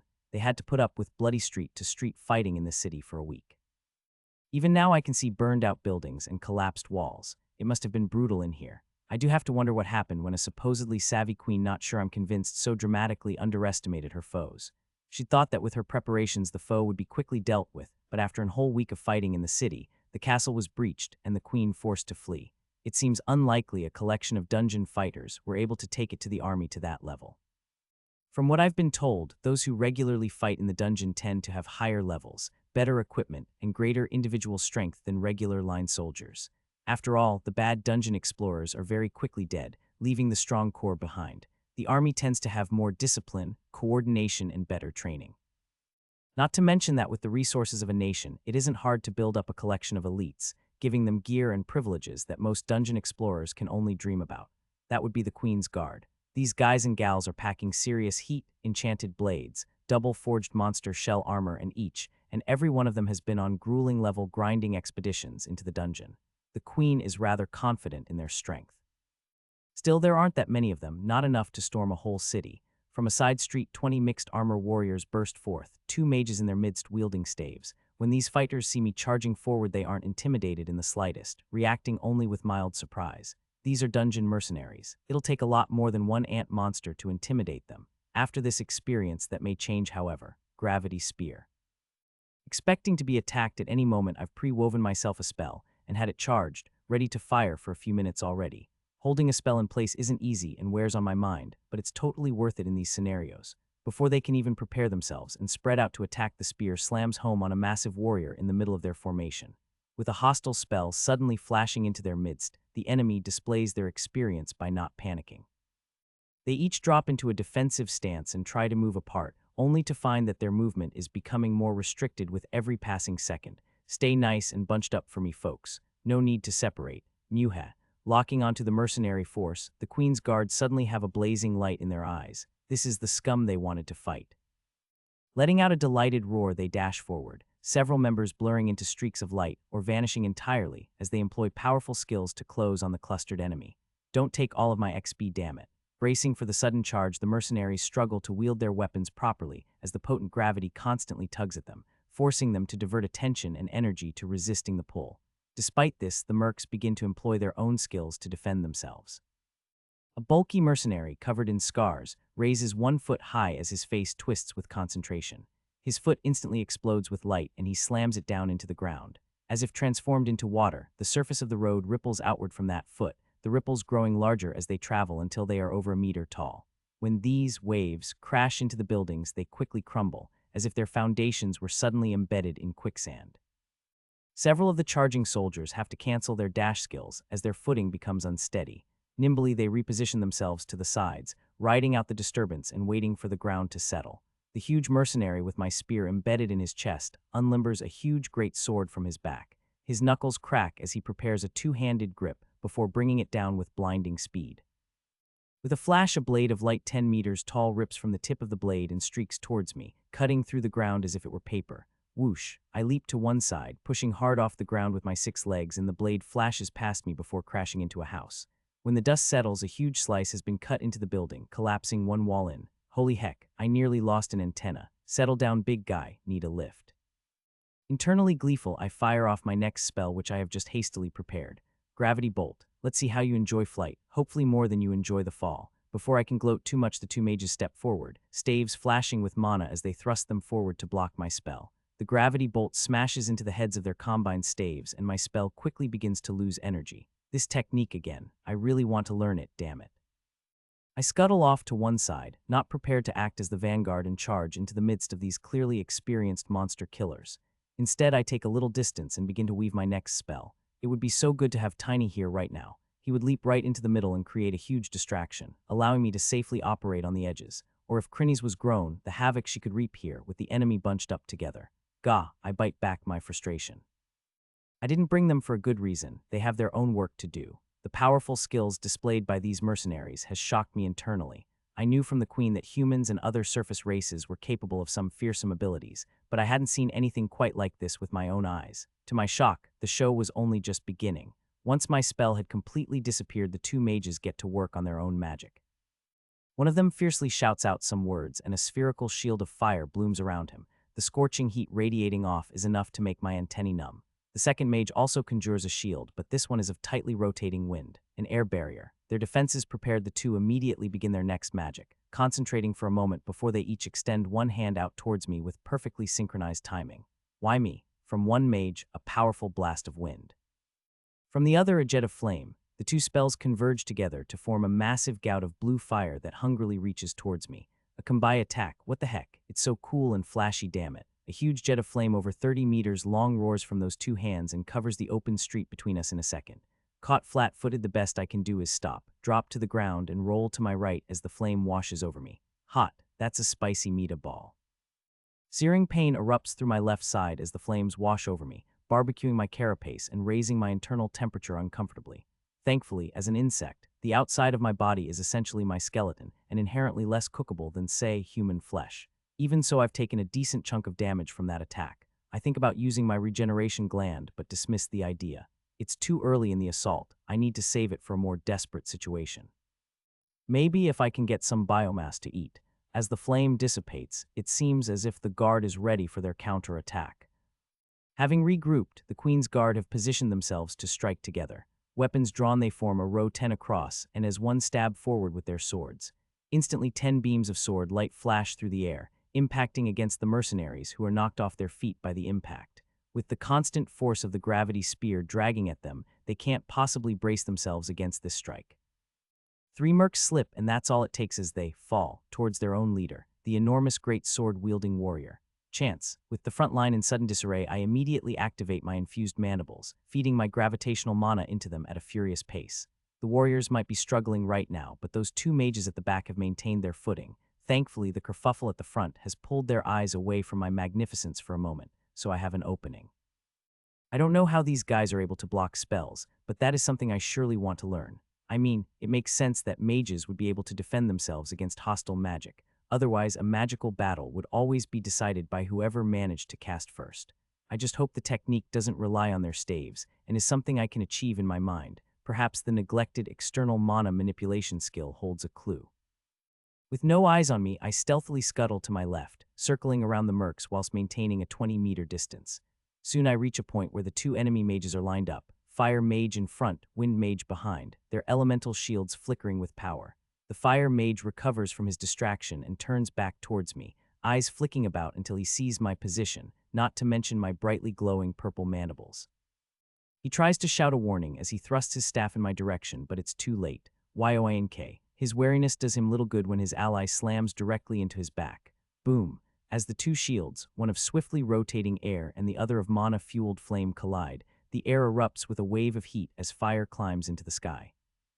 The 2 mages, caught completely by surprise, don't have time to react before their elemental shields begin to shred each other, the fierce wind merging with flame and shooting out amongst their own allies. The mercenaries, grouped together and off balance, are licked by searing tongues of flame borne on sharp winds from behind. Their voices begin to take on a note of panic as the situation begins to spiral out of their control. Sensing weakness, the guards roar as one and charge again. Now is the time. Leaping forth, I dash towards the flailing mercs. My XP, come to me. If I'm going to fight here, then I'm going to get my reward for it, damn it. There is no chance the Queen's Guard will leave these traitors alive. If they have to die, I may as well gain something from it. After a few seconds, the mages take control of themselves and shut off their shield spells before staggering back to their feet, just in time to see the monstrous ant rushing towards them with its jaws wide and alight with power. Shattering bite, crunch. Crunch, crunch. Not willing to give them a moment of respite, I snap down on them 3 times in rapid succession. The ethereal jaws crush the 2 mages together and they slump to the ground, reeling from the strike. Shattering bite has reached level 3. Finish them, first on one then on the other. I shower them with piercing chomps as they weakly try to fend me off with their staves. The traditional weakness of mages in close quarters seems to hold plenty true in this world though, as their feeble efforts are unable to shake me off. You have slain level 36 human fire mage apprentice. You have slain level 34 human wind mage apprentice. You have gained experience. You have reached level 14. Nice, oh crap, just I congratulate myself for the successful elimination of those threatening mages. I notice the mercenary leader has charged towards me, massive blade poised overhead to strike. Dodge, diamond carapace, or no, I do not want to take that thing head on. Crash. The blade smashes into the stones with tremendous force, sending shards of rock flying everywhere and pinging off my carapace. Phew. Not wanting to draw too much heat, I hit the ground running and put some distance between me and the mercs as the rest of the Queen's Guard close in, continuing to launch attacks as they do, since my business district is facing the right way anyhow. POW, POW, POW, POW. Improved acid shot has reached level 6. Tilting my head slightly for a clear rear view, I shower the enemy from behind with my restrictive acid, giving the bulky leader 2 shots since he seems a little too eager to move at the moment. I stop construction on the gravity domain spell I'd been working on and let it dissolve within me as it doesn't look as if I'll be needing it right now. I can see ahead of me is a massive gate sitting astride the street, blocking our way through the wall and into the inner keep. I mean, a wall doesn't do squat to keep me out, but it still serves to slow down these humans. Seeing our target up ahead, I start to pull mana out of my gravitation mana gland and compress it into the fearsome gravity bomb. It'll take a minute or 2 to charge up this sucker, so I may as well start now. I figured a few would try and surrender, but I guess not. With the two sides battling to the death and pulling out all of their strength, I scuttle to one side, into the shadows, and look for an opportunity as I continue to charge my bomb. If I can sneak myself a little XP, then I will, but I've done more work than all of these soldiers combined so far. I'm not about to stick my neck out for the cause. As they finally begin to fall, a few of the mercenaries break and run, trying to dash into nearby buildings or down side streets and hopefully keep their lives. One unfortunate sap happens to flee right towards the little alley where I've tucked myself. HALLO, shattering bite. You have slain level 38 human swordsman. You have gained experience. Letting the body drop to the ground, I consider the option of, well, eating him. I was a human before for quite some time as well. Just eating a human seems a little. It's not cannibalism though, I'm not human now. Embrace the monster within, Anthony. But, checking my HP, I can see that I'm not missing too much, and I still have my regeneration gland topped off and ready to go. I don't think I need to push myself too hard here. If only there were more mercs who utilized monsters like the Sophos did, then I'd be able to munch on that biomass without worry. I'd asked the Queen about how common the technique of core reconstitution was, or if it was known at all on the surface. As I'd been so impressed by Formo, I'd assume everyone who would leap at the chance to raise such powerful monsters and have them take the risks for you. The technique is well known apparently, and not just here but all over the place. While some mercenaries do take that path, some of them even going all in and taking the Tamer class tree, there are a few considerations that keep it from being common. Firstly, cores are money to mercs. Using even one of them to turn into a monster that you then have to feed and raise before it can fight is troublesome. Then, if you want to raise it properly, you need to keep feeding meat from the dungeon, which you either have to pay for expensive or constantly go into the dungeon dangerous.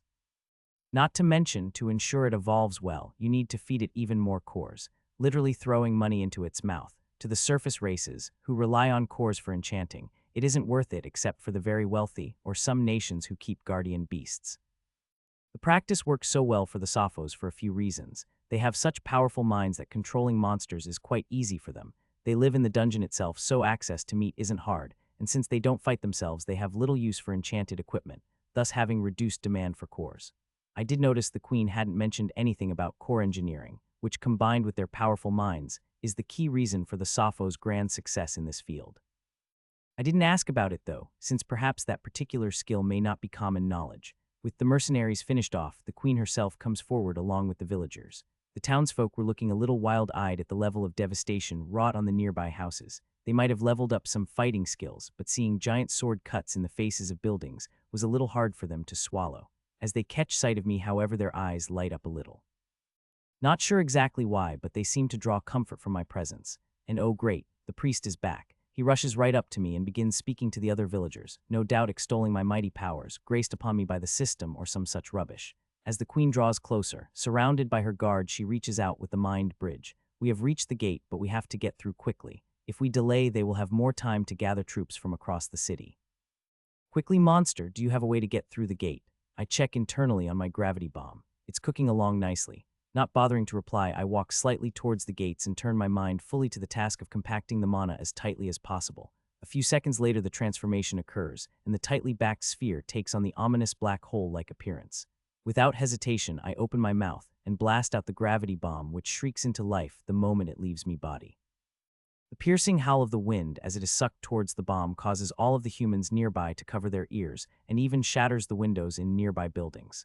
When it impacts the gate with a sickening thud, the ball expands outwards in an instant, tearing and eating away at the gate. With a deafening shriek, the gates lurch on their hinges before the protesting metal finally gives way, and the gates are sucked into the bomb entirely. When the bomb flickers out of existence, the once proud metal gates are no more, torn stone and an empty swinging hinge the only evidence they were there at all. I turn back to the Queen. What gate? There is a stunned silence around after the gravity bomb flickers out of existence.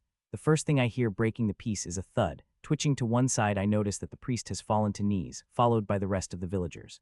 The soldiers are looking at me strangely also, their faces set in cold masks behind their helmets. I look at the Queen. What? She too looks at me with an odd look in her eye. Those gates were mana warded. Your spell should not have worked. Mana warded, is it? Doesn't look like it was too effective. Maybe they needed to put on a second coat. At any rate, is it really okay for us to stand around here with our thumbs up our commercial districts? Shouldn't we be going inside? I prompt the Queen. The elderly woman shakes herself a little and regains her dignified poise before shouting her commands aloud to her soldiers. Roaring their battle cry, the guards charge through the gate. some members dashing into streaks of light as they deploy their skills to close with their enemies. The ringing sound of steel clashing with steel soon fills the air as the defenders rush towards their breached gates. Stay with me, monster. We will storm the throne room and royal chambers. I'm sure we will find the masterminds there. My grunt in reply, surely we won't find the villain sitting languidly on the throne, ready to lure us with talk before springing the final trap. That would be way too predictable. As we pass through the gates, a team of townsfolk rush to block the entrance behind us with whatever they can find: loose stone, a cart. Someone finds the royal coach, and they push it into the gap before tipping it on its side. Those with spears of long-handled pitchforks stand in rows, weapons at the ready. Hopefully it'll do to hold out until they can be reinforced by the guard. After passing through the gate, there is a wide road that runs towards the main doors and loops back through an elaborate garden with imposing statues placed at regular intervals. The entire setup screams royal luxury. I can't help but eye the queen with a little disbelief. In the middle of the city, you really want to take up so much real estate with your driveway. It just seems like such a waste. Perhaps I'm becoming biased, because my colony basically lives on top one another. Even tiny, vibrant, Crinnies and I packed into our own little chamber is odd and luxurious by ant standards. My queen sleeps with workers walking on her back, for goodness sake. As I grumble internally, the great doors open and a densely packed group of soldiers charge out, weapons bared. Although they may be dressed like mercenaries, these fellows look anything but. Determined faces, coordinated movements, tightly packed formation. Aren't these soldiers for sure?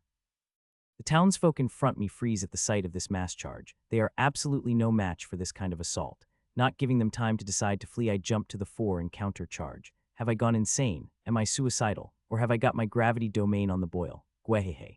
As soon as I put one leg through the castle gates, I knew the fighting was going to get close once we got inside the castle, much like it is inside the dungeon tunnels.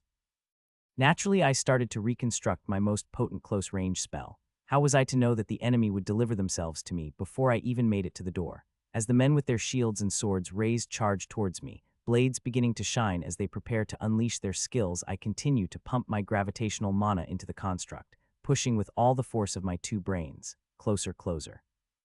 Gravity domain. Just before the soldiers reach me and slash out with their skills, my domain expands in a flash, the dark purple hemisphere expanding out to encompass the soldiers before me. Some of them cancel their attack skills and raise their shields to defend, whilst others grit their teeth, determined to see their strike through. Boom. With an almost audible impact, the crushing force of gravity falls on the soldiers like a hammer from heaven, pressing them to the ground. A few blasts of sword light are released just in time, slamming into my diamond carapace and buffeting me about, but my defenses hold firm and only minor damage is inflicted. In a wide circle with a radius of 10 meters, the trapped soldiers are pressed downwards by an invisible, irresistible force. Their movements are slowed and some are unable to keep their feet, driven down to their knees. You should never skip leg day. Shattering bite. I unleash my fearsome mandibles upon these foes as they labor under the effects of my domain magic. So long as I maintain the spell, the fight is one-sided.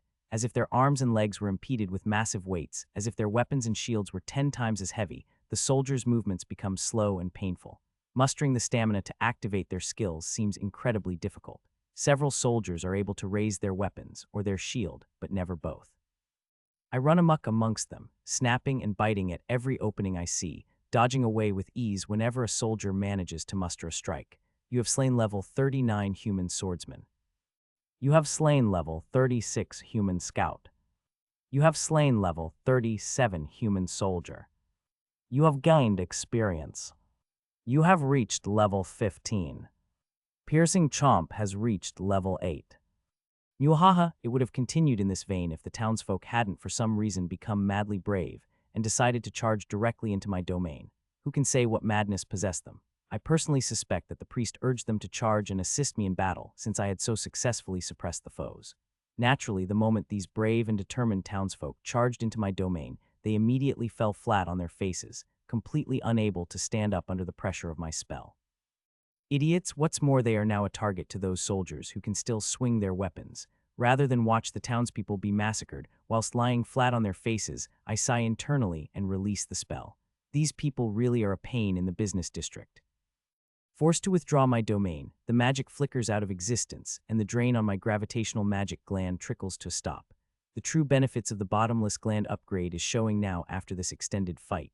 Despite casting bolts, javelins, infusing my mandibles, the bomb in the domain, my gravitational gland is kicking along at well over half full.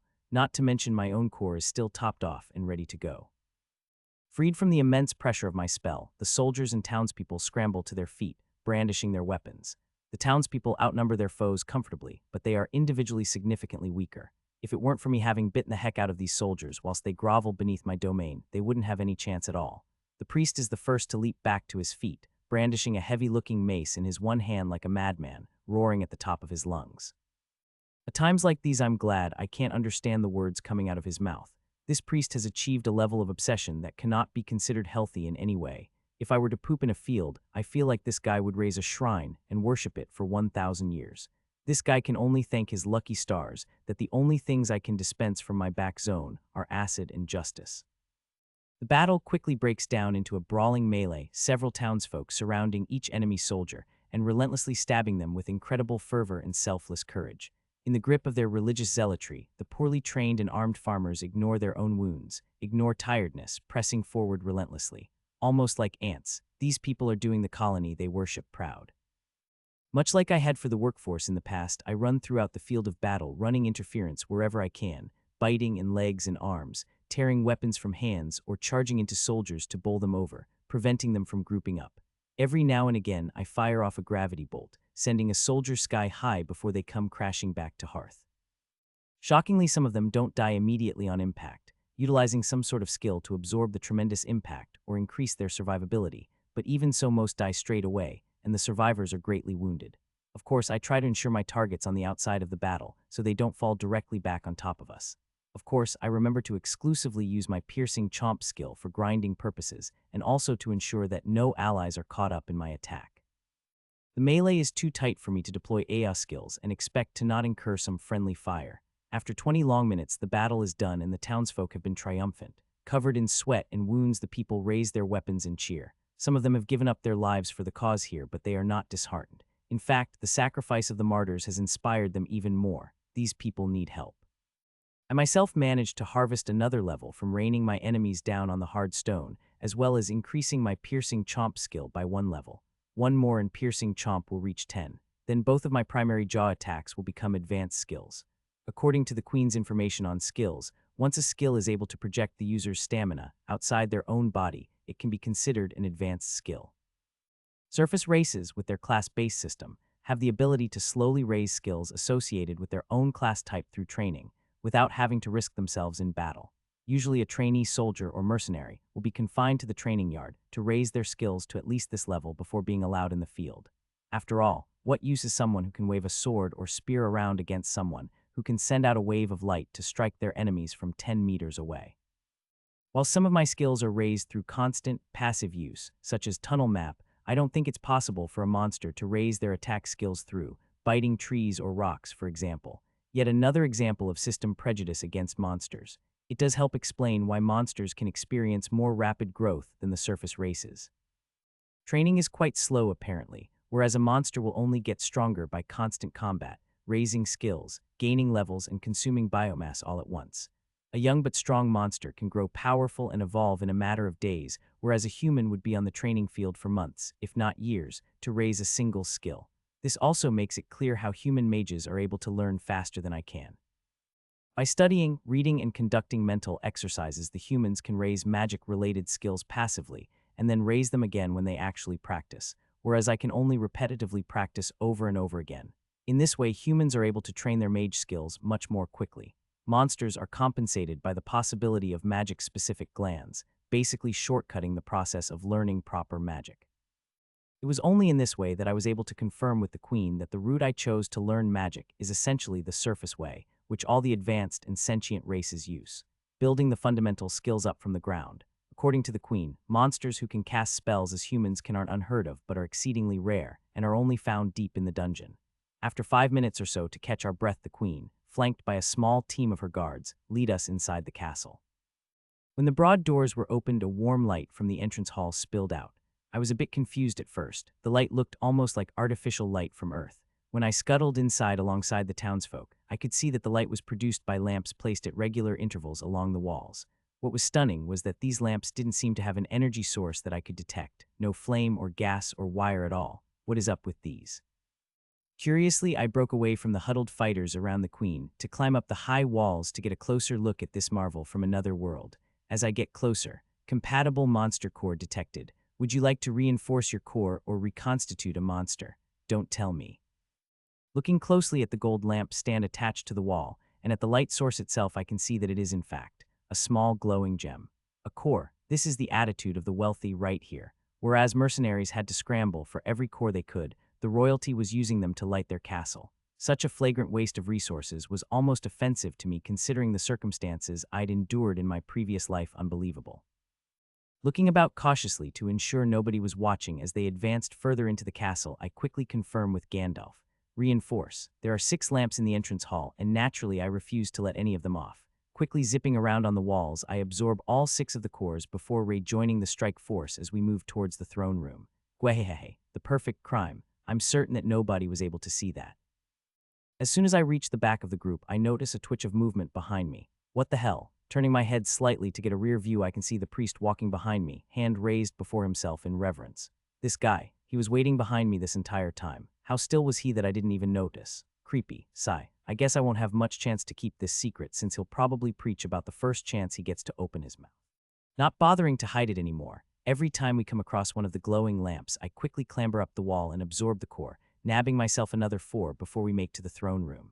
Naturally, as soon as I enter the throne room, shuffling in at the rear of our force, the first thing I notice is the abundant lighting in the room, causing my mouth to immediately begin to water. So many cores. I only need a few more to max out my core at 100 MP. After that, a special core to push me over the top, and I'll be ready to evolve as soon as I hit max level. At level 16 now, I'm more than halfway there. The anticipation that only a monster can enjoy towards evolution is beginning to mount in me once more. Our group has stopped advancing, so I push my way to the front to see what is happening. Sure enough, lounging nonchalantly on the throne is black leather-clad mercenary lady, surrounded by flunky-looking rich people and a force of soldiers between us and the dais. This whole thing is too predictable. The revered Queen Verita of Lyria, second of her name, defender of the frontier and upholder of the lion tenets of her ancestors, was pissed.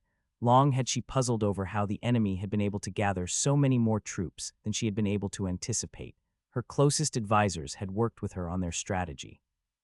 The careful plotting, endless information gathering, debates and planning had been overthrown when her soldiers had been soundly defeated and outnumbered, when the trap had finally been sprung, and her enemies dashed out of the shadows into the light. Where had all these fighters come from? Seeing those organized warriors at the castle door was one thing, and now looking at these disciplined soldiers dressed in mercenary gear arrayed against them before the dais of her own throne, it all became clear. These were not mercenaries or hirelings brought in to bolster the numbers for the fight. These were trained soldiers from a nearby kingdom. There must be 100 of them there. This isn't a small number by any means. Someone must have wanted to interfere in the political situation in Lyria desperately to commit so many of their people to a coup in another country. Seeing the Andran ambassador standing beside Corin as the filthy mercenary union lounged on Verita's throne, she could easily guess who it had been. Great Queen Verita, how nice of you to join us, drawled Corin, one leg dangling over the side of the throne. We were just wondering when my coronation should be held. You wouldn't have any input on the matter, would you? Verita disregarded the mercenary as beneath her notice and turned instead towards the ambassador Rejix. Rejix, so interesting to see.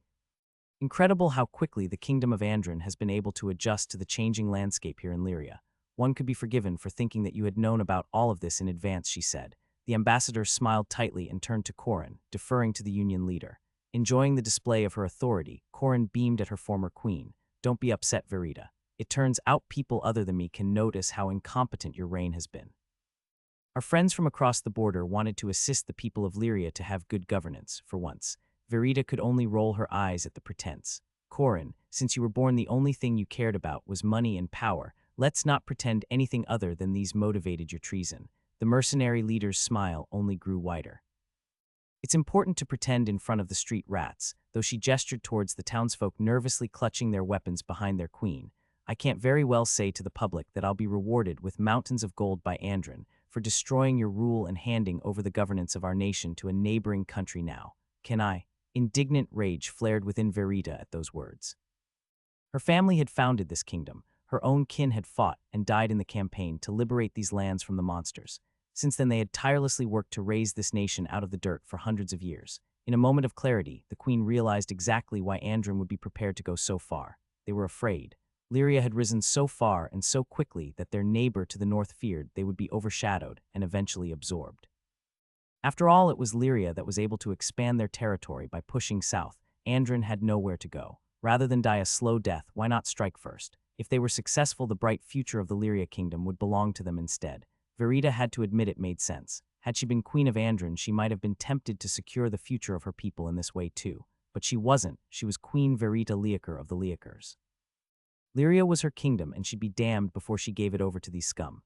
Throwing any pretense aside, she drew herself to her full height and imperiously proclaimed, "Corin, you will need to surrender yourself to me for judgment. Rejix, order your men to stand down at once, and you may escape my castle with your life." Rejix only shook his head and chuckled to himself, but Corin was more unrestrained, throwing back her head and laughing out loud. "You haven't changed, Verita. You'd think it was you sitting on this throne right now. I've no idea how you got back inside the city, but the only that did is save me the trouble of hunting you down in the countryside and putting you down like a dog. You're outmatched here. Give it up and I'll kill you quickly." Judging by the sadistic look in the other's eyes, Queen Verita sincerely doubted a quick death featured at all in her plans. At this moment, something pushed its way through the guards behind her to appear at the front. As one the soldiers arrayed before her tensed, and even Corin's eyes widened in surprise. Without even turning, Verita knew exactly who it was that was standing beside her now. Concentrating fiercely, she wove anew the mind bridge to allow communication between her and the monster. As soon as the weave was done, the cold and emotionless voice she had still not grown accustomed to echoed in her mind. "Who are these worms?" the voice demanded. The queen's mouth tightened. As royalty, she wasn't accustomed to being spoken to, with the constant disrespect and rudeness she received from this monster, but she could only overlook it. How could she expect manners from a monster? The leaders of the coup against me, and a century of soldiers from a neighboring kingdom. She could almost feel the weary disinterest rolling off the creature in waves, confusing her. What was it so bored about? Corin stood from her place on the throne, a grin twisting her face. "You've even allied with a monster in order to regain your throne, Verita. What would your precious legion say if they were to find out of this? Or the Church of the Path, for the matter. If word of this were to get out, you'd be finished." "Somehow I don't think you're talking much. When I separate your head from your shoulders," Verita bit back. She turned toward the monster. "If we can win here, the rebellion will fall apart and our pact will be finished, monster. Those people all have to die and you will have your reward. Are you able to do it?"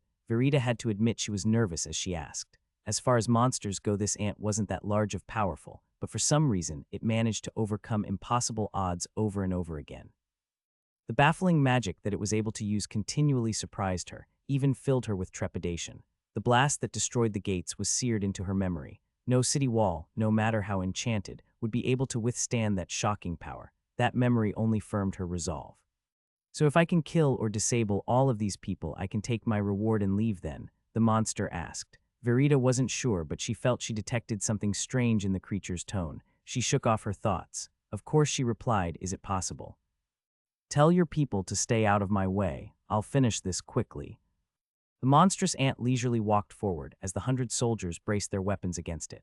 One little ant, Verita. "This is the best you could find. Exactly how is this piece of garbage going to turn the tides here? You must be insane," Corin exulted. The ant monster indeed looked weak as it slowly walked towards the enemy soldiers arranged neatly in their formation. Nobody in their right mind would think a single ant monster would be able to overcome these odds.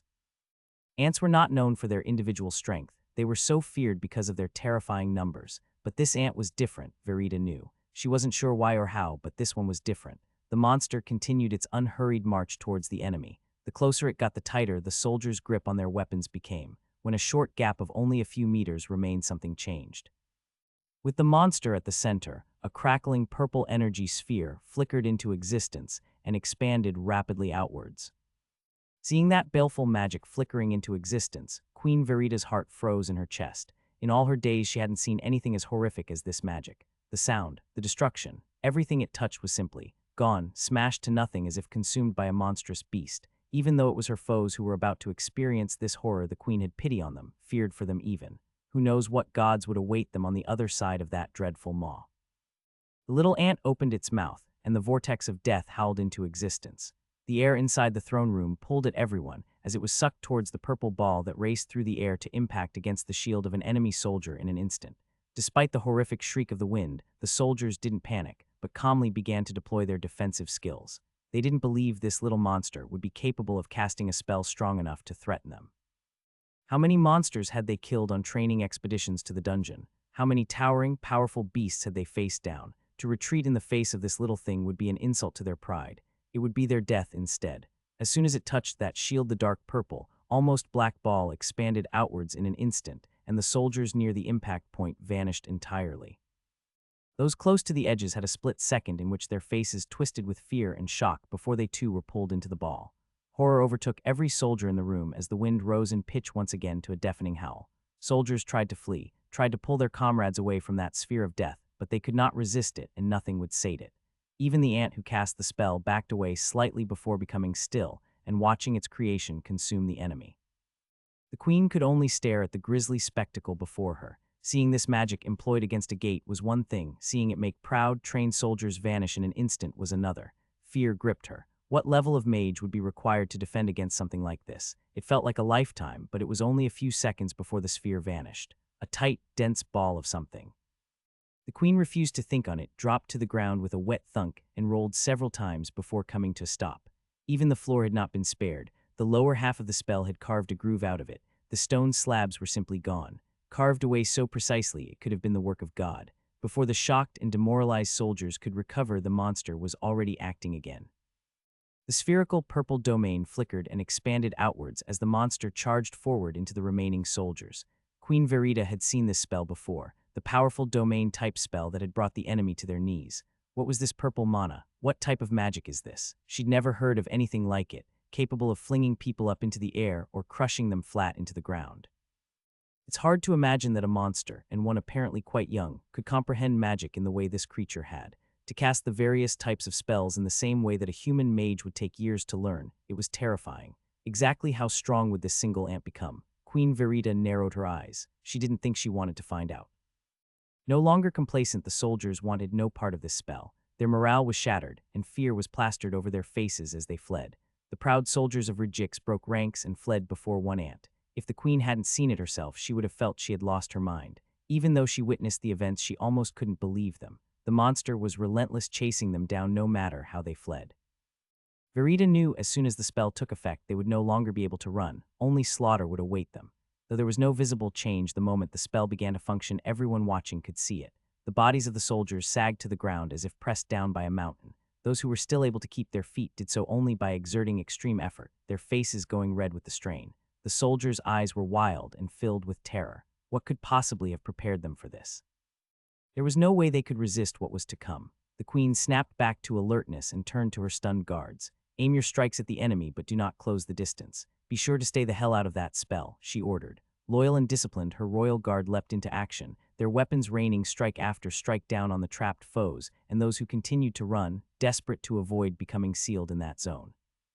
The townspeople watched the spectacle unfold with rapt amazement, their eyes afire with deep emotions. They could not participate as none had mastered the advanced weapon skill required to strike from a distance, but they could watch and silently praise. As she watched her force become battered by wave after wave, a sword like Corin's expression grew ugly. She could not believe her eyes.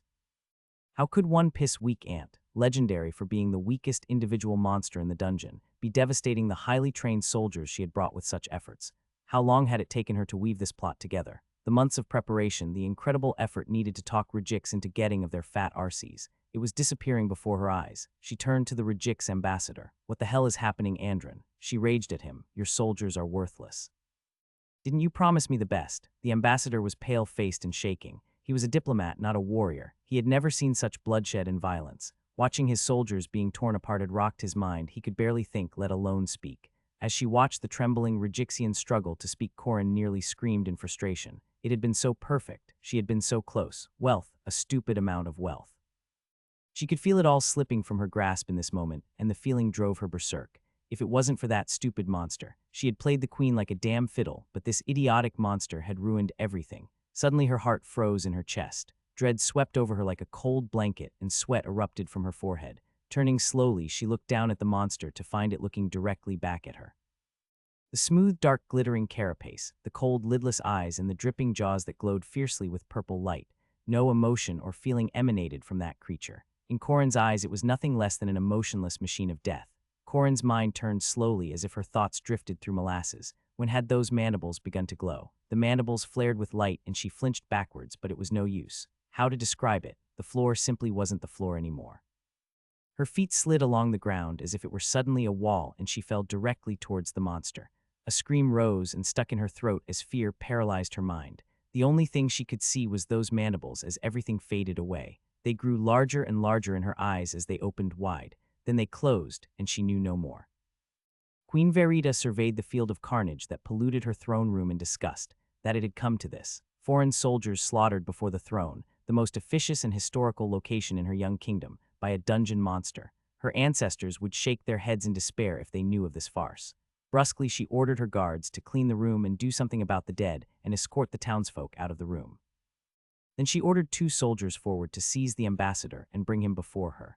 The Regixian was still frozen with terror on the dais, shaking in fear as his eyes stared vacantly at the broken bodies of the men and women he had brought here to fight. When Corin had been pulled through the air to her death, he had been so terrified his legs had lost all their strength, causing him to collapse onto his knees. As the 2 Queen's guard hauled him up by his armpits, they sneered in contempt as they noticed the damp patch on the front of the ambassador's trousers. The Queen thought for a moment before signaling another of her guard to attend her. The soldier approached and saluted smartly. "Take the head of Corin and put it on a spike at the castle gate. That should take the wind out of any mercenary scum who want to try and continue their rebellion." The soldiers saluted again. "At once, Your Majesty." The guard picked his way through the remains toward the fallen mercenary union president to complete his grisly task. Soon, he walked briskly out of the hall carrying a red-stained cloth wrapped around a roundish object. The news that the Queen had taken back control of the castle spread through the city like wildfire. The citizens cheered and poured into the streets to celebrate. Many were glad to have their benevolent ruler secure again on her throne, but many others were simply glad the fighting had come to an end, and peace could once again return to their lives. After weeks of fighting, death, and destruction, they wanted to get on with rebuilding and forget any of this had ever happened. Inside the castle, ambassador Andrin was dragged before Queen Verita by her guards. When he was unresponsive, a soldier stepped forward and slapped the man viciously until he was able to come back to himself. "It's a shame we had to speak under these circumstances," Ambassador Verita drawled. Andrin spluttered, trying to draw himself up and regain some of his dignity. His efforts proved fruitless whilst he was being held upright by 2 callous soldiers who gripped him so tight he was sure to bruise the next day. "You can't treat me like this, Verita." He spat. "Do you think Regix will stand for this?" His gumption rendered Verita speechless for a moment. "You know," she bit back, "I find myself not caring a whit what Regix will stand for or not. As far as I'm concerned, your pox-filled nation of rats can jump in the dungeon so they can live amongst their own kind." Andrin gaped at her. "You dare?" Verita looked at one of her guards and gave him a subtle nod. The soldier immediately stepped forward to deliver another powerful slap to the ambassador, drawing blood. After letting him recover for a moment, the Queen resumed speaking. "I do. You're going to scurry back to your nest, rat. When you get there, I want you to tell them that I'm coming. I'm going to march into Regix and burn it to the ground for what you've done here." The quivering ambassador retreated before Verita's fury. Unable to muster a response, he could only hang his head as the guards dragged him out of the castle. They would throw him on a horse and send him on his way back to his own land within the hour. For a moment, the Queen was left to her own thoughts. Finally, she let herself feel relief. She had thought it was all gone. The night they had fled the castle, slipping through a hidden gate in the darkness, she had wept. All the work of her ancestors, the toil and sweat of the citizens to carve out a new country from what had been monster-infested death zone, gone to waste, all because of her. Now it was back in her hands, all of it. The traitors had been rooted out. She would take a sword to the merchants who had backed this coup, wash away the stink of rebellion with the blood of traitors. Once again, Lyria would experience a meteoric rise, no longer suffering from the leeches which had drawn away its strength. The light of justice was shining on her kingdom today. Wait. For a kingdom basking in the light, why was it so dark in here? Puzzled, Verita cast her eyes around the room only to find that the glow lamps on the walls had been extinguished. On one side of the room, a single lamp remained lit, and frozen above it like a gigantic spider was the monster, holding still as if a child caught with a hand in the biscuit tin. The Queen could only stare at this strange creature who had made her resurrection possible.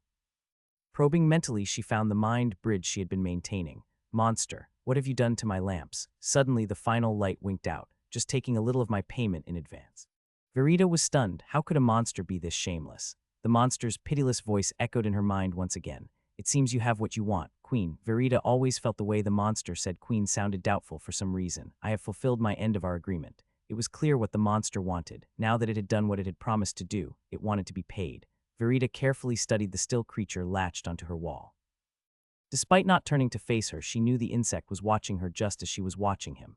"I never learned your name, Monster." Despite tactfully asking several times, the creature had simply refused to share it, declaring that Monster was fine.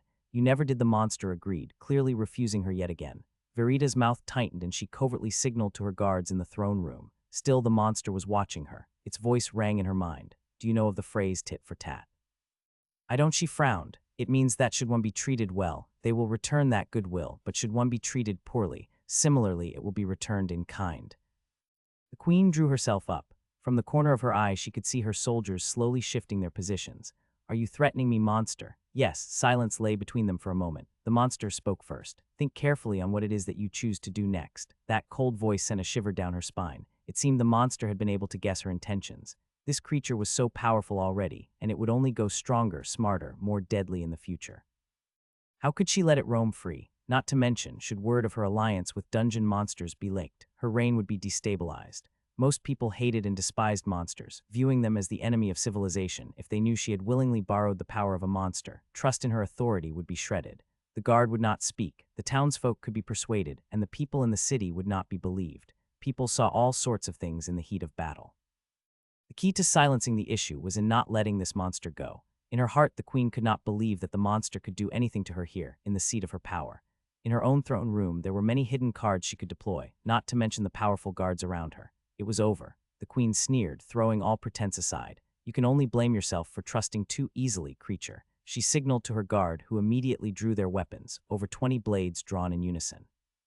Boom! In that instant, the wall directly under the monster burst inwards as if smashed with a battering ram. Bricks and mortar flew across the room, and the queen sought refuge behind a hastily raised shield by a nearby guard. With heavy footsteps, a new entity entered the throne room, obscured at first by the stone dust that hung in the air. The soldiers tensed at this unexpected development, weapons and shields drawn as they braced for anything. As the dust slowly settled, the giant form of a powerfully muscular ape was revealed. Huge hands knuckled the ground as it moved, staring balefully at the humans it loomed over them. After it had pushed through the new hole it had made in the wall, the creature drew up to its full height, towering high as the ant began to climb down from its perch. The queen watched stunned. The situation was changing too rapidly for her to think. Her soldiers weren't sure anymore if they should engage and were waiting for her orders. Before she could signal them, the ape raised one hand and flung something towards them. The object arced through the air before landing heavily with a thud and rolling to a stop. Only when the shape groaned and shifted slightly did the queen realize what it was. Captain Penlin, she cried. This was the guard captain that had been captured with her.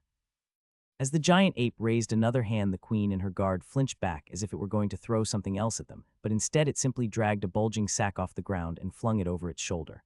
From across the room, the queen could see the sack appeared to be filled with small round objects, their outlines bulging against the fabric. Cores, her treasury. She stared at the monster climbing down next to its ape pet in disbelief. How was this possible? Is this some sort of heist? You disappoint me, queen. The monster's voice chilled her mind again. From beginning to end, this matter has been too predictable. Rage burst inside the queen's chest, and she raised a hand to point at the two monsters as she screamed, "Kill them." Her guard charged immediately, but quick as they were, the ape was faster. Raising its free hand high, it smashed it down onto the stone floor at its feet with a deafening crash. The room was once again showered with stone and dust. When it cleared, the soldiers were stunned to see the two monsters were gone, as if they had never been there. They tentatively approached, shields raised high and eyes scanning constantly, only to find the shattered floor opened into a tunnel that led straight down. The walls of the tunnel were threaded with veins of blue light, and echoing from within, the screams and roaring of thousands of monsters could be heard. Boy, was I glad to sense Tiny had managed to arrive on schedule. My biggest worry had been the big moron would get confused or lost somehow. You managed to find me okay, big guy? No. It was hard. What happened? Walls. You got stuck behind walls, yes. How did get through? Punched 'em. I wonder how many walls the queen is going to have to replace. Thinking of the queen, I could only shake my head internally. Are humans in this world penalized on cunning or something? From the moment I captured her, she had demonstrated her dislike of monsters at almost every opportunity. To think that such a person would actually hold to an agreement with one, I hadn't believed it from the beginning. I mean, the queen can't be entirely blamed for being outwitted. How could she have known that I was not just an unusually intelligent monster, but an actual human reborn? Of course I know about treasuries, betrayal, and have the unfair advantage of being able to understand human mannerisms or tone. It was simplicity itself to have the colony tunnel under the castle and poke about until we located the sweet, sweet wealth. Being the noble and upstanding ant that I am, I wanted to uphold my end of the deal as much as possible, so I went along and fought hard to restore the queen to her throne. To be honest, it would have been pretty embarrassing had the queen not actually turned on me at the end. At that point, we had already connected the castle to several prepared dungeon tunnels and emptied out her supply of cores. Thankfully, we managed to avoid that awkward scenario. Tiny and I are currently racing down a separate tunnel we had prepared that hadn't been connected to the dungeon itself, so we are blessedly unobstructed by monsters as we run. I collapsed the entrance behind us, so I doubt the humans will be able to locate us. They should be busy handling a flood of monsters right about now. Gwehehehe. The perfect crime, Anthony, you genius you, the best part of all. The sweet, gravelly tones of Gandalf that are still ringing in my ears. You have reached level 20, 1 skill point awarded. You have reached max level for your current evolution. Would you like to access the evolution menu? Monster Core has reached capacity for your current stage of evolution. Piercing Chomp has reached level 10, advancement available. Advanced Exoskeleton Defense has reached level 5. Pet Communication has reached level 2. Shattering Bite has reached level 4. By the bushy, bristling facial hair of the bearded one, so good. Combined with this sack full of monster cores we swiped, the future is looking exceptionally bright.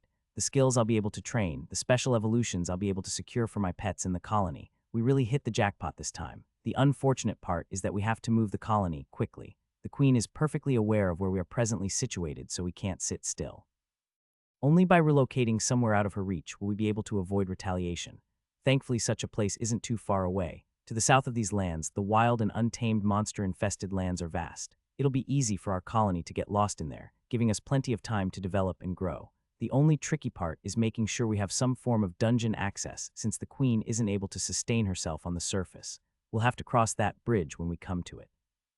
If everything goes according to plan, then we will be able to build a kingdom of our own. For Ant Kind, hold on there, Anthony, don't get ahead of yourself. For the moment, you still need to focus on fleeing the country. You are the fugitive. Even if I want to evolve really bad, it's addictive, evolving. Go to sleep and wake up as a better and more powerful you. There's an intoxicating quality to it. I must firm my will and resist. You can't evolve when you're dead. Tiny and I continue to run through our emergency escape route as I chuckle gleefully to myself the entire way. There's a very real danger of me becoming conceited if I continue to celebrate my own success so enthusiastically. When we finally burst out of the tunnel, we find ourselves once more beneath the shady foliage of the forest. I breathe deep of the fresh forest air. Delicious. Freedom. I stretch my legs wide to embrace the trees. This is the feeling of freedom, of liberty, of successful, guilt-free theft. Tiny looks at me as if I'm completely stupid. Pa, you don't have the intelligence to appreciate the subtle nuances of this moment. You don't even realize that with that sack over shoulder you look like a mutated, evil Santa. It takes another 20 minutes to make our way back to the anthill. Seeing the large dirt structure with its ever-attentive guards warms my heart. Home with the family once more. Time to uproot and move them all again. Skirting around the anthill, I make my way straight to the farm, leaving Tiny to rest after his long haul. He might have power, but stamina seems to be slight weakness of the big guy. Crawling down into the farm, I see a familiar sight. The workers have continued to build a living layer of armor around their beloved queen, essentially burying her beneath several layers of workers. Once again, I have to climb in and push my way through until the queen's face emerges from the clutter right in front of my face. Mother, hello, have you been able to heal yourself? I exclaim. The queen smiles, her antennae waving about until she manages to free one and give me a tap on my own, the ant high five. I am well, child. I have healed myself. How does your core feel? I ask. Flipping on my mana sense momentarily, I can see that once again her core is blazing with light. The density of mana in her core seems to have recovered to its maximum capacity. I feel fine, she responds. This is great news. The queen has made a full recovery. This means we can move immediately without endangering the most important individual in the colony. Hi, a voice calls. I look at the queen quizzically and she stares back at me calmly. Was that? Who was that? Where did you go, senior? You took so long. The voice comes again. The voice seems somewhat high-pitched, squeaky almost. If it isn't the queen, then who the hell is talking to me in here? I turn around and cast about with my antennae until I finally come face to face with a small worker carrying a conspicuously large black lump on its back. Vibrant, I exclaim. Hi, she says. I learned to talk, senior. I have so many questions. It's been 2 hours now and the little worker just won't stop. Why is your carapace so shiny? How'd you get so big? Can I do the magic-y stuff? Isn't talking fun? What are you doing? What are you doing now? Do you like eating? I think it's the best. Should we dig something? I love digging. And on and on. It turned out the little lump on her back was Crinnies, who seemed delighted to grab hold of my antennae and migrate onto my back. She even quietly spoke up, saying, "Welcome back, master," after she'd settled onto my carapace. So polite, her voice was very soft and reserved, not at all like the image of the full-grown jellymaw I remember. All that effort I spent making her more intelligent seems to have paid off. It'll be nice to have a pet I can have a decent conversation with. Tiny is great at the whole silent companionship thing, but isn't much for a detailed conversation. Only thing is the little pet seems extremely reticent. No matter how I prodded, I wasn't able to get any more words out of her. Maybe she's just shy.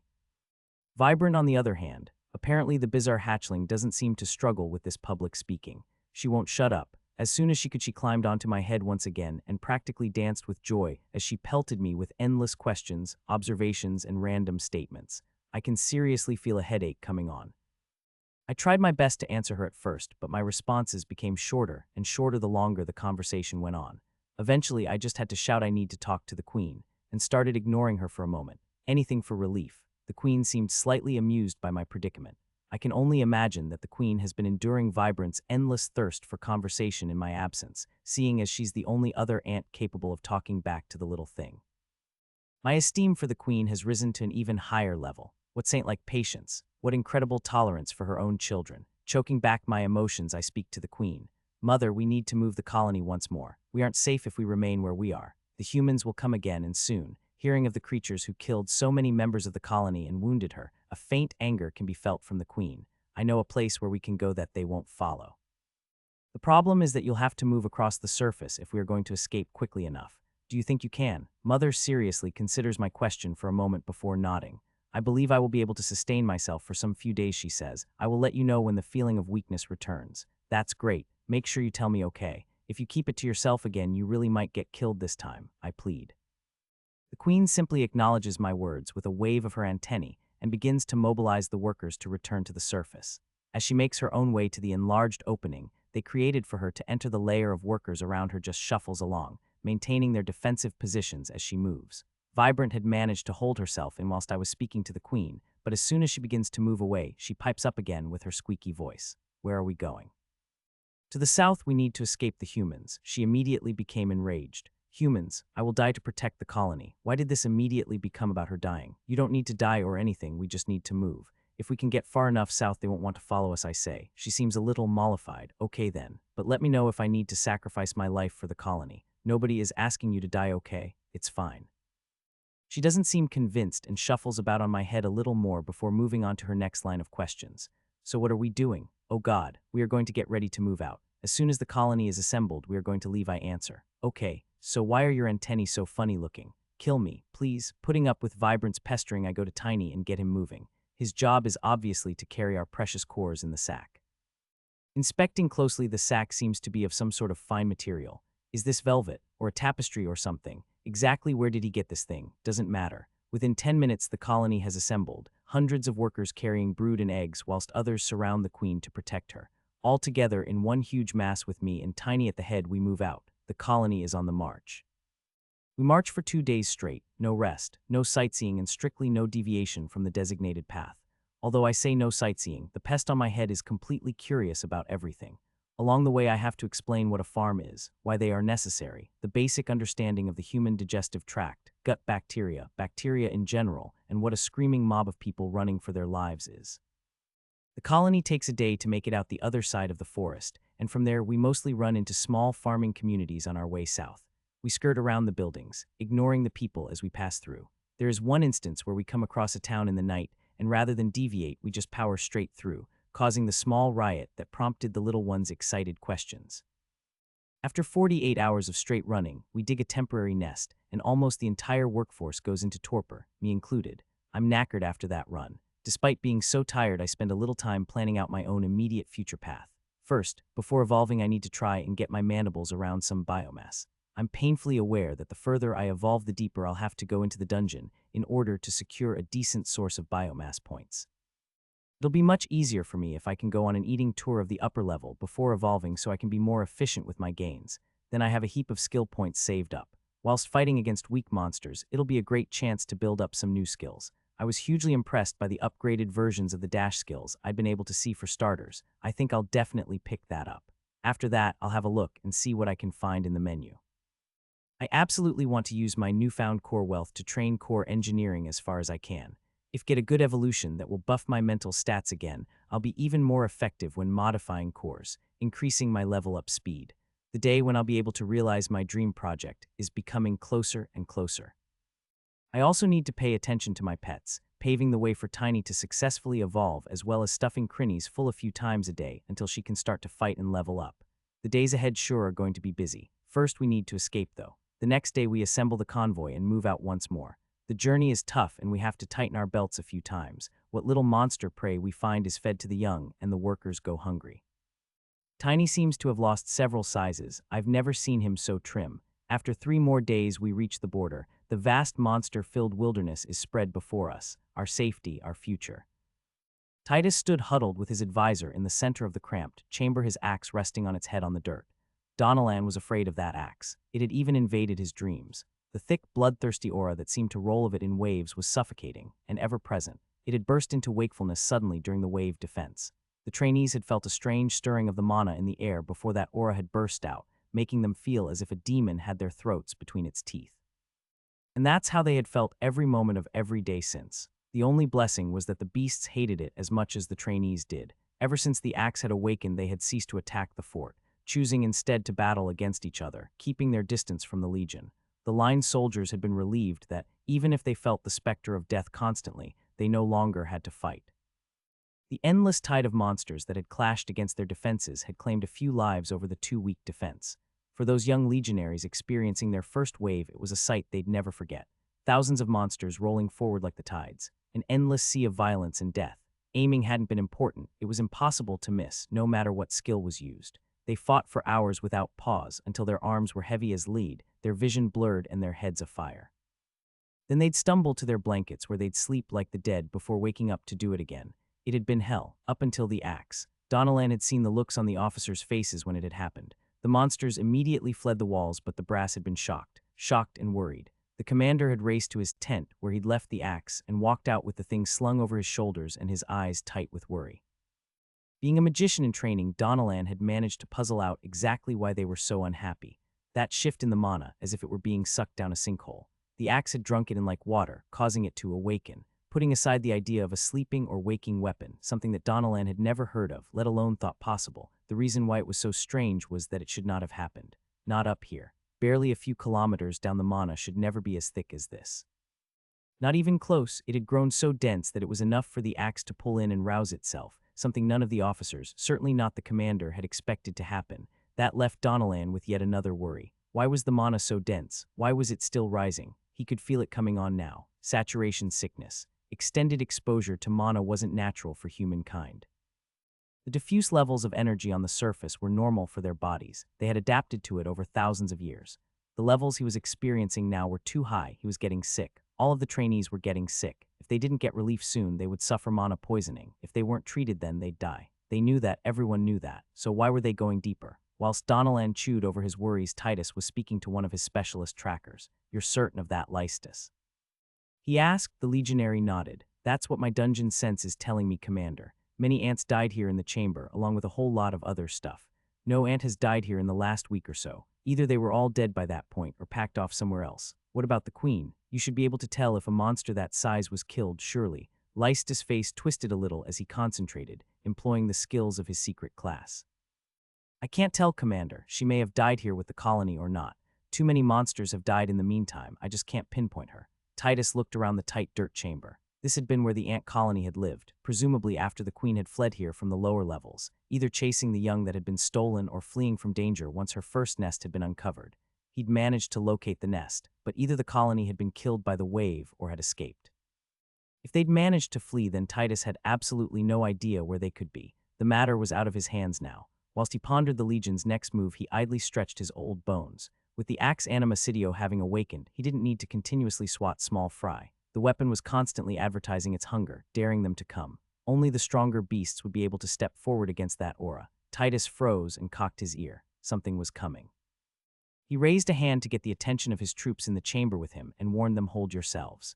As the legionaries looked at their commander quizzically, they began to feel it also. As if the air itself had grown thick, the pressure upon them growing until it squeezed their insides. They heard it then, rumbling up from the tunnels leading below, a low growl that shook the dirt around them like an earthquake and drove several trainees to their knees. Many soldiers were forced to brace their hands to the walls to steady themselves, as their legs seemed to have turned to porridge. The tremoring growl faded away only to be followed by a rising hiss that blew the air through the tunnels as if it were a gale. In the wake of that terrifying rush of air, the dungeon grew completely quiet around them, every monster having ceased battling where they stood. The stillness was eerie after 2 weeks of endless din. Titus' face was grim. He stared down at his axe, seemingly lost in thought.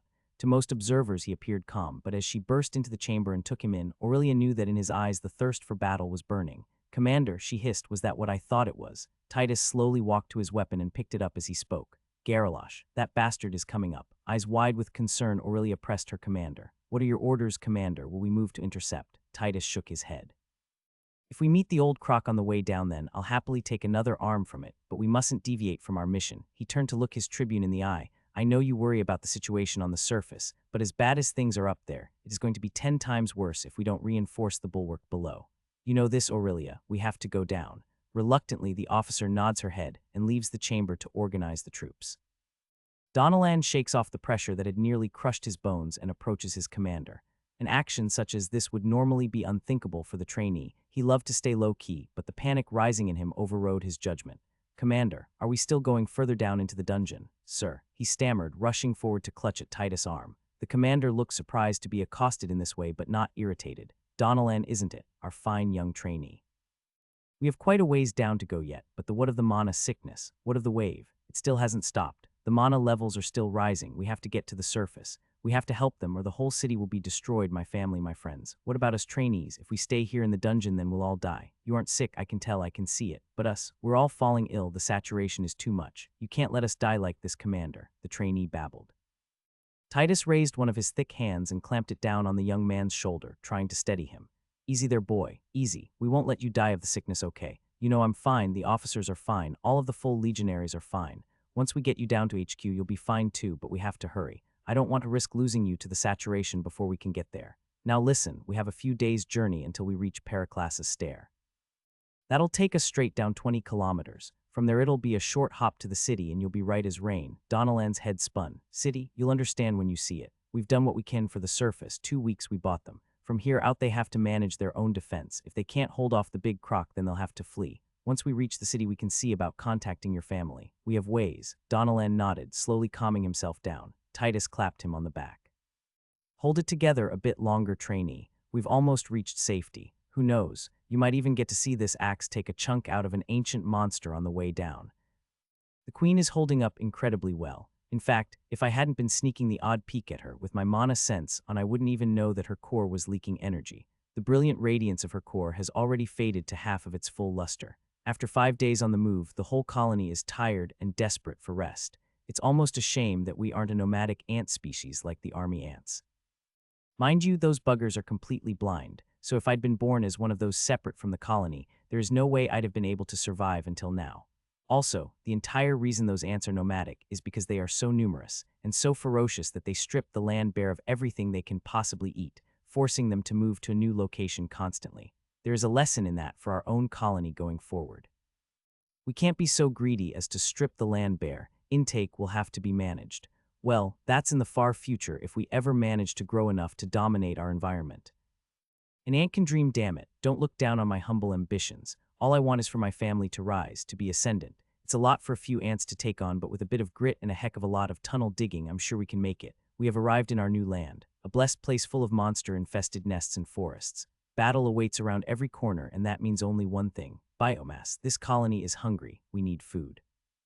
Like an angry demon, the colony as a whole swept forward over the boundary, separating the lands of Lyria from the untamed wild. Despite keeping a close eye behind us, we never saw pursuit from the humans we had left behind, which surprised me a lot. Once we made it over the border, the tension I'd carried inside, expecting an attack to arrive at any moment in retaliation for our grand theft corps, evaporated. There is no way they'll be bothered to chase us into here, surely. The workers don't care. They dive right in, marching forward, antennae eagerly sweeping over every rock and plant in the hopes of flushing out a monster. Whenever we run into some surface monsters, they either attempt to flee or leap out to attack. The former are shot with acid until they can't move, and the latter are promptly ripped to pieces and distributed amongst the workforce. Even I'm forced to eat some of it in order to force away my hunger. I get a bonus point for new source, but nothing else. These creatures are so weak they provide nothing to myself and Tiny. We have got to get ourselves into the dungeon quickly so we can mutate. Unfortunately, we can't set up a nest until we find a section of dungeon close to the surface that we can occupy. The queen absolutely has to be inside the mana-infused air of the dungeon in order to live. The imminent demise of our collective mother puts a lot of pressure on us workers, and we hustle here and they're trying to find an entrance. After 2 days of desperate searching, when the panic in my thorax was reaching critical mass, we finally succeeded. A relatively narrow crack in the earth, occupied by some rather tough-looking dog-faced bipeds that I'd never seen before. After annihilating them with sheer numbers, a minor helping of gravity magic and tinies, judiciously applied, the digging work begun immediately. With over 1,000 workers getting their faces stuck right into the work, we are able to tunnel down into the dungeon and occupy it through sheer numbers. Up above, the hill is rapidly forming. Once the queen is safely ensconced under the ground, calmly regenerating her strength, covered in a defensive layer of workers, the surface chambers are formed and the brood are nestled within. Home at last. Tiny and I, with minimal help from Vibrant, excavate our own private chamber once again with the upper reaches of the anthill. The cores are safely stored within the wall and the four of us settle down for a well-earned rest. Why are we resting? Be quiet, Vibrant. HIYEH, I'm up, I'm ready. It's time to take on a new day. So many things to go about doing I can't even decide where to start. First things first, I rush over to Tiny and poke him with a leg until he wakes up. Wake up, big guy. It's time to go and eat until we can't walk. When he hears of the feast to come, his eyes snap open, blazing with a fierce energy. He hasn't had a good feast in over a week. This ape is desperate for a feed. What's more, he knows we aren't hunting on the surface today, but exploring a brand new stretch of dungeon. If he's lucky, then we might even find something tough to fight. Personally, I doubt it. One of the things I had learned from the human queen when I interrogated her about the dungeon was just what the environment down there was like. Apparently the tunnels, also known as the Narrows, run in an almost endless web beneath the surface, main tunnels branching in all directions with smaller offshoots breaking off and looping back on themselves endlessly. The main hunting grounds for the humans isn't these tunnels, but is instead the areas they refer to as the expanses. Every expanse is a cavernous open space beneath the earth of impossible size, full of spawn points, bizarre plants, rare minerals, and powerful monsters. The area beneath Lyria was called the Forest Expanse, and according to the Queen, the entire reason the city had been founded in that location was to gain easy access to the expanse and monopolize its resources. The Forest Expanse isn't even a large one. It's considered quite small amongst those known of even locally. It had the great benefit of being much closer to the surface, however. Tiny and I gather up Crinnies and Vibrant, who pesters us with endless questions as usual, and we eagerly rush past a dozing queen and her entourage into the lower tunnels. A brand new dungeon. Excitement boils up inside me almost without me even noticing. Finding new places and learning new things is something that has brought me endless joy in this new world. I can't wait to see what we find. The cool light of the dungeon welcomes my small party home as Tiny, and I follow the tunnel deeper beneath the earth, Vibrant and Crinnies tagging along for the ride. The goal of this trip, and for the next few days, is to absorb as much biomass as I possibly can before evolving and pushing my evolutionary level penalty further and further. Every time I evolve, the less biomass I'll get from creatures that haven't evolved as much as me. After my next evolution, I'll be Tier 4 monster, with 3 evolutions under my belt. Considering I started as the statistically pathetic hatchling worker ant, which has almost no strengths to speak of, I can only say that I've come far from humble origins. Not only do I require biomass, Tiny also needs to eat, as well as gain XP to push him towards his next evolution. I briefly conversed with him as we rushed through the Queen's chamber, and he was able to communicate that he had not yet reached level 20, therefore he needs to be the one absorbing all of the XP. Crinnies and Vibrant have tagged along since they both need to eat, and Vibrant needs to gain more XP so she can evolve. Considering she was born with a core, we don't need to worry about using her first evolution to form one, so she can directly be promoted to mature worker ant. I still intend to have her absorb a special core and see if she gets any juicy options that I may have missed out on, since I didn't know that special cores and the extra evolutions they unlock even existed at that time. Still, I wonder what monsters we will encounter. New section of dungeon. Hopefully we get to see something new. I really don't want to have to keep battling centipedes all the time. Ever since I was born, there's been centipedes around every corner. Giant centipedes with spikes in their B-zone is not exactly something I want in my face all day, let alone actually having to eat. If I see even one centipede, I may call the whole trip off. The tunnel we are following seems to be slightly narrow, most likely not a major one. I can feel monsters gestating in the walls, so apparently the wave is still not over, but they don't seem to coming out at all. To my senses, they seem to be developing less rapidly than the monsters in the dungeon we had encountered during the wave. Those guys had popped out after a dozen minutes so, like donuts in a deep fry. When I flip on my mana sense, I can see a more powerful reaction from these sleeping beasts. It seems the monsters here might be slightly stronger or more complex. requiring more mana for the dungeon to form them? Or is the wave receding and the mana isn't sufficient to pump out the monsters as quickly as before? Bit of a head scratcher. The workforce already invaded this section of tunnel and cleaned it out when the queen took up residence, so we'll have to push a little deeper if we want to sate our hunger. With Tiny in the lead, we eagerly rush forward, looking left and right for something to fight. After 5 minutes or so, I notice something off. Isn't it quite green in here? Contrary to my normal dungeon experience, the stone here seems to have actual vines growing on it. And is that a flower I detect? Since when the hell have there been colorful flowers like this about? The flower in question is poking out of the rock on the wall, about halfway up, looking offensively harmless. A bright red in color, and with vivacious petals that really give a refreshing feeling of spring.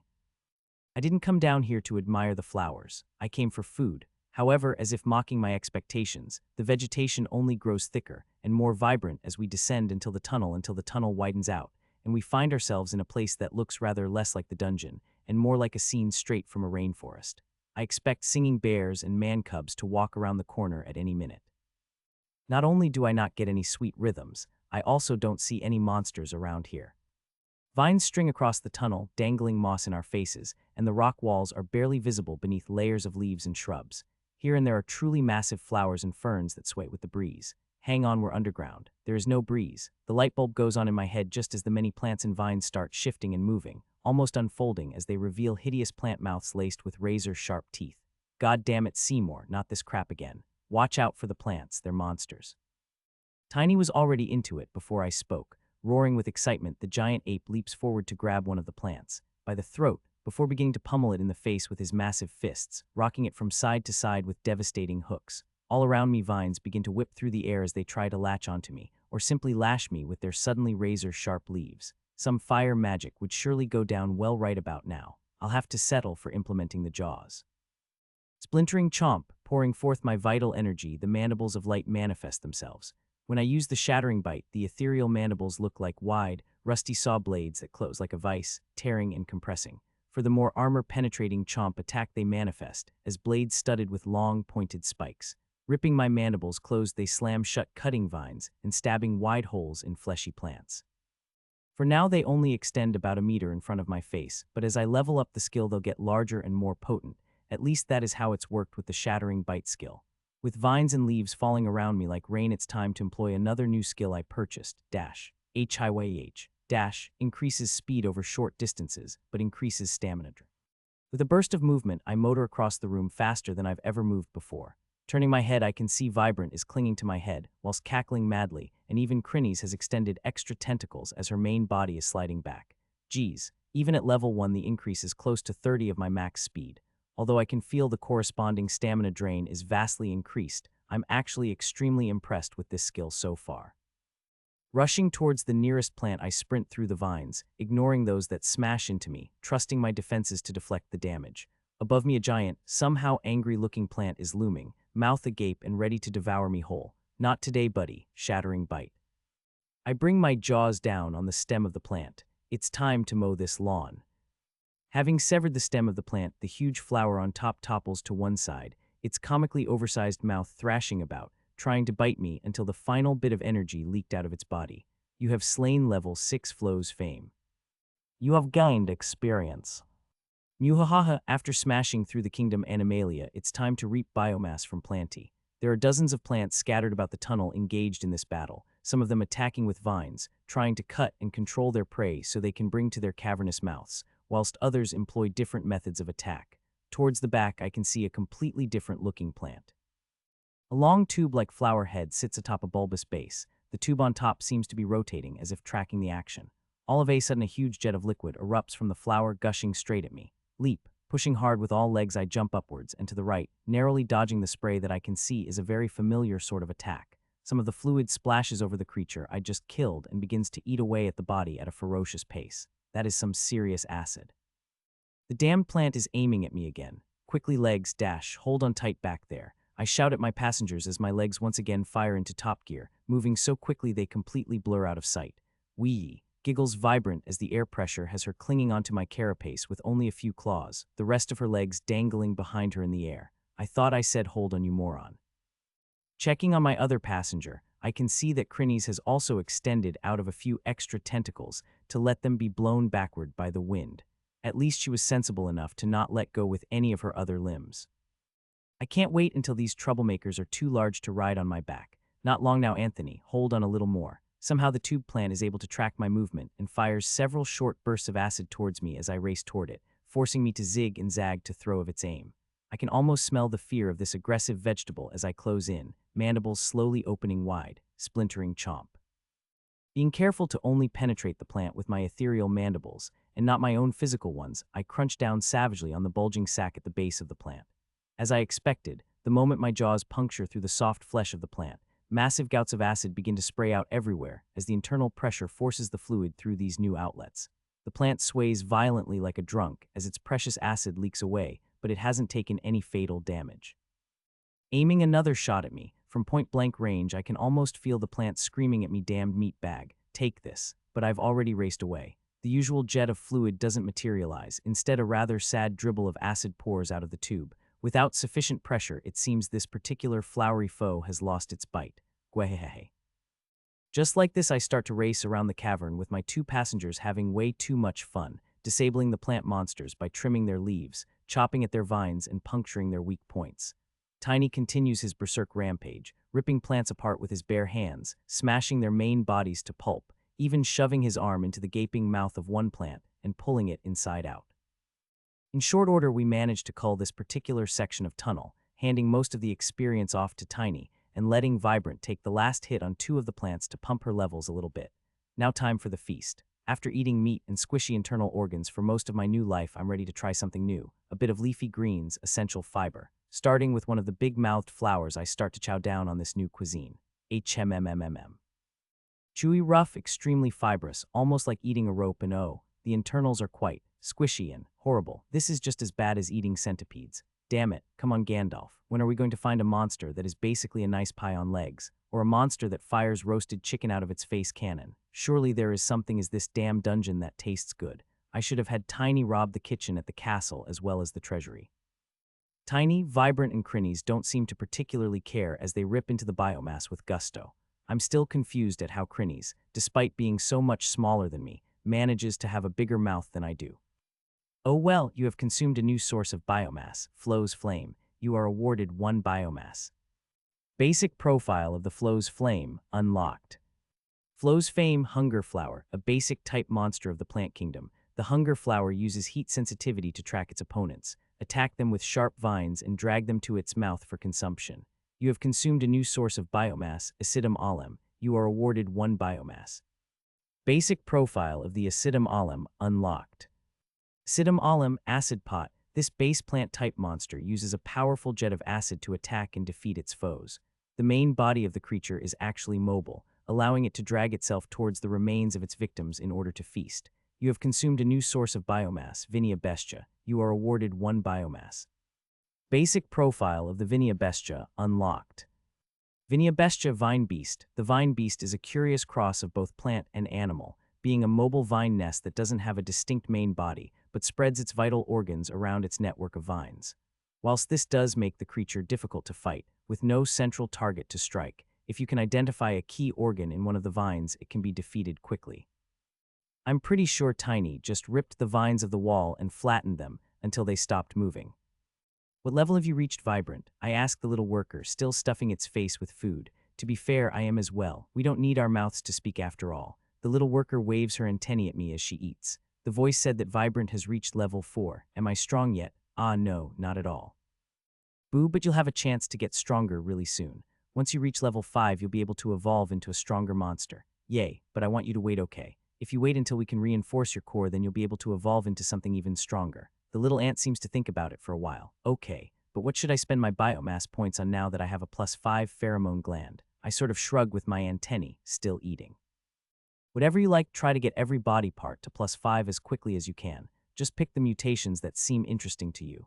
After our brief conversation, Vibrant turns silent for a time, a rare event indeed. She might be going through the menu perhaps, looking at options. I watch her carefully as I eat, hoping to see some sort of debilitating sign of mutation itch occurring, but nothing. Damn it, I myself gain 4 biomass, 3 from bonus points and 1 from snacking before I stop. I don't want to fill up on this weak stuff. I need more powerful evolved monsters to eat. Crinnies and Vibrant don't need to fight, so they should stuff themselves now. then again later to maximize their benefits. Time to go deeper. We continue to progress further into the dungeon, ensuring we stick with the larger paths at every opportunity. Even though we walk past dozens of smaller tunnels, we ignore them all. If we want to quickly progress downwards or locate an expanse, then by far the best way, according to what I've learned from my interrogation, is to stick to the larger passages. The bigger, the better. Not wanting to hand about too much and waste time, I let Tiny smash his way through the various plant creatures that fill the tunnel on the way. Able to pulp these veggies with one fist, the big fellow doesn't even appear to be getting tired when we start to encounter some more nasty-looking creatures. It really does give a different vibe, these plant-filled sections of dungeon. Used to seeing cold stone, dark earth, and waves of beast or insect type creatures, it's almost refreshing to have such a leafy environment. Never mind the fact that such plants would obviously normally require access to sunlight in order to survive.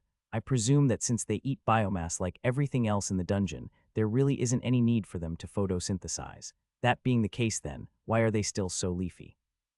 After an hour of pushing through the riffraff and following the many bends in the dungeon, we finally encounter some creatures that I suspect have evolved once. Larger flowers with mouths, a bushy plant that actually rushed about on its roots as if they were legs, even a bizarre reed-type creature that cast water spells at us, great jets of water blasting out of thin air. Tiny punched all of it to heck, and we even collected a core from the magic one. Every now and again, I continue to flick on my mana sense to inspect the creatures growing within the walls. They are clearly still there and growing. Every now and again, we see a plant monster push its way out of the wall and fly at us in a rage. What's curious is that the regular plant-type monsters we find don't seem to attack each other much. I can only presume they feed on something else that comes this way that just isn't present at this moment in time. Constantly doing this has thankfully leveled my mana sense up to level 5. With every level, the range and sensitivity of that strange sense becomes sharper and more useful. Eventually, we reach a wide tunnel space filled with greenery and vegetation, large plant monsters dotting every surface with other more mobile creatures wandering about seeking prey. I can see some fairly nasty-looking individuals in here. This might be good enough. Quickly checking my tunnel map, I can see that we stuck to the plan and roughly descended down beneath where the colony has settled. In terms of lateral distance, we have moved about 1 kilometer despite rushing into the dungeon for 2 hours. This is the spot. Okay, Tiny, this is the next feast zone. I hope you're hungry. Tiny nods his head rapidly as he stares at the monsters before him. You'd think he hadn't eaten in days. Tiny ready to eat. Go get him. Unleashing a fearsome bellow, Tiny leaps forward with shocking speed, raising both fists over his head and bringing them down with a tremendous crash. That's one mashed veggie. Time for this ant to get into the fight. I've been getting bored watching Tiny smash his way through the dungeon with ease. Charging up my mandibles with gravitational mana, I try to test their effectiveness on a large, dark purple flower on the opposite side of the tunnel. Yoank. Or not, the creature is pulled from the wall and clearly distressed, but its many roots cling tenaciously to the rock and soil. Even that might not have been enough had the plant not lashed out with its vines and grabbed hold of any rock pillar it could reach to hold itself in place. I cut off the flow of mana to my mandibles and release the pressure on the plant. Looks they can hold on tight enough to stop me pulling them out of the ground.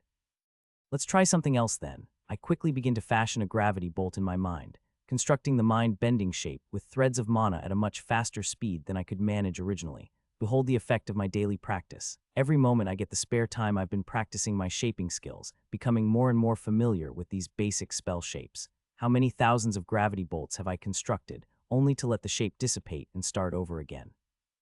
Not even I can tell you. The practice is paying off though. Although I still need to focus and push my mind to manipulate the mana, the extensive training has made the process more reflexive and faster. Where it may have taken me a minute or more, the first time I used the spell, I can now slam one together in about 6 seconds. Gravity bolt. Targeting the same plant on the wall, I fire off the gravity bolt and keenly await the result of this experiment. I've been wanting to see something like this for a while now, a creature able to resist my gravity to some extent. The gravity spell strikes home easily since, after all, a plant can't dodge too effectively. Once the magic takes effect, the purple flower, which is rooted in the wall roughly halfway up, begins to feel the powerful force dragging it towards the tunnel floor. Once more the plant digs in, literally. Every root and vine, every available fiber is tasked with keeping the flower firmly attached to the wall, but even so the struggle is real. If plants could sweat, this tunnel would be underwater by now. Still, the flower manages to hold on, leaves and petals drooping with exhaustion yet somehow emitting a triumphant feeling. The plant creature has held on against my spell. Good, time to bust out the big guns. I've been thinking on the forceful mana skill for a while now.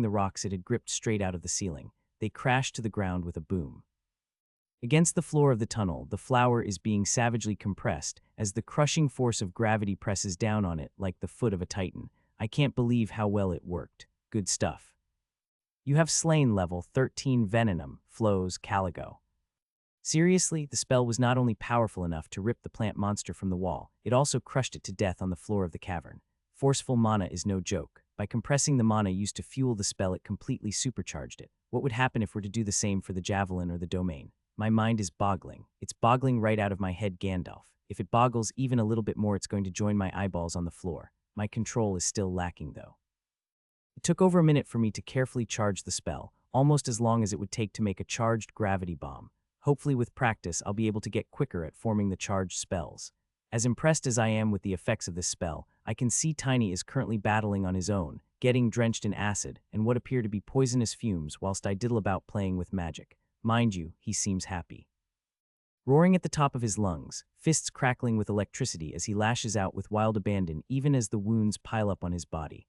I swear, with his unquenchable thirst for battle and reckless fighting style, this ape is like a protagonist from a generic novel. Chill out, big guy, I'm coming to help. Once again, dash, wee. It is so hard to keep my mind focused on fighting with that going on. Dash has reached level 2.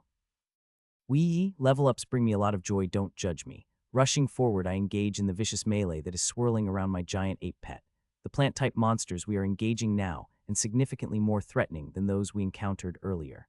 The purple flowers are shooting blasts of pollen or gas that I suspect may cause some sort of poison effect. I'm not too game to find out, so every time it's aimed at me, I dash the heck out of there. Sizing up the creatures firing at us from range, I decide to present the commercial district and allow them to sample my wares. POW, POW, POW. Blast after blast of acid is fired off, immediately gumming up the pestering plants and eating into their fibrous bodies. Take that, you flowery foes. In all, I fire off 6 shots of acid, nearly emptying my tank, but it's worth it if it keeps those poisonous flowers off our back. Suddenly, I feel myself being bombarded by savage lashes. What the heck? In my peripheral vision, I can see that the vines I'd seen lying on the ground and creeping up the tunnel walls have come alive, whipping through the air so quickly all they leave are blurred afterimages as they strike me over and over. That stings, damn it. My diamond carapace is extremely tough, able to absorb most of the impact with only slivers of my HP being drained, but the pain of having the continuous impacts roll through my body is still there.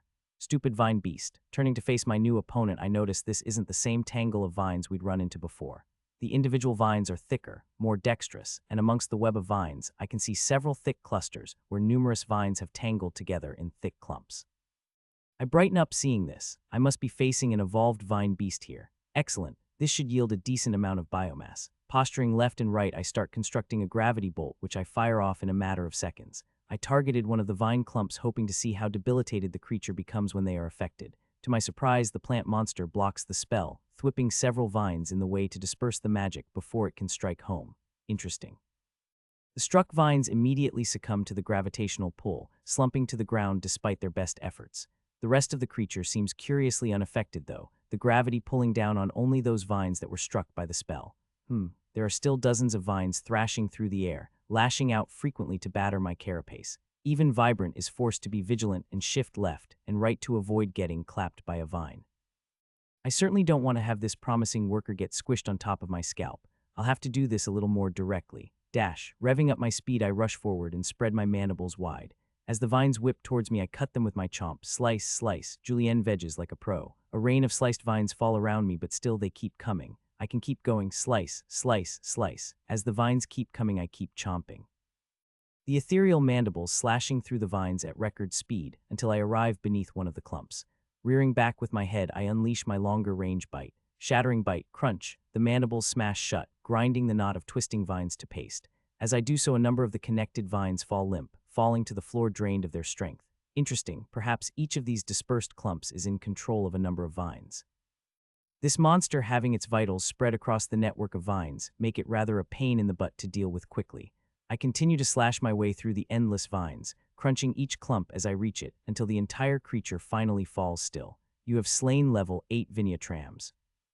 Finally, puffing, I feel exhausted. Constantly using the advanced bite skills is super draining on my stamina. So much effort for a creature so much weaker than me. At least I gained a level on both skills. What's Tiny doing? Turning my head, I see Tiny is holding a plant in one hand that he has uprooted whilst punching it fiercely with his other hand. Around him is a veritable farmer's market of deceased plant monsters. Looking more closely, I think the plant he's holding is already dead, which he should know, since he would have heard the announcement. He's just punching it. I think it's dead there, big guy.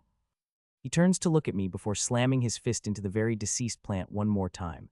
Annoying, he grunts. The poison effect, I ask. He just grunts. You going to be okay with that? I wonder, does he need healing? Okay, I fix myself, he affirms. Fair enough. He must have some way of healing himself by now. Good purchase, Tiny. Since he's cleaned up most of the monsters, we settled down to eat. Nom nom nom. The crunching sounds of 4 monsters filling themselves to stuffed echoes through the tunnels of the dungeon.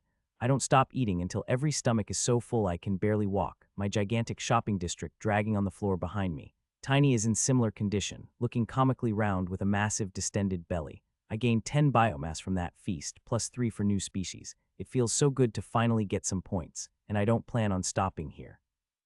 With Tiny's reluctant help, I excavate a small chamber out of the side of the tunnel, digging in a slightly diagonally upwards direction.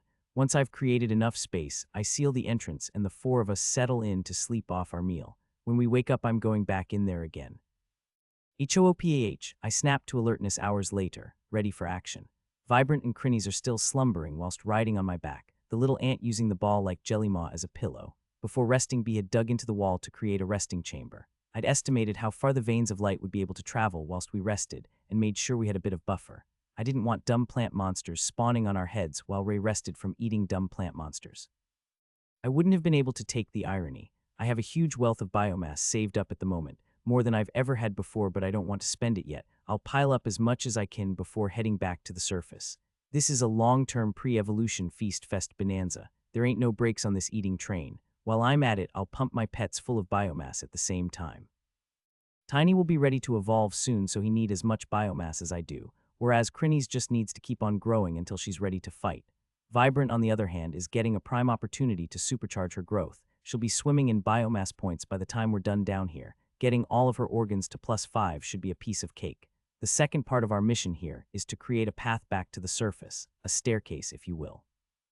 I don't want to have to follow winding tunnels hither and thither every time I want to come down into the dungeon. If the colony is going to settle here long-term, then a shortcut to the deeper dungeon is absolutely in order.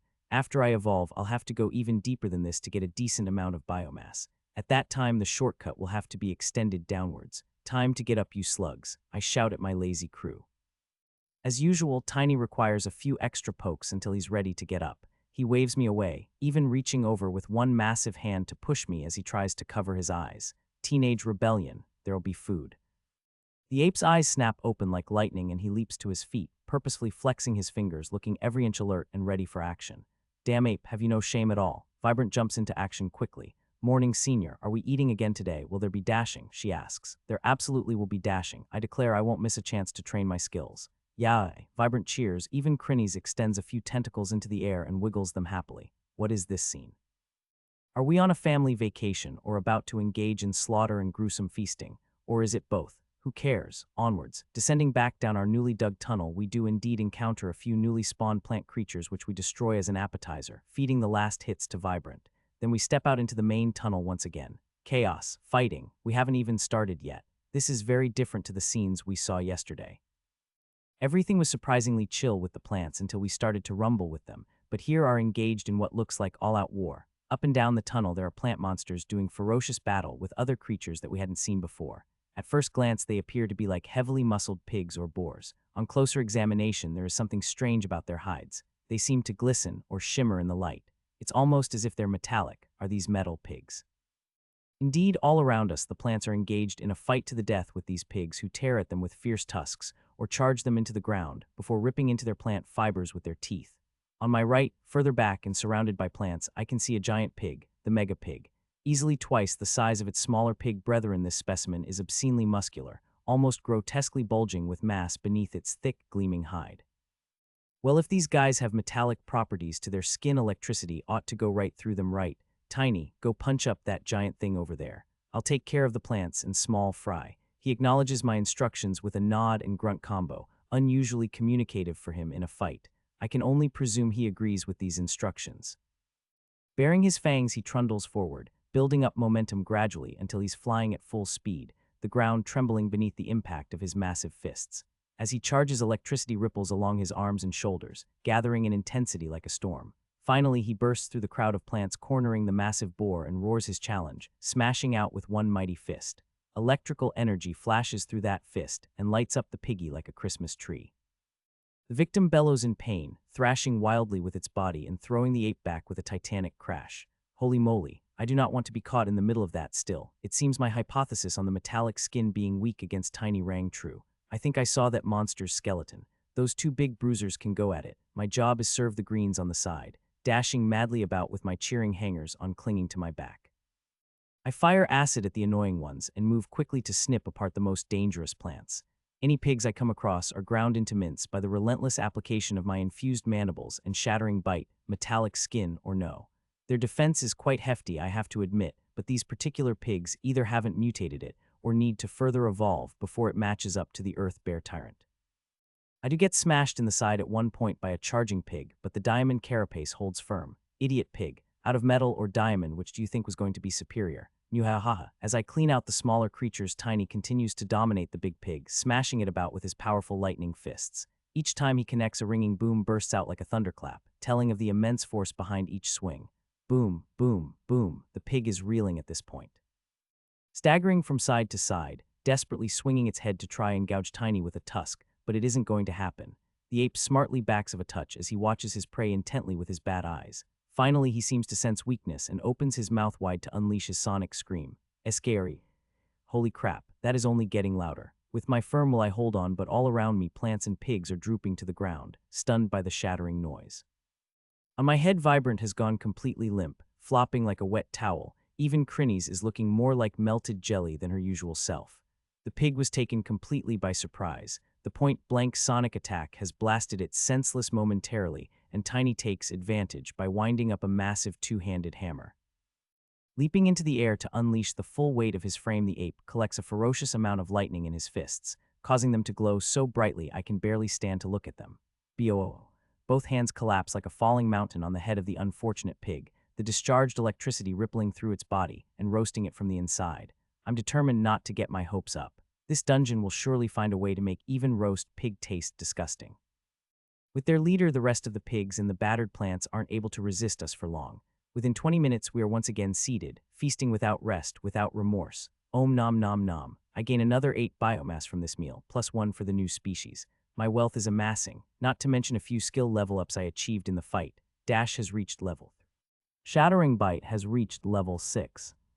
With plenty of energy left, since we only recently woke up, the gang is set to digging the shortcut again, carving a more direct path back to the colony through the dungeon.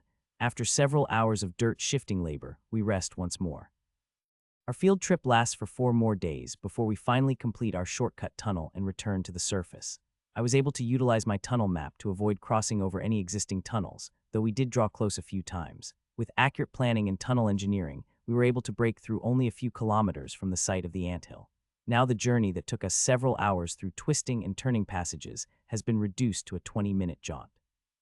I mean, we'll have to fight our way through anything that begins to spawn in there, but we would have to do that no matter which way we went.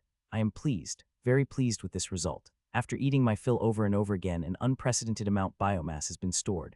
I may have developed some kind of permanent stomach pain, but it was worth it. I haven't got nearly enough to upgrade every single part of my body to plus 10, but that'll take ages. I'm just not sure I can wait that long.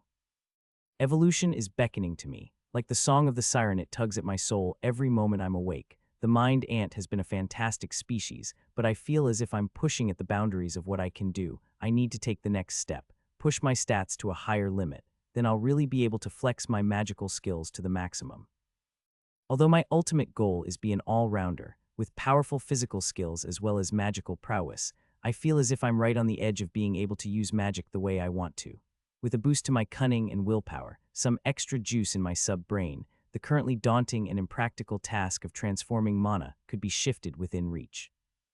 With some practice, I might be able to master a few transformations, and then I could cast fire or water spells to round out my complement of offensive magic. Then I could double back and pour my resources into physical strength on the subsequent evolutions. It shouldn't take too long for my body to catch up with my mind. After all, if the pattern holds true then, the next evolution will require me to reach level 40 and buff my core to 200 MP.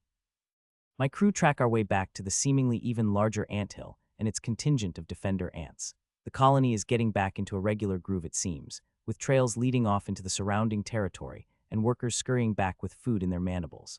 I'm not too worried the workers will be challenged by the surface-level monsters. Unless there are some very old beasts lying about unseen, I haven't noticed anything capable of tackling a swarm of workers up here. Descending into the colony, I find the queen is happily recuperated, resting in the warm glow of the dungeon light.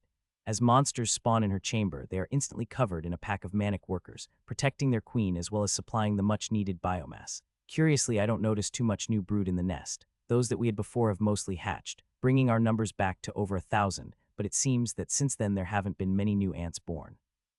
Perhaps the queen was on break while she was healing up. Never mind, I'm sure it'll kick into high gear again after we settle in. Once I've trained my skills, I might even be able to finally activate my long-held plans for ant supremacy. Taking the gang back into our own little chamber, we add the cores we were able to harvest on our field trip to the established horde. Compared to what we stole from the queen, it's a drop in the ocean, but another 15 cores is always welcome. As Tiny retrieves that sack of cores from the wall, my eyes light up with the precious gleam and glitter of the small spherical gems. Wealth, precious wealth. If I'm a dragon, then this is my hoard. Senior, why are you drooling? Vibrant asks. Gah, I hastily wipe my mouth on a foreleg and attempt to regain my dignity as the senior ant. Did Tiny see that? The ape is standing in front of me with a curiously blank look on his face as he holds the sack open, pretending he noticed nothing. Good work, Tiny. Now you won't have to be smacked in the head with cores. Quickly estimating, I think we have around 400 cores on hand. With these, I'll have to make sure my pets and Vibrant get the perfect evolutions they deserve, as well as train my core engineering skill to the peak.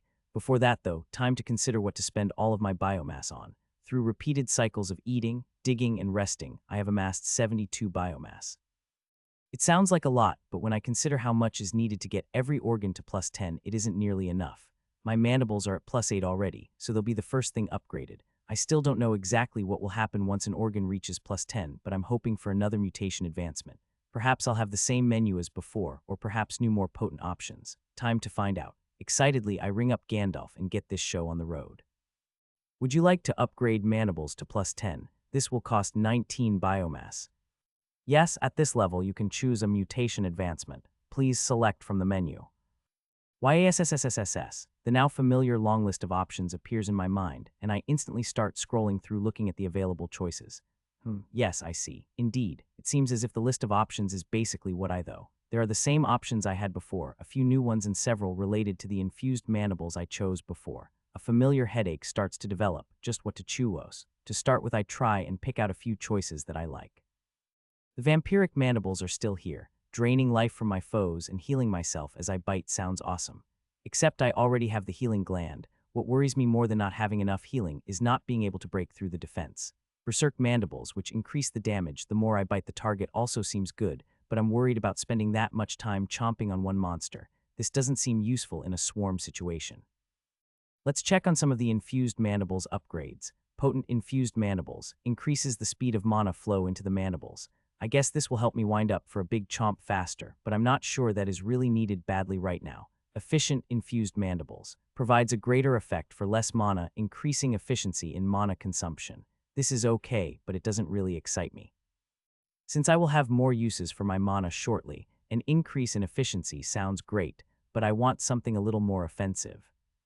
Frustrated, I continue to scroll through the options, looking for something that meets my needs. My focus for my mandibles is to simply have the most powerful bite that I can.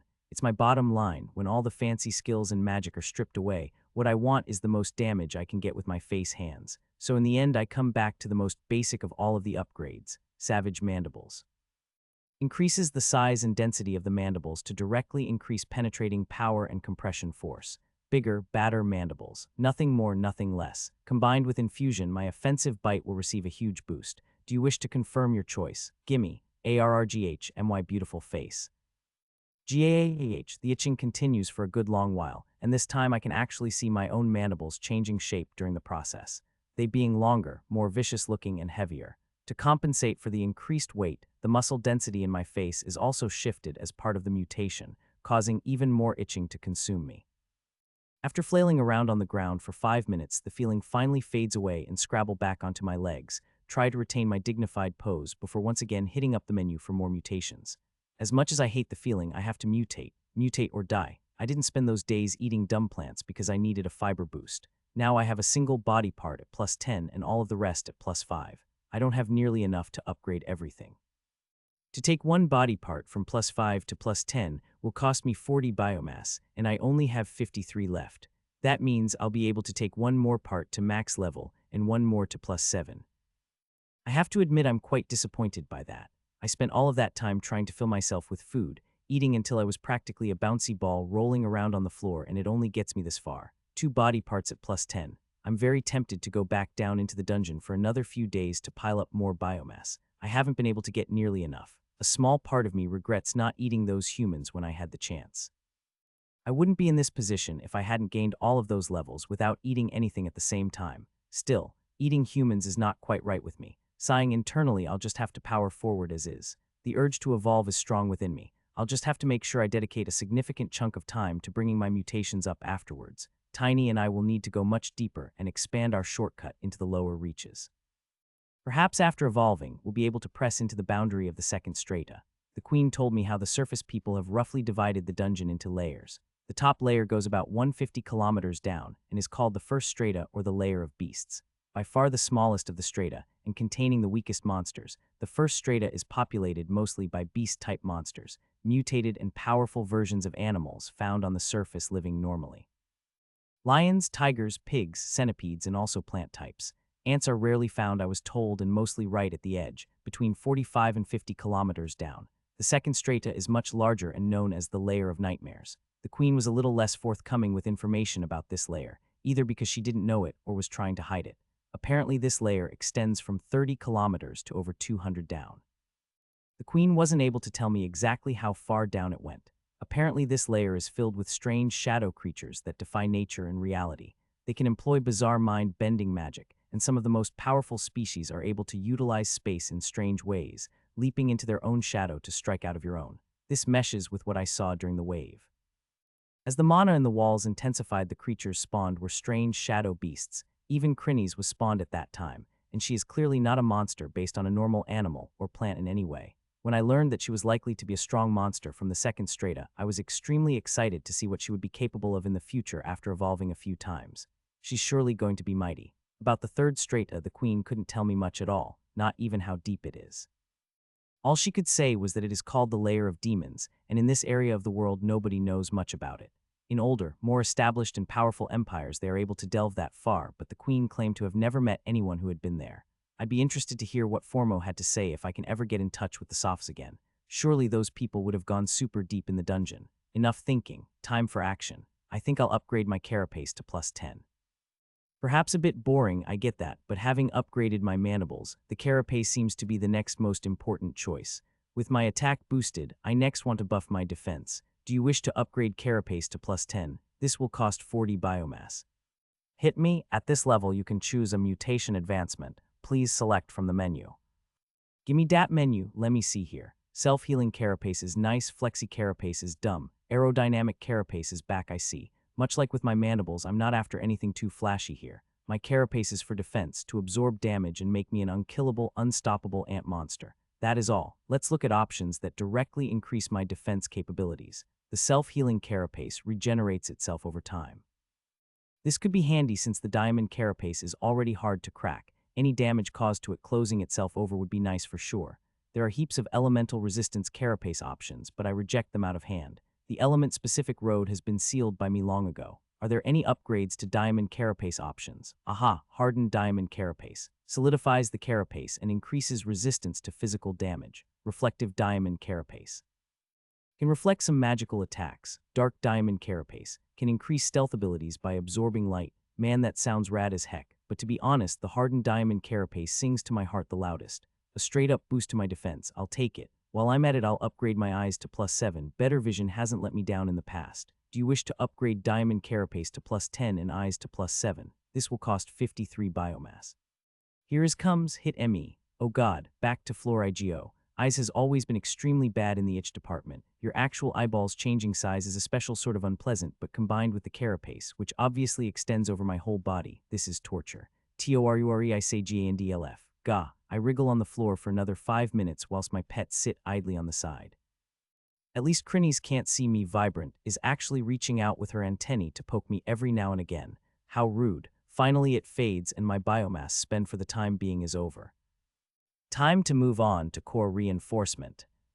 As I start to move over to the collection of cores in Tiny's hands, I notice something sending a shiny reflection onto the walls of the chamber. What the heck is that? It's looking like a mini disco ball descended in the room. I almost turn my head to see if there is anything suspended from the roof before remembering I don't have to turn my head to look up anymore. It's only then that I realize the reflection is actually coming from me, more specifically from my carapace. What the heck is going on? On closer inspection of my usually smooth and glittering diamond carapace, I noticed that something has changed in my last mutation. When I selected hardened diamond carapace, I hadn't quite expected this sort of effect. The small glittering points in my carapace have expanded, growing out over the surface of the carapace slightly.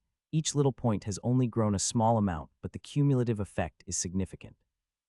In essence, I now have a small diamond covering at points all over my carapace. I mean, I look fabulous, but just how high is the value of my skeleton going to get if I keep going down this path? If I continue to harden the diamond carapace in future, will I eventually just be completely covered in diamond, a shiny and reflective crystal ant? That sounds awesome. I might end up with monster hunters from all over the globe coming to take my extremely valuable business district back to the surface, but damn if I won't look good doing it. Enough, I can worry about this another time. For now I need to focus on the process of evolving. As Vibrant bounces around the room making a pest of herself and my pets patiently wait, I start to focus my mind and activate my engineering skill, one core at a time. After exhausting my will on one core, I rest for 5 minutes before moving on to the next. Truly, this is some of the most draining mental exertion I can imagine. How the Sophs are able to work on a single core for weeks on end, I have no idea. I can barely last more than 10 minutes on one before my mental energy is flatlining. While I'm at it, I do make sure to try and focus on practicing finer changes rather than brute forcing larger shifts in stats. Maybe taking a leg from here and moving it to there, making the mouth wider, general changes to the monster's physical shape rather than just its statistics.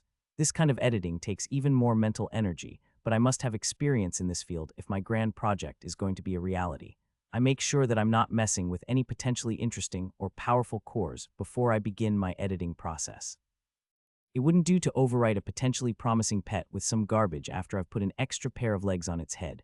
After several hours, I've created a small pile of cores that are ready for consumption. I take a quick break since the next part is even harder. Stretch it out, Anthony. Just enjoy the breeze and concentrate, man. Who's the worker? You the worker. Okay, let's do this. After flexing and stretching my ant self out in truly strange and puzzling ways, I am sufficiently mentally psyched for the upcoming challenge. Approaching two small cores on the floor with the utmost seriousness, I tap each one with a single antennae and then press together both physically and mentally. HRRRRRRRNNNGGG. Like pressing two rocks together, the cores refuse to budge. To make the impossible possible, a sheer dominant force of will is required, and I strain with every ounce of my being. Come on, you little bugger, get in there. Gradually, the two cores begin to blur together, melding and blending their energies in wild and chaotic ways. Actually being able to control the result of this fusion is still a dream within a dream for me. Successfully merging the cores is still the best I can do. Hold on, Anthony, you have the power. I grip my mandibles tightly as I press with my mind forcefully against the cores until the fusion is finally complete. Phew, holy moly, that's hard. Okay, that's one. Damn it. After a rest, I throw myself back into the fusion until I finally get the notification. Compatible special core detected. Do you want to absorb or reconstitute the monster? Finally, I'm a broken heap of an ant on the floor, but the core is finally finished. Vibrant, I call. Hi, hi. She answers, bouncing into view energetically. Hanging around while I grind away on skills is mind-numbingly boring for the little ant, and she's been poking about and literally running up the walls. Crinnies is the one to suffer the most as the small worker pokes her, rolls her around, and gets the little ball to climb onto her back before they go out adventuring. She seems absolutely delighted to be called upon. Despite being so tired, a feeling of selfish glee is washing over me. Yes, be happy whilst you can, little worker. Once this is done, you'll be big enough to no longer hitch free rides on me and strong enough to fight for your own food. My days of freedom will return. Mew-ha-ha-ha-ha. Now you've reached maximum level, right? Yup. And your core is maxed out, right? Yup. Excellent. After absorbing this core, you'll be ready to evolve into an especially powerful ant. The little worker practically vibrates with enthusiasm. Really? She cries. Absolutely. The only problem is that it's going to hurt like hell. I cheer. Okay, she bubbles with barely diminished enthusiasm. There really isn't anything that will keep her down for long. Skittering closer, she reaches out to the core and begins the absorption process. Much like when it was Tiny's turn, she becomes increasingly agitated as the process continues, the powerful energy within the core streaming into her body, reinforcing her core and infusing it with the potent energies that will supercharge her evolution. Almost unconsciously, I reach out with an antenna to stroke the suffering little worker and pat her on the head, trying to soothe her. Perhaps she notices, or perhaps she gets a better handle on the feeling, but she visibly relaxes under my ministrations. I don't really want them to suffer, okay? This is what's best for them. With more powerful evolutions, they'll be able to overcome their fate and carve out their own path in life. As a proud parent, this is the best I can do. Nev. Finally, the process is done and Vibrant collapses in relief. You can evolve now, little one, I say gently. She nods, exhausted, and crawls over to a corner of the chamber where she seems to fall asleep. I'll be interested to watch her evolution happen. What changes will she undergo? Tiny watches her go with an odd look on his face. That's right, buddy, you're next. Tiny's bat face starts to exude more and more anxiety as I watch him intently. Tiny. What time to max out that core, champ? Get over here. With reluctance painted over every inch of his body, Tiny lumbers to his feet and then resentfully ambles his way towards me from where he had slumped himself against the wall as I worked. Using an antenna, I flick one core at his feet and then stare at him. He stares back. Slowly, I reach down to pick up the core with my mandibles, and something flashes within the ape's eyes. Was it understanding? Wisdom? Or was it heart-rending fear? I shall never know. What I do know is that Tiny reaches down and snatches up the core before I can grasp it in my jaws. A moment later, he shows me the empty palm in which the core had been held. Good boy, he needs to make sure he eats all his food. With flicks of my antenna, I continue to roll him cores I've modified until I run out and have to craft a few more. Every now and again, I make sure to check in on Vibrant as she undergoes evolution. I kind of expect to see flashing lights or a glow or something, but evolution doesn't seem to work like that here. At least nothing is happening so far. The little worker is still lying flat, seemingly unconscious, without any physical changes taking place. Core engineering has reached level 5. Nice, every little bit of help I can get makes a difference. I continue grinding my way through the cores, but I have to take frequent and longer breaks in order to maintain the effort.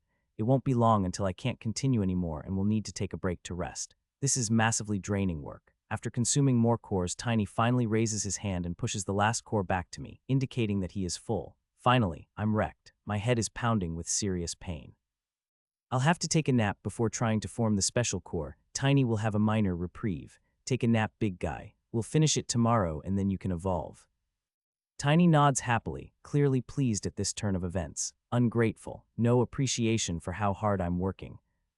I scuttle wearily over to check on Vibrant and see if there have been any major changes during her evolution. Still nothing. Maybe she's still fiddling around in the menus. I can't be sure. Certainly the first time I evolved, I have no idea how much time passed as I fiddled about with the options and scrolled through the lists of options, which are certainly extremely wide. I guess this could be taken as confirmation that Vibrant is intelligent enough to trigger the manual evolution, something Tiny will possibly never reach. Grumbling internally about my lovable ape's dim-witted ways, I slowly drift into torpor. I'm up. Springing awake, I flash into action, immediately moving to check on Vibrant, antennae wiggling this way and that I eagerly checked to see if there have been any developments whilst I was resting. What she got: wings, extra head, doubled in size, tripled in size. Nothing. Resting on the ground, still perfectly still for possibly the first time in her life, Vibrant continues to appear to be resting peacefully. Why is nothing happening? She should be getting larger if nothing else. If she wakes up the same size as before, I'm going to be super annoyed. I shuffle over to my barely dinted pile of cores. I literally emptied out the treasury of a kingdom to amass these cores. A small kingdom without a whole lot of wealth, but still, this is going to take us a long way. If my plans come together, then this pile of cores could change the world. That's enough daydreaming. Back to work. Time to fuse these cores. Get pumped. I spend 5 minutes mentally hyping myself like a weightlifter about to perform the gold medal lift at the Olympics. When the correct mindset has been achieved, I begin the arduous task of core fusion. HRRRRR and NGGH. A while later, once again exhausted and shaking mentally, I pick up the intensely sparkling and oversized core in my mandibles and carry it to the sleeping Tiny.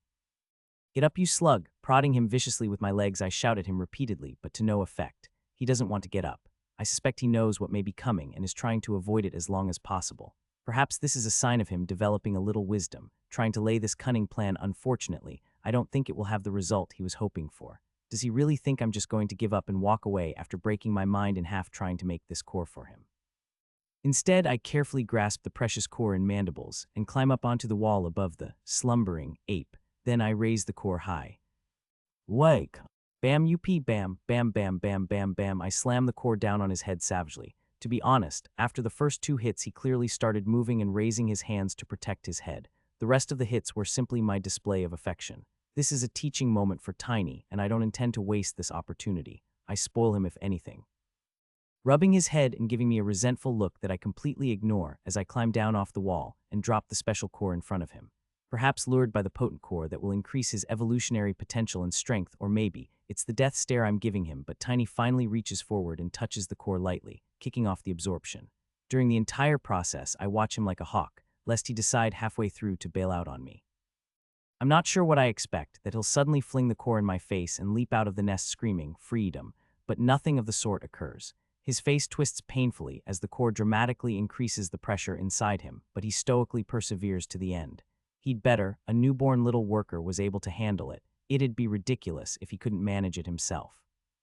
Eventually the core vanishes and Tiny has fully reinforced his core, ready to advance with a new special evolution. Well done, Tiny. Go and evolve. You'll wake up stronger than ever before. The ape nods tiredly and slumps against the wall, quickly closing his eyes and appearing to drift off. As my first pet, I'm very attached to Tiny. I know he wants to battle and eat until he's satisfied. Without evolving in the best possible way each time, I just don't think he'd have the strength to keep doing it. Strong as he is, he's a monster from the first and weakest of the layers in the dungeon. If we face monsters from the depths, just how well would he hold up? By doing this over and over again, I hope to change his destiny. Speaking of which, it's my turn next. I have to say I'm quite excited to finally be able to evolve again. I know I should wait and pile on the biomass, but I simply can't contain my excitement. So I'm weak, sue me. Everyone has to have a weakness, and perhaps this is mine. Rather than shoveling my face full of monsters sticky insides, as delightful as that sounds, I would rather be taking a brief nap and then waking up a whole new being. It involves the consumption of less guts, for one thing. I can't help but get excited for the possible options that may be present to me when I evolve. The mind ant species has been good to me, dramatically increasing my strength and propelling me further along the path of magic. As great as it's been, I feel like I need one more push in order to achieve a proper mastery of magic. If I have an option that will further enhance my mind, I'll be hard-pressed to turn it down. Before any of that, though, I have to form the special core. Let us do this. GAWD Almighty, MAH Brain, Core Engineering has reached level 6. Worth, after all of my effort, I'm finally done. In front of me sits a new shiny special core, the announcement from Gandalf still ringing in my ears. Compatible special core detected. Yes, this mental torture is finally over. Despite being as mentally fatigued as I eagerly begin the absorption process immediately. Not even a microsecond passes before the truly uncomfortable squeezing feeling erupts in my guts. Nope, I remember this feeling. It sucks. As if my intestine were slowly swelling with gas, but there was nowhere for it to go. The tightness swells until it turns into pain. Then it swells some more and turns into even more pain. Youch. Maybe it wasn't such a good idea to do this immediately after wearing myself down, grinding my own brain against the stone to produce these cores. But it's too late to complain about it now. I'll just have to push through and endure. Grit those mandibles, Anthony. Show what an ant you are. Do the workers complain? No. Will you complain? Only sometimes. Every second only intensified the pain, so I try and distract myself in any way possible. The first thing I try to do is look around the room for something to catch my eye, but everyone in the room is sleeping or something like it. Tiny is openly snoring in front of me. I'm not even sure if he's evolving or decided to take a nap first. Vibrant is still posed, perfectly still, on the floor in the corner. Still nothing going on there. Crinnies is bobbling in the middle of the room on the floor. I'm not sure exactly when she wobbled over there, but I may as well pick her up again. Crinnies, over here, I stutter, mental teeth still clenched against the pain. I extend a leg out and Crinnies latches on with a few tentacles, swiftly making her own way onto my back, where she wibbles a bit, settles into a seemingly comfortable nook between my body segments. Any idea how close you are to reaching fully grown? I ask, desperate for distractions. Nothing. Perhaps if I wasn't stuck with the least talkative of my gang, this might have gone better. I don't know, Master, she answers quietly. I sense that she's a little disappointed that she isn't useful yet. I'm completely not fussed, however. I was lugging Tiny around for ages before he was able to be useful. In many ways, he still isn't useful. Not to worry, Crinnies. It won't be long, and you'll be back to shredding monsters. You'll see. I can still vividly remember the sight of her mature form, ripping monsters apart and eating them whole. I don't think I'll ever forget it, actually. I hope so, Master, she replies. There now. It's nice to hear you talking a bit, little one. You don't have to be so quiet, you know, I urge her. Well, maybe work on it in future. I'll be evolving soon, Crinnies, so don't worry if there isn't any movement for a bit, or I don't respond when you try to talk to me, not that it's likely. You'll be evolving, Master, the little blob asks. Yup, looking forward to it. Everyone else is evolving at the moment. Tiny and Vibrant have already started. I'll be last. Oh, she sounds a bit deflated. I promise you, Crinnies, soon as you're ready, we'll get you in the dungeon, and once you're grown, getting you to evolve will be our priority. Not to worry, I have big plans for you. Who would, though a tentacled blob of death would be this sensitive? It's nice, though, so much more respectful than the other two. Damn it, HURTS. Finally, the core has finished being absorbed and my time has come. The season of triumph. I can't help but have a good feeling about this evolution. The mind ant was the first steps on a brand new path of evolution, and the next step will only be more potent. I can feel it already. Damn it, I can't handle this anymore. Feels like my core is cracking. Okay then, Crinnies, I'm going in. Okay, Master. Enjoy. Just so polite. You have reached maximum level for your current level of evolution. Would you like to use the evolution menu? Yes. My mind immediately is swept into the menu, and glittering before me are the new options for my next form. Let's see. Mind Worker for Micah. This evolution includes a +10 bonus to might and a +5 bonus to cunning. Aura glands related to worker cooperation are discounted for this evolution. Okay, the first option. A normal evolution that gives some bonus stats, and what's this? A discount on aura glands. Interesting. I looked through the aura glands and there are a whole lot that relate to increased coordination or work speed for particular types of allies. Presumably this option will discount these. It's also worth noting that the stat bonuses are quite considerable this time, +15 in total, and +5 to cunning. I needed a special evolution to get that last time. This only makes me more eager to see what the special evolutions will give. Advanced Soldier for Micah. This evolution includes a +10 bonus to might and a +10 bonus to toughness. 1 free health-related organ. Defensive carapace upgrades are discounted. Okay, dispensing with the mind ant path, this normal evolution puts me back on the soldier track, skipping over basic and straight to advanced. The bonuses here are truly juicy, +20 stats. Admittedly, they are the cheapest, stats in terms of energy, but still. A free health-related organ. That could refer to a number that I've seen. Perhaps there are also new options that relate to HP in some way. Maybe something that increases total HP or redundant organs like a second heart. Curious. Ooh, the next option is a special evolution. Special Evolution, Magic Soldier plus 15 bonus to might, plus 10 bonus to toughness, plus 5 bonus to cunning. 1 free health-related organ defensive carapace upgrades are discounted. Wowzers, look at those stat bonuses. Clearly this path is to enable a turn to a more fighty-oriented build, but still wants to advance magical capacity slightly.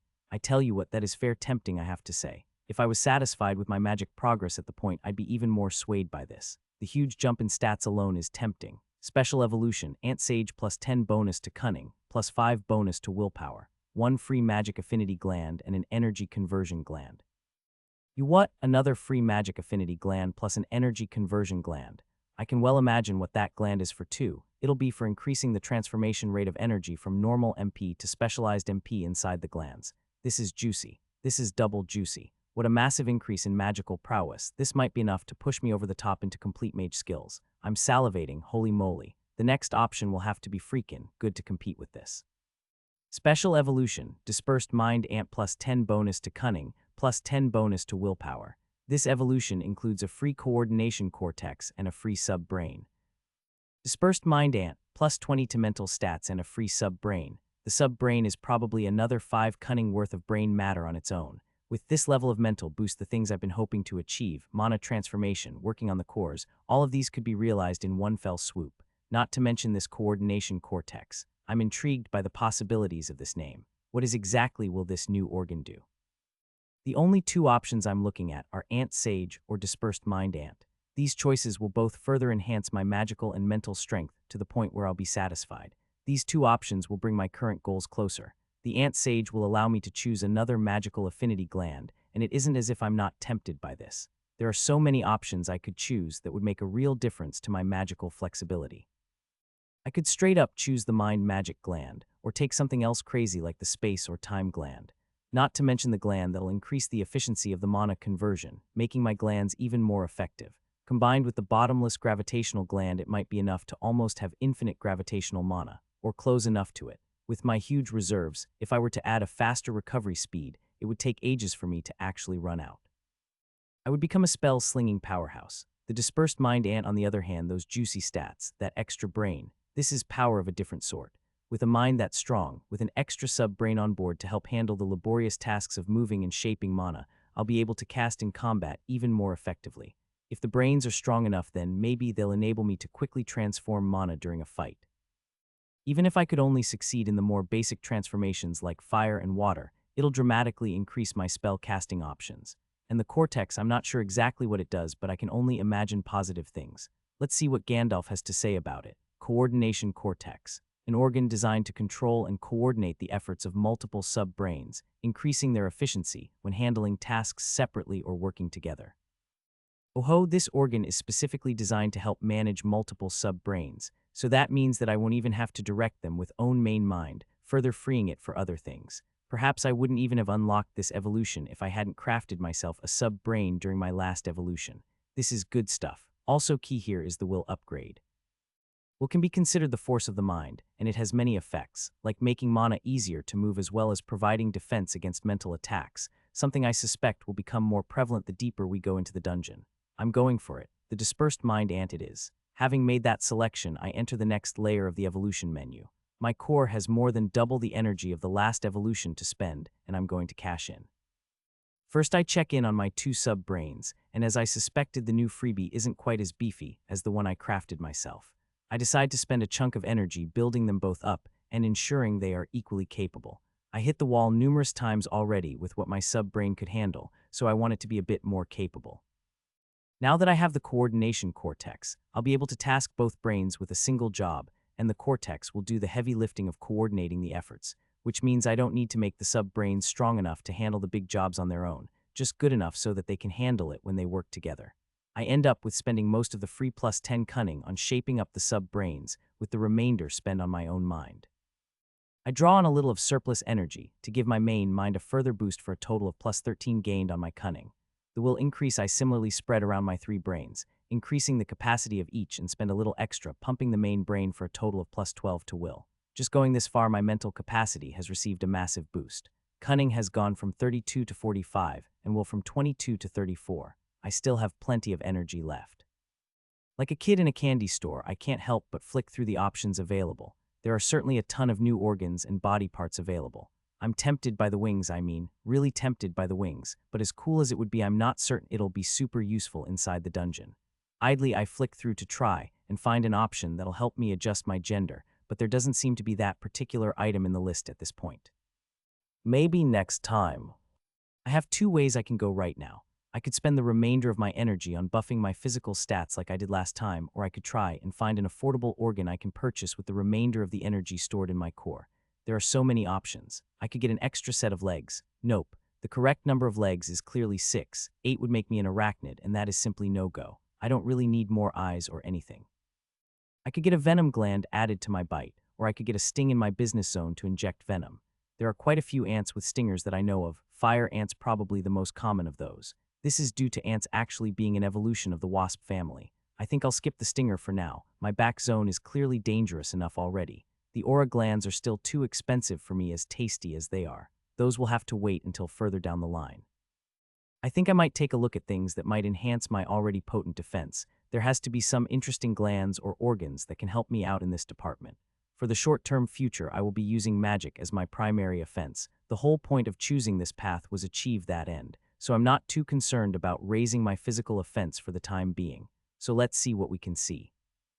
I already have the healing gland that gives me the burst of healing I want, but there are still a ton of other options, such as purchasing secondary hearts and such to increase survivability.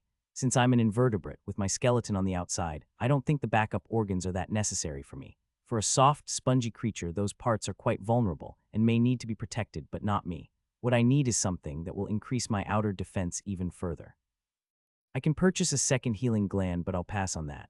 Let's see, there has to be something here. Aha, this looks tasty. Muahaha, nice. Examining the option more closely, it seems less like plating and more like a web of crisscrossing carapace wires underneath my outer skeleton. That's probably why it's cheap enough for me to afford. Rather than use the energy I have remaining on a small stat boost to my physical properties, I spend it modifying my inner plating to add more wires around my head to marginally increase the defensive boost around my precious brain. I always expect to get knocked out when evolving, but this feels slightly different. I don't feel like I'm being pulled downward into slumber, but quite literally being pulled downward. I can feel my consciousness being pulled down into my core, dragged away from its home in my ant body in a non-pain-free process. What the heck is going on here? I was just about to evolve and enjoy my rise to triumph. What the heck is this? Is this some punishment for hitting Tiny too much? He deserved it, I swear. Did I kill too many humans? Is their god going to take punishment on me for reaping juicy experience from them? Those were bad people. Probably. To tell you the truth, I don't know. Despite my protestations and desperate flailing with my mind, I have absolutely no control. Like a water balloon held in an iron fist, my mind can only slosh about as it is inexorable, pulled away, into the core, and then down, further down. A tiny thread-like tendril has extended from the dark and connected to my core, and it's through this thread that I am drawn, dragged even. Like Alice tumbling down a rabbit hole, I can sense myself sinking down a winding path, twisting here, turning there, and always spiraling further downward to the very center of what I have no freaking clue. As a disembodied mind, I don't really have access to a whole lot of sensory options. None is the precise number now that I think about it. I think Vibrant would die of sheer boredom in this place. Not to mention Tiny, he'd have nothing to fight or eat. Crinnies would probably be quite fine though, now that I consider it. She'd miss the sensation of touch obviously, but she's used to going without the others. I continue to babble to myself too on the surface level of my mind, mainly to distract from the sheer existential terror I'm experiencing. I'm freaking out over here. It isn't often your consciousness is quite literally dragged out of your body and pulled to a new location whilst you spin, completely blind and unaware of the process going on. How often could that possibly happen to a person? It's only the second time I've ever experienced this sensation. The realization stills my pounding mental heart for a single second. Actually, I did go through this whole thing before once, didn't I? I can remember vaguely what it felt like when I died, I guess. I could feel my mind slipping away from my body, pulled out and dragged through who knows what to who knows where. The hunger and sensation from my old body just faded away, then everything went white, and then you heard a voice which welcomed you to your new world. Yeah, then Gandalf spoke to me and everything got started on this crazy adventure. Gandalf, is that what you call me, young one? Well, yeah, that is certainly the voice of the Gandalf the Grey, and I'll say the same even if you don't let me pass. Pass where? Doesn't matter, I suppose. What's going on here exactly, oh bearded one? Could I perhaps be returned to my body, please? Your core has reached the level of density required for me to reach out to you in this way, young Anthony. It is kind of traditional that I speak to those like you personally at this point of their new journey. Don't you talk to me almost constantly? Every time I level up and so on, those communications are a little more subconscious. For me to reach out to you with my active mind requires a little more sturdiness on your part. You have reached this point very quickly, I must say. You must have adapted to the monstrous life well. That sturdiness comment is a little disturbing. I reached this point quickly, compared to what? The other people like me. Just how many people do you drag in here, Gandalf? Are you in the habit of abducting people? Can I go away now, please? I reach out to grasp an existence like yours and bring them into this world periodically. It helps various things.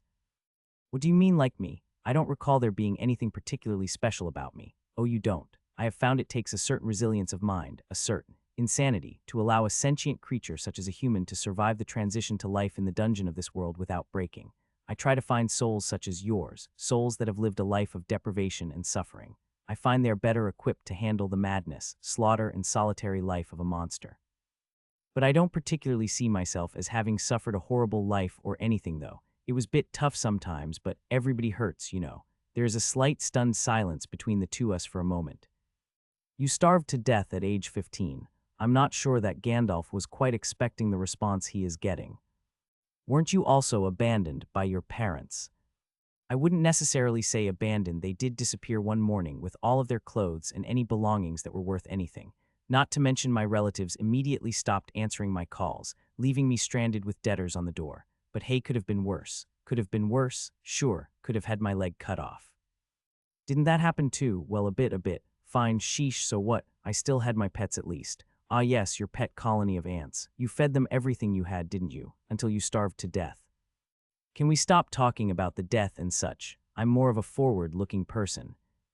Would you describe it as sane for a person to feed a colony of ants above themselves to the point they died from it?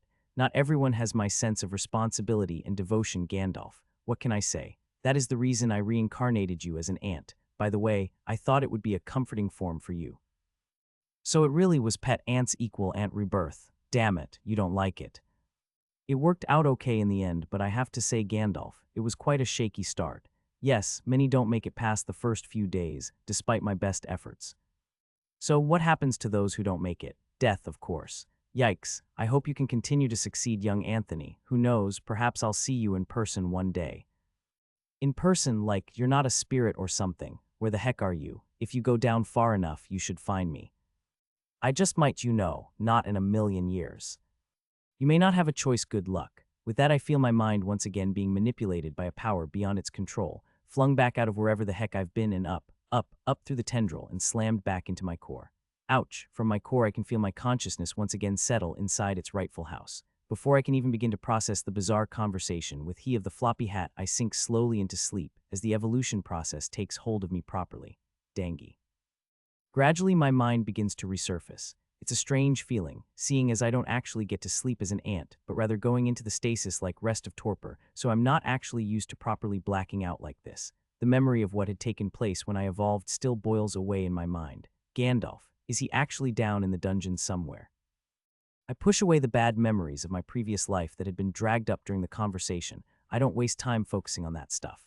I have plenty to be about in the here and now after all. I've got a new family, pets, and a brand new mother to look after. No point stuffing about thinking of things that are long gone. Sensations bubble up in my awareness until the light comes on in my eyes and then bam, I'm awake. H-A-H-H-O-O-G-B-A-H. I'm here, I'm ready. It's action stations, people. Why is my face full of fluff? Flexing my legs and body, I can feel all of the familiar appendages are in their proper places. 6 legs, 2 antennae, the junk in my trunk. All seems good. The real problem I have is all this damn fuzz in my face. What the heck is going on? Tiny, is that you? Get the hell up, Tiny. I need to move about in here. Sleepy. Go sleep on the surface or something. I can't even see with all this fuzz in my eyes. I'm tired. That's the same thing as sleepy. Get the heck out of here, you lump. I can sense an exasperated sigh over the mental link, as if I'm the one being unreasonable. Just who does this ape think he is? And why the heck is he so damn fluffy now? Gradually, the fuzz begins to shift and move, and I can gradually see a little better. A wall of long, white, fuzzy hair rolls away from me towards the entrance, where I can hear grunting punctuated by frustrated growls. Do you not fit? No. Dang it, I shouldn't be too surprised since the entrance and chamber was a little squeezy before he evolved. Knowing Tiny and his general species, I can only assume that he has gotten even more powerful and large after evolving. If I'd thought ahead properly, I would have realized this would happen and made proper preparations. You'll have to dig your way out, buddy. Try digging straight out that way and you should come out the side of the hill, near the top. Our chamber is usually dug the closest to the top and off to the side somewhere, out of the way of the rest of the colony, so there shouldn't be a problem if he starts digging his way through. Even if the side of the hill collapses, it won't take down any chambers others than ours, and we can dig out easily enough. I hear a deep scraping as the ape starts to dig his way out. The only visible evidence I have of that is the shifting white hair pressed into my face. Eventually, he finally breaks through. Grunting happily to himself, he hauls himself out into the light, and I finally get a good look at his new size as he moves. He's big, that's a big ape. He was already large enough to put any Earth-sized gorilla to shame, but he must have increased in size by 30% with this evolution. If he were to stand up to his maximum height, he'd probably crack 10 feet easy. His thick, powerful arms are covered in long white hairs. The shorter hair on his torso is also mostly white. On closer inspection, he isn't pure snow white like a polar bear, more of a burnished silvery color. Is he a silverback now? What species are you now, Tiny, do you remember? Out on the side of the hill now and basking in the sunshine, Tiny turns to look at me and I can see his bat face is now completely black, rather than the dark gray it used to be. His eyes, however, are a deep glowing red. Your species, what kind of monster are you now? Do you know it all, bud? He stares at me blankly. Did your cunning actually go down? Holy moly, just how muscle-brained is this guy going to get as he keeps evolving? If he gets any dumber than this, he'll forget how to eat. Looking at his bulky form that practically radiates strength, I can only imagine how potent those massive fists have become now. This species clearly prioritizes physical strength above all else, even having a brain. In some ways, he makes the perfect pet, but I wish he had a bit more going on in the upstairs department. I want him to be able to have independent thoughts and be able to think for himself, rather than rely on me to point him in the right direction and make sure he has what he needs. Ah well, maybe I can do something about that down the line. Now that I have a little more space in the chamber, as well as a snazzy new natural lighting, I can get a handle on what is going on in the room. Where is Vibrant? She doesn't seem to be over in her corner, so she must have woken up by now. Where is she, Vibrant? I call, hi, I hear her chirpy response. Did that come from? Using my antennae, I feel around on the top of my head, and sure enough, something is there. Shifting my head position back a little, I can clearly see her beady little ant eyes staring back at me. She looks almost exactly the same. Wait, have you evolved, Vibrant? Yup, dang, do you remember what species you chose? I grayed out, of course. Vibrant took one of the special options, just like Senior said, superior hatchling worker, she declares proudly, so still a hatchling. I slump to the ground, defeated. I'm going to have to put up with this helpless little freeloader until she reaches level 10, then craft another special core for her, then maybe she'll become useful after that. Heya, oh well, no use crying over spilt. Something. I can see that Crinnies is still in place, nestled onto my midsection between the joints where my legs attach to my carapace. How are you, Crinnies? Ready to go and get large? Ready, master, she replies. Was your evolution successful? It was. Some very nice bonuses picked up this time. You don't seem to have changed much that I can tell, master, she says, extending a few little tentacles to pat about my carapace, probably checking my size. All of the changes took place on the inside this time, and they weren't small either. I boast, wait and see what I can do now. I look forward to it, master. I can already feel the difference within me. My mind is positively humming with strength, like a sports car sitting in neutral, just revving and ready to go. I can feel my sub-brains sitting idly inside me. Each of them are more powerful than the single one I had before, and I now have the ability to harness them together, get them to act in concert on a single task. I can't wait to flex this new mental muscle. Let's try it. Mana, transform. Eagerly, I direct my new mental rig to attempt the never before achieved mana transformation. This process is so difficult that I honestly have no idea how any human is actually able to achieve it at all, let alone in a fight. First, I need to bring the mana out of my core, directing it into threads that I begin to weave and shape into a mind-bending construction that I'm beginning to suspect goes a little beyond the 3 dimensions I'm familiar with. Intricate whoops and whirls that curve back and in on themselves before fine filigree patterns are weaved on the outside and on the inside of almost the entire thing. I get a headache just picturing the stupid thing. At least I did. Muyuha, Mua, Muhhhhha, YSSSSSS. Throwing the bulk of the work over to my sub-brains, I can feel them thrum into life as they take the strain of directing and shaping the mana. The cortex acts like a foreman, directing the efforts of the 2 brains to ensure they don't overlap, and their independent efforts slot together like clockwork. I can feel the sub-brains straining under the load of directing the wispy threads of energy, but they are far more capable than the old sub-brain was. Not only is their mental strength beefier, but they have an upgraded amount of willpower, giving them a bit more grunt. What this does is free up my main mind to patch up the gaps.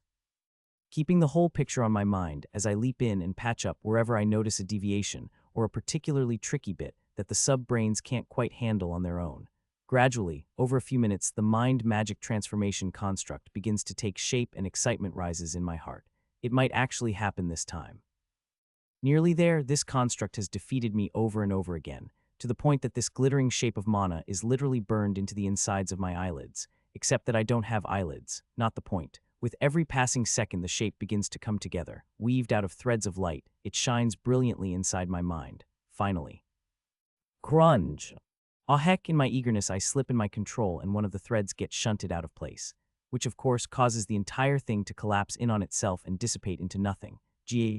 Undone by my own eagerness and joy at success. This is the cruel irony of the world at play and not entirely my fault. Okay, it is. I can almost feel the smoldering resentment from my own sub-brains, irritated that I ruined their work. What the heck? You don't get to be mad at me, damn it. I'll make you guys transform mana on your own until you melt into sludge. That's right, that's who's in charge. Putting aside this failure, I'm still feeling extremely positive. I'd never been that close to succeeded in that notorious transformation before, and now I almost nailed it on my first attempt. With diligent practice, I'm sure I'll be able to succeed. If I can manage the mind mana transformation, then I can surely succeed with the simple ones.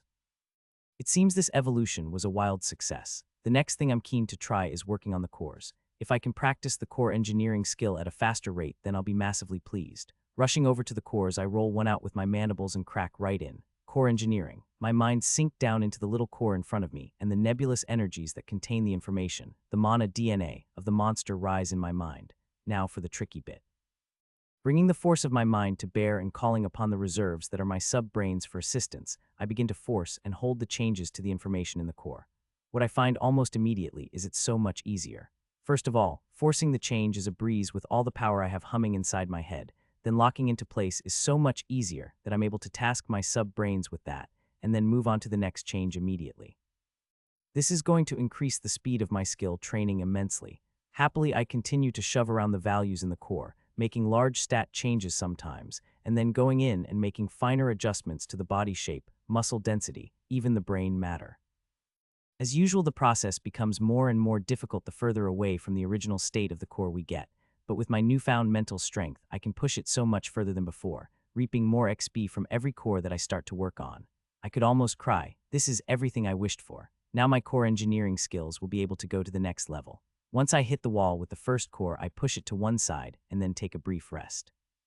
If I alternate resting and working, I'll be able to work for longer and grind my skills more efficiently. Even with my extra brain power, this rule will hold true. After a minute or two, I shift over to the next core and then the next. On it goes until the fatigue starts to mount up, but I push through until my mind is entering the familiar brain-dead zone that I spent so much of the last few days in. Core engineering has reached level 8.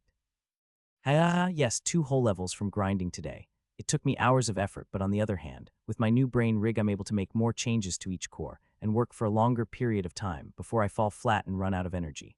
This is a huge boost, and gaining 2 levels in one go is evidence of the kind of power my new brain is packing. 2 more and I'll be able to morph it into the next level of the skill. I cannot wait. Literally, I can't.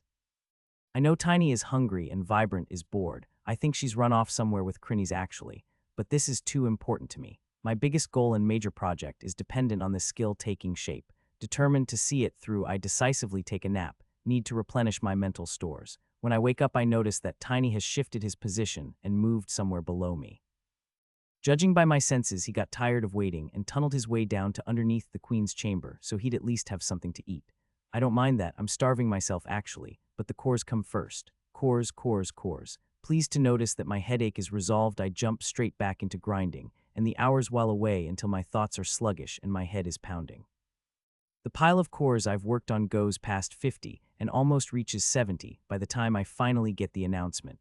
Core Engineering has reached level 10, skill upgrade available. Core Engineering Core Surgery. This skill guides the user when making finer and detailed changes to core energies, also enables the manipulation of the core of living creatures. Oh, a snap, I knew it. I had a feeling this was coming after my conversation with Formo. After all, how could they create such insanely powerful monsters in one go? Surely they worked on them over a number of evolutions after setting the core up the way they liked it. Here is the proof I was right. Gwehehe. This will enable me to work on the cores of Tiny and Crinnies if I want, adjusting their path of evolution as they go. Not to mention the project I've been wanting to do this whole time. It's going to be a lot of work, but the future of the colony will never look brighter once I'm done. That's right, I'm going to work on the queen. If she agrees, then I'll use this skill to make adjustments to her core, not changing her at all, but focusing on her children. If I can make her offspring more intelligent, more like Vibrant, then I'll be able to teach and guide them, turning them into something more than just workers. Don't get me wrong, my siblings are great aunts, loyal and brave, hardworking, basically better than me in almost every aspect. After seeing them cut down in their dozens by the humans as they charged blindly forward, though I decided then that I would have to make a change. Ants are designed to fight that way, to sacrifice themselves, hurl themselves forward and overwhelm the enemy with sheer numbers, their lives treated as disposable. I don't want my siblings to live like that. Family is important. I want them to be intelligent and clever, surviving the fight and not dying off pointlessly. With this skill, I can make it happen. I'll go into the core and modify the offspring of the queen until they are like me, super ants. At this moment, with my head filled with the glorious victory of the new super ant race, I notice something a little odd. There is a dull ache coming right from my core. What the heck is with that? What on Pandra makes your core hurt? Do I have core-itis, flu of the core, seasonal core swelling? I'm unusually disturbed by this inexplicable pain. Once formed, the core is attached to a monster's life force. If anything were to happen to it, I'm not sure how long I'd last. Focusing intently on this feeling, I try to analyze it. When I carefully sense the area around my core, the issue becomes clearer. There is more going on than meets the eye, almost like a lung that is slowly leaking. As time passes, my core is slowly draining energy out into the air, almost as if when my body tries to draw in mana, there isn't anything there, and then I exhale mana out. I'm losing mana. As time passes, the loss becomes more noticeable until I was stuck with this pain that I can now feel. It's literally my core gasping for air. I need mana. Whilst the pain is completely debilitating, now it's only going to get worse the more energy I leak. I suddenly realized that this must have been what was inflicting the queen. Weakened and in pain by the lack of mana, she had literally been bleeding her life out into the air until I had finally noticed something was wrong. I can't help but get a little emotional. Damn it, mother. Just how self-sacrificing can you be? Just because I'd said the colony would be safe on the surface, you were willing to bleed mana from your core until you died. Why is it the best mother I've ever had is a giant ant? Well, now I feel like garbage. Not only because my core is increasingly pained, but the guilt of unknowingly causing such suffering to a dear parent. I'll make it up to you, queen. You'll be the mother of the most successful ant colony in the history of the entire, wherever we are. I'm not really sure if this is the same universe as the one I was born in, come to think of it. Something to ask Gandalf if I ever see him again. Well, now that I know about this problem, what am I going to do about it? The fact that it took a few days for the problem to grow this severe means I'm not completely unable to operate on the surface. I'll just have to take frequent trips underground. Actually, is this the reason that Tiny has relocated himself underground? It's possible that his core has also advanced to the point where he can't sustain himself on the surface level of mana. Sighing to myself, I grasp my bag of unworked-on cores in my mandibles and make my way down to where Tiny is currently sitting munching on some low-level plants that leapt out of the walls and into his waiting hands. As soon as I descend past the surface level and into the dungeon proper, I can feel a sense of relief. As the light emitted by the mana veins washes over me and my feet begin drinking energy in a steady flow, the pain in my core begins to ease. I can feel myself getting a little more energetic and alert as I stop leeching out my life into the air. Feels good. This incident does really hit home at something that Gandalf said. When he told me I might join him one day, he suggested I might have a choice but to go further down. Is this what he meant? Every time I condense my core and evolve, I'll have a higher requirement for mana, forcing me to live deeper and deeper in the dungeon. I guess this explains why the most powerful monsters live closer to the center. I'm not sure how I feel about this. Obviously, evolving is the best thing in the universe. I should keep doing it, but then aren't I basically imprisoning myself? It's complicated. Think about it later. This is my policy and I'll stick to it. Tiny seems quite relaxed down here, his silvery hair taking on a distinct blue shade in the reflected light of the dungeon. I pass him the bag and then take some time to hollow out a chamber for us to use, shoving the loose soil further down the tunnel. Once that's done, I ask Tiny to keep watch for me and rest a little before resuming my core grinding. I don't want to rush over and start working on the queen's core straight away with core surgery at level 1. If I can push a few more levels out of it, then I'll be more confident at being able to achieve my goal. Back to grinding. It takes a few more naps and 100 cores before I finally achieve core surgery level 3. By this time, my brain feels like a puddle of sludge and my other brains aren't much better. Despite my improved mental power, grinding through so many cores in such a short time has pushed me right up to the wall. This kind of speed would have been completely impossible before my evolution, so there is that to celebrate. I have to say though, training this line of skills is a pain in the ass. Who has 100 cores lying around, Gandalf? All in all, I've nearly gone through 200 cores over the last few days, perfecting my skill at making nuanced changes to monsters and grinding that precious XP to get to this point. How long would it have taken me to amass all of these cores if I hadn't been able to rob the Lyrian vault? Not wanting to waste the opportunity, I flick cores at Tiny until he's full up. He's at the same level of evolution as I am, so it takes 50 cores for him to top out, then I do the same for myself. Your core has reached max capacity for your level of evolution. Hew. So soon after evolving and my core is already maxed out. It feels so good. All we need now is the special cores, but there is no way I'm going to put up with that pain for an extended time again. I can whip those up right when we are ready to evolve. Although, if you give it enough time, would you get used to it enough that you could absorb a second one? As if reading my thoughts, Tiny raises his head and glares at me with his dark red eyes. Never mind. I don't think I'll be able to raise the skill any higher for the short term, so I take good nap, getting Tiny to defend me from the spawning monsters and making sure he feeds the biomass to Crinnies. When I wake up, I'm fully refreshed. Time to head over to the Queen and try this out. Zipping up the tunnel, full of beans, I push my way through the crowd of workers and come face to face with Mother once again. The giant ant is quite placid at the moment, perhaps enjoying this interlude of relative quiet. "Hello, Mother, how are things?" I inquire. She reaches forward to tap on my head. "I am well, little one. The colony has been safe here. You have done well." "Oh, shucks, I'm not used to this sort of praise. If I could blush, I would." "Of course, child. We should always seek to better our family," she says warmly. "Exactly, that's why I'm here." I say enthusiastically, I've gained a skill that will allow me to make all of the ants in the colony stronger. The Queen's antennae whip about a little in surprise. "Really, child, that's wonderful," she says. Now for the tricky bit. I hesitate a little at this point. Thing is, it'll only work on the ants who haven't been born yet. I can't do anything to the family members who are already alive. The Queen seems confused. "What are you planning on doing?" she asks. I really have no idea how the monstrous Queen is going to react to the idea of me modifying her core. She's quite intelligent for a monster, but her own logic and mine and quite different, as well as our experiences. This Queen is still not even 1 year old. After all, she can't compare to my own nearly 16 years of life. This is what I can do. I decide to explain it all carefully. I can perform the skill on your core while you rest here. Then I can make the young that will be born in the future more powerful, smarter. I'm hoping that by doing this, more of them will be able to survive and grow until they can evolve, making the colony stronger. The Queen wibbles her antennae around for a while as she digests this news. "So you think you will be able to keep more children alive?" she asks. "Yes," I reply. "Their species won't change and they will still be our family, but they'll be better equipped to survive and live a long life. What do you think?" This is the magic moment. I've worked so hard to try and make this project a reality, but if the Queen says no, then I won't question it. The project will die right here. Perhaps it's silly to take the feeling of a monster into account, but this giant ant is no ordinary monster to me. This is the best parent and family member I've ever had. My main motivation for this project isn't even for ant world domination. I just don't want to see my siblings throwing their lives away anymore. I want them to be smart enough to retreat when needed and be able to take care of themselves. I look the Queen straight in the eye and await her judgment. I tried to be as honest as I could and explain things in a way she could understand. My heart is pounding in my chest as she gazes calmly back at me. Eventually she speaks. "Of course, child. It is the responsibility of every member of our family to strengthen the whole. If you can achieve this, we will all benefit. That is what being part of the colony is about. You can start when you are ready." Of course, I should never have doubted the Queen's capacity to risk herself for her children. Tentatively, I bring my antennae into contact with the Queen's and then activate the skill. Core surgery. With what I learned during the skill upgrade, I know that all I need is to be touching a part of the body on the monster I'll be operating on, but with an ant, it feels like the antennae are the most appropriate place.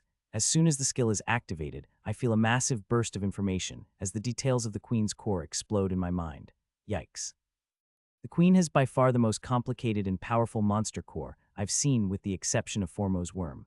Frantically, I put my sub-brains to work processing all of this information before the onslaught of data just straight knocks me out. With my backup dancers doing their part, the pressure eases off instantly, and I look in awe at the elegance of the Queen's core. She's actually a very powerful and rare creature, isn't she? I got the impression that ants weren't common in the dungeon, based on what the Queen told me, usually appearing randomly at the bottom of the first strata, or sometimes even lower than that. After all, they have the extremely rare ability to produce their own offspring, rather than waiting for the dungeon to spawn more of their kind. We ants aren't the only ones in the dungeon with this ability, but we are among the most feared. Looking at the Queen's core, I can finally see how this function works. The Queen actually has a network of glands and organs that work together to perform this job. I had thought I'd just find an egg-laying organ plus 10 or something in here, but it isn't the case. The queen has 3 total organs that contribute to producing her offspring. The way the offspring are produced is also not what I expected. Rather than being made from nothing, as eggs that then need to mature, the queen actually converts biomass that she eats into eggs that can then be born. This is the reason that the workers bring her almost all of the biomass that they catch.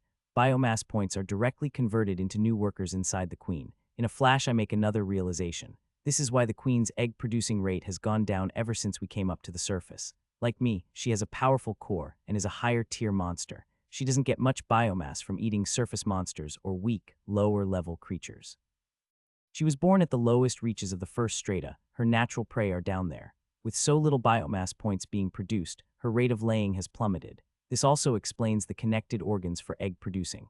Firstly, she has an organ attached to her stomach that is designed to drain off biomass and convert it to some kind of liquid sludge. This is the biomass conversion organ, and it looks as if the queen hasn't upgraded it. I bet she spent almost every bit of biomass on eggs and healing upgrades. Sure enough, when I check through all of her organ data, she's upgraded her antennae to +5 for healing channeling, and upgraded her healing mana gland to +5 to take burst heal upgrade that lets her wave out the energy over an area, perfect for healing a huge army of ants. She's really too unselfish. This also shows a little lack of wisdom due to her being a young monster. Upgrading the egg production organs is by far the fastest way to grow the colony's power. I'll have to convince her to upgrade all the organs related to producing eggs as quickly as possible, all the way to +10 if we can, but at least to +5. The second organ in the process is the lifeform recoding organ. If the job of the conversion organ is to strip the biomass of its properties, turning it into a multi-purpose goo, then this organ is for reshaping that stuff into the necessary material for ant egg making. Finally, there was the egg production gland itself. This was responsible for taking the reformed goop and making it into ant eggs, essentially encoding ant DNA on the sludge. This process is going to be more complicated than I thought. I figured I could just go to the baby ant section and whip up some magic, but apparently not. I may have to make changes to multiple organs here and rework them slightly. I think I'll have to work backwards. I'll start at the last step, the egg production organ. Reaching in with the most delicate control my combined minds can muster, I ever so carefully begin to make fine adjustments to the design of the eggs produced by the organ. I don't have any intention of changing the early life phases of the ants. They'll go from eggs to larvae, as usual. In fact, I actually extend the early development phase of their lives. By increasing their youthful state, I gain leeway to develop them into more complex organism at the end of the process. The longer the gestation period, the more allowance I get. I don't want to keep the young in larval form for ages, but a little longer than they do currently gives me a little wiggle room. I'm looking at adding a lot of complexity to these guys. The first thing I do is give the hatchling worker a much more complex brain, beefing up the cunning stat considerably. I won't be able to get them to the same level of cunning that I had when I was reborn as an ant, and I'm not aiming to. If I gave them a brain that complicated, they'd be larval for a year, and the queen would need so much biomass to produce a single egg, it wouldn't be worth it. Instead, I'll give them the intelligence of a young human child, which they can build on over the course of their evolutions. The next thing I do is give them the pheromone language gland at birth. This way, I'll be able to communicate and teach them right from the moment they are born. If they can ask questions and talk with each other, then they should all advance at a faster pace. These complicated additions are really stressing the system here. I've overdrawn on my budget. To balance out the changes I've made, I'm forced to reduce the physical stats of the hatchlings to an even more horrible floor than they already started with. They'll be smaller and weaker than the current workers by a significant margin. It shouldn't matter, though. My goal is to raise them up myself until they achieve their first evolution. Then I'm hoping they'll be strong enough to take care of the next generation without me. Next, I push my current core engineering skill to the very limit and begin to change the evolutionary paths available to the workers. At the very least, I can alter the first few tiers. The inbuilt knowledge that comes with my skill tells me that the system will be able to fill in the rest even if I don't settle it myself. I just have to hope that it can carry on with the foundations I lay in a sensible way. The soldiers will obviously focus on physical stats and resilience. Their future paths include leaders with auras, tanks, and scouts. Each individual can flavor their own path with whatever skills and mutations they like, so hopefully, this allows enough individuality. The artisans are the caste I'm depending on to take over my core manipulation duties. I don't want to have to form special cores myself for every ant in the colony after all. These guys are highly intelligent and have a strong will, but are the weakest physically by far. Their paths include core manipulator, ant mage, and carver ant. The last one I gifted with exceedingly mobile claws on their front legs, almost like hands. I'm not sure what they'll be able to do with them, but perhaps they'll surprise me. I also managed to put in place special evolutions for each of these paths. I don't think an entire colony of ants will be able to fully reinforce their cores or anything, but it doesn't hurt to be prepared. By now, the changes are really starting to push back hard, and my mind is hitting the wall. I judge I won't be able to do much more before I can't go any further. I carefully check over my work so far to make sure I haven't made any massive mistakes like shift their antennae into the middle of their eyes or something. With that task settled, I sit back and take in my work, figuratively speaking. Despite the downgrades I've made, the rate of egg production for the new ants is still going to be about half of what it was before. I'm okay with this though. If each of the new workers can prove to be twice as effective as the previous, then it'll work out just fine. Next, I move on to the secondary organ and make the minute adjustments to ensure that the biosoup being produced contains the extra bits and pieces needed to produce the new juiced-up eggs. By this point, my head is on fire. There isn't anything more I can do here, even if I wanted to. Hopefully, the work I've done here is sufficient to make my dream a reality. With that, I withdraw my mind from the core of the queen. My mind snaps back to its regular housing, and I take a moment to reorient myself. I'm still where I was before, partially buried in a mound of workers with the queen standing in front of me, quite close. "Are you all right, child?" she asks, seeing me suddenly look so fatigued. "I'm completely fine." I gasp out as my brain continues to melt into sludge. "How are you? How did it all go?" I'm anxious to know if there was any pain or discomfort during the process. I could have tested it on my pets, but there is a chance that the skill would have a different effect on them since they have a different relationship with me than most monsters. In the end, I went ahead and worked on the queen, hoping that it would all be fine. "I am fine," the queen assures me. It tickled a bit. Tickled, so having the fundamental makeup of your being tinkered with only results in a tickle. Thank goodness. That's great. I cry. Excellent. The whole process has been a success. Hopefully from now on our family will experience a great gain in strength. I stick around to counsel the queen about spending some biomass to mutate her egg production organs. She's quite reluctant at first, but after trying several arguments, I eventually tell her that by upgrading all 3 organs to +5, it will greatly increase the effect of the changes I've made to her core. This isn't really a lie. If she upgrades those organs and chooses some good mutation advancements for them, the rate of egg production will increase as the overall efficiency of the system goes up. I don't know for sure what advancement choices will appear, but it isn't hard to guess that almost all of them will be based around speeding up the process, reducing the cost of each egg, or improving the stats of the offspring, any of which would be fine. Once I'm certain that the queen has agreed to upgrade all 3 organs, before beginning to produce the new workers, I drag myself back down to where Tiny is waiting and take a quick nap. The relentless battering my mind has taken has pushed even my newly evolved self pretty darn hard. Using the core surgery skill in particular was exceptionally draining. If I'd attempted to do it with my old self, I'd have had absolutely no chance of getting anywhere at all. My respect for the Sophos only increases the further I walk down the path of core manipulation. Just how powerful are their minds to create the things they do? Are their brains filling their heads and extending down into their torso? Where do they fit it all? When I awake, it isn't because I've rested my fill, but rather because my antennae are picking up something strange. Emergency pheromones from the workers. Gah, what is it? What's happening? Tiny, come on man. Action stations, I blearily shout. For once my pet ape is actually awake, and when he sees me stumbling about drunkenly, as I struggle to get my bearings, he reaches out with massive paw and grabs hold of me firmly, before picking me up and placing me on his shoulder. I clutch onto his fur to avoid falling flat on my face, and just like that he's up and moving, carrying me along for the ride. With his massive arms, he reaches out and takes hold of the tunnel walls before dragging his massive frame upwards, as if climbing on a jungle gym. When we reach the queen's chamber, it is buzzing like a hive, the workers jittering this way and that, and some of them stream upwards to the peak of the hill. The majority of them seem to want to remain and defend the queen, albeit in a highly agitated manner. Buried somewhere in that nervous mass of the workers, the queen seems content to stay still for the time being. I don't try to talk to her since it would be difficult to get a pheromone message through what is essentially hundreds of workers screaming emergency at the top of their lungs. Being careful not to crush the ants as he moves, Tiny continues to carry us to the surface one handhold at a time. By this stage, I've mostly sorted myself out. My headache hasn't fully receded, but it's much improved from when I began my rest. I've managed to notice Crinnies and Vibrant are relaxing on my person, as per usual, which is something of a relief. I'd rather they be where I can see them than off gallivanting somewhere when there might be a potential attack. When Tiny makes his way out in the light at the top of the anthill, I can finally take in the situation.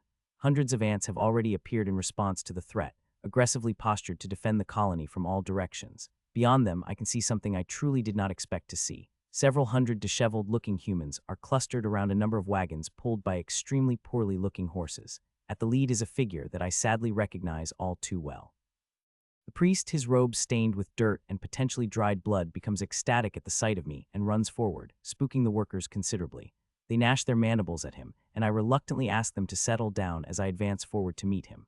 My life might be significantly simplified by this guy vanishing, but I don't really want to kill him of anything. Besides, judging by the look of all of these people, something rather serious has gone down. I recognize a few others in the group as members of the village that had rallied around me and the queen during our short-lived cooperation. In fact, the old lady I had captured before is here before Enid. As soon as the priest reaches me, he falls to his knees and begins proclaiming in a loud voice, turning to indicate that the villagers behind him should do the same. This guy really wants to feed the Dark One's ego, doesn't he? I still have no idea what the heck he is saying, so for the time being I have to leave him to his own devices. It's a darn good thing I've evolved and actually have a chance to pull off the mind magic transformation. Otherwise, I'd be forced into some kind of interpretive dance right now. Turning my attention inwardly and ignoring the prostrating human in front of me, I summon the combined power of the brains and begin to painstakingly work on the transformation structure. Not daring to allow myself any slips this time, I double my focus and take everything slowly. This time I managed to make it all the way to the end of the process without stuffing it up, but so careful and painstaking was I that it takes a full 10 minutes for me finally complete it. During this time, the humans have started to grow increasingly fidgety, but the priest's capacity to extol my virtues seems to be endless. Success, finally complete. I admire the fiendishly complex final product in my mind. I've no idea why it's so outlandishly difficult to construct, but it's done.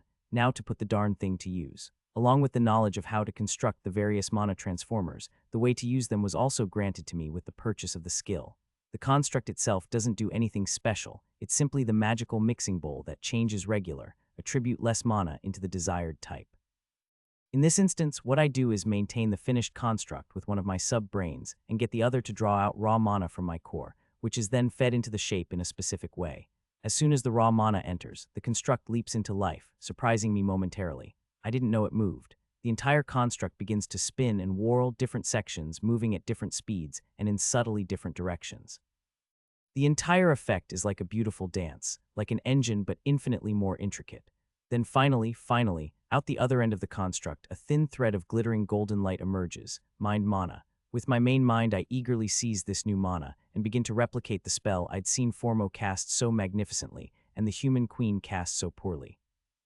Mind mana can do a heck of a lot more than this, I'm sure, but from what I've gathered, this spell, which effectively enables universal communication between any two organisms smart enough to think, kind of overshadows the rest of the kit. The mind bridge. Hesitantly at first, then with growing confidence, I reach out and connect to the best human for the job. Enid, what are you people doing here? The old lady leaps a foot in the air and drops her basket, spilling its contents and drawing the attention of the people around her. Me, she squawks. Yes, you, I snap. Enid immediately stumbles forward until she reaches the side of the still sonorously praising one-armed priest. I see her concentrate and then her voice appears in my mind. Wouldn't it be more appropriate to communicate with this man? She indicates the priest. It was he who led our people to this place. This priest. How the heck did he find me? Does he have some sort of tracking device on me or something? More likely he was able to follow our trail somehow, but the bottom line remains. What the heck are these people here for? They certainly don't look as they've come to fight, judging by the number of women and children in the crowd, not to mention the sheer lack of arms. I will speak to you since I have had dealings with you before. Make it clear to the others I am speaking to you. I don't want to talk to that guy. He makes me nervous. Enid, take a moment to gingerly touch the priest on the shoulder and indicate that I am communicating with her using mind magic. Rather than disappointed, the priest's face is overcome with enlightenment, and he bows low before me, head nearly touching the ground, before he backs away to speak animatedly to the crowd. Nothing phases this guy. Enid, tell me why these people have followed my family here to the wild lands. She hesitates a moment before she speaks. Our homes have been destroyed. After you vanished following the assault on the castle, things settled down at first. Many of the villagers wanted to know where you went, but we weren't told anything. Things were calm for a week, but then... She shivers then, her recollections are apparently still terrifying. Enid draws a deep breath before focusing her mind once more. Then the capital caught fire. We could hear the roaring of beasts from our houses, and the flames reached so high it was like the sky was burning. We were terrified, nobody knew what to do. Then monsters burst out of the dungeon and into the church, dozens of them. Some of the villagers fought for a time, but they were never ending. Then the big ones came. She pauses for a moment, unable to go on. I'm not as good at reading human expressions as perhaps I was before, but she seems overwhelmed with sadness and tears are streaming down her cheeks. She gestures to the broken and desperate people behind her. Without food or supplies, without knowing what was happening, we decided to flee south. We heard word of the colony's passage as we traveled. Father Bain believed that perhaps you would be able to help us as you had in the past, and so we came here looking for you. Looking me in the eye, I can see she doesn't hold much hope. Having interacted with me directly and taken part in the deception to save her village from themselves, she knows that I am not an altruistic savior from the dungeon as the priest believed. I just hope that you will let us settle nearby and leave us in peace. That's all we can ask. If you aren't willing, then you may as well eat us, she says bitterly. We've lost everything and have nowhere else to go.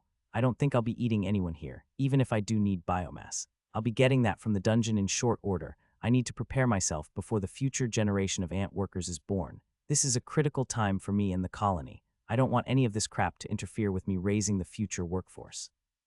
Tell your people to go make camp at least 1 kilometer in that direction. I point with my antennae in front of the shocked woman. Tell Bane I want him to get them settled, make sure they don't interfere with the workers or approach the nest. He's in charge. I want you to stick around so I can ask more questions. Surprised and joyful, Enid passes my words on to the others. The people appear glad to some extent. A little light returns to their dark and dull faces. With a little more energy and spring in their step, they turn as Bane, delirious with joy at being entrusted with this task, begins to lead the others across, helping them to their feet and urging them with his persuasive voice.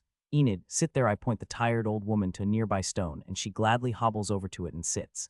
I have no idea how she managed the journey at her age, trudging by foot over such a large distance. It was tiring enough for me, and I'm a monster. What has happened, Enid? Tell me what you know. She shakes her head, gray hair swaying around her ears. I don't know much. I think the monsters have invaded the surface. The capital got the worst of it. I can't imagine any other reason for the whole city to be torched like that. Those poor people. There would have been thousands of people trapped inside those walls. It isn't hard to imagine the chaos that would have occurred. I know a little about the dungeon, Enid continues. My husband taught me a lot about his work. It isn't normal for monsters to approach the surface like this. Something strange is happening, I have no doubt about that. To me, strange stuff has been happening ever since I arrived here, so I'm not too fussed by it. You mentioned the Croca beasts, I mean the Garalosh infants. Why bring them up in particular? There were a lot of them, more than you would normally expect. You usually only find those things around here when their mother has been passed and lain a clutch of eggs somewhere deep, but these ones were young. I have to think they were laying somewhere close to the surface, which would mean. Wait a moment, I interrupt. Their mother. The older woman looks at me somewhat confused. Of course, didn't the queen tell you about Garalosh? Not really. Garalosh has been around this area, deep in the dungeon for hundreds of years. A century ago, the beast decided to try and raise its own young. Ever since then, its hateful offspring have filled the dungeon under Lyria. So all of those damnable crocs actually did come from a single parent. Like, all of them. I know how that process works now, unless there's some crazy variant of it. That Garalosh monster would have had to have eaten an absolute mountain of biomass to produce so many large and complex creatures. Enid breaks into my thoughts with her mental voice. I think Garalosh must have risen up in the dungeon and assaulted the surface. It sounds insane, since something like that hasn't happened for thousands of years, but it's the only thing I can think of that fits. Just how? Why? Oh, that's easy, I say absent-mindedly. The mana level in the dungeon is still getting higher is all. First shock, then horror overtake Enid's face before her eyes roll back in her head, and she passes out. Once Enid wakes up and manages to gather herself, I speak to her a little longer before sending her back to her people. Then I lay a heck of a big pheromone marker around their campsite, encouraging the workers not to eat them. If they run into a worker outside of that ring, that'll be a little different. Although I'm inclined to trust these people a heck of a lot more than I ever trusted their queen, I'm not prepared to let them run around willy-nilly. They've been given a very small hurdle to jump over as the first action towards building trust. Let's see how they go. Job done, I wander back over to the anthill, collecting Tiny on the way, and we descend down to our little chamber, snacking on a few monsters once we get there. This is the last thing we needed right now. The changes to the Queen's core have only just been made. It'll be a week, 2 at the most, before she's ready and laying the first batch of the new wave of workers. I cannot afford to have anything go wrong. Those ants will be a heck of a lot smarter than the previous hatchlings, but they are also significantly weaker. These ants are going to be like human infants. Without someone to help guide them and raise them in the beginning, they won't be able to reach their potential. If I've got giant croca babies and their mother burning the dungeon tunnels and the entire surface to the ground, then it's hardly going to be an ideal environment to raise ant hatchlings. What a pain in the thorax. What the heck am I going to do? I can't just leave it, as Enid made it perfectly clear that there would likely be more refugees from Lyria heading south over the next few days. She seemed to think that the destruction was centered on the capital and then expanded outwards. There were a whole lot of panicked people in the towns and villages they passed, getting ready to flee at the first sign of danger. Those people are probably already on the road in this direction. Even if I don't do anything about it, the problem will reach me eventually.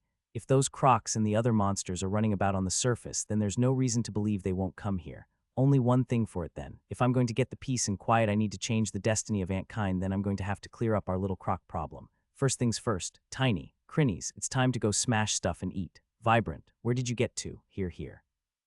She's on top of Tiny's head for a change. I should encourage that. We're moving out into the dungeon. We need to clear it at high speed and stuff ourselves with biomass as we go. You coming? Yippee, of course she is. I've already done what I can to organize the humans for the time being. They know where to go and where not to. They have access to water from a nearby spring, and they'll need to sort themselves out food-wise to some extent.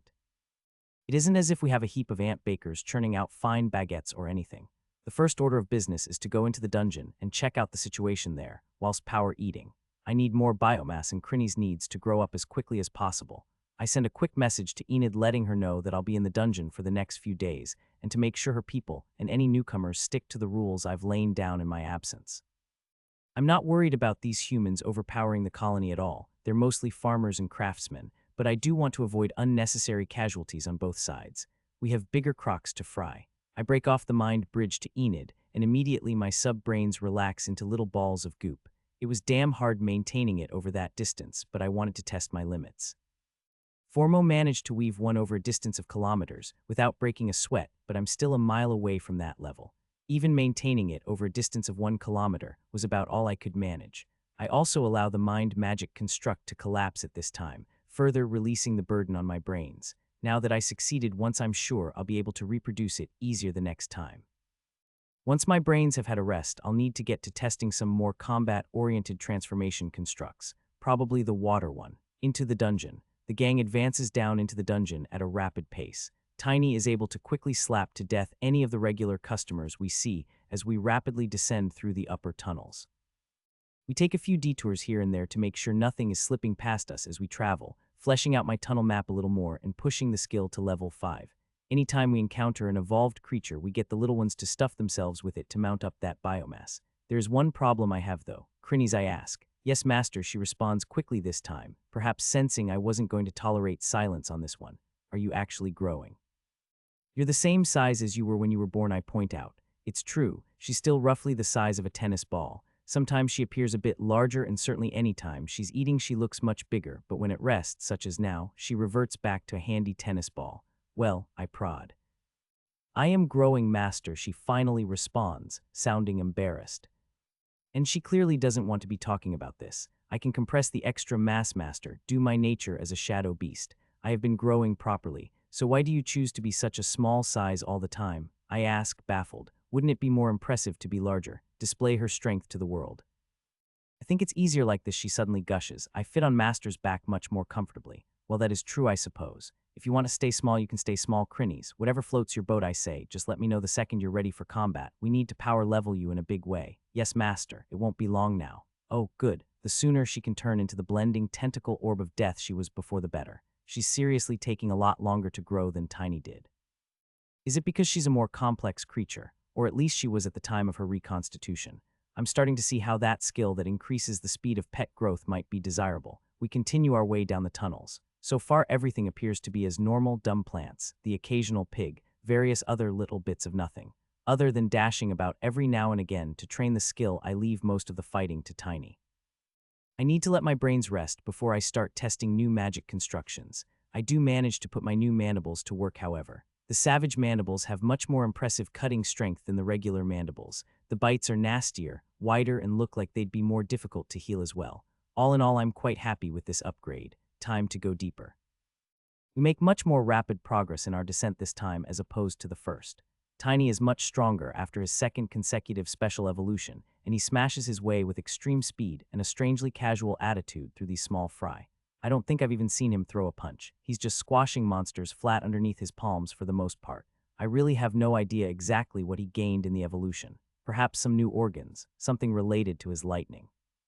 Maybe a boost to his sonic scream. I'm more tempted than ever to take the skill that allows me to look at a pet's status, simply for convenience sake, but I resist. Now that I have the core surgery skill, I can take a look at his information using that. It's just a bit more difficult to do so. I have a lot of skill points saved up at the moment, so the thought of casually spending one or two to make life a little easier is extremely tempting. As Tiny keeps slapping his way through the upper layers, we pause every now and again to let the little ones eat. I've told Crinnies to exercise as much as possible to aid her digestion in order to allow for maximum food stuffage in the shortest period of time. What this means is that she is frantically waving tentacles all over the place whilst riding on my back. She can extend a lot more limbs a lot further than she could not that long ago, so I'll take that as evidence that she is fact growing properly. Whenever we take breaks, I flip open the skills menu and flick through it, looking for anything new that has appeared or anything that might be useful. There are a few skills I hadn't seen before that I'm considering purchasing, especially these few. Water Magic Affinity increases the user's comfort, speed, and efficacy when using mana of the water attribute. Fire Magic Affinity increases the user's comfort, speed, and efficacy when using mana of the fire attribute. Earth Magic Affinity increases the user's comfort, speed, and efficacy when using mana of the earth attribute. Wind Magic Affinity increases the user's comfort, speed, and efficacy when using mana of the wind attribute. The appearance of these skills seems to answer a few questions in my mind. It appears that once an intelligent creature has mastered the transformation skill to some extent, then they will be able to choose an affinity to make it easier to advance onto the next step. I'm guessing that with higher levels of the mana transformation skill, or perhaps when the skill advances to the next rank than other, more advanced affinities will become unlocked. It makes sense that these basic elements are the first to become available, since of all the mana types, these four have the most basic transformation constructs, meaning they are the most simple attributes of all. After some consideration, I eventually purchased the Water Magic Affinity. I know that the Croca beasts have a fire magic gland, despite being based on an aquatic creature. Even if water magic doesn't prove to be too effective offensively against them, I'm sure it'll be more than a little handy defensively. That thought leads me in an interesting direction. Is it possible for a creature to have poor compatibility with certain elements, or good affinity? A water-based life form like a crocodile doesn't seem to have good synergy with fire magic. On the surface, maybe I'm overthinking the whole crocodile thing. Just because they dwell in water on my world doesn't necessarily mean that they do here, or that the Croca beasts are better in water than anything else in the dungeon. I decide to poke through a Garrulash infant core the next time I get one. My skill level is much higher now than the last time I looked at one, and I might be able to see something I couldn't before. We continue for about an hour, stopping every now and again. Eventually, we make our way down to the location of the shortcut we had previously dug. Whilst Tiny smashes everything, I continue to charge about like crazy, delighting the little ones, until the notification springs up in my mind. Dash has reached level 5. Skill advancement available. Nice dash rapid dash. Like a flaming horse, the user will be able to dash faster and with more precision. I'll take it. Even with this, I still have 10 skill points saved up. I'll leave it for now, but I really ought to be spending these. Skill points in the bank do nothing to increase strength. I do need a few points in reserve, so I can advance key skills when they hit the cap, but 10 is really pushing it. Once the local tunnel has been emptied out, then we excavate the entrance and start clearing the shortcut of spawned monsters. By this time, the dungeon has extended its veins all the way to the top. Beasties and plants have spawned all over the place and started ripping into each other with gusto. It's all over very quickly once we arrive. I go into high gear just to help take care of things quickly and bite the heck out of everything I see. Once finished, we pile up the more evolved species at the top of the shortcut, and I spray food pheromones all over the place. This tasty meal should find itself in front of the queen fairly shortly. Next order of business, brief rest. Okay, back at it. In order to ensure the dungeon beneath the colony is safe, we keep moving and mapping out the branching paths as much as possible. Every tunnel Tiny can fit in is explored to some extent. Those that he can't, I scurry into myself and snap everything I find to bits. This is exhausting. On the plus side, my tunnel map is becoming more and more complete.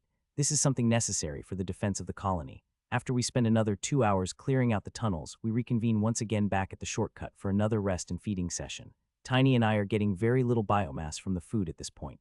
I scrounge together 5 points after stuffing myself, but at least I get the benefit of having my various nicks healed.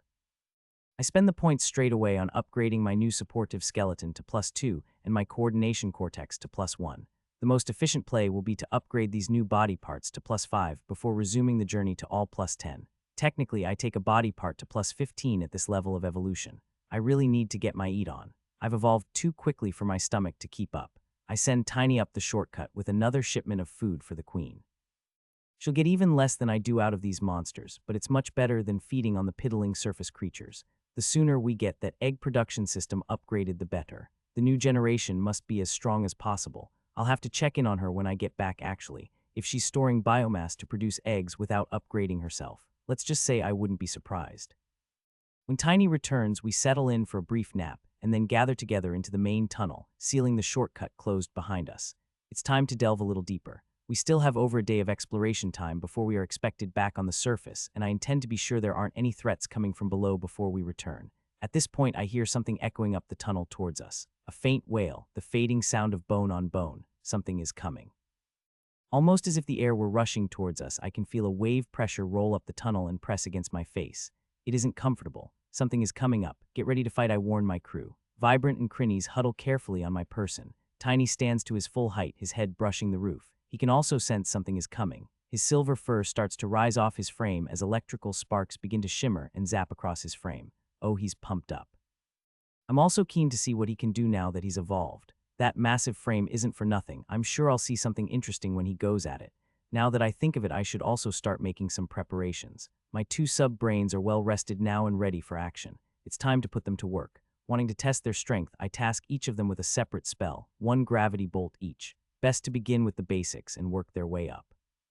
As the pressure continues to build and roll against us like waves from the tunnel before us, I sense internally as my two little helpers get busy shaping the spells. Independently, they draw on the gravitational mana stored in my gland and begin to shape the spells. Gwehehe, excellent. Chuckling to myself with glee, I then begin to shape a third spell with my main mind. Not double the spells, triple the spells. This is the true, awesome power of my divergent mind. The sub-brains are not as quick nor as capable as I was in my last evolution. They lack the force of will to shift the mana as rapidly and the cunning to weave the shapes as deftly, but even if it takes them twice as long, being able to independently cast their own spells makes these sub-brains so damn useful. Now to unleash the fearsome might, the unparalleled force, and the extraordinary dexterity of my newly upgraded main brain. After all, most of the extra juice I pumped into my mental faculties was spent on this. In terms of will or cunning, I'm nothing like I was before. Behold, with force and precision I draw on the gravitational mana to rapidly weave it into a gravity spear. The long body of the spell with its surrounding intricate engraved circles takes shape at record pace. Incredible. My ability to use magic in combat situations has absolutely shot through the roof. I'm more than satisfied. With my next evolution, I may spend a little of my budget neatening up the edges, but I don't think I need much more juice in the mental department. I'll be ramping up my physical stats until the same size as Tiny. Once the spells are formed, I hold each of them ready, one mind for each, and prepare myself to face whatever is coming up the tunnel. Tiny is so excited he's practically fidgeting. Calm down, oi. Gradually the sounds from the tunnel build in volume. From a whisper to a murmur and then rising into a crescendo of sound. Roars, screams, and the pounding of feet fill the air, rattling my nerves. I still can't see anything coming. Where the heck are they? This sounds like a freaking stampede of monsters. Just when I'm starting to reconsider our frontal approach, the edges of the horde come into view. My first impression is a wave of teeth rushing towards us at full speed. The second and third impressions are much the same. What the heck is this? Dozens of monsters, hundreds even, are charging towards us with mouths gaping and claws rending the air. What's going on? They aren't fighting each other at all. This is weird. Gandalf, any advice? Damn it, you beardy-faced pile of senility. Tiny, this is going to get rough. Go all out. Why the hell didn't I get a gravity bomb ready? I see all sorts of monsters mixed into the onrushing horde. Shadowy monsters, imps, pigs, and even some of the mobile plant types are in the mix. I just can't understand why they are all cooperating. And the formless pressure is still building, pressing down on us like an unseen hand. No time to hesitate, let's do this. Experience the power of my ant's soul. Gravity spear, gravity bolt, gravity bolt. All three spells are launched simultaneously, streaking through the air like glittering purple arrows. The monsters have no capacity to dodge, as packed together as they are. The leading shadow beast is speared directly through the chest, and the creatures around him are instantly wrapped within the expanding circles as the spell activates. The second the pull is applied, over 10 monsters are dragged towards the target.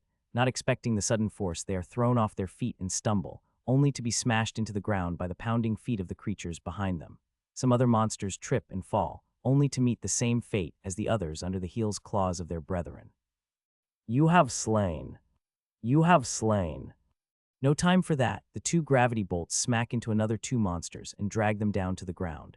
These are also quickly crushed. With 5 or 6 monsters dead, the size of the coming monster wave hasn't even diminished. Going to need to bring out the big guns. I spin up the backup singers and task them with preparing the much more complex gravity domain. With the two of them working in tandem, they should be able to handle it.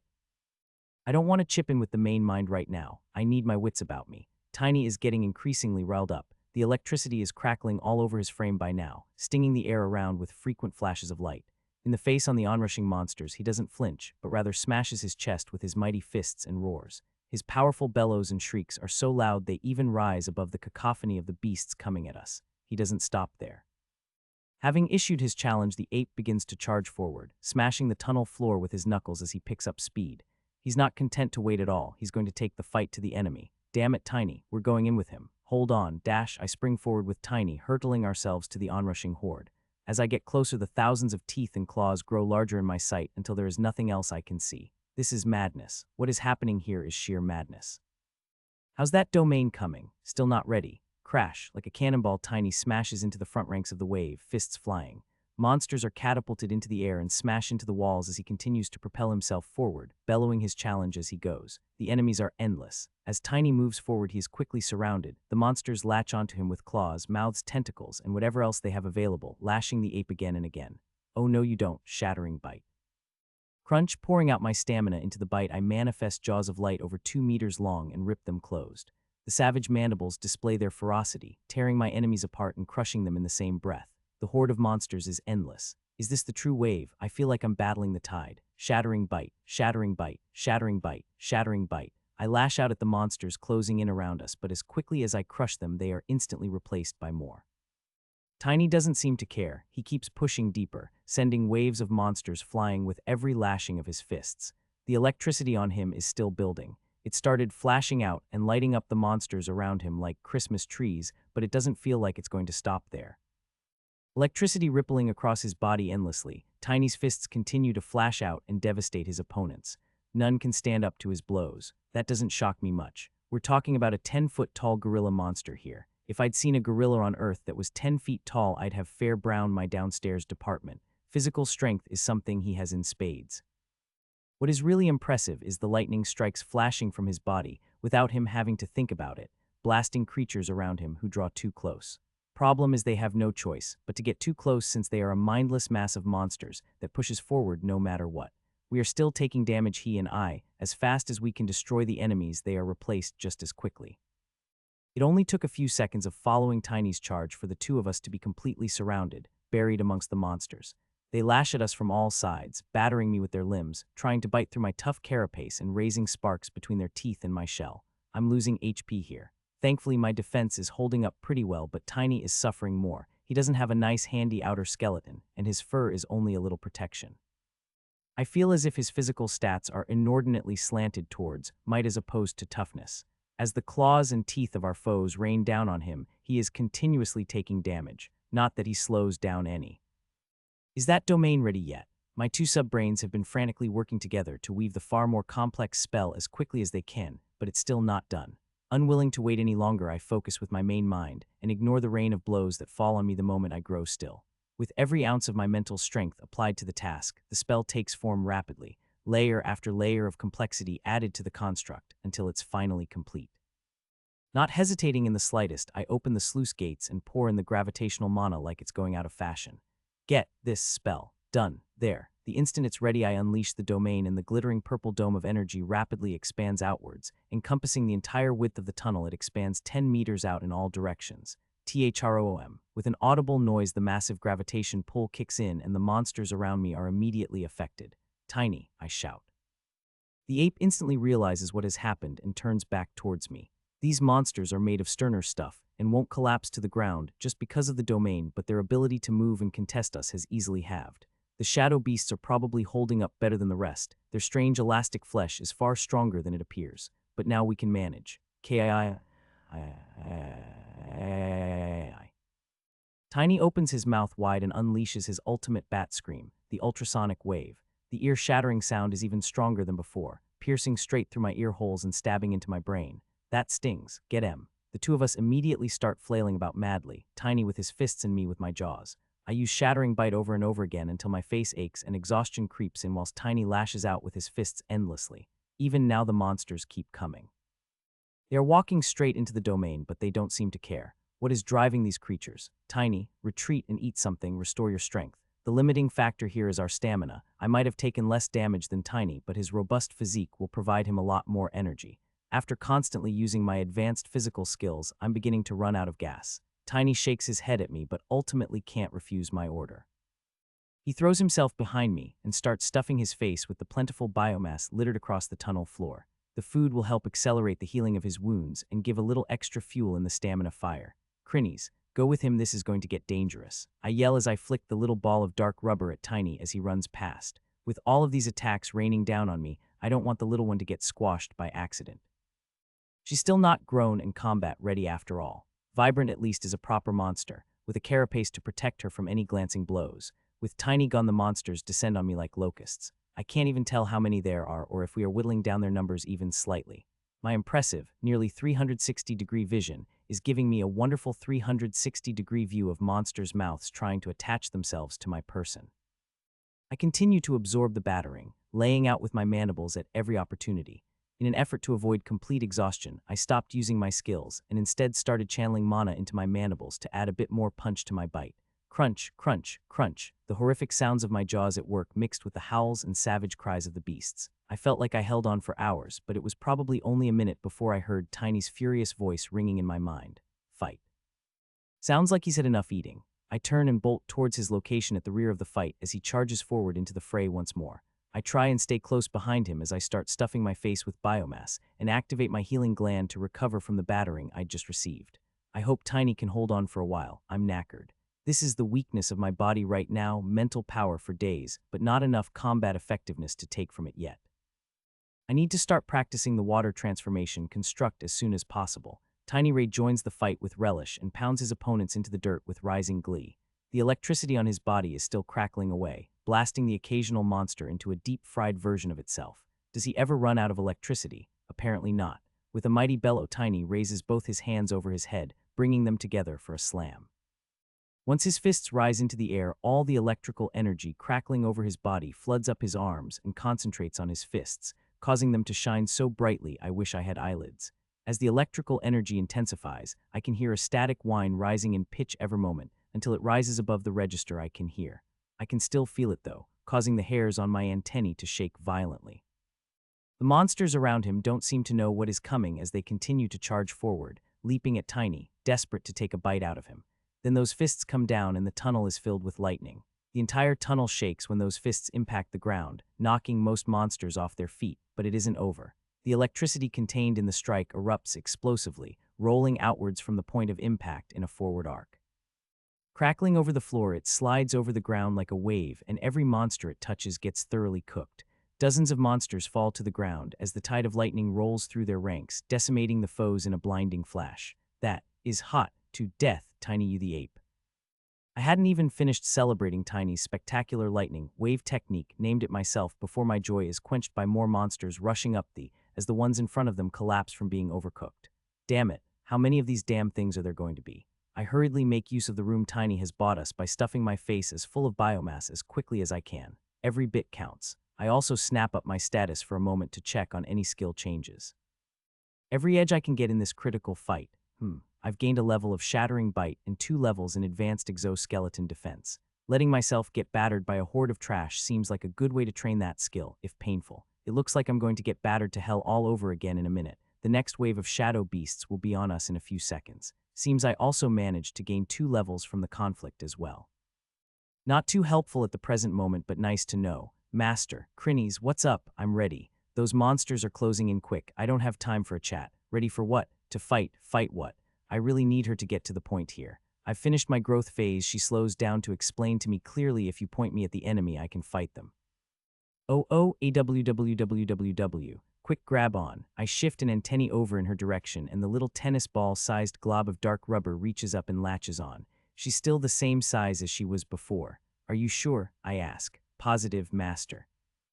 Okay then, here you go. I flick her into the air directly towards the onrushing beasts. Tiny watches as she sails over his head, tracing a graceful arc through the air. As she travels, something remarkable happens. She starts to grow. From a little tennis ball she expands. By the time she reaches the apex of her arc, she's inflated to basketball size, and as she descends, she continues to become larger. Just before she vanishes into the crowd of monsters, the central sphere of her body unfolds, and dozens of powerful, barbed tentacles appear surrounding a horrific, open maw. This gon' be good. Almost giddy with anticipation, I skitter up the wall to get a better view of the action. Just in time, too. Once that inflated ball vanished from sight, sunk into the middle of the onrushing horde, a few seconds passed and then chaos. Tentacles began flailing wildly as Crinnies unleashes the true power of the jelly maw, mowing down monsters like a scythe or gripping them, lifting them into the air and crushing them before they are tossed into that endless mouth. Monster after monster vanishes into Crinny's gullet, and she doesn't seem to change size at all. Whatever dimension they're traveling to, I hope their end is a peaceful one. The monsters do their best to fight back, slashing at her tentacles of dashing forward to bite at her. I'm sure they're doing damage, but I can't see it. At the rate she's eating them, she might just be healing it right back up anyway. Between myself and the shredding, Tiny stands quite still, squishing to death any monster that gets close enough or tries to slip past him. I think he might be enjoying the show just as much as I am. How is it going, Crinnies? Do you need help? I inquire. No need, master. You don't need to sully your mandibles with this trash. That's a bit harsh on them, isn't it? Releasing my domain spell, I start weaving a few gravity bolts and fling them into the fight whenever they're ready, trying to do a little bit to ease the burden on my youngest pet, but it doesn't seem like she needs it. When it comes to cutting down weaker creatures like Chaff, she is surely the most suitable out of herself and Tiny. The big ape is more specialized as a big hitter, though his new area lightning strike certainly helps him out in this department.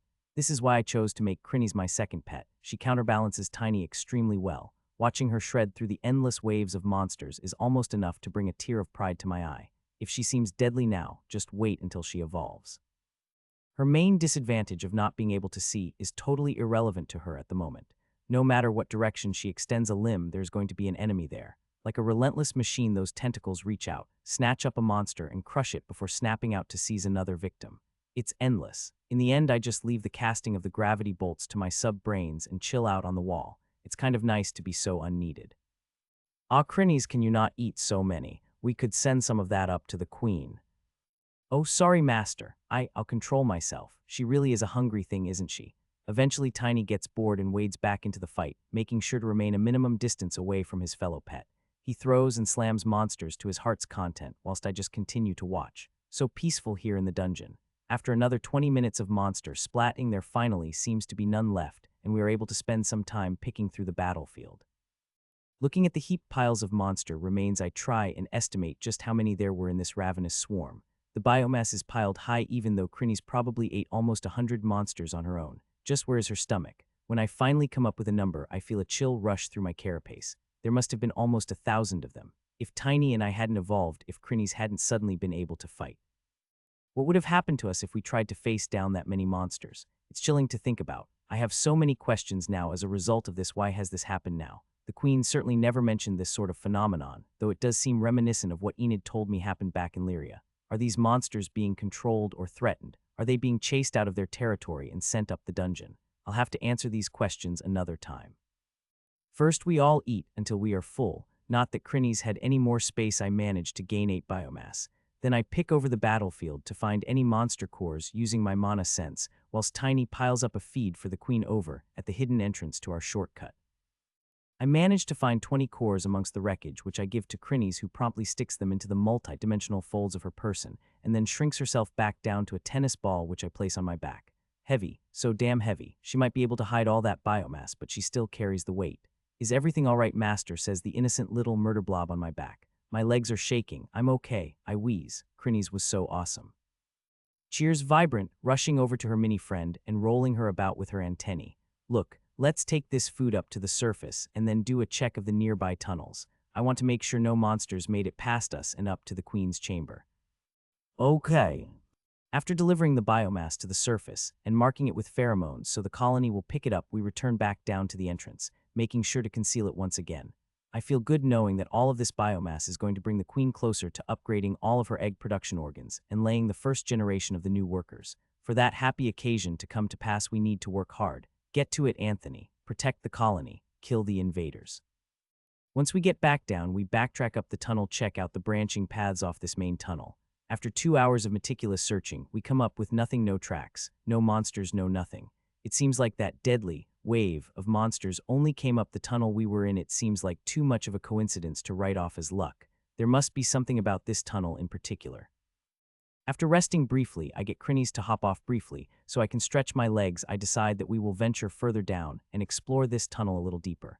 We aren't that far down here. If there is any serious action happening, it's surely going to be deeper than this. The four of us gird ourselves and begin to venture deeper into the dungeon. As we descend, I can really feel the difference in the mana.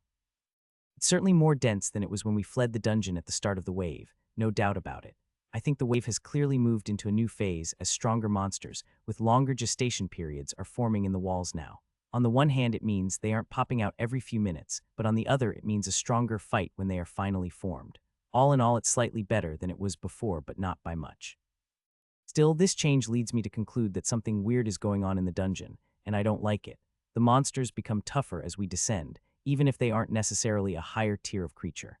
Something I've noticed during my time is that even creatures of the same species are often found lower down if they are a higher level. Perhaps it's a natural instinct of monsters to move lower the stronger they get.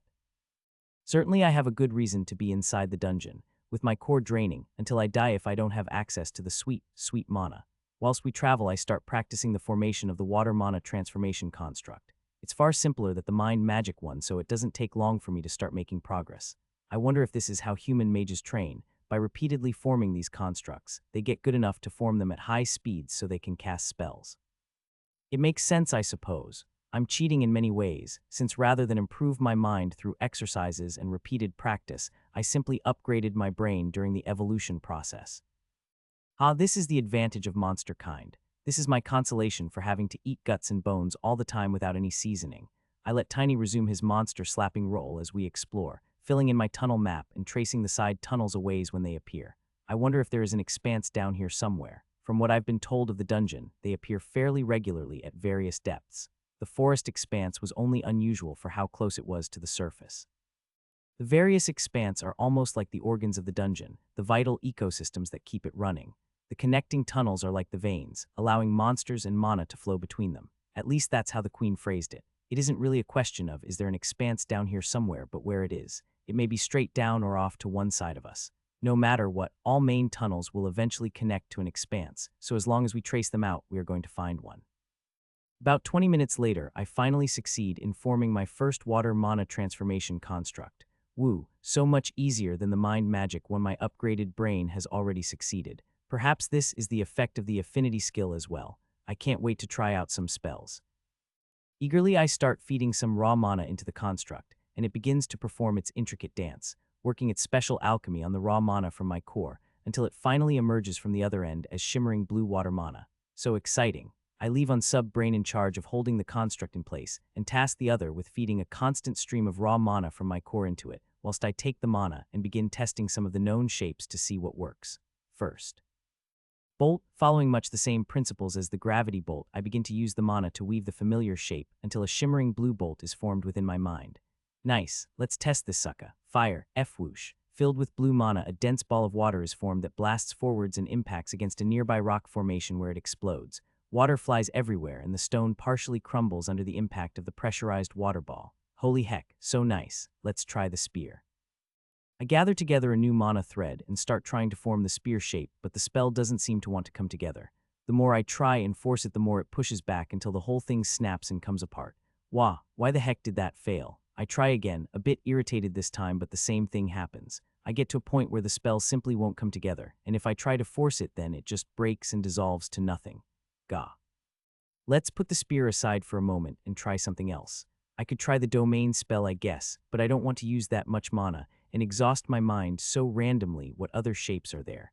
I haven't looked at the others since I haven't really used them in so long.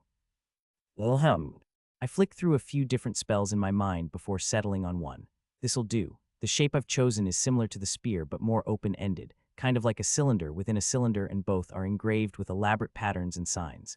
Not the worst thing I've ever seen. Let's give it a go. With my powerful main mind on the job, I work patiently through the process of forming the construct, and 10 minutes later it's finally complete. I may have had to remake a few parts, but for my first go that isn't too bad. Let's power it up and see what it does. Fire, FOOM. A solid jet of water appears from above my head and blasts forward as if shot from a fire hose. Holy moly. The potent stream of water sends spray fountaining everywhere as it smashes into the wall of the tunnel. Ah, it's still drawing on my mana. Turn it off, turn it off. So a water cannon. Tiny is looking at me, irritated, dripping wet from the spray.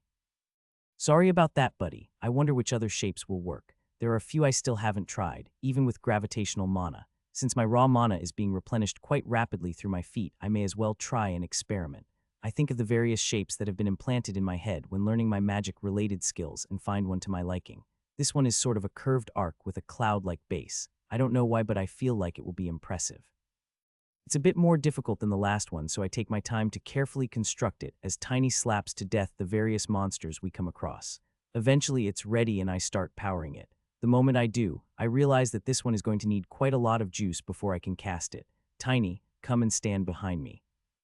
The giant ape stops and immediately moves behind me, carefully positioning his lumbering form to avoid possible splashback. Still thinking about that, Being careful, I continue to feed the water attribute mana into the spell as it comes out of my transformation construct, drawing the reserves in my core lower and lower. Just how much is this spell going to take? Aha, ready at last. Eagerly I activate the spell and then stumble a little as the potent magic activates. With a colossal boom, water explodes out of the ground in front of me with a deafening roar and thunders down the tunnel in a mighty tidal wave. Stone pillars shatter and get washed away by the sheer kinetic force of the wave as it froths and foams forwards, eventually following the tunnel around a bend and out of sight.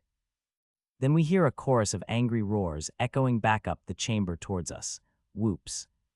Looks like we might have hit something by mistake, although, considering everything down that tunnel is sure to be hostile, I'm not sure I would call it a mistake. I wonder what I even hit with that wave.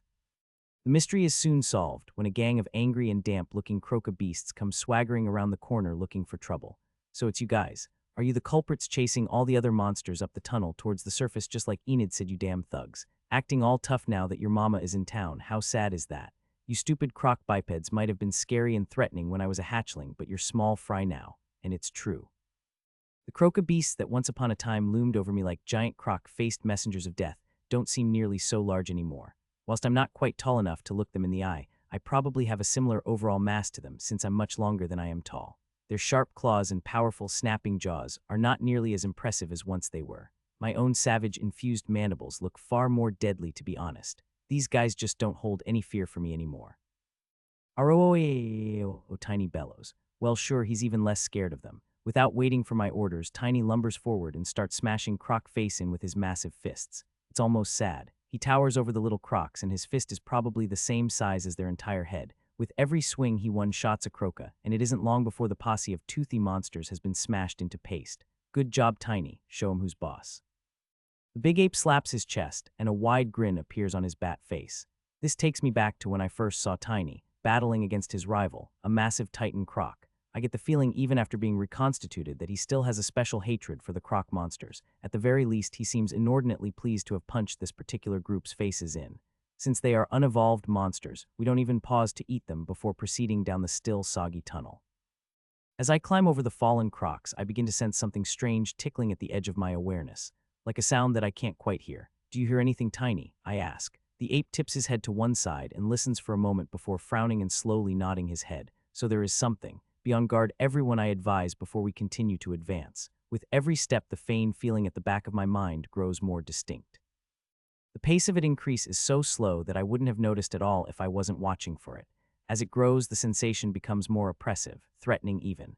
As we continue to travel, I feel as if I'm being watched by a ravenous beast. HOGAA, feel weird. I can tell Tiny feels it as well. He's been restless and smacking monsters with even more force than usual. Crinnies, Vibrant, are you picking up on this feeling? Yup, the usually energetic Vibrant seems a little subdued under this pressure. Master Crinnies too is feeling the pressure. Whatever is causing this, we need to be careful. We need to proceed with extra caution, team. I inform my crew. It's possible something really nasty is nearby that we can't necessarily defeat. I want everyone, including you, Tiny, to be prepared to run away if get into trouble. We'll flee back to the shortcut and make our escape from there. It goes to show how this mounting creepy feeling is weighing on us that even Tiny seems inclined to agree. Just to be sure, I order him directly. Tiny, if I tell you to run, you will flee to the shortcut entrance. Got it. He reluctantly nods, his bat face pinched with a combination of distaste and unease. He doesn't have to like it, he just has to do it. No way I'm going to allow him to die charging headlong into some unwinnable fight. When we get right down to it, he cannot deny a direct order from me, so I'm satisfied he'll be okay. The others are still riding on my back, so they'll probably end up where I do. I have to be careful not to leave Crinnies behind. She has a very limited capacity to navigate her way around after all. Perhaps I should advise her to take Tunnel Sense and Tunnel Map. That'll give her a solid idea where to go without having to see after all. We continue to advance downwards, the monsters growing tougher with every step. More shadow monsters and the larger, more difficult beast types are becoming common. We even run into a few nasty plant types that are clearly evolved versions of the others we've seen and some others who are from a superior base species. A particularly nasty plant appears as a young tree, the first tree-looking plant monster I've seen. It attacks by swinging its branches, but also seems capable of using earth magic. I didn't get a good look before Tiny crunched it to nothing with a two-handed slam. Still, it seems as if the plant-type monsters are still spawning in this part of the dungeon. Something odd seems to be going on with the monsters we come across, though. For starters, there are far less of them. Ever since that formless pressure begun to weigh on us, the number of monsters we've seen active in the tunnels has gone way down. Secondly, we notice that there are quite a few monsters moving away from us and down the tunnels. Every now and again, we catch glimpses of newly spawned creatures shifting along the walls and vanishing down the tunnels. Where are they going? Is there some sort of party that we aren't invited to? I'd love to chase after these shadows, but with the invisible weight pressing down on me, I simply don't have the confidence to be rushing around corners blindly. For the first time in a while, I'm starting to feel real, actual fear. If this is a monster causing this pressure, when I can't even see it, just how powerful would that creature need to be? Is it Garrulash itself? I thought that Croc was meant to be over in Lyria. That's like a week away over the surface. What would it be doing here? To be honest, if I actually thought that the parent of all these Croc monsters was kicking around down here, I'd rush straight back up to the surface immediately. I don't see any reason for Garrulash to be around here, so I'm prepared to proceed, but cautiously. So we do, creeping forward very slowly. The tunnel continues to wind its way deeper into the ground. As we proceed, the tunnel grows wider, and I notice that other branching tunnels are coming together here. It feels as if we are getting close to something. We make better progress than I expected considering our careful pace due to the lack of monsters in our path. It's almost unnerving to see the tunnels this deserted during the wave. I know the monsters are still being formed in the walls. I can sense them. They are just rushing off somewhere the moment they come out. Eventually, I estimate about 10 kilometers down according to Tunnel Map, the passage opens up and a strange light illuminates the rocks ahead of us. Is it an expanse? The pressure is crushing now, as if death waits for us after every step. Vibrant is extremely nervous, clinging fiercely to my head and shivering in place. As we step forward, the tunnel walls slowly drop away, and a vast, open underground space appears before us. Dark swampland stretches as far as my eyes can see, mist-covered marshes studded with drooping trees and vibrant, vine-shrouded flowers. And crocs, so many crocs. Are there gods in Pandora? Scholarship in this area has been largely suppressed since the Church of the Path rose to predominance. Their inquisitors have been most active in their pursuit of those willing to explore this scholastic line of inquiry. Despite their efforts, though the centuries, there has been a small but industrious cadre of truth-seekers who are keen to bring the light of wisdom to our own history. Records do indeed suggest that there were numerous religions in the time before the descent, when the system changed our very understanding of the world. In many lands and across many races, there was a wide variety of ways in which people practiced faith-based organizations. Whether those divinities were real or imagined is hard to determine now, since only a smattering of writings from that time remain, and no doubt these religious organizations were shattered during the cataclysm, and then purged by the surging Church of the Path. There have been curious reports from those who have pressed deep into the world below that they have at times felt the presence of an otherworldly spirit, a powerful feeling of reverence. Other writings which the Church attempted to suppress have been unearthed detailing the experiences of those who claim to have actually met divine beings within the dungeon, come face to face with them, even spoken to them. Whether such tales can be taken seriously or not is difficult to say. At depths such as these where the mana saturation is at suffocating levels, the mind has been known to play tricks. It can also be speculated that such creatures may well have been highly intelligent and powerful monsters. Though some would argue there is little difference between a supremely powerful monster and a god, that way lies the true heresy. Those mortals who fell into the worship of the beasts who ravaged this world during the rending were exorcised from society at its conclusion, and their monster worship most likely ended with them. The banned writings of Giovanni, the Faithless, from the secret library of the Path. Throughout the marshes and on the humps of land that rise up out of the murky waters, there are croca beasts at various stages of evolution almost everywhere, including a number of varieties I haven't seen before. Some of them are freakin', massive, hulking brutes of creatures that look like they seriously mean business. What really hits me, the most intimidating thing, is that the invisible pressure I've been feeling has skyrocketed the moment we laid eyes on this expanse. Holy moly. I feel like something has a knife at my neck, except that I don't have a neck. I can't see anything that might be the cause of this feeling, but I'm sure. Somewhere in this expanse there is a truly frightening monster. I can see other tunnel entrances to this expanse nearby, and periodically a monster will emerge and head immediately deeper into the expanse. The crocs don't attack them. Curiously, the plants don't seem to either. It's as if this entire ecosystem of monsters is being suppressed by something, not obeying their own monstrous instincts to hunt and fight in the endless pursuit of prey. It can only be whatever is creating this oppressive aura. I personally don't feel any desire to rush into the expanse and high-five the beast creating this pressure. Quite the opposite, but clearly it's having some effect on the other monsters here. Perhaps this is the source of the wave of monsters we battled in the tunnels. Are the monsters being gathered here and then sent out in huge packs to brutalize the surface and other creatures? For what purpose? For what design? Purely for destruction's sake or for something more? I mean, if I were a giant crocodile monster, centuries old and filled with an endless hunger to produce tiny crocs, what would I do? I mean, eat. Come on, Anthony. You can do better than this. Think like a croc. Grrrgrhhh.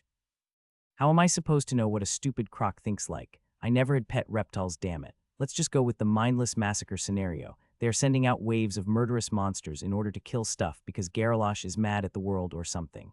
There. The real question is, what are we going to do about it? We've found a huge, juicy expanse here, placed relatively nicely for the colony to exploit.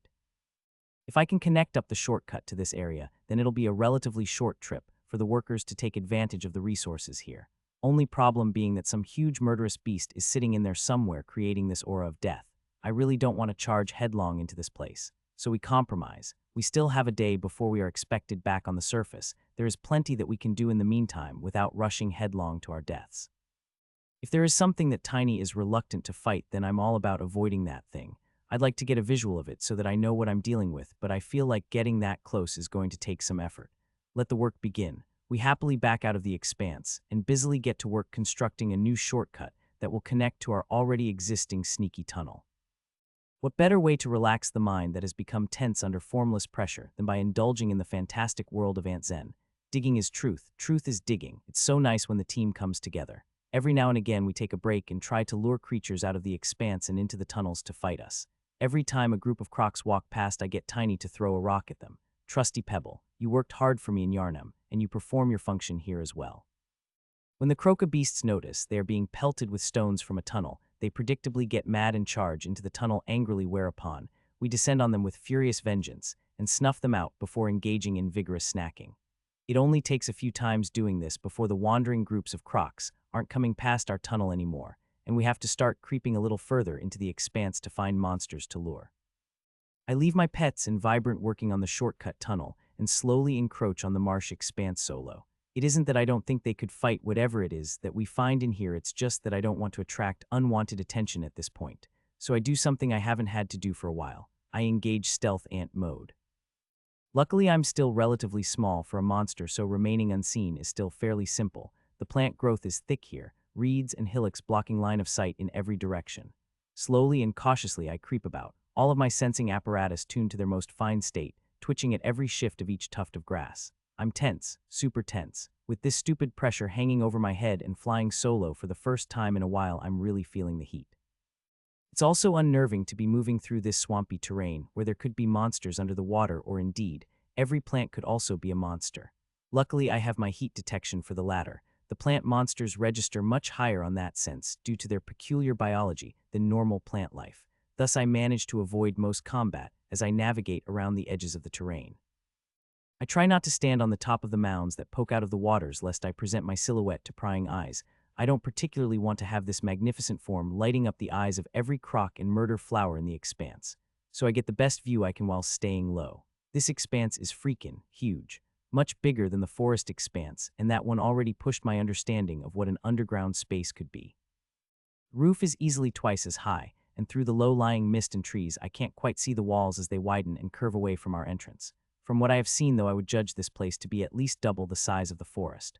I recall that Formo told me that the radius of Pandora was around 10,000 km, which would make it significantly bigger than Earth. As I recall, the radius of Earth was 6,000-ish, so that would mean the volume of Pandora would be Like, way larger. Bye. A lot, there is tons of space in here, is what I'm trying to say. Apparently, the expanses get even larger the lower you go. Some are truly ridiculous from what I've heard. Perhaps they would even be a similar size to some countries on Earth if we were to compare the floor area, which is crazy to think about. Still, this marsh is easily larger than I expected to find an expanse in the first layer of the dungeon. This is either hitting the jackpot or a noose around my neck. Expanses are the juicy gold mines of the dungeon, from what the queen told me. Stronger monsters, more cores, mana-infused natural resources like wood and stone with properties are all features of the expanses. Great opportunity also brings with it great danger. Expanse are great points of conflict, not only between nations of the surface, but between monsters down below. The big dogs all want the best territory, and from I'm feeling the crocs have moved in, and an extremely big dog croc has set up shop here. Perhaps the crocs want to monopolize the biomass being generated in this area. Maybe they aren't only sending out waves of monsters to terrorize the nearby surface, but are also herding the weaker monsters straight into the belly of their parent to fuel the egg-laying process. Bizarre scenes of monsters willingly marching into the open mouth of a gigantic crocodile flit through my head. Surely not, the monsters seem unusually quiet and obedient, but surely there's no chance that they would just walk to their deaths, is there? More investigation is needed, and before more investigation can happen, we need to learn more about the terrain in this expanse. The wide pools of water everywhere are really frustrating my senses. There is enough hillocks of ground that I can hop from one to the next to move around without getting my feet wet, but I can't sense any heat sources under the water, and I can't see squat through the murky surface. The result is that I'm constantly on edge as I creep about, my compound eyes giving me superb vision of my surroundings, but my mind is also focused on those deceptively placid waters. The plant-type monsters seem to be right at home here. The trees are dense, standing tall on splayed roots that plunge their 1,000 divided fingers into the waters, and mixed between them are more tree-like monsters, their bark exteriors concealing the hungering creature within. The branchies were a heck of a lot more friendly than these punks. I'll need to hunt down a few examples to sample the biomass, try to get a clearer picture of what we are dealing with. Some of the natural trees are absolutely enormous. At regular intervals, usually a few hundred meters from each other, these massive trees rise out of the swampy water and spread their branches impossibly wide. Huge fleshy leaves the size of a lounge room spread shade everywhere. From below, I can see strange shadows shifting about through the branches and on the foliage, so I don't try to climb up at this point. I'll wait until I've managed to scope out a little more info. Ooh, here we go. Nearby, I can see a vibrant flower with several dark green pods on vines hovering around the main trunk of the plant. The flower itself is beautiful, shades of yellow and orange rippling across the petals in a strangely hypnotic pattern, almost as if the colors themselves are moving. I almost feel a lull coming over me. As if, tired, not today. Vigorously, I shake my body to cast of the lethargy that had started to wash over me due to the influence of that damn plant. This must be some kind of mind-affecting ability, perhaps caused by the pattern itself or maybe some spores in the air. Thank goodness for a high will stat. Okay, this flower is going to get it. To learn about the creatures of this expanse, I must engage in true diplomacy, monster style, which of course means killing and eating. Calling on my sub-brains, I have them weave the water construct from the mana in my core. I've been practicing with this transformation shape whenever I get the chance, whipping it up and then letting it dissolve so I can whip it up again. Practice makes perfect, as they say, and the time it takes to form it has been going down steadily. There's still a long time to go before I reach what I would consider mastery, but I'm satisfied with my current progress. Before long, a bright and shiny new construct is glimmering inside my head, and my brains get to work operating it, feeding in the raw mana in one end and producing the glittering blue energy out the other side. I don't think water mana is going to be super effective against this plant, but since I'm practicing it, I need to keep using it in order to become familiar with its uses. Mana transformation has reached level 3. Haha, there we go. Practicing the transformation magic is definitely reaping the benefits of experience, at least, particularly when I've been using it in combat. Alright, flower, time to get hosed. Deftly, I use my sub-brains to weave together 2 water bolts, leaving one brain to maintain and operate the transformation construct, as I lie patiently in wait like the great hunter that I am. The flower has no way to detect me with my advanced stealth active and my positioning being on point. Water magic affinity has reached level 2. Nice, I need to keep practicing these spells in order to raise my proficiency as quickly as possible. The power of my current evolution is all in my capacity to utilize magic, so I have to grind these skills until I can fling my spells about with practiced ease. Gradually the bolts take shape, and I take careful aim before unleashing them all at once. POW, POW. 2 tear-shaped orbs of water zoom through the air and smash into the flower, hitting the stem and the center of the petals directly. The impacts cannon into the plant-type monster, and it rocks back and forth on its stem, reeling from the sheer force of the strike. If I had imagined before that using water magic on a plant was like giving it a gentle sprinkling, I have been convinced with this attack. It's more like hurling a block of concrete at it. Unlike fire, which causes damage by burning, or electricity, which zaps organism whilst also burning them, water doesn't seem to have any inherently harmful properties. It's important to remember, though, that when water is accelerated to sufficient speeds, it becomes harder, more difficult to break up. Rather than thinking of the water bolt as throwing a ball of water, it's more like throwing a ball of metal. The sheer kinetic force is what does the damage rather than any particular property of the mana. Having been smashed with 3 water bolts, the flower is reeling, its vines desperately flailing about as it attempts to seek out the source of that vicious strike. The fun has only begun, flower. I've got 2 more bolts on the way right now. POW, POW, crash. Once again, the 2 bolts collide with tremendous force. Both of them smack against the stem of the flower this time. The impact are nearly simultaneous, and the flower is knocked straight to the ground. The fibers of the stem are starting to tear and split where the bolts have struck it. If I were to keep attacking that spot, the stem may simply snap, killing the monster directly. I almost feel bad for it. This is a rough way to fight. It's like I'm bludgeoning the thing to death by hurling rocks at it. However, the flower seems to have gotten a bead on my location from the last strike. As it rights itself with difficulty, the 4 pods surrounding the central flower swivel towards my direction and open, revealing a bizarre, mouth-like arrangement on the inside. Just as I'm wondering what the heck is going to happen, the mouths open wide and shriek. YOWCH. Super high-pitched, almost inaudible sound waves batter against my ears from all 4 of the pods. It's a sonic attack from a dam plant. The sound tunnels straight through my ears and begins to rattle my brain. I can feel a wooziness begin to rise in me as the persistent sound waves try to stun my mind into rest. Having unleashed its sonic screech, the main body of the flower rights itself with difficulty and presents its full glorious petal arrangement towards me. It immediately begins to employ that strangely hypnotic rippling technique, but more potent as the flower puts all of its effort towards lulling my mind. Across the ground, small vines are creeping towards me, hoping to seize the stunned and mesmerized prey and drag it towards the flower for consumption. In your dreams, petal face. POW, POW. Using my strong will, I'm able to resist even Tiny's ear-shattering scream, as if some dumb flower could hope to match that volume or potency. As for the petal dance, if I know it's coming, I can steel myself against it long enough to form a few more water bolts.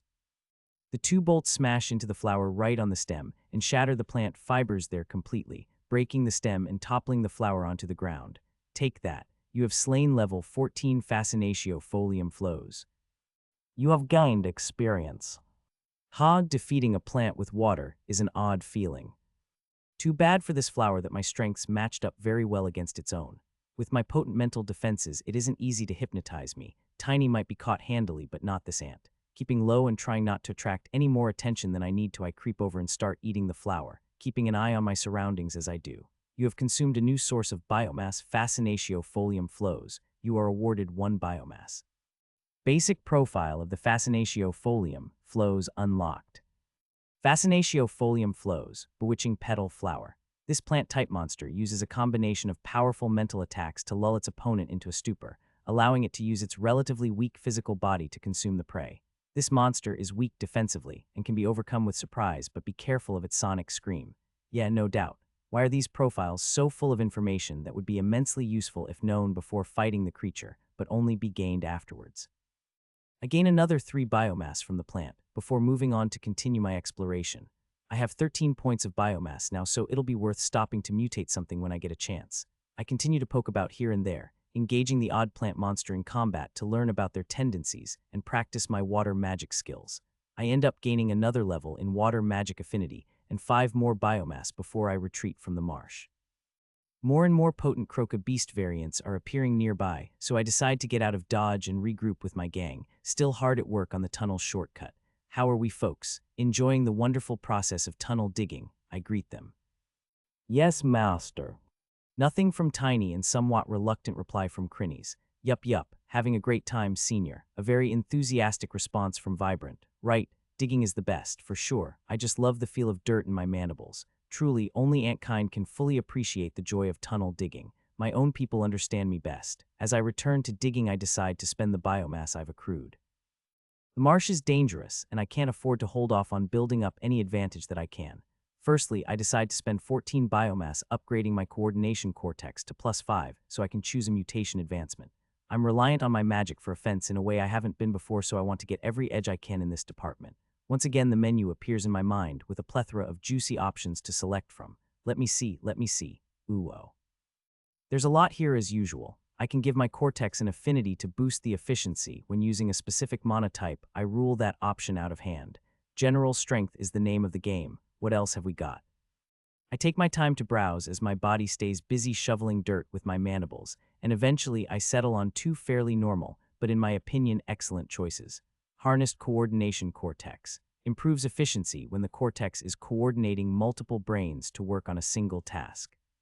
Divergent coordination cortex. Improves efficiency when the cortex is coordinating multiple brains to work on individual tasks. So do I want the brains to be more powerful when they are working together, or when they are doing their own thing? Of course, there is always the option of coming back to the other upgrade at +10, so it's possible I could eventually choose both, but which do I want right now?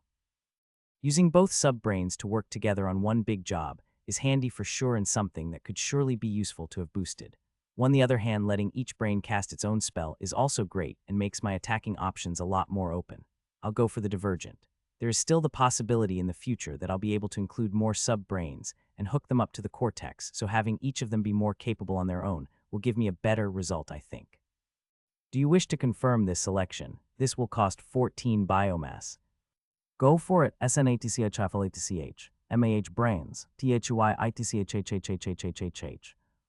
It takes a while for the vicious itch to fade. The coordination cortex is like an octopus that sits between my sub-brains and the main mind, so as it mutates and changes, my entire brain zone lights up with itching. It's intolerable, but finally gone. The process finishes and I find my pet monsters looking at me funny.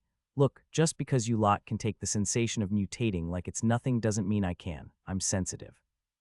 Maybe, at any rate, keep digging. It takes only a few hours of vigorous work to finally connect the new section of the shortcut to the old, meaning the travel time from the surface down to the marsh will be as short as an hour if there aren't monsters spawning in there, or an hour and a half if there are. It's a crude tunnel that zigzags back and forth on a fairly steep grade, barely large enough to squeeze Tiny through. When he evolves again, we are going to have to put in a lot of work expanding all of these passages for the big lug. To celebrate this momentous achievement, I've decided that we'll all pitch in and collect a feast for ourselves, and then another feast that we can take up to the queen. I place Crinnies on defense duty at the shortcut entrance to make sure nothing sneaks out of the expanse, and then Tiny, Vibrant, and myself start roaming the tunnels looking for biomass. Crinnies isn't really built to be an offensive hunter, at least not yet, so placing her in position where she can deploy her tentacles thinly like a spider's web to detect intruders and snatch them up is the best use of her talents. Tiny and I are more than capable of dealing with the monsters that spawn out of the walls here. Sadly, we don't find many. Since the monsters are drawn by that mysterious pressure to run into the marsh expanse upon spawning, they can't build their numbers and get caught up fighting each other in the tunnels. Aside from a few stragglers and slow-moving plant types, the pickings are pretty darn slim. Master, return to my location. I think something is happening. Crinnies suddenly speaks in my mind. We are on the way, Crinnies. What's going on? I mean, something could be happening, but how the heck would she know? If a fireworks display was going on around her, she'd have no idea. I can feel vibrations in the tunnel floor, and they keep getting stronger. I think something is approaching, she explains. Oh, makes a lot of sense, really. She does have quite a responsive sense of touch. She kind of has to, since it's the only sense that she has. She'll have to wait until evolution before she'll be able to take advantage to some of the changes I made to her core. With Vibrant resting on my head and Tiny lumbering behind, we make our way back at full speed to the entrance of our shortcut tunnel, where Crinnies had been posted on guard duty. Just in time, too. Although Crinnies was unable to tell what was causing the vibrations, I could see perfectly well what was happening. Another horde of monsters was piling out of the marsh expanse and into the tunnel, hurtling in our direction as quickly as their beastly limbs could carry them. It's another mob of monsters, guys. Action stations, prepare to dive. Crinnies, engage feast mode. I holler frantically at my group. The horde is nearly upon us, only a few meters away at this point, but Crinnies wastes no time. Immediately, she retracts the thin sensing tendrils she had laid out and reforms her tentacles into the thick, monster-crushing engines of destruction we need them to be. Her main body swells up to its full beach ball size, splitting open to reveal her hungering maw. Tiny is no slower to prepare for action. In his case, he simply pushes past me and flings himself at the crowd of monsters, howling with glee. He doesn't say much, but I get the feeling the big guy has not enjoyed feeling so subdued by the pressure emanating from the center of the expanse. He's not the kind of monster who wants to shy away from a fight. He wants to get in there and punch faces, especially with strong enemies. The feeling of being reluctant to run forward and challenge something has been a strange new sensation for this normally suicidal ape. I'd welcome the change. Personally, I think not wanting to fling yourself at some mysterious boss monster is just downright sensible, but Tiny isn't built that way. Now he has a chance to work his frustrations out on a massive horde of foes, and he is going to take it. Before the charging mass of monsters has even reached Crinny's, Tiny bowls into them with his formidable mass, sending monsters flying, slamming into the walls and ceiling. Crinny's, move towards the expanse and engage. Tiny ran past you to fight, so you need to shift up the tunnel. Oh, understood, master. Hearing my orders, Crinny's uses her tentacles to propel herself forward, and soon those grasping limbs come into contact with the edges of the horde that are already starting to wrap around Tiny and attack his vulnerable back. Those monsters rather suddenly find themselves wrapped up themselves as their bodies are rent by Crinny's, and then tossed into the limitless darkness of her maw. Just a reminder not to eat them all, Crinny's. We need enough for all of us. And the queen, I decide to say. Sorry, master, I forgot myself, she stammers. I mean, it's fine to eat, just don't go nuts, I relent. Okay, it shouldn't need to be said, but boy can she eat a lot. I wish I had that stomach. I kind of dismissed all stomach upgrades in the evolution menu out of hand, but I'm really starting to see the value in them. If I can hold more food or process it more efficiently, then my biomass deficiency should be taken care of, or at least alleviated somewhat. Something to consider for next time. Right now I need to deal with these monsters. I still have my water mana transformation construct active, so I start feeding it double time and weaving together a spell. The water cannon. With my potent main mind on the job, it doesn't take long to get it up and running, and suddenly a massive torrent of water blasts out from just above my head, cannoning into the monsters on Tiny's left and knocking them off their feet. Haha, time for some crowd control. I scuttle up the wall and move closer to unleash the full fury of my water cannon on the densely packed monsters.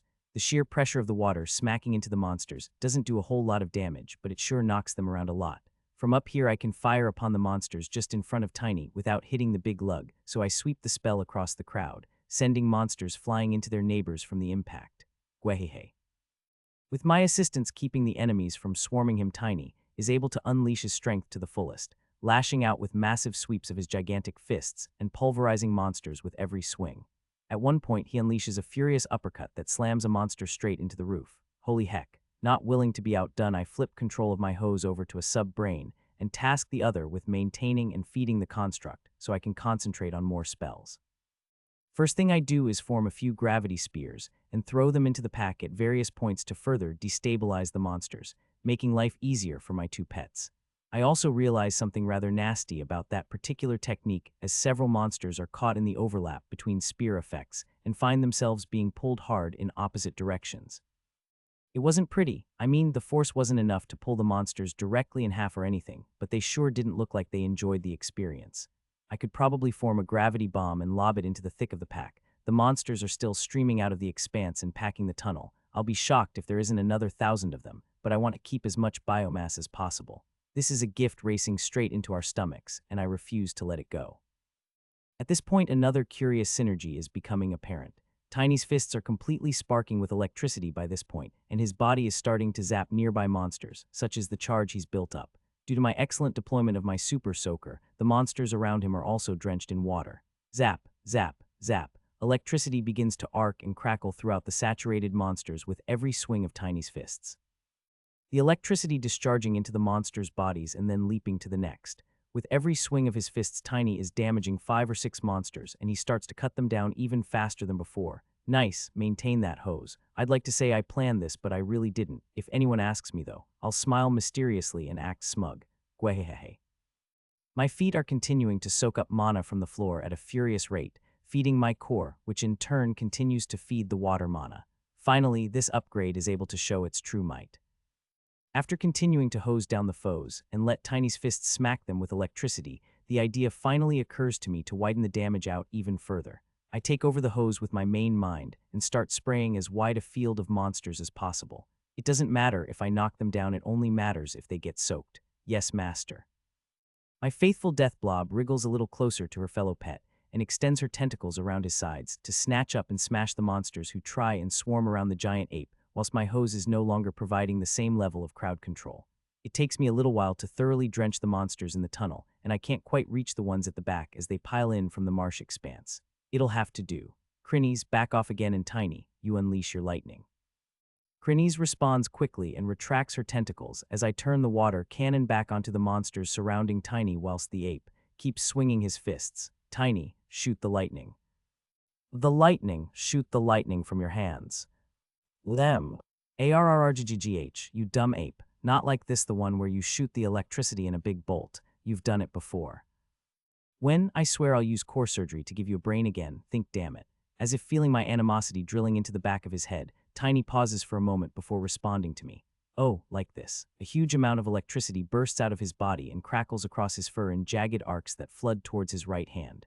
As the charge builds up, the hand glows brighter and brighter, dozens of electric bolts sparking off it every second.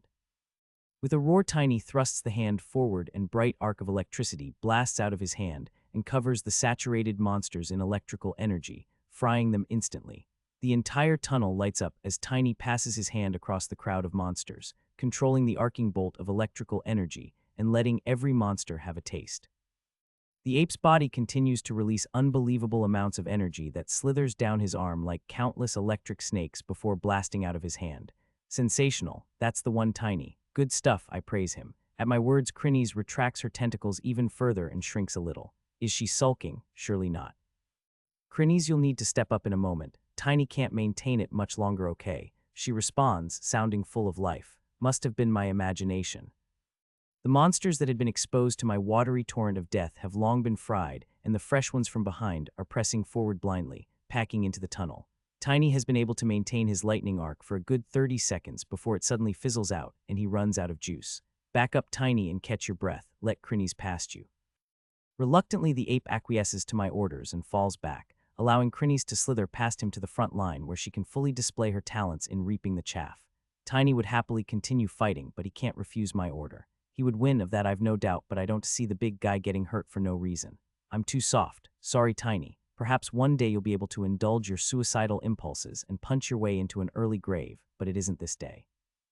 With an almost tangible feeling of delight, Crinnies has returned to her crunching best and tentacles fly in all directions, knocking down monsters, grabbing others, and shredding them before flinging them into the walls or into packs of monsters, scattering them like bowling pins.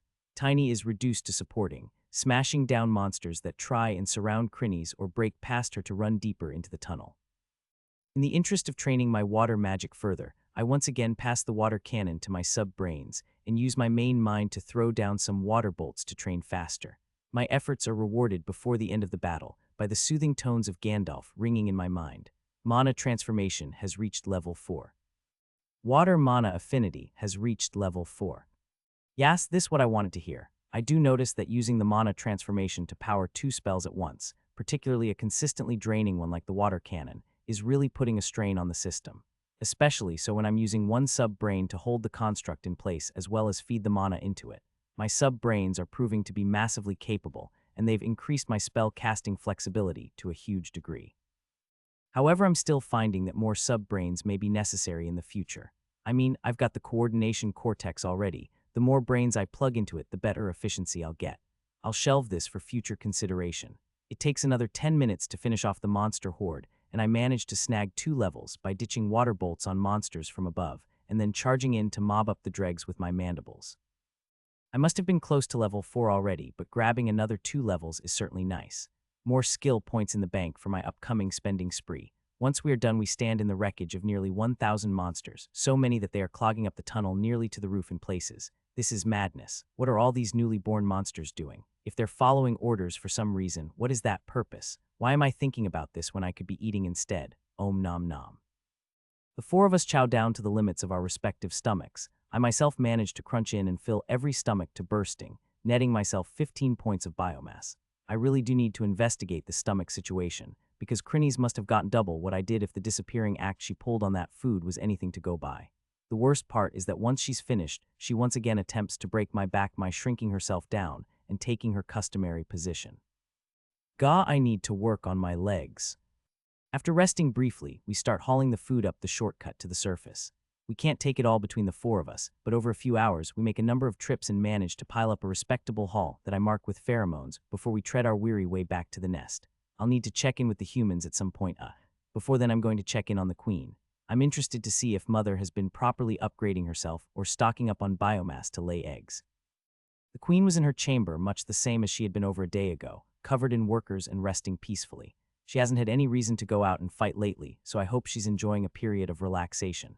Considering the measly supply of biomass that the workers have been extracting from the surface, there hasn't even been much laying to do. I'm not sure if queen ants can get bored, but perhaps she might be feeling that things have become a little dull. Bored.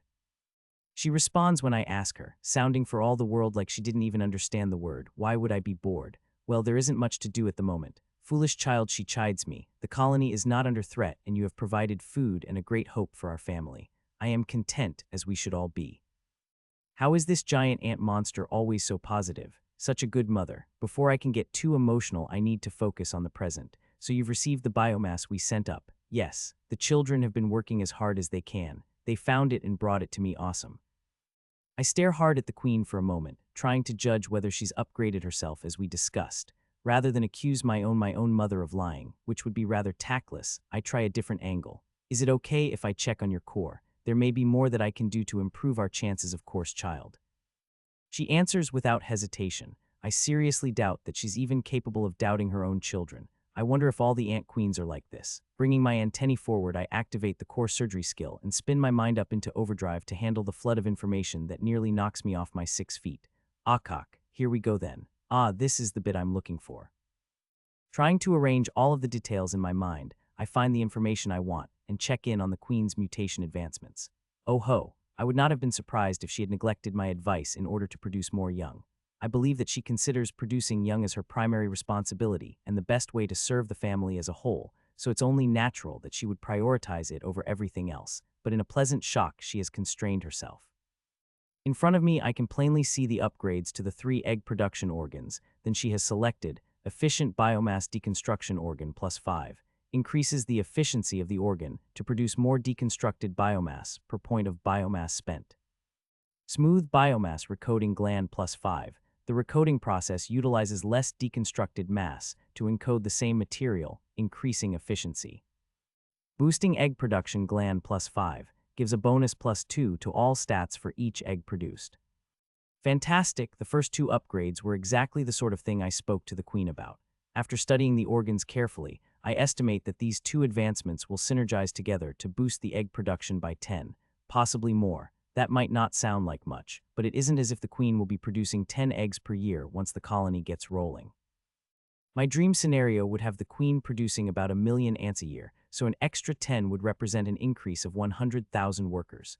Not a small number at all. The thing that really grabs my attention is the +2 to all stats in the egg production gland. +2 might not seem like much, but it's enough to make my mind boggle. That's a huge deal. The ants will be so weak that +2 to their physical stats is going to be significant enough, but +2 to the mental stats is fantastic.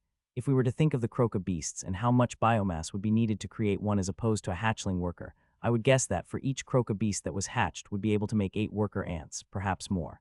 An extra 2 stats on 1 croca won't make that much difference, but for 8 workers, the difference is huge. In fact, I can make use of this. Knowing that every worker is going to be getting this boost from the queen, I make a few minor adjustments, bending my mind to its limits to enforce them. I trim down on the workers a little, basically shaving 1 point from each stat and giving clear paths for the bonus stats to slide into. The end result of this trade-off is that the ants will be produced more cheaply than before, but still be a little stronger in the end. Win-win. However, there is a chance we can go further. Withdrawing my mind from the queen's core, I immediately congratulate her on the wise choices she made. Those mutation advancements are fantastic. The 2 efficiency upgrades will mean more workers, and the +2 to all stats was perfect. Great job. Whoa there. Hold on a second. 400. I can tell the queen is pumped up to get back to growing the colony, and the promises I've made about the next generation are clearly exciting for her, but she needs to hold on to them horses for a bit longer. No way, not yet, I say firmly. What? Why? I can tell she is genuinely disappointed. Sorry, mother. First of all, we are going to get that egg production gland to +10 for sure. If it's possible to get another +2 to all stats to stack with the existing advancement, that will absolutely insane. Game-breaking even. I'm not kidding, +10 for the egg laying is a must. The queen is silent for a moment. I can almost feel her sadness. It's okay, it won't take long. We brought up a huge feast from below. It'll surely get you to +10. I'll make sure the workers bring every bit of it here for you, okay? I say desperately. As for the first generation, I continue, relieved her mood has improved. My suggestion is that we keep it small, only 20 workers. So few, I haven't laid a clutch of eggs that small since the first. Is that really all right? Absolutely, these workers will be completely different than the ones in the past. I'll have to teach them a few things and bring them up carefully. Once they hatch, I'll start teaching them and you can save up on biomass. When they're ready, you can lay the second generation of 400 and the workers I've trained will be able to take care of them. See, I understand. I'll be patient. I chat to the queen a little longer before sending my crew down below into our little chamber and making my way back to the surface to make good on my promise. I personally lead the workers to the food cache and instruct them carefully before supervising them transport the massive load of food directly to the queen's chamber for her to feast on. If that organ can be doubled up to +4, things are going to get crazy. Filled with hope for the new workers, I wander over the human area and see what the pests have been up to whilst I was below.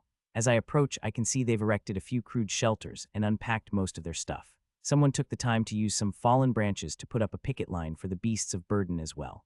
As I draw closer, I observe the people a little more carefully. It doesn't take long before something strikes me as a little odd. Why are these homeless refugees looking so chipper? It's true. Where I expected to find weeping, gnashing teeth and fists being shaken at the sky, there appears instead calm people, many smiling and joking with others as they go about their labors. Odd. Also, aren't there more of them? Once I get close enough, I'm quickly recognized by the people, and the reaction is unlike what I expected. Firstly, the humans seem unusually comfortable with having a monster ant wandering up to their area. I guess they've seen plenty of ants wandering here and there over the last few days. Secondly, they seem a bit reverential. When they recognize me, I look different enough from the other workers, I suppose they fall quiet and still. There are hushed whispers and people rushing off towards the rear of the settlement where the shelter is. Other people are gesturing in my direction and talking animatedly to the people next to them. Even the children are pointing and whispering. Annoying. So annoying. What are these people doing anyways? I wait impatiently on the edge of the settlement, not willing to wander in and subject myself to more pointing. After a few moments, Enid and the white-robed priest Bane came rushing over. She looks a bit nervous, but he appears positively beaming with joy. Hastily, I weave together a mind magic transformation, construct and connect to Enid while she patiently waits for me to complete the magic. Enid, have your people managed to stay within their bounds? I say abruptly once the mind bridge is finished. Yes, we've been staying within the boundary you set very carefully, she says nervously. It appears to be true.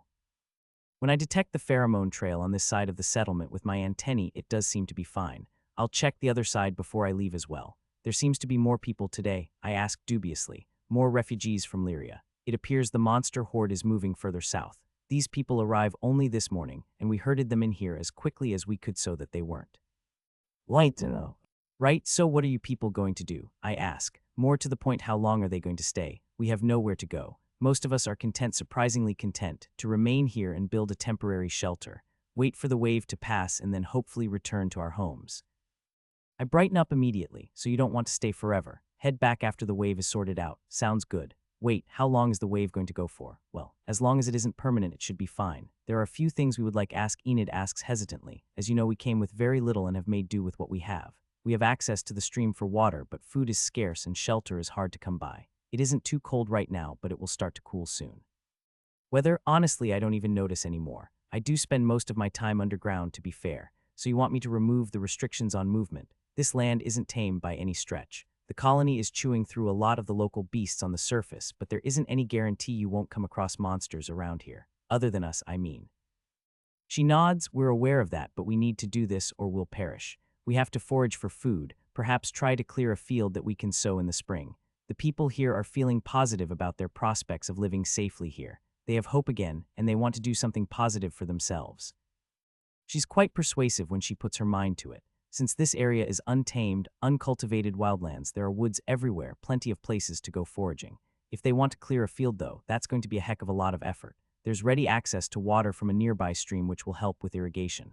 I may as well help them out a little. If they get off to a good start, they'll have less reason to come and whinge at me later. Enid. I'll help by cutting some trees and bringing the logs to the edge of your settlement, and I'll start work on the stumps to help get your field started. Tell your people they can start foraging, but not to come closer to the anthill. I'll mark a new boundary halfway between here and there, and I recommend you make sure your people don't cross it, I warn her. She turns and starts talking rapidly to the priest next to her. As soon as she's finished, tears begin to flood down his face, and he kneels in the dirt before me, raising his one good arm to the sky and shouting with praise. I'm starting to regret this already. I'm getting out of here. I'll be back to check in after 2 more days, Enid. Try to keep your people in line. Sheesh, I flee rapidly from the effusive praise and get to work checking on the old boundary as I circle around in a race.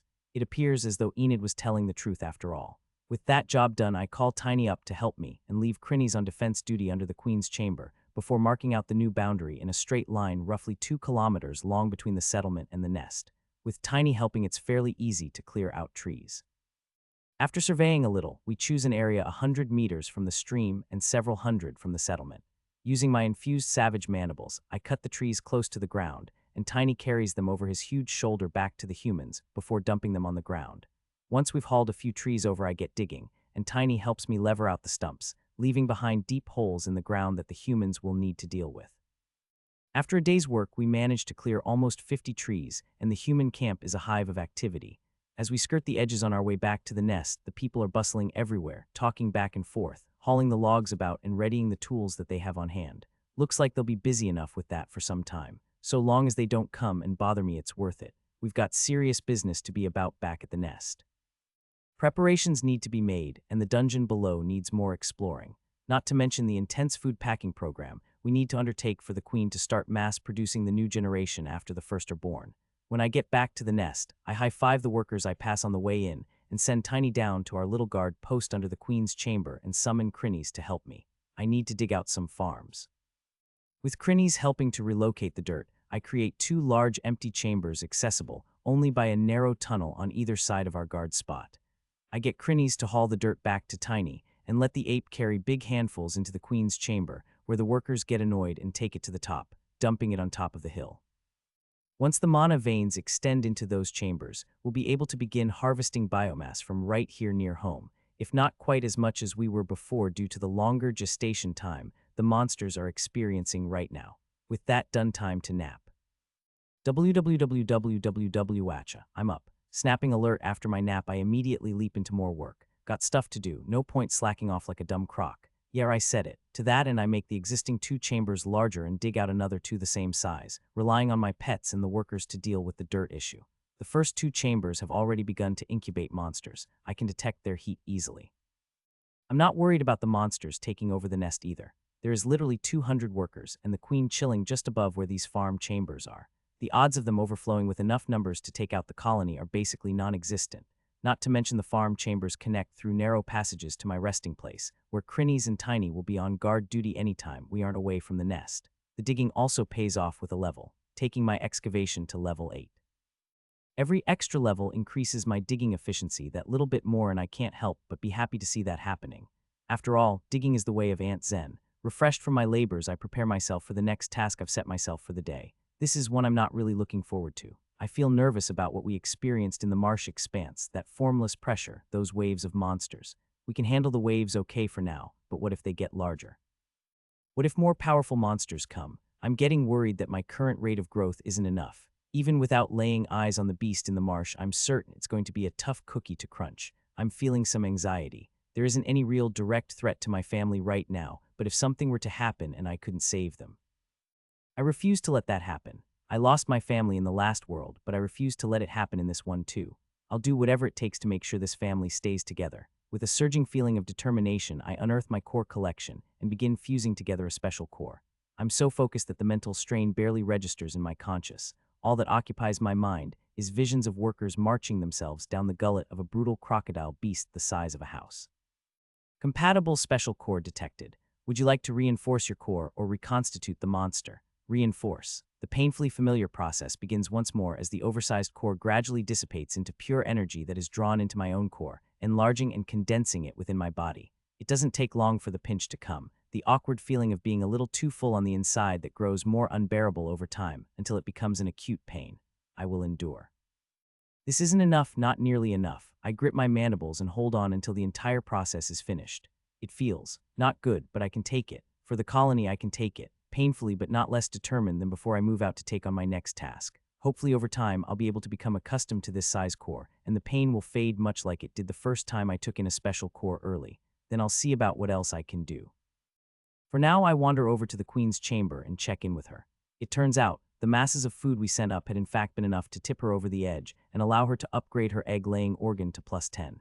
Eagerly, I activate the core surgery skill and inspect her choices, ready to behold the future of the ant race on Pandora. And it is beautiful. Enhanced boosting egg production gland +10 gives a bonus +4 to all stats for each egg produced. DAAYMM, it's really here. I immediately retract the skill and perform an excited six-legged tap dance in front of the bewildered queen. Yahoo, I cheer. You seem happy, child, the queen laughs. I refuse to stop the dance. This music must be expressed. This is going to make all the difference, mother. I cry whilst my feet keep tippity-tapping. The next generation are going to be something very special, just you wait. I have already begun to stockpile biomass. When I have enough for the first 20, I'll let you know, the queen assures me. Fantastic. If I get a chance, I'll head down into the dungeon and try to rustle up some grub. The sooner we can get this rolling, the better. The queen seems quite pleased by my enthusiasm, even if she has no idea how to take my celebratory dance. I swear I saw her shuffle her own feet a little before growing still once more. I don't want to make any more changes to the new generation. They'll be fine the way they are. With all the upgrades in place, the egg production will be quicker and produce more powerful hatchlings than I had originally planned for. Everything is coming up biomass. Full of enthusiasm, I waddle my way back down into my chamber and settle in for a little bit of planning. There are a few things I want to look into before we move out again. The challenges are getting a little real right now, and I want to make sure that we are in tip-top fighting shape, myself and my pets. For me, this means a little skill point spending. For my pets, it means a little core surgery so I can take a look at their skills and mutations. I need to be able to better understand what I'm dealing with. There's a skill that allows me to directly take a look at their status, but since I can use core surgery, I don't really think it's necessary. I mean, I could just ask them for the information, and I'm sure Crinnies would be happy to provide it, but Tiny, well, he has communication issues. If he gets any dumber, I'm going to have to shift some energy into beefing up his brain. I'm almost afraid to look at how low his cunning has gotten. Crinnies, could you come over here, please? Of course, Master, the tennis ball of endless darkness responded immediately. I get the feeling that she's able to sense where I am since she manages to roll towards me despite having no sense of sight. Once she reaches a space just in front of me, she unfolds a few tentacles and stands up, holding her body up on a few slender tendril-like limbs. How are things going, Crinnies? I decide to lead with a general question. Well, Master. She replies happily. Since maturing, I've been able to gain levels and biomass at an accelerated pace. It feels good to be useful to you, Master. Yeps, you've been a great help. The little ball wiggles happily in front of me for being praised. Despite her image, she really is quite weak to positive reinforcement. How have you found spending your skill points in biomass, Crinnies? Has there been any issues? Do you need any help or advice? She pauses for a moment. I've been a little hesitant to spend my points, Master, since I couldn't be sure my choices were exactly what you wanted. I didn't want to make any mistakes. What? It's your skills and your biomass, Crinnies. You spend it however you want. Just because they're pets, I don't want to micromanage every aspect of their lives. I'm probably a bit naive about it, but I like the idea of my pets making their own choices and finding their own way in life. Is it because I'm lazy and can't be bothered going through all the menus and burning up my brains working out a balanced strategy where every member of our group functions as a cohesive part of a whole? Maybe still Vivala freedom, Vivala pet choice. They can work it all out on their own. I don't need to get involved. So tell me, Crinnies, I say cheerily, how many points have you spent? What sort of skills are we looking at? What is this? Somehow, even though she doesn't have a face, I can tell she's looking away from me. What's wrong? Have you got a few points stored up? I'm happy to give advice if that's what you want. Something is starting to dawn on me. Crinnies, how many points have you saved? All of them. All of them? You haven't spent a single thing. I'm sorry, Master. I didn't want to spend them incorrectly. It's fine if you just spend them however you want. Do what you think will work for you. But what if I make a choice that doesn't work out? Or doesn't work with what you wanted me to do? Sigh. It's nice to have a pet that's diligent and thoughtful. A direct contradiction to Tiny, but she's too diligent and thoughtful. She's become paralyzed by wanting to make the perfect selection. Unable to make a choice because she's preoccupied by what I might want. It's time for me to show my understanding side and educate her, just as I educated Tiny. WHAP. Using my antenna, I swing one in a wide loop and whack straight into the little ball suspended in front me. Master, she cries in shock. THWAP. Go spend your points, all of them, right now, but THWAP. Spinning both antennae, I whip one from the left and the other from the right, timing it so that one strikes a moment before the other, cannoning the little ball into the second blow, which sends her flying to the corner of the chamber. Every point. I'll be checking back on you in an hour. I turn aside from Crinny's mental sniveling with a heart of cold steel. I know she's only trying to do what is best by me, but if I relent and go through the process with her this time, she'll come to rely on me even more. I want my pets to be more independent than that. If she can't even upgrade herself without consulting me, just how independent could she possibly get? This is tough love. You can do it, Crinnies. This is for your future growth, and not because I don't want to dig through all of your menus with you.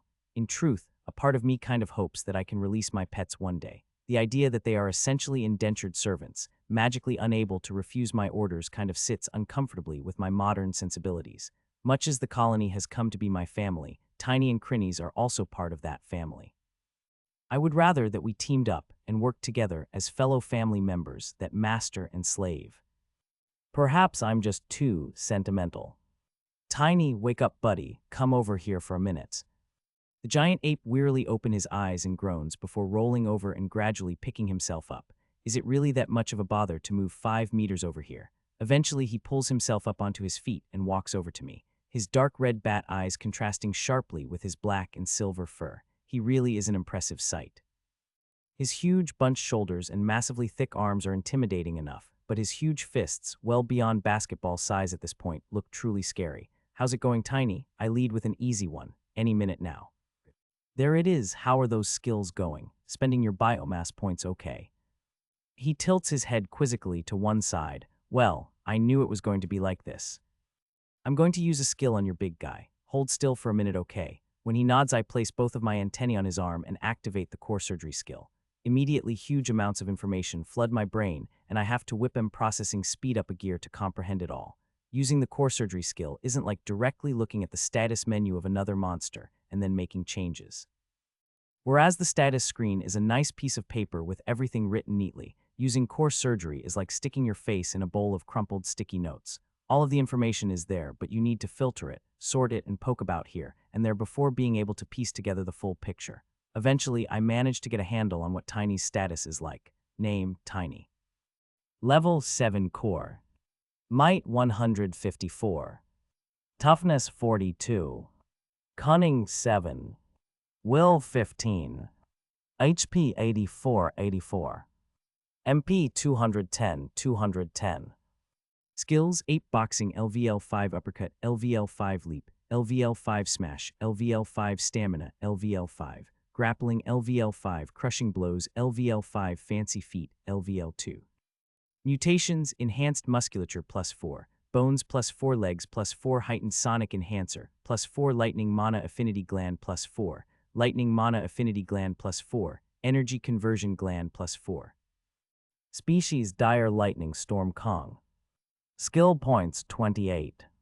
Biomass 129. So first off, he hasn't upgraded anything like nothing. He has what? 28 skill points and 129 biomass. Are you kidding me, Tiny? And what the heck is fancy feet? What the heck has been going on, Tiny? I mean, seriously, man, you haven't upgraded anything. Haven't spent your skill points at all. The only skill that looked like you didn't already have it is fancy feet, and what the heck does that do? Have you been dancing behind my back, have you? A little bit of tap here and there. Sigh. I use my antennae to rub at my temples in an effort to ward off the impending migraine I feel coming on. I really thought that the pets would be able to handle this stuff without me interfering. Even if Tiny couldn't, I was sure that Crinnies would be fine. After all the effort I put into enhancing her intelligence, still nothing with Tiny. I'd mentally prepared myself for a lot. Nonsensical upgrades that made no sense, no synergy or evidence of even a mild amount of thinking. I'd prepared myself for that. To find that he hasn't done anything at all somehow hurts my head worse than those other options. I don't think he hasn't done it because he doesn't understand the idea of spending biomass or skill points. His mind is slow, that's for sure, but I doubt that he can't understand how to upgrade himself. Centipedes and dragon wolf cubs can spend biomass. I know they can. I've seen them with upgraded body parts. There is no way they can do it, but Tiny can't. No. The reason he hasn't done it is because he can't be bothered. It's too much hassle. This lazy ape. Tiny, lean down here for a moment, would you? Puzzled, the giant ape leans down, bringing his bat face a little closer to mine. THWAP, I whip my antennae around and smack them into his head on both sides. Go spend all your points, right now. Why? He sounds dissatisfied as he rubs at his bruised cheeks. Stubborn gorilla, he has to obey my instructions so he will spend them, but it would be better if I could give him motivation that would make him try harder to spend them well. If you spend all your points properly, you'll be able to hit things better. Ooh-oh, a spark of interest lights up in his eyes. Tiny leans forward eagerly towards me, hoping for more. You'll grow stronger too, maybe enough to fight that scary thing in the marsh. His brow furrows for a moment as he thinks hard before rushing to his feet and pounding his chest. Oh, that's it, buddy. It's a good idea to spend all of your points. Go get him now. Oh. He roars in his mind as he turns and sprints out of the chamber. Oi, get back here, you ape. Spend your points, don't go fighting. I cry as I chase after him desperately. It takes a little while, but I manage to calm Tiny down a little and reinforce the idea that spending points good, leaving them unspent bad. I get him settled in one corner where he sits with a glazed expression on his face as he trawls through the various menus. I don't envy him. He has to go through upgrade menus for literally every upgradable body part he has. Crinnies is still vaguely wobbling in the corner as she also grapples with the problem of upgrading herself. She won't have nearly as many skill points or biomass as Tiny to chew through, but the fact that she has yet to spend a single thing makes a little worried. Even with my orders hanging over her head, she'll probably struggle to make choices. I think she'll be a while. Time for me to spend a few points myself. I've got 19 points of biomass to spend and another 14 skill points. The biomass will go quickly, but the skill points, I'll need to spend a little more time on. I've got enough that I can branch out a little and perhaps allow myself a little leeway to pick up a few non-essential skills. Alright then, biomass first. This one's easy enough. 12 points are needed to take my inner carapace plating to +5, which will leave me with 7 points to spend. I think I'll spend the extra 6 on my acid gland. The fact that I can spin magic now shouldn't take away from the ease of use and deadly restrictive properties of my business zone. I'm also pretty hopeful that there might be some juicy advancements to choose from when I get to +10. I'll keep my tiny little claws crossed on that one. Do you want to upgrade inner carapace plating to +5 and restrictive acid to +6? This will cost 18 biomass. Yup, at this level you are able to choose a mutation advancement. Please select from the menu. Then pow, the menu hits me right between the eyes again with a plethora of options. I start picking my way through, searching for something that makes sense for me and what I want from my inner plating. What exactly do I want from it? More defense, I guess. I mean, as far as I see it, there are 2 options for improved defense, tougher shell or faster healing. Generally speaking, I like having a mix of both. The tougher the shell is, the more valuable the healing right. I have the regeneration gland to provide sweet, sweet healing in the event I need it, and I have my diamond carapace to provide the hard outer shell. The bone plating right is basically a reinforcing layer underneath the carapace, supporting it and making it more difficult to break through. I don't mind if the plating serves as a double role, reinforcing the outer shell and helping to repair it at the same time. Let's see if I can find something along those lines. Bingo, regenerative inner carapace plating helps to regenerate damage done to the carapace in addition to improving its defensive properties. Nice. With this, my shell is capable of healing itself even more than before. Muhahaha. All I need now is to bolster my defense against magical attacks in some way. I need to start investigating and training my skills. Would you like to confirm these choices? Yep, FFFFFTGN, all over the inside my carapace. New woo woo. Oog, that's horrible. Now for skills. For the first time in ages, I bring up the skills menu and start pouring through it carefully, looking for options that might help me out in the current situation. I saw one skill in Tiny's list that I thought looked helpful, so I go straight to confirming what that might be. Stamina reduces the cost of actions or skills that drain physical endurance. The amount of reduction increases with skill level. Hot damn, that is handy. Consider it bought. Okay, what else is there? I check through the pet-related skills again to see if there is something I really want. Increasing growth speed doesn't really appeal, being able to view status. Well, if I think about it in terms of what the skills will turn into when advanced, rather than what they are currently, how does that change my thinking? Growth speed could become leveling speed, increase in XP or biomass gained. That could be really handy. Viewing status would become changing status, being able to spend skill and biomass points. The second one still doesn't interest me, but the first one could become useful. It's worth spending a point on. Purchased. The joy of spending points and growing stronger is filling me, or is just the knowledge being dumped into my brain space. The rest of the pet skills don't interest me right now. I don't need to take the skill to increase the number of available pets until the system refuses to allow to. I may as well try and find a third now that I have the faster pet growing skill. Presumably, I won't be able to level it up unless I gain a new pet. At that time, perhaps the system will refuse to allow me reconstitute a monster, and I can easily pick up the skill then. For now, let's look about and see what other skills I can find. Scrolling through the menus takes a significant amount of time. They don't seem to be organized in a properly logical way, with movement skills mixed with mental skill and magical skills sometimes tucked away amongst physical ones. It's almost as if you need to know what you're looking for and where to find it ahead of time. Otherwise, your only choice is to trawl through the lists checking every entry until you find something you like. Which is exactly what I'm doing right now, and it sucks. This one, no. How about no? No. Who would want to get better at that anyway? Madness. There has to be some juicy new skills here somewhere. I need to look a little more carefully. I remember when the skill list had only 5 options on it. I don't know how, I don't know why, but that has ballooned out to over 100 at this point. I'm not sure exactly what causes the skills to become unlocked. There must be some sort of prerequisite that needs to be met, perhaps with stats or even actions in the world. For example, the pet skills. I don't exactly frequently check the skill list, but they didn't appear until after I had reconstituted my first pet. I didn't go looking for them until after I'd met Formo the Sophos, but it stands to reason that they were unlocked somehow, which means that other skills must also have prerequisites before they become available. I suppose that humans and civilizations like the Sophos would have had hundreds of years to learn all this stuff and map it out, uncovering the most optimal paths, planning the best combinations of skills. Well, the Ant Kingdom will also have to compile this knowledge. Starting the first 20 of the new generation, I'll begin the process of learning the secrets behind the entire skill tree. Not a single leaf shall remain unturned. With renewed determination, I start reading through the skill descriptions one by one, and I manage to uncover a few gems. Mana Miser allows the user to be able to do slightly more with slightly less when utilizing mana. Effect will increase along with skill level. Cerebral Endurance, the user will be able better marshal their mental resources, reducing the mental exertion for complex will-based tasks slightly. Meditation user will be able to relax the mind and achieve clarity of thought. Each level will make the state more effective and easier to achieve. Each of these 3 makes a lot of sense to me from a magic user perspective. More efficiency with mana, better mental endurance, and a clearer, more focused mind. Perfect for my spell-slinging ways. Purchased. Man, the number of skills I have is really climbing. Now that my skills are starting to climb into the 3rd tier, it's becoming harder to train them, meaning I have to upgrade them less, causing my current skill point build up. I shouldn't go too crazy picking up new skills, perhaps only 1 or 2 more. I keep flipping through. I've already picked up some skills on the mental side.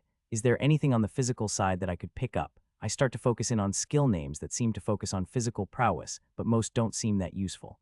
There has to be something that could be interesting. I need to remember not to judge a skill on exactly what it says at the first stage. After reaching level 5 and then level 10, the skills become much more useful. Look at Dash, for example. I ignored it initially since charging forward when I was just born would be little more than charging forward to my own death. After witnessing the awesome movement skills of the humans, it became clear that after being upgraded, that dash was almost essential for physical combat. Ooh, how about this? Precise shooting, the user will become better able to target objects with ranged attacks. This should work for my acid shot as well as my magic right. Purchased. Alright then, there has to be something else, something less passive, one more skill. Eventually I come across something that catches my eye. Even then it sounds a bit nasty. Ripping Bite increases the user's ability to make bite attacks aimed at tearing away part of the target's body. That is badass. Purchased. With the warm trickling sensation of new skill knowledge flooding my brain, I feel pleased with my new purchases. New skills to level, new horizons to explore. Who knows exactly what these skills will turn into in the future. One thing I do know is that I need to start training up my skills quickly. My current options aren't nearly enough to handle the sort of conflicts we are going to start getting into, so I need to lift my game. Content with my spending for the moment, I turn to check in on my pets. Crinnies is still bobbling away in the corner, and Tiny remains seated, eyes glazed as he contemplates the upgrade menu. Good luck, guys. I wish you well. Since I don't have much to do, I may as well start trying to grind my skills. Who knows? Perhaps I'll be able to unlock something interesting if I can get some of my skills to evolve. I settle in to wait for my pets to complete their spending and try to activate my meditation skill. It takes a little while, but I gradually feel a calm sensation begin to pervade my mind, my thoughts growing still and placid, my emotions fading into the background. With the proper mood established, I call on my mana and begin to practice. There's a lot of work to do. Marin awoke with a start. Instantly wide-eyed and alert, she turned her head to look around her, and her eyes were struck immediately by the austere white room in which she lay. She was lying on a clean bed in a small white chamber. On the roof, a glowing crystal provided illumination, a clean white light that filled the space warmly. Just looking at that light nearly brought Marin to tears. She'd feared that she would die surrounded by the blue light of the dungeon, seeping into her body and killing her slowly. She couldn't remember much of her arrival to the Legion base in the dungeon. After their long descent down the carved spiral staircase that the commander had referred to as Periclas's Stair, that journey had tested the trainees to their limits. It had taken long days of endless marching to reach the bottom, spiraling ever downwards into the depths, and the lower they got, the sicker they became. None of the trainees had been down in the dungeon this deep for this long. Without proper acclimation, The lower part of the first strata would normally be the first place that a dungeon delver would need to worry about saturation sickness, or the blues as it was colloquially known. During this wave, which didn't seem to want to end, the mana had risen to ridiculous levels. The first strata was currently reading much the same as the second right now. The trainees were unable to cope. Every one of them was struck with the blues, quite literally turning a light shade of blue as the raw mana of the dungeon began to pervade their bodies. Mana saturation sickness was an insidious killer and a truly messy death. Delvers, mercs, and every being who entered the dungeon lived in fear of it, their bodies literally breaking apart cell by cell as the excess energy ravaged their bodies. The trainees got their taste of it as they walked the endless stairs. They began to stumble, their legs no longer responding as they should. The further they got, the more the symptoms became pronounced. Their vision slowly overtaken by a blue haze that made it difficult to see. Their hands started shaking, then the whole body. The young, strong trainees began to experience the fear that was normally reserved for the aged, the fear of having their own body betray them and begin to fall out of their control. Through it all they felt no pain, only a giddy, inexhaustible nervous energy. The blues didn't make people feel tired, as the name might suggest. Rather, the mana suffusing their body and brain numbed them and gave them the jitters, as if they'd been drinking 5 cups of coffee every hour. They couldn't sleep, couldn't rest, couldn't think clearly. They were both more exhausted than they'd ever been in their lives and completely unable to rest. Less capable than the trainees, many of them had to be carried towards the end, the soldiers taking turns to hoist the murderers on their backs as they battled the long march. The last Murrin could remember was arriving before a large stone door. She could barely see by that point. The door itself was nothing but a blur. The commander had stepped forward and done something, and the door had swung open. Vague figures had rushed out, gathering the sick members of the party and bringing them inside. She had collapsed into the arms of the person rushing towards her, and then woken up here. Looking around the room some more, she noticed a strange arrangement on the side of the bed. A tube had been inserted in her arm, surrounded by a glowing enchantment that had been drawn directly onto her skin. Nervously following the tube with her eyes, she saw it was attached to another enchantment drawn on a nearby flat table. The center of the table held 4 softly glowing cores. Murrin stared at the strange setup, puzzled. After closing her eyes to try and feel if anything was different, she noticed that her saturation sickness was significantly better. If she focused hard, she was able to feel the flow of mana in her body, slowly inching down her arm before being leached out through the tubes and being fed to the cores on the table. She was stunned. She'd never even heard of this kind of treatment before. Such fine manipulation of the mana in another person's body via an enchantment, how had they done it? I haven't heard anything Albertan, but as soon as I do, you'll be the first to know. The commander's voice penetrated through the door. Soon after, the tread of heavy feet could be heard as the loremaster and commander continued to argue with each other. I just can't understand why we didn't make more of an effort to prevent Garalosh from reaching the surface. You know what will happen up there. That's my family, damn it. There was a heavy thump, as if a fist had smacked into a wall. You think you're the only person with family up there, Albertan? You think I don't want to rip the head off that croc and protect our people? Is that what you think? The commander demanded quietly. There was a long pause, and Murrin began to wonder what was going on when she barely heard the loremaster sigh and reply, "I'm just worried." Another sigh and a quiet "I know" before the door suddenly opened, and the 2 top officers of the Lyria Branch Legionum Abyssi strode into the room. "Ah, good to see you're finally awake," trainee Titus nodded. Murrin nodded in return but felt a little confused. This greeting didn't feel as positive as it should. Something about her commander's tone and posture was off. Even Albertan looked somewhat downcast, almost not meeting her eye. "Is this the HQ?" she asked. "Yes," Titus affirmed. "You're in the medical wing." The mana saturation was much higher than expected on this journey. We had to perform emergency treatment to lower the mana levels in your body. All of the trainees received the same treatment. You're the last to wake. Murrin's head spun for a moment. So all of them had been in this place. Where were they now? Albertan could see the question in her expressions. "The others are waiting for you. We have to move quickly," he said. "Can you walk, trainee?" Titus asked. Murrin tested her legs. "I think so, sir." In silence, the 2 old officers walked with her out of the room and down a long corridor. The place was strangely empty and quiet. Murrin didn't see or hear another person as they traveled. They came to a heavy wooden door with a carved, enchanted lock on the door. Titus waved his palm in front of the elaborate carving, and it immediately glowed with bright light before the door swung open to reveal a winding staircase carved in rock. Not another one, Murrin thought. Not saying anything, the 3 descended, Titus keeping a steady grip on her shoulder to help her navigate the steps without falling. At the bottom of the stairs was a small chamber with another door in it, and gathered there were all of the trainees.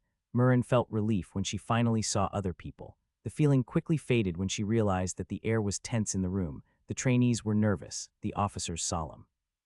With the trainees tightly packed together in the small space, Titus took a position on the lower steps, placing him higher than his audience so they could see him, and began to speak. Congratulations, trainees. You have successfully braved the dangers and hardships of this delve and made it here to the headquarters of the Lyria branch of the Abyssal Legion. I'm proud of you, and he really was. Looking down on these young legionaries filled him with pride. They were good people, strong people.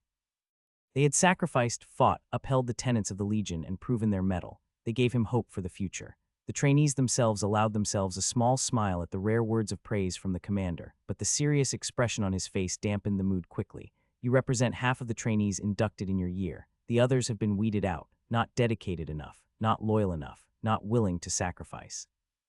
Only those that we trust to keep the secrets of the Legion and do their duty make it this far. You have earned the right to become full legionaries. Excitement, smiles, and joy lit the expressions of the trainees. This was what they had been hoping for ever since they enrolled. They had worked so hard for this. Titus saw the looks on their faces, and it acknowledged it with a nod even as his heart sank in his chest. This was always the hardest part. Titus was a renowned legionary above and below the ground. He was known for his strength, his iron will, his leadership, and his willingness to put himself in harm's way to protect his fellows. He was a leader who never spared himself. Most of all, he was known for his unyielding sense of duty. He had sacrificed over and over again in order to perform the role he filled, and he would damn well do it again. He never hesitated, did not regret, but often he grieved. Looking down at the eager trainees below him, he felt sorrow grip his heart, but it didn't stop him. You are about to undergo the final trial on the path to becoming full members of the Deep Legion, he announced. Serious expressions overtook the trainees at the word trial. What would they need to do? You have experienced severe mana saturation sickness on the way here, and we have done what we can alleviate the symptoms, but we have not cured you. Behind that door lies the greatest secret of the Legion. We will cure you of saturation sickness permanently. The process will also make you stronger, faster, smarter, more powerful than you currently are.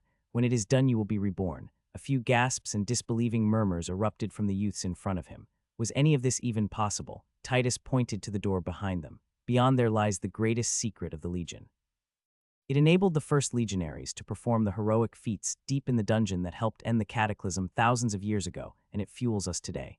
Every full legionary you have ever met has undergone this process, including me. The commander took a deep breath, no avoiding it. Let's go in and I'll explain further. Titus gestured to Albertan, who squeezed through the cramped chamber before unlocking the enchanted seal on the door and striding through. Titus waited on the stairs until everyone had entered the next room before stepping forward, closing the door behind him as he did so.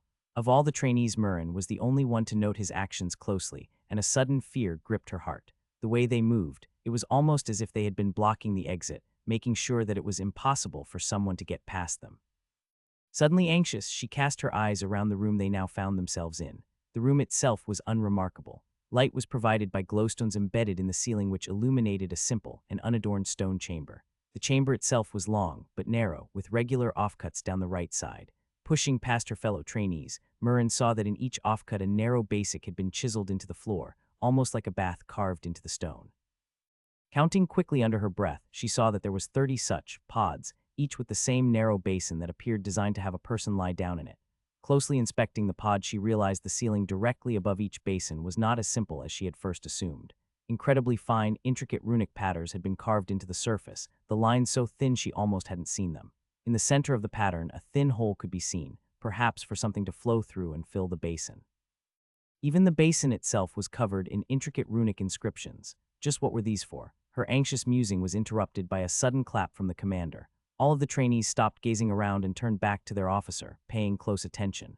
I will now explain the process to you, the commander said crisply, his eyes hard with determination. Listen closely, as this will impact the rest of your life. He paused there to ensure he had their full attention. Each of you will strip down and lie in a separate pod.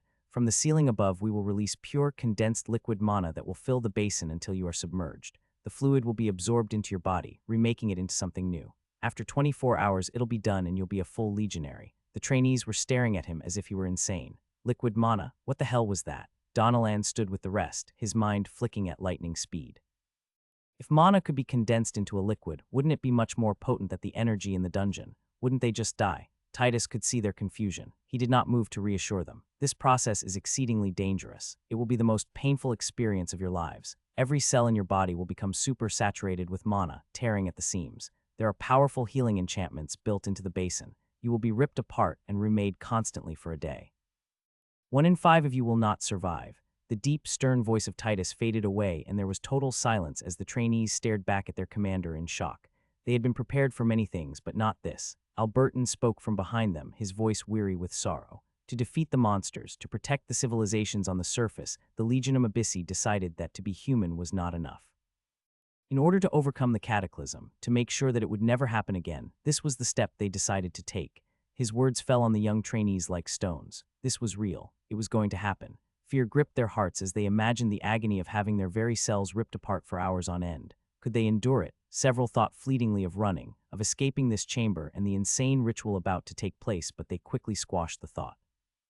Who was that standing in the doorway? They thought bitterly. Commander Titus. He was a legend in the Legion.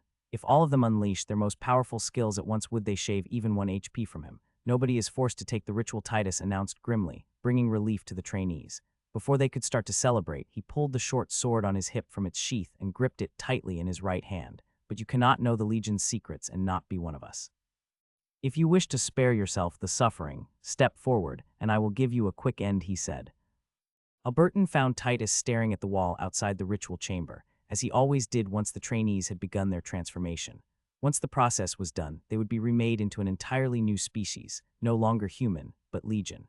They could delve further into the dungeon than anyone else could hope to, able to tolerate levels of mana saturation beyond what a normal person could ever dream.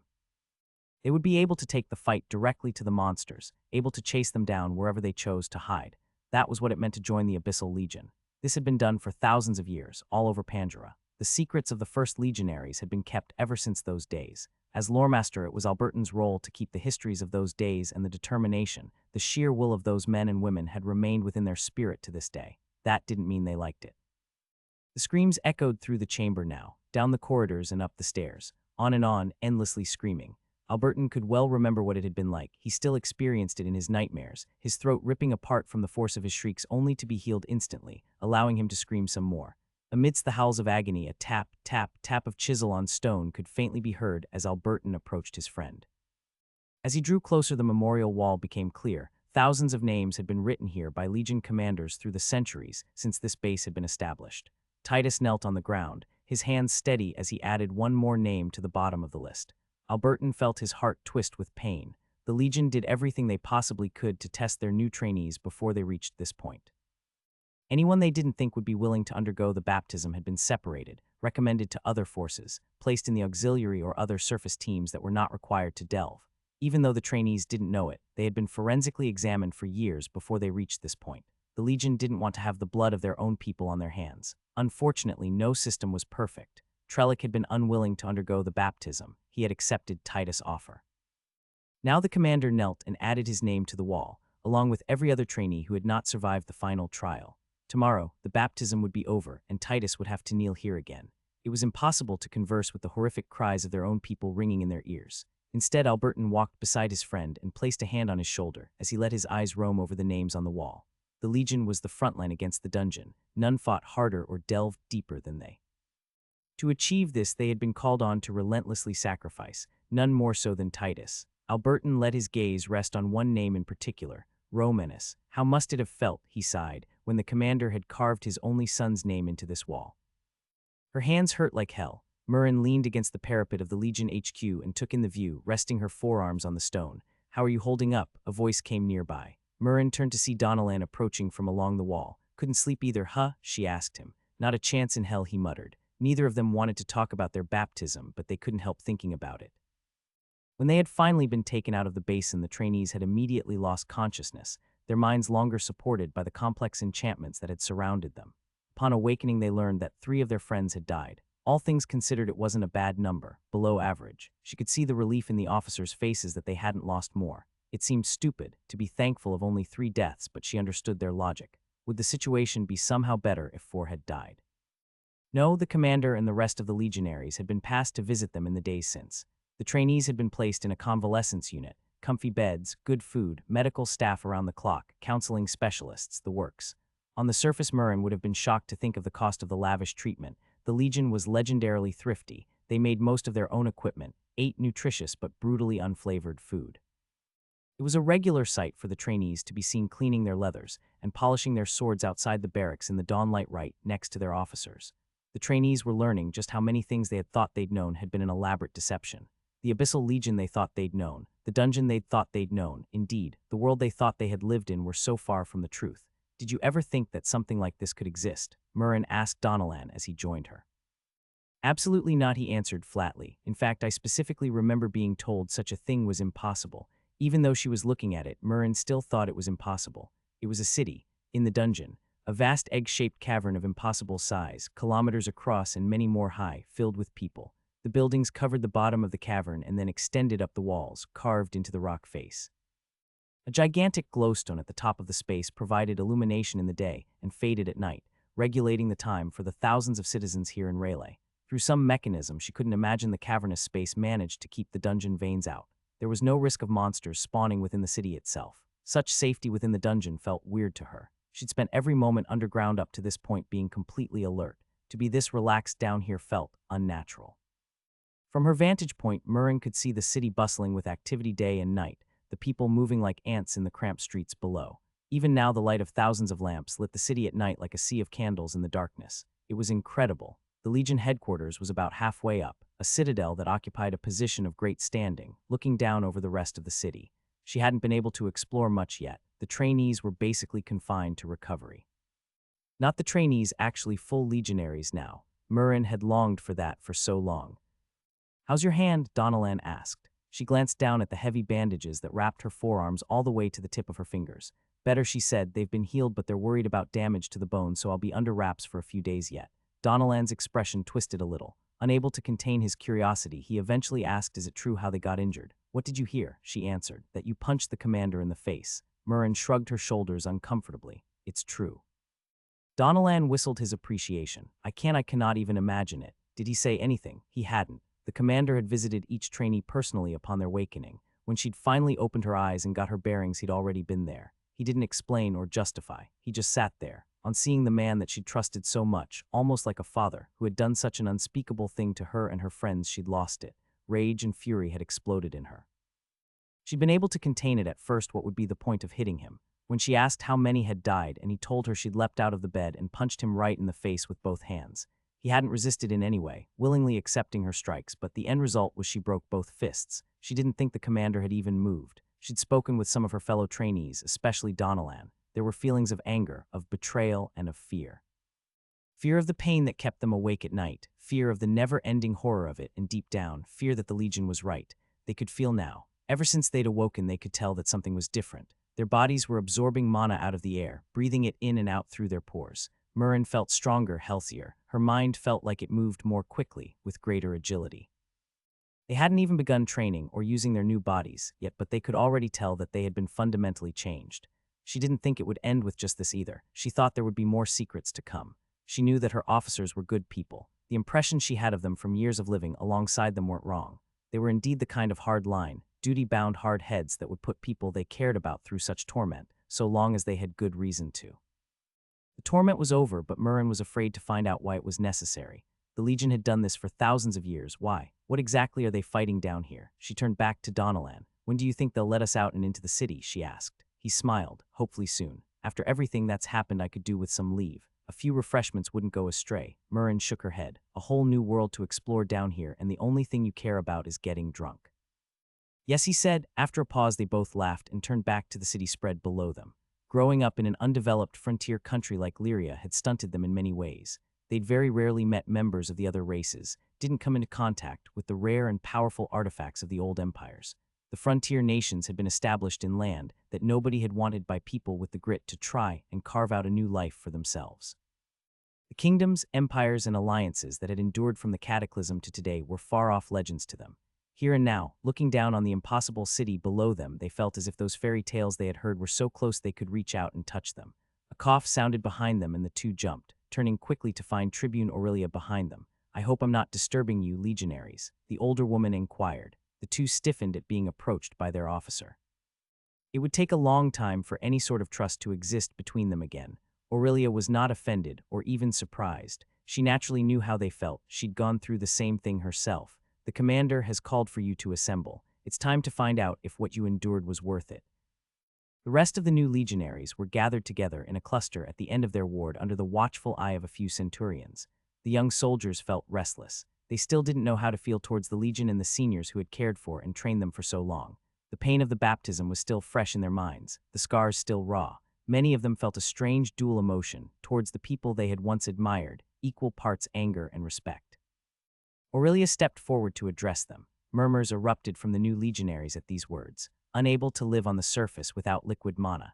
If the Legion were the only ones who knew how to make it, isn't this just another way for them to be controlled? It also means, Aurelia interrupted their thoughts, that so long as you are able to absorb enough mana, you will be able to do things that you had never imagined possible before. Now she glared at them, impressing her will on them.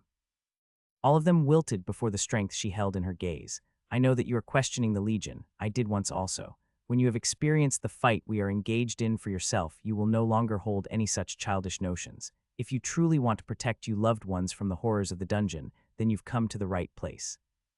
The Abyssal Legion stands on the front line against the true threats, and for thousands of years we have done battle far beneath the surface, an unending war that few people in Lyria have ever heard of. She glared at them once more. Come, so saying, she turned and pushed open the heavy wooden doors that separated their ward from the rest of the legionary building before marching briskly through.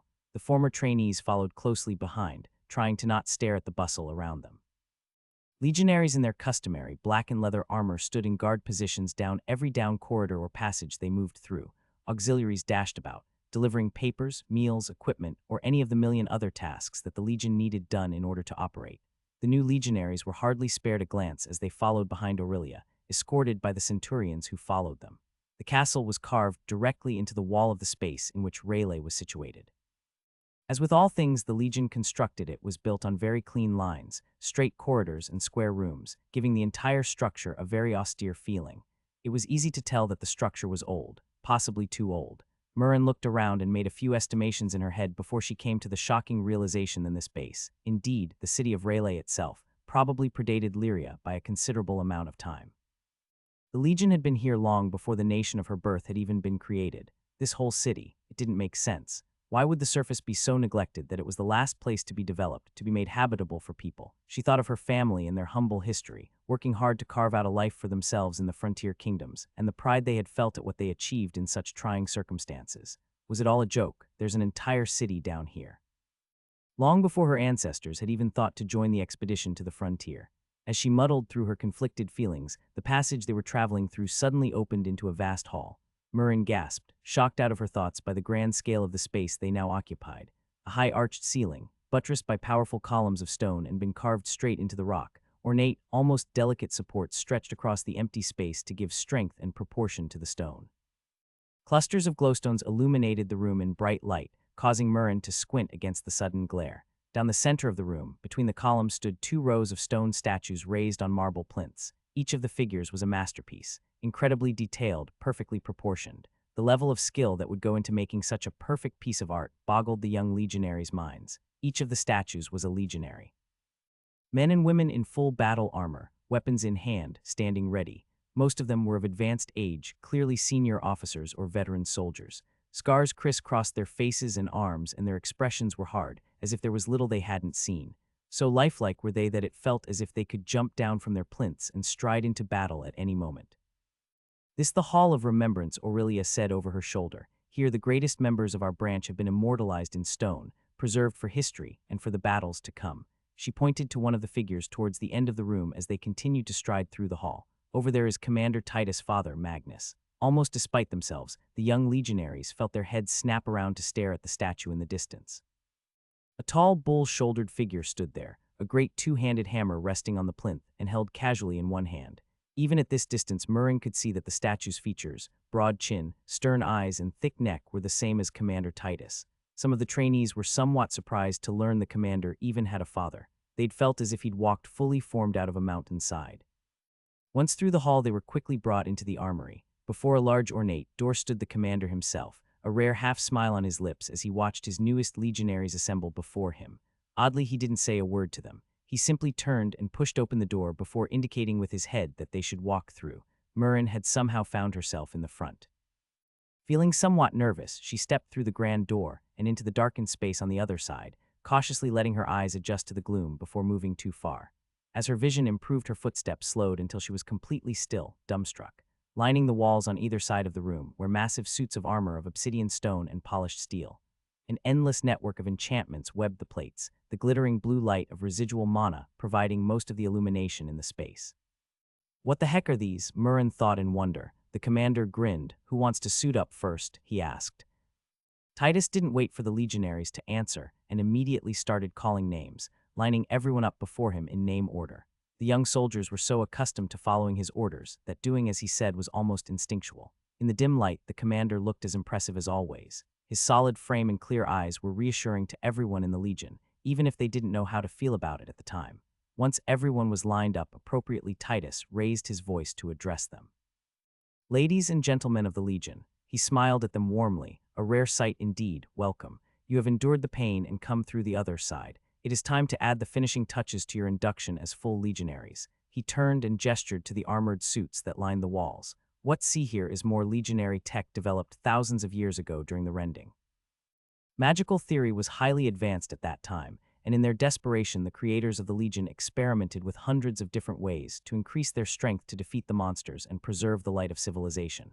The baptism you endured is one such technique. These suits of armor are another. He walked towards the nearest suit and knocked against the melded steel and stone plate.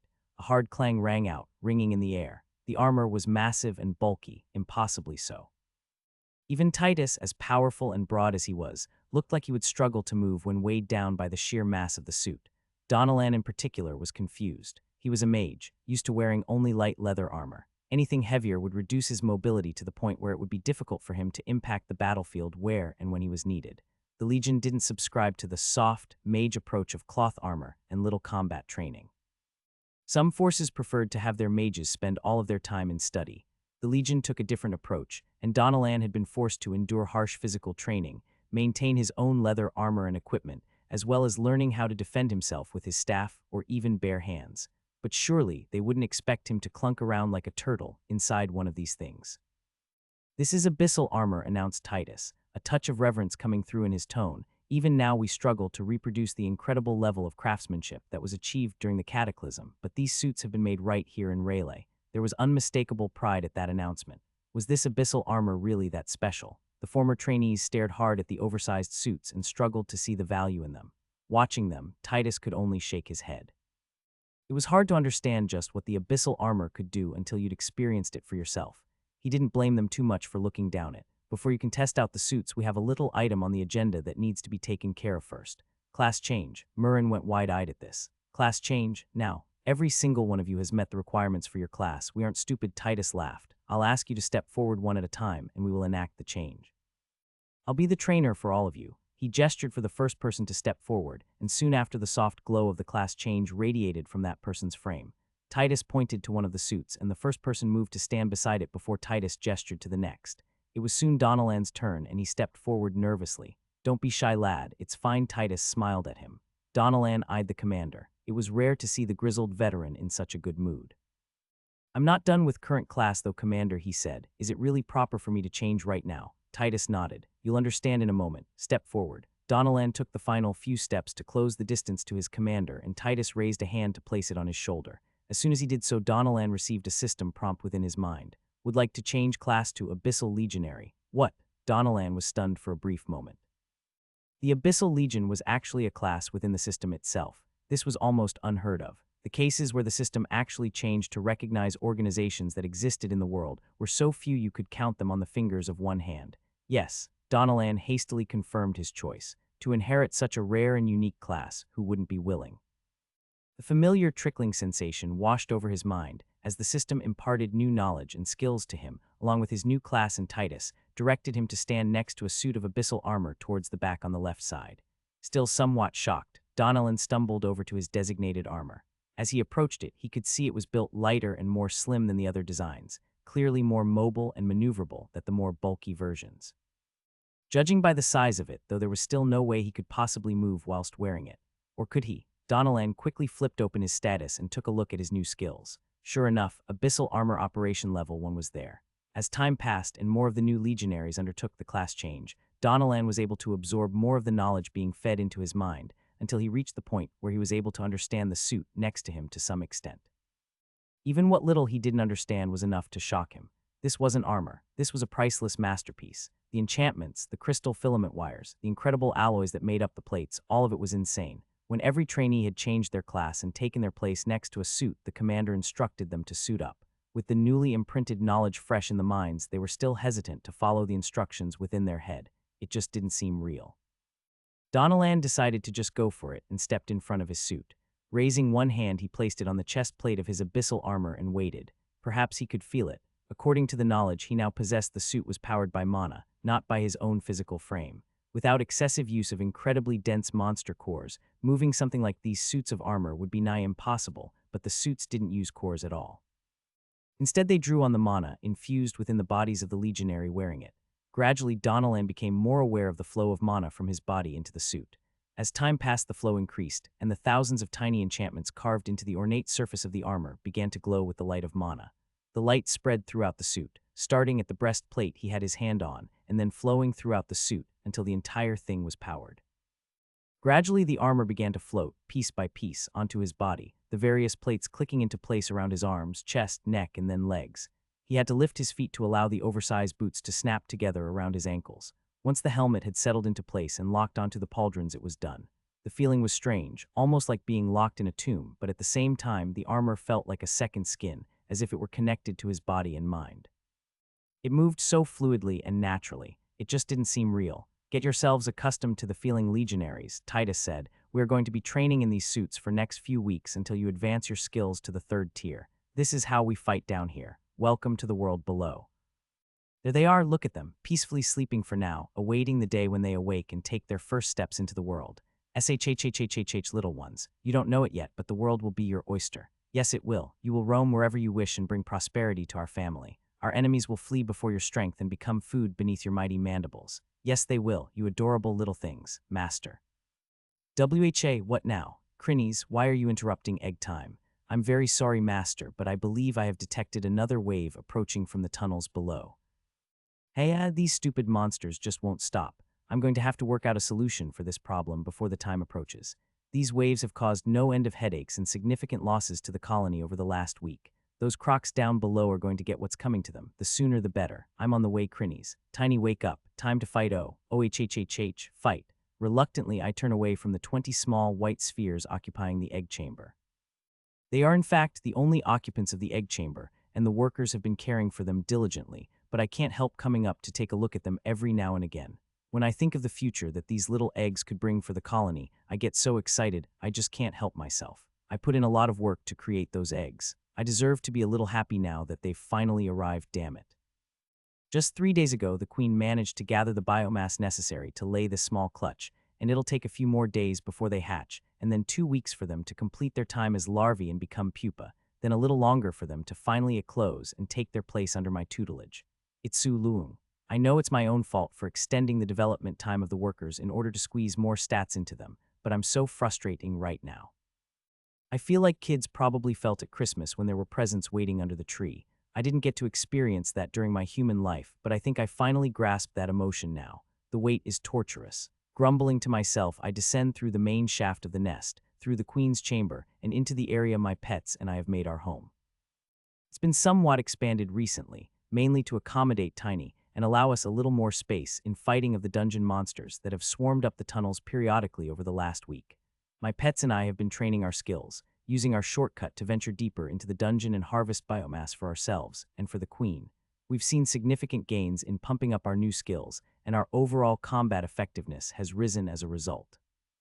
I'm quite pleased that my pets now have properly allocated skill points and mutation advancements, even if it took way too much effort to finally get them there. Still, the second time they managed it, through some twist of tunnel, one of the waves managed to find an alternate access point to the surface. We had no idea they up there until the colony had engaged with them and started calling for reinforcements. When the queen's guards in the chamber above started moving out, we were alerted and rushed out with them. Eventually, we were able to find the monsters and defeat them, but not before a significant number of workers had been killed in the engagement. The human refugees had almost been caught up in it. When the battle raged, the fighting had gone right to their doorsteps. Being saved by the colony seems to have driven their affection for ant monsters to even greater heights. When workers wander past their growing encampment, they bow respectfully and cheer. It's getting a bit unnerving. We've been even more careful since then. I would have rushed straight into the dungeon and shoved my mandibles through those stupid crocs' faces if I could, but I wanted to make sure the colony was safe first. That was a few days ago now. We've been quietly building our strength since then, getting ready to launch our invasion and claim the marsh expanse for ourselves. Nobody messes with my family and gets away with it. Entering the chamber, I see Crinnies and Tiny ready for action. Crinnies has extended her tentacles down the tunnel for more than 100 meters, stretching her strange flesh to the limit in order to detect vibrations down the tunnel. Bring it all back, Crinnies. Time to get ready to fight. Yes, master. The little tennis ball of boundless hunger begins to retract the thin, wire-like tendrils she had painstakingly extended down the tunnel back into her body. When the task is done, she inflates herself back to her combat-ready size, ready to unleash destruction upon our foes. Tiny has long been ready. His hands clench and unclench repeatedly as if he can't wait to allow his fists to go to work. The silver hair on his arms is already beginning to rise as electrical current begins to flicker across his body. Ever since advancing his skills, Tiny has become even more obsessed with fighting, if that were even possible. I think that now he can advance his skills again, there's even more relish to be had in the thrill of battle for him. Actually, where the heck is he going? Unable to contain himself anymore, the ape dashes down the tunnel, whooping with delight. Damnable ape, let's go, Crinnies. Rushing after him, Crinnies and hurtle down the tunnel ourselves. In front of us, I can see Tiny moving with impressive speed, hands and legs flailing with a strange grace as he propels his massive frame forward like a hairy, overweight gazelle. I should never have told him about the dash skill. With us hurtling down and the monsters rushing up, it doesn't take long for the two sides to crash into each other like speeding trucks. Boom. As Tiny smashes into the front of the monster wave, I can hear a voice calling from behind me. Hey, hey, wait for me, senior. Vibrant. As Crinnies joins Tiny on the front lines, the little ant motors down the passage behind us to quickly catch up, and I sigh internally. It isn't that we've been ignoring the little thing lately, or trying to leave her behind. It's more that she's become a little too reckless, flinging herself forward into combat, and trying to get her mandibles dug into the flesh of our opponents. The result of such behavior is that she nearly gets smashed by Tiny or eaten by Crinnies as they rampage. It's not as if Crinnies has any way to communicate with the little worker. As friendly as they are with each other, they don't share the same bond that Crinnies and Tiny do. I've confirmed with Crinnies multiple times that within a certain range she can sense my location as well as Tiny's. This prevents her from ripping into Tiny as they fight together. Vibrant, you need to wait here with me for a second, I said. Whereat, I want to fight. She complains, look at big sis Crinnies. She can fight so well already. I want to be like that. Sigh, this is the source of the problem. Her former partner in smallness, Crinnies, is all grown up now and wrecking faces, whereas she has yet to evolve, still a superior hatchling, not really capable of contributing to tough fights like these. Tell you what, you go up to the ceiling and fire acid to get some skill points and we'll save a good chunk of monsters for you to finish off. After all this time, you're fairly close to your next evolution. If we can manage it, you might even be able to evolve today. Yay. She cheers like a happy child and rushed up to the ceiling to begin raining acid down on the horde of onrushing monsters. Well, at least she's happy. Vibrant has been something of a restraint on our strength, since she isn't really powerful enough to wade into situations like this and come out alive. These shadow beast monsters are simply a cut above the kind of prey us ants would normally have to deal with. If she can evolve again, then perhaps she'll be able to hold her own. She certainly had enough biomass to upgrade all of her body points to the limit by this stage, since we've been pumping her full of food for so long. Considering the regular feasts that have been delivering themselves to us on a regular basis, as well as our own farming activities, I've managed to pile up 114 points of biomass that I need to spend.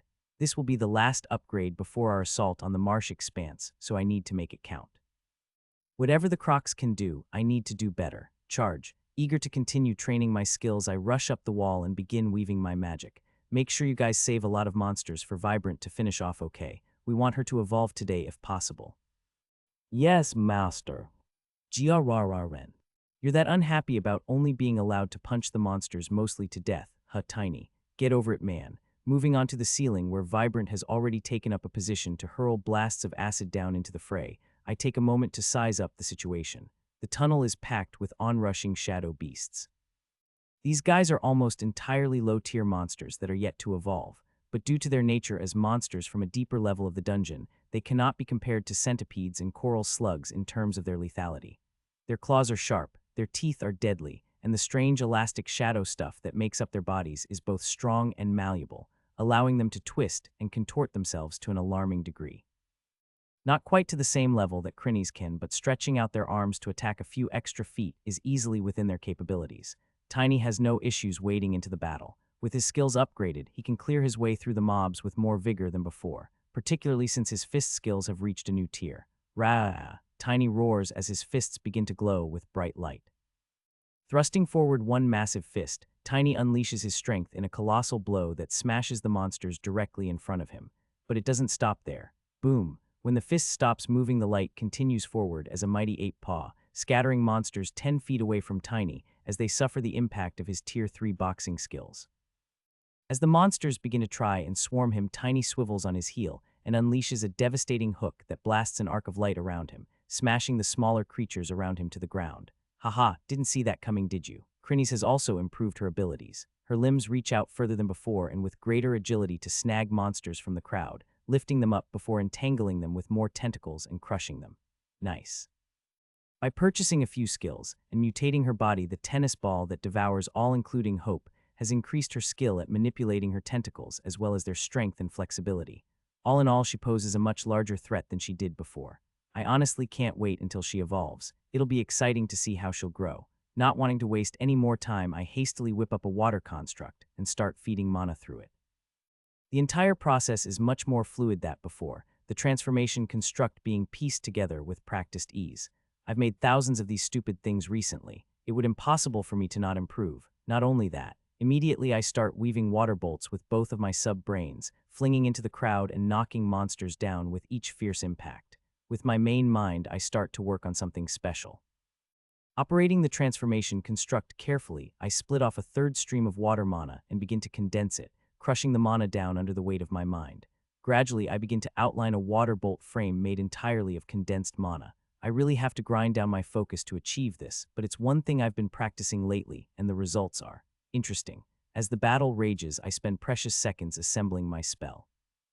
With Tiny and Crinnies in the front line, I'm not worried. They could handle this wave on their own. I'm just here for the XP. Once the frame is finished, I begin to power the spell with condensed mana. With the shape of the spell formed of condensed mana, the construct holds up much better when filled with the volatile stuff. When it's finally powered and ready to cast, I take careful aim to ensure that I allow plenty of leeway so my own pets aren't caught in the blast. Fire. Water bolt, a deeper and darker blue than the others, almost as if it were formed of the water from the deep ocean, materializes above my head and rockets forth. The monsters don't have time to react before it impacts amongst them. BOO.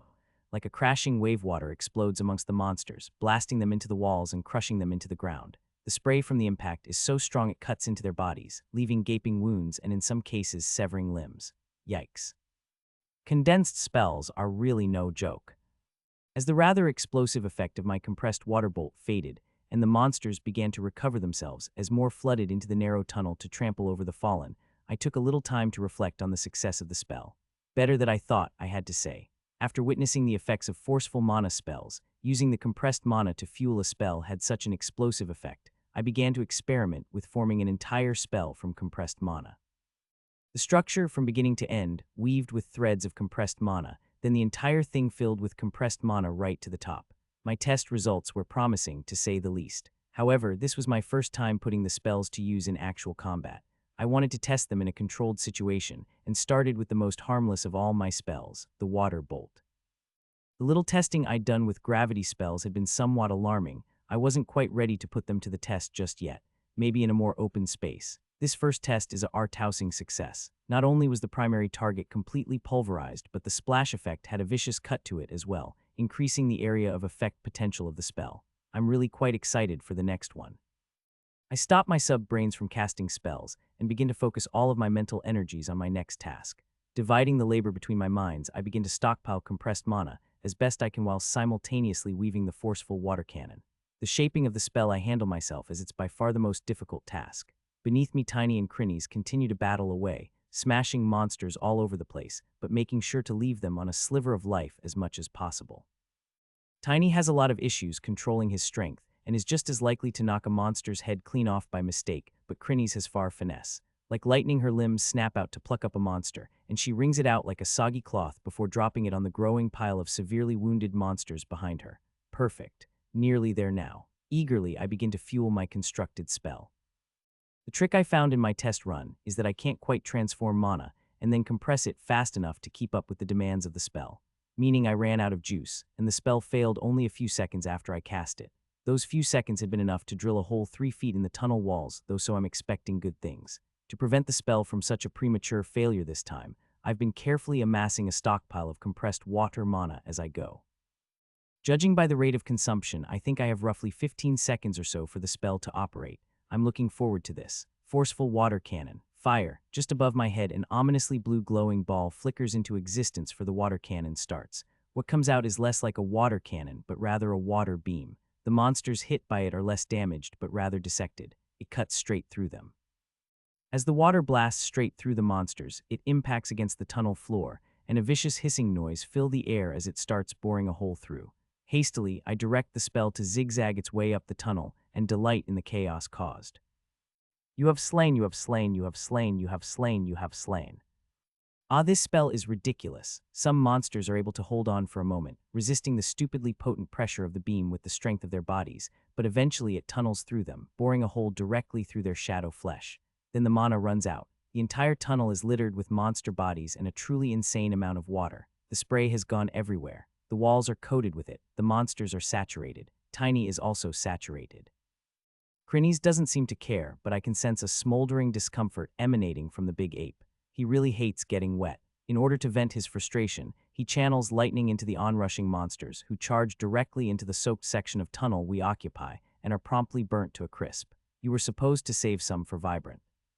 10 minutes later, we finish mopping up the wave and start chowing down. I decided not to test any more spells lest Tiny get even more irritated.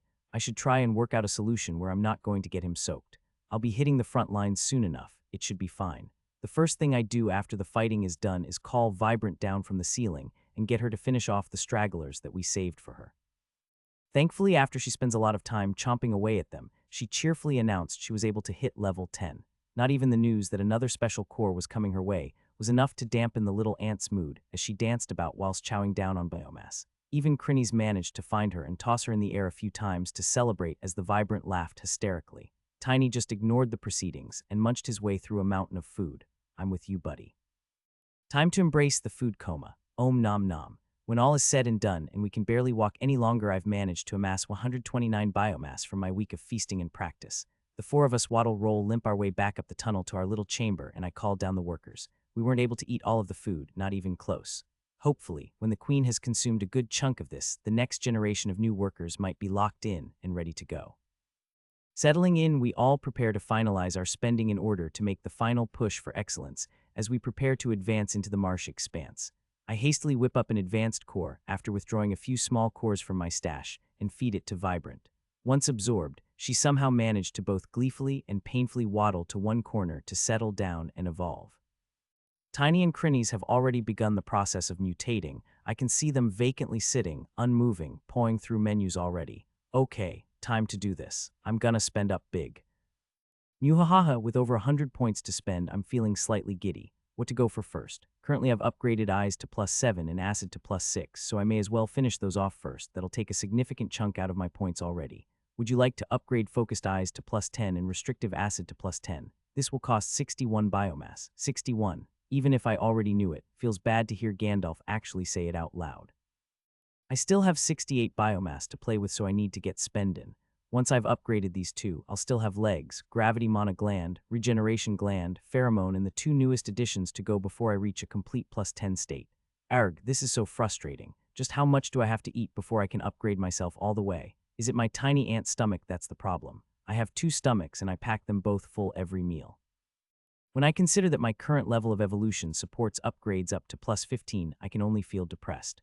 The goal of fully mutating everything before my next evolution seems like a long way away. Work hard, stomachs. I'm counting on you guys. Since I'll be striding forth into battle after this round of upgrades, I really want to ensure my combat effectiveness is at its peak, not only on the offensive but also the defensive. I'm thinking that the regeneration gland could use a boost, just in case things turn south and I get bitten in half or something. Would you like to upgrade focused eyes to +10, restrictive acid to +10, and limb regeneration gland to +10? This will cost 101 biomass. Yikes, only 18 left. I guess that'll be it for the full upgrades to +10. Enhancing my senses has never been a poor choice. I'll upgrade my trusty antennae next. With 18 biomass, I can upgrade them to +7 and have 5 points in the bank.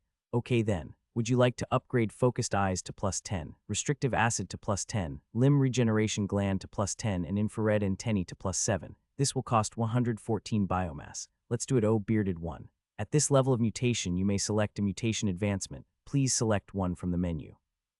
First, I jump into the acid menu. Since the rest of my body has been enhanced, as well as my magic growing to the point that it's a credible ranged threat, the acid has become outshined.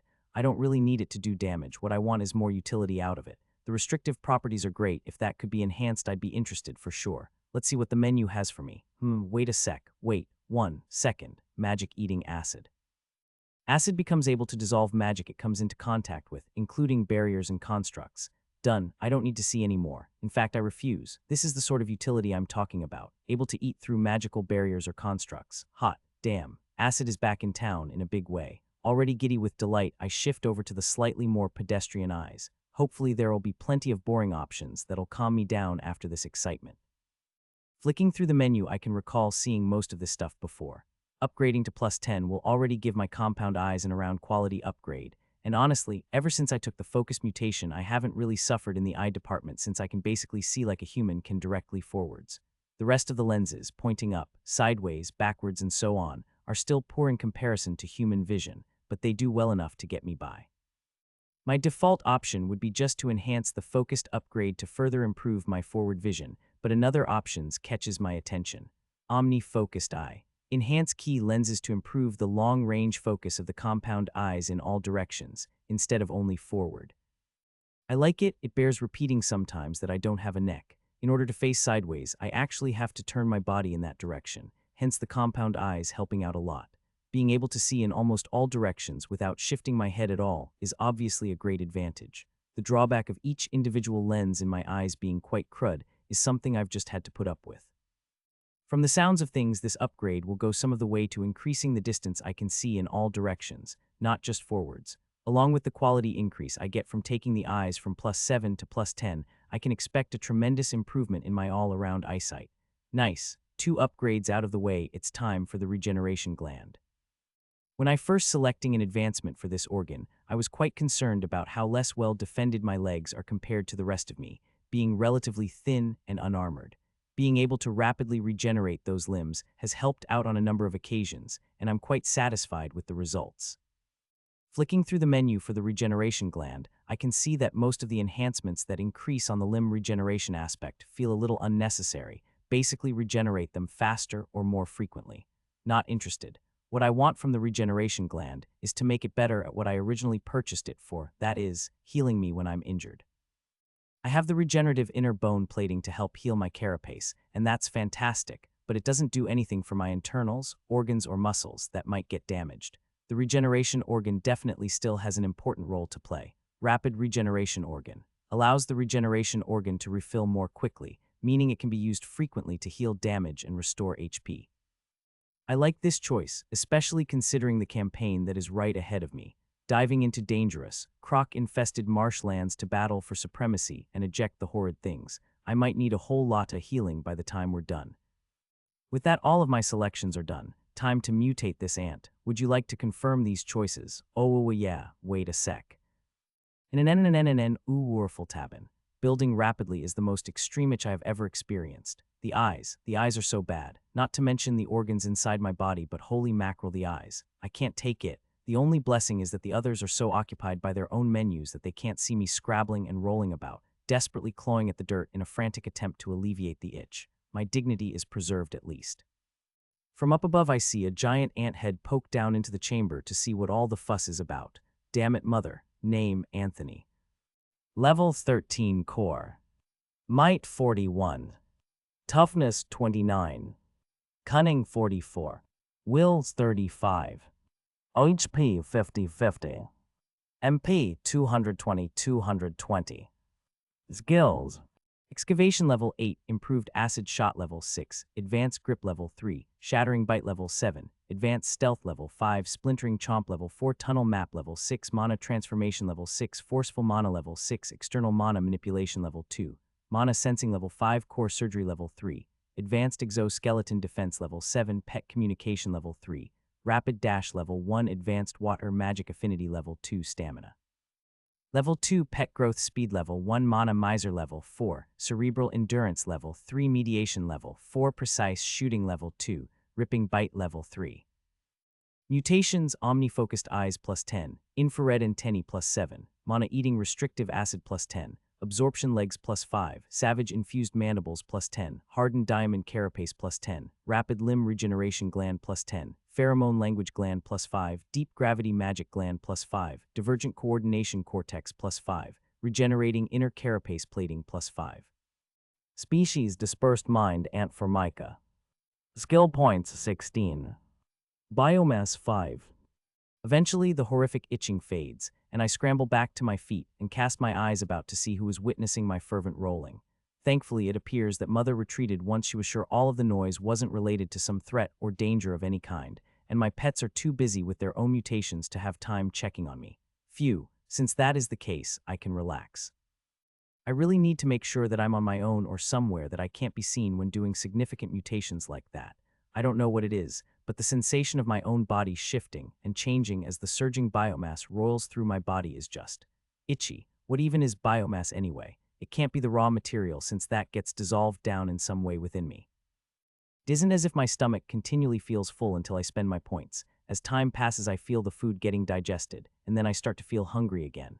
Perhaps monsters extract something from the food they eat, some sort of concentrated stuff. The higher the evolution of the monster, the more stuff they have in them. Maybe, I don't know, I just eat things. Considering that nothing comes out my business end barring acid and magic consuming justice, all of that food must be going somewhere.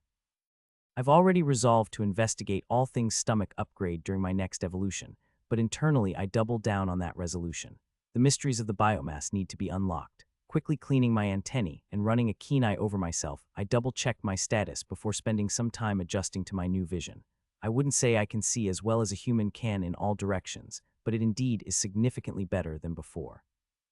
My forward eyesight has somewhat improved, but all other angles are dramatically better. I'll need to wait until I get somewhere a little more open before I can thoroughly test my eye's ability to focus at a distance. I start practicing my water transformation and compression skills as I wait for my fellow team members to finish their work. Vibrant appears to have completed her work with the menu and has settled down to evolve. If she doesn't finish by the time the others are ready, we may have to carry her down with us. I wouldn't want to leave her behind, mostly because she would just run down the tunnels on her own and probably end up dead. Still, I'm interested to see what she can evolve into, considering she was a superior hatchling up to now. From a superior hatchling into a superior worker, that wouldn't be too exciting. Maybe she'll go straight into being a juvenile queen. For some reason, when I think of Vibrant's personality, I just can't see it happening. Sitting around the nest being motherly all the time. Vibrant, not a chance. Time passes and Crinnies is the first to complete the process. She takes a long time to fiddle through the menus since she has such anxiety about making incorrect choices. Tiny takes longer, but I think that has more to do with his comprehension speed. How did all go, Crinnies? I ask cheerfully. The little ball freezes momentarily before slithering over to me on a few tentacles. I hope I made the right choices, Master, she says somewhat miserably. I sigh internally. Just pick whatever you think is right. You know more about how you want to grow and fight than I do. You're the best one to make these decisions, but you are the best person to decide what it is that you want, Master. Gah, getting her to be more independent is going to be a long project. Just come over here and I'll have a look at where you're at. I want to see how everyone is going before we set out, I say resignedly. Of course, Master, she bubbles. Bringing my antennae forward, I activate the core surgery skill and gradually piece together her general status. Name Crinnies. Level 14 Core. Might 68. Toughness 55. Cunning 24. Will 22. HP 110, 110. MP 205, 205. Skills: Advanced Shadow Flesh Manipulation Level 1, Grappling Level 3, Expert Shredding Level 4, Tremor Sensing Level 3, Dismembering Level 2, Fear Inspiration Level 3, Mana Manipulation Level 1, Tentacle Walking Level 1. Mutations: Shadow Flesh plus 3, Void Maw plus 3, Bottomless Dimensional Stomach plus 5, Dividing Tentacles plus 5, Ripping Spines plus 5, Macabre Teeth plus 5. Species: Blind Shadow Hunter. Skill points 5. Biomass 6. Why is that all her skills and upgrades sound so intimidating? How the heck did she even get fear inspiration? From what I can see, the skill educates the user in ways to act more intimidating or cause fear in foes. I'm not sure that's going to be a problem if she keeps leveling up dismembering. Ah, I see you picked up mana manipulation, I say. Yes, master. Is that okay? She sounds mildly panicked. Of course, you have a reasonable cunning and will stat. With practice, you'll be able to start slinging some spells like me. I think that was an excellent choice. Instead of replying, the little ball holding itself up on a few slender tentacles just becomes exceptionally still. Wait, that's not quite right. My improved vision, I can make out that she's not still but actually vibrating slightly in place. That happy to be praised, eh? I can only shake my head internally and leave Crinnies in her own little world as I move over to Tiny. The big guy is gradually opening his eyes and shaking himself awake. I want to check his status as well before we get moving. How did all go, Tiny? Finished. Finish, he manages to grunt his reply even when speaking mind to mind. Let me have a look, big fell. He amblers over in my direction, and I once again activate the core surgery skill. I'm determined to ignore the quivering tennis ball behind me. Name, Tiny. Level 12 core. Might 154. Toughness 42. Cunning 7. Will 15. HP 84. MP 210. Skills, Expert 8, Boxing level 3, Brutal Uppercut level 2, Enhanced Leap level 3, Smash level 5, Advanced Athletics level 1, Grappling level 5, Potent Crushing Blows level 4, Fancy Feet level 4, Advanced Dash level 2. Mutations, Overwhelming Explosive Enhanced Musculature plus 10, Iron Bones plus 5, Springy Impact Legs plus 10, Piercing Heightened Sonic Enhancer plus 5, Compressing Lightning Mana Affinity Gland plus 5, Compressing Lightning Mana Affinity Gland plus 5, Energy Conversion Gland plus 4. Species, Dire Lightning Storm Kong. Skill points 15. Biomass 3. Things are looking good. He's way stronger than he was before he started spending his points properly. Just look at some of these powerful sounding upgrades.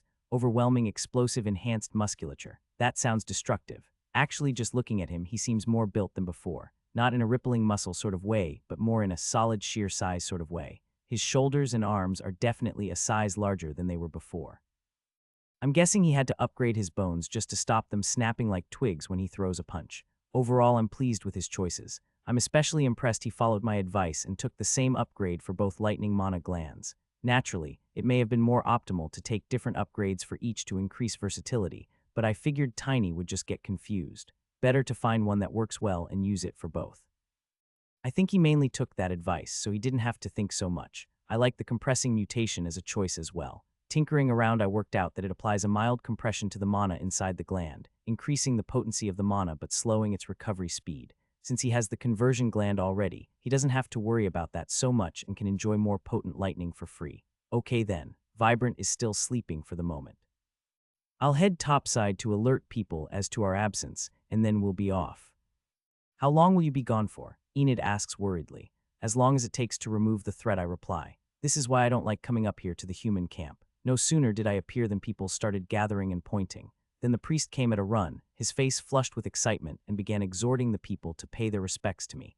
In a flash, I had people raising their hands or kneeling nearby as I nervously waited for Enid to show up. I'm thankful the crowd maintained a respectful distance from me. It seems their fear of dungeon monsters isn't completely gone.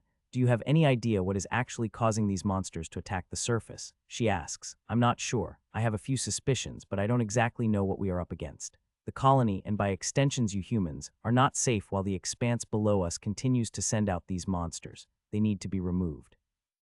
Enid frowns as she ponders my words. Why am I even here? I could have just spoken to the queen and then disappeared underground. Nobody here in the camp would have been the wiser. It isn't as if they see me very often. I'm almost always underground already. I guess Enid herself has been helpful and respectful. I don't really have any reason to keep her in the dark. Since this expedition has a direct impact on their own safety, I suppose it doesn't hurt to tell them. Just give me a little space, people. The people here seem remarkably well disposed towards ant monsters. Is that safe? I'm forced to ask as a child attempts to sneak forward and touch me only to be snatched back by an adult. Enid looks at me oddly for a moment before replying. Damn priest. I'll need to have words with him at some point, but for now I'm worried he may just take it as some sort of divine visitation. The guy is just odd. I bit his arm off. How did he end up such a fervent supporter? Enid hesitates before speaking again. There are a lot of valuable resources that can be extracted from an expanse. I was a merchant before, and I know the value of many things that can be found in the dungeon. If you see something that looks special, bring it to me and I can tell you about it.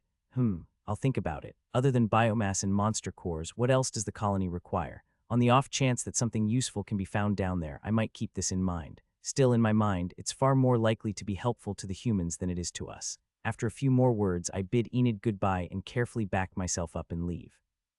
The people reluctantly part to let me through, the priest's voice raising to an even higher crescendo before I manage to disappear out of sight. Somehow, not being able to hear exactly what he's saying makes it feel worse. Safely back the nest, I feel much more comfortable. My people. It doesn't take long to explain the situation to Mother. As always, she expresses concern for my safety, but encourages me to do what is best for the family. Naturally, this ant doesn't let his family down. No chance, farewells handled. Tiny gathers the still slumbering Vibrant unexpectedly, gently in one massive paw, and Crinnies hops onto my back. Time to depart. I'm feeling exciting for the upcoming challenge, but at the same time a little nervous. We are throwing ourselves into the great unknown in order to protect the colony from harm. Something about it just makes my ant heart sing. Going to have to watch out for this feeling in case it motivates me to do something stupid. I get up to enough of that on my own. At any rate, there isn't anyone else in the colony who could handle this level of danger, so it has to me and the crew. In order to ensure we don't miss any waves, we take the long way down, sweeping the tunnels clean and using the creatures we find to get a little extra XP in the bank before we get to the expanse. If we can level up even one skill by 1 point, it might be helped by more than we expect. This end I use my new bite attack, Ripping Bite, exclusively. This ends up as some messy combats. Crinny seems to approve, but I personally aren't as much of a fan. At least the skill is accruing experience. In this way, it takes us a number of hours to reach the expanse deep below the surface. When we approach, Vibrant finally begins to show signs of stirring from her slumber. Her body has undergone a number of changes during the journey, including a rather dramatic increase in size at last. I can't wait to take a look at her status and see what she decided to choose. As we post up outside the marsh expanse, I decide to put Crinnies on guard duty whilst the rest of us open up the shortcut, clear out a small section of tunnel and nestle down for a short break. We need our wits about us for this next test. If Vibrant is going to be fighting alongside us, I want to make sure she's got the right stuff after evolving. It doesn't take long for her to wake up and regain her normal energy. Hi, Senior, how long did I sleep? Well, I'd say it was. Wow, where are we? Did we move somewhere? Yes, Tiny carried you. We came down. The big ape just looks down at her for a moment before reaching out with one big finger to poke her on top of her head. Hey, hee, you're the best, Tiny. Just come over here for a moment, would you? I grate out. Full of beans, she bounces over to me and stops, still managing to wiggle from one foot to the other as she awaits my instructions. No matter how far she evolves, I don't think her high energy level is ever going to change. I want to take a look at your core and see what your stats are like. Is that okay? I ask. Sure. All right then. Bringing my antennae forward, it's time for core surgery once more. After a bit of fiddling about, I put together her status, name, Vibrant. Level 1 core. Might 52. Toughness 38. Cunning 25. Will 22. HP 76. MP 110. Skills: Advanced Digging level 3, Advanced Acid Shot level 6, Grip level 4, Crushing Bite level 5, Advanced Dash level 2, Exoskeleton Defense level 3, Stamina level 2, Piercing Bite level 4, Leap level 2. Mutations: Enhanced Reflective Exoskeleton, plus 10 Savage Mandibles, plus 5 Accelerated Legs, plus 5 Focused Eyes, plus 5 Foresight Antennae, plus 5 Burning Acid Gland, plus 5 Widened Command Aura Formica, plus 5 Frequent Explosive Energy Gland, plus 5 Pheromone Language Gland, plus 5 Slow Release Regeneration Gland, plus 5 Inner Carapace Plating Speed Aura Gland. Species: Major Soldier Formica. Skill points 6. Biomass 5. What the heck is this? Her physical stats are already higher than mine, and by so much. The new evolution has certainly seen a massive rise in Vibrant stats, and some of her organs look incredibly unique. The command organ, did she get that from being a special ant from birth? Gah, I should have investigated her core ages ago. That's what I get for not being curious enough. How do you feel, Vibrant? Great, she cheers. I have to say, she's not so little anymore, almost the same size as I am. The only reason I would be bigger is because I used the shortcut method of raising my might stat quickly by packing on more size rather than condensing the muscle, which increases strength without increasing size. My guess is that Vibrant has taken a much more balanced approach and therefore has much more power squeezed into a smaller body. Looking at her skills and upgrades, it's clear the direction that Vibrant has been taking. Physical strength, hardy defense. Looks like she picked up an aura gland during her most recent evolution. Speed naturally, being Vibrant. Looks like she'll be taking the path of pouring her mana into fueling a range of aura glands rather than using it to directly fuel magic. I should look at recommending that path to Tiny actually. The lightning mana he has is put to good use, but the raw MP sitting in his core doesn't do anything whilst his lightning glands are topped off. He'd be more effective in a fight if he had somewhere to put that energy. I'll have to think on it. Due to his low intelligence, I'm worried about Tiny's future evolution paths. Every time he's evolved, he's lost cunning. If it continues down that path, he's going to wind up an extremely well-muscled, bat-faced vegetable. Well, you're probably strong enough stats-wise to fight and frontline, I muse. Yay, I can fight with crinnies. The no longer little ant cheered with delight, her antennae wiggling in the air uncontrollably. I could only be pleased for her pure enthusiasm. As exhausting as her seemingly infinite energy could be, she was as pure as a diamond compressed from snow made of glass. You'll need to be careful, I warn her. Nibble at the edges, don't go straight on. You're fast and reasonably tanky, but you can't take the horde face on. If you get in trouble, pop your healing gland straight away, don't save it. We can get you to safety and let it recharge before you need to go it again. Yep, the still wiggling ant exclaimed. She's doing her best to listen to my advice, but her energy is just way too high right now. Sigh, I'll have to remind her again later. Hopefully she won't do anything too stupid in her excitement. Tiny Crinnies, Vibrant will be joining you on the front lines for the attack. Try to keep an eye out and keep her safe. I want her on the edges of the fight and not in the middle. If she gets buried in the melee, try and get her out. Her, Tiny grunted affirmatively. Of course, master. No harm shall come to her, Crinnies declared with confidence. I'd be more assured if you could actually see her, Crinnies. Maybe she could keep a tentacle on Vibrant or something. I'm sure it'll work out. All right, everyone, it's time to form up for the attack. Tiny in the front, Crinnies with me, and Vibrant on the flank. Our mission is complete subjugation. All crocs must be handbags or tasteful jackets by the time we are done. Nothing too out there, I'm fashion conservative. The others look at me strangely. What is a jacket, master? Explain it to me and I shall prepare 1,000 for you this day. Crinnies cries, I should give up on the jokes. My talent is wasted on this room. Just kill all crocs. They are our primary target. If we remove them all, I think the wave attacks on the colony will stop. Okay, Vibrant says, almost shivering out of her carapace with excitement. Crinnies wiggles her way onto my back before retracting her tentacles and entering her deceptive, innocent tennis ball mode. Tiny eagerly takes his place in the front, already sparking with anticipation and thumping his chest occasionally, trying to contain his energy. I don't. The marsh is going to be expecting what's coming. The oppressive aura is still here, bearing down on us with full force. But we are stronger than before, motivated to protect the colony. I don't care what sort of monster sits in the middle of this expanse, suffocating the area with its baleful aura and sucking in the monsters. I have a few tricks up my carapace that should fix its little red wagon. Full of motivation and gusto, we depart our little hidey hole and advance into the marsh expanse. Before us, the lush green of the vibrant plant life stretches as far as the eye can see, from one side of the expanse to the other. The hillocks of sodden earth that rise out of the dark waters look like moss-encrusted tortoise shells, covered in vibrant flowers and the occasional tree. Overhead, the tall mangrove-like trees with their enormous webbed roots spread a wide canopy. Half-glimpsed shadows can be seen shifting about on the broad green leaves here and there. This right here. This will all belong to the family. The marsh expanse is still teeming with monstrous life. I can see monsters creeping out of connected tunnels, making their way deeper into the recesses in order to meet up with whatever is compelling their behavior. Even without the steady trickle of captive beasts, there is plenty of stuff to fight around us. The ever-present, ever-hungry flora dots the mounds and rises out of the waters regularly. The plants don't seem to want to eat each other much, but they are always waiting for a juicy meal to wander past, ready to fall into their clutches. Then there are the crocs, lounging there and there, yawning mightily with their enormous jaws. The croca beasts, titan crocs and beyond can be seen almost everywhere. Never too many in one place, but little posses of 3 or 4, wading through the waters or lying on the raised earth. I think there's more of them here than the last time we came. Or maybe they're gathering on this side since we raised a ruckus last time. At any rate, they haven't seemed to have spotted us. I think the best course of action is to lure them into the tunnel group by group. Keep the combat out of sight so we don't draw the lot of them down on our heads at once. Nice and steady, that's the play. So why is Tiny over there punching a titan croc in the face? Damn it, this stupid ape. How could I forget his habits so quickly? Last time we were here, I was pleased by his self-control and ability to control his seemingly endless hunger for battle. The reality is he was unsettled, even a little intimidated, by the oppressive aura that hangs over this expanse.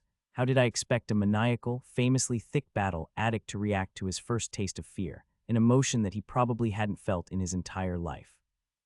After taking out his frustration on smaller and weaker, unsatisfying foes, and getting a power buff from taking the time to actually increase the level of his skills, not to mention the massive boost he received from finally mutating to over +5.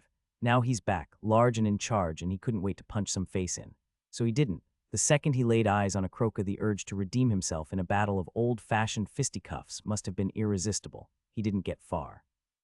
The closest group of croca beasts was within 100 meters. When they saw the giant ape eagerly flinging himself forward, swinging from tree branches like a demented, overweight Tarzan, they roused themselves to fight. Claws out and jaws agape, they met Tiny's charge with all the fury they could muster. Fists ablaze with light, Tiny smashed their faces in within 10 seconds and then stood pounding his chest as he roared out a challenge to the expanse as a whole, because of course he would. When we rush up to his side, Tiny is still bellowing his challenge, and it's safe to say he has drawn a fair bit of attention. All around us, small gangs of crocs are staring with undisguised hostility at my pets, and I'm quietly confident even the plants are giving us a full dose of the stink eye, even though they don't have eyes. I think I'm feeling a headache coming on. Actually, you know what? Who cares? Instead of chipping away at the enemy tactically over an extended period of time, this stratagem has little more chest hair. I'm with you, Tiny. Bring it on. I immediately kick my sub-brains into gear and get them weaving up a water transformation construct. It shouldn't take long for them to get it set up and pumping out water-attributed mana. If any of these monsters decides to start spitting flame at us, I want to be ready. Get ready, folks, they're coming in, I cry. 4 small groups of crocas begin to advance towards us, curiously untouched by local plant monsters.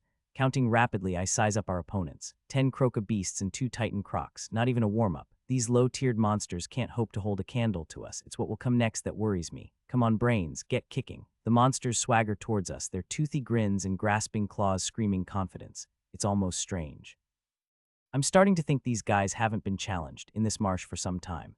Have they become the local bully boys? Leathery-skinned, super ugly mafioso. Gonna get a rude awakening now. Crinnies eat, of course, master. With her tremor sense, Crinnies is able to detect the subtle vibrations of movement through the ground and air. As the crocs flex their way towards us, eagerly anticipating the meal to come, Crinnies slowly lifts herself from my back on thin tendrils and drifts forwards.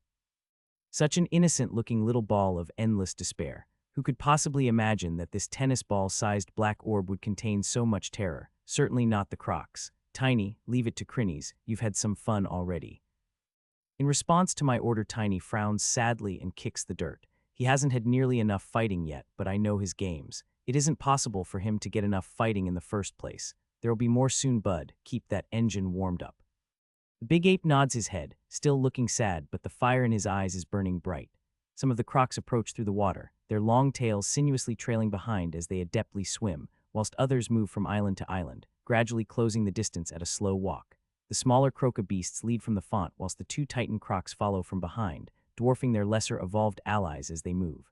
As soon as one scaly foot lands close enough to Crinnies, she acts. Unfurling herself with blinding speed, tentacles begin to lash out in all directions, peeling out of her body endlessly until there are dozens of them grasping towards the closest foes. By the time the croca beast realizes what is happening, it's already too late. Once the first tentacle latches onto its leg, its fate is sealed. More tentacles lash out, slashing through the air like whips and striking the beast, coiling tightly around it.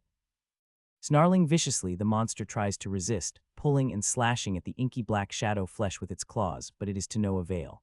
Razor-sharp barbs emerge from the tentacles and begin their dark work. Knowing what Crinnies' upgrades can do, I'm not entirely sure I'm prepared to watch what's about to happen. Stay away from Master, you vile beast, Crinnies roars. Then she engages her, ripping barbs. Where once her barbs would dig and tear into her victim, now they can move, shifting back and forth at high speeds over a distance of a few inches. In effect, I guess you could say it's like a chainsaw. Slack-jawed with fear, the other croca beasts watch as their struggling compatriot undergoes what we'll only describe as the Crinnies experience. She'll probably get a few more levels of dismember from this. When it's all said and done, her main body inflates and unfolds again to reveal her cavernous maw. The no longer struggling croca is unceremoniously dropped within, and as a ghastly crunching sound emerges from her main body, those inky black tentacles begin reaching out once more.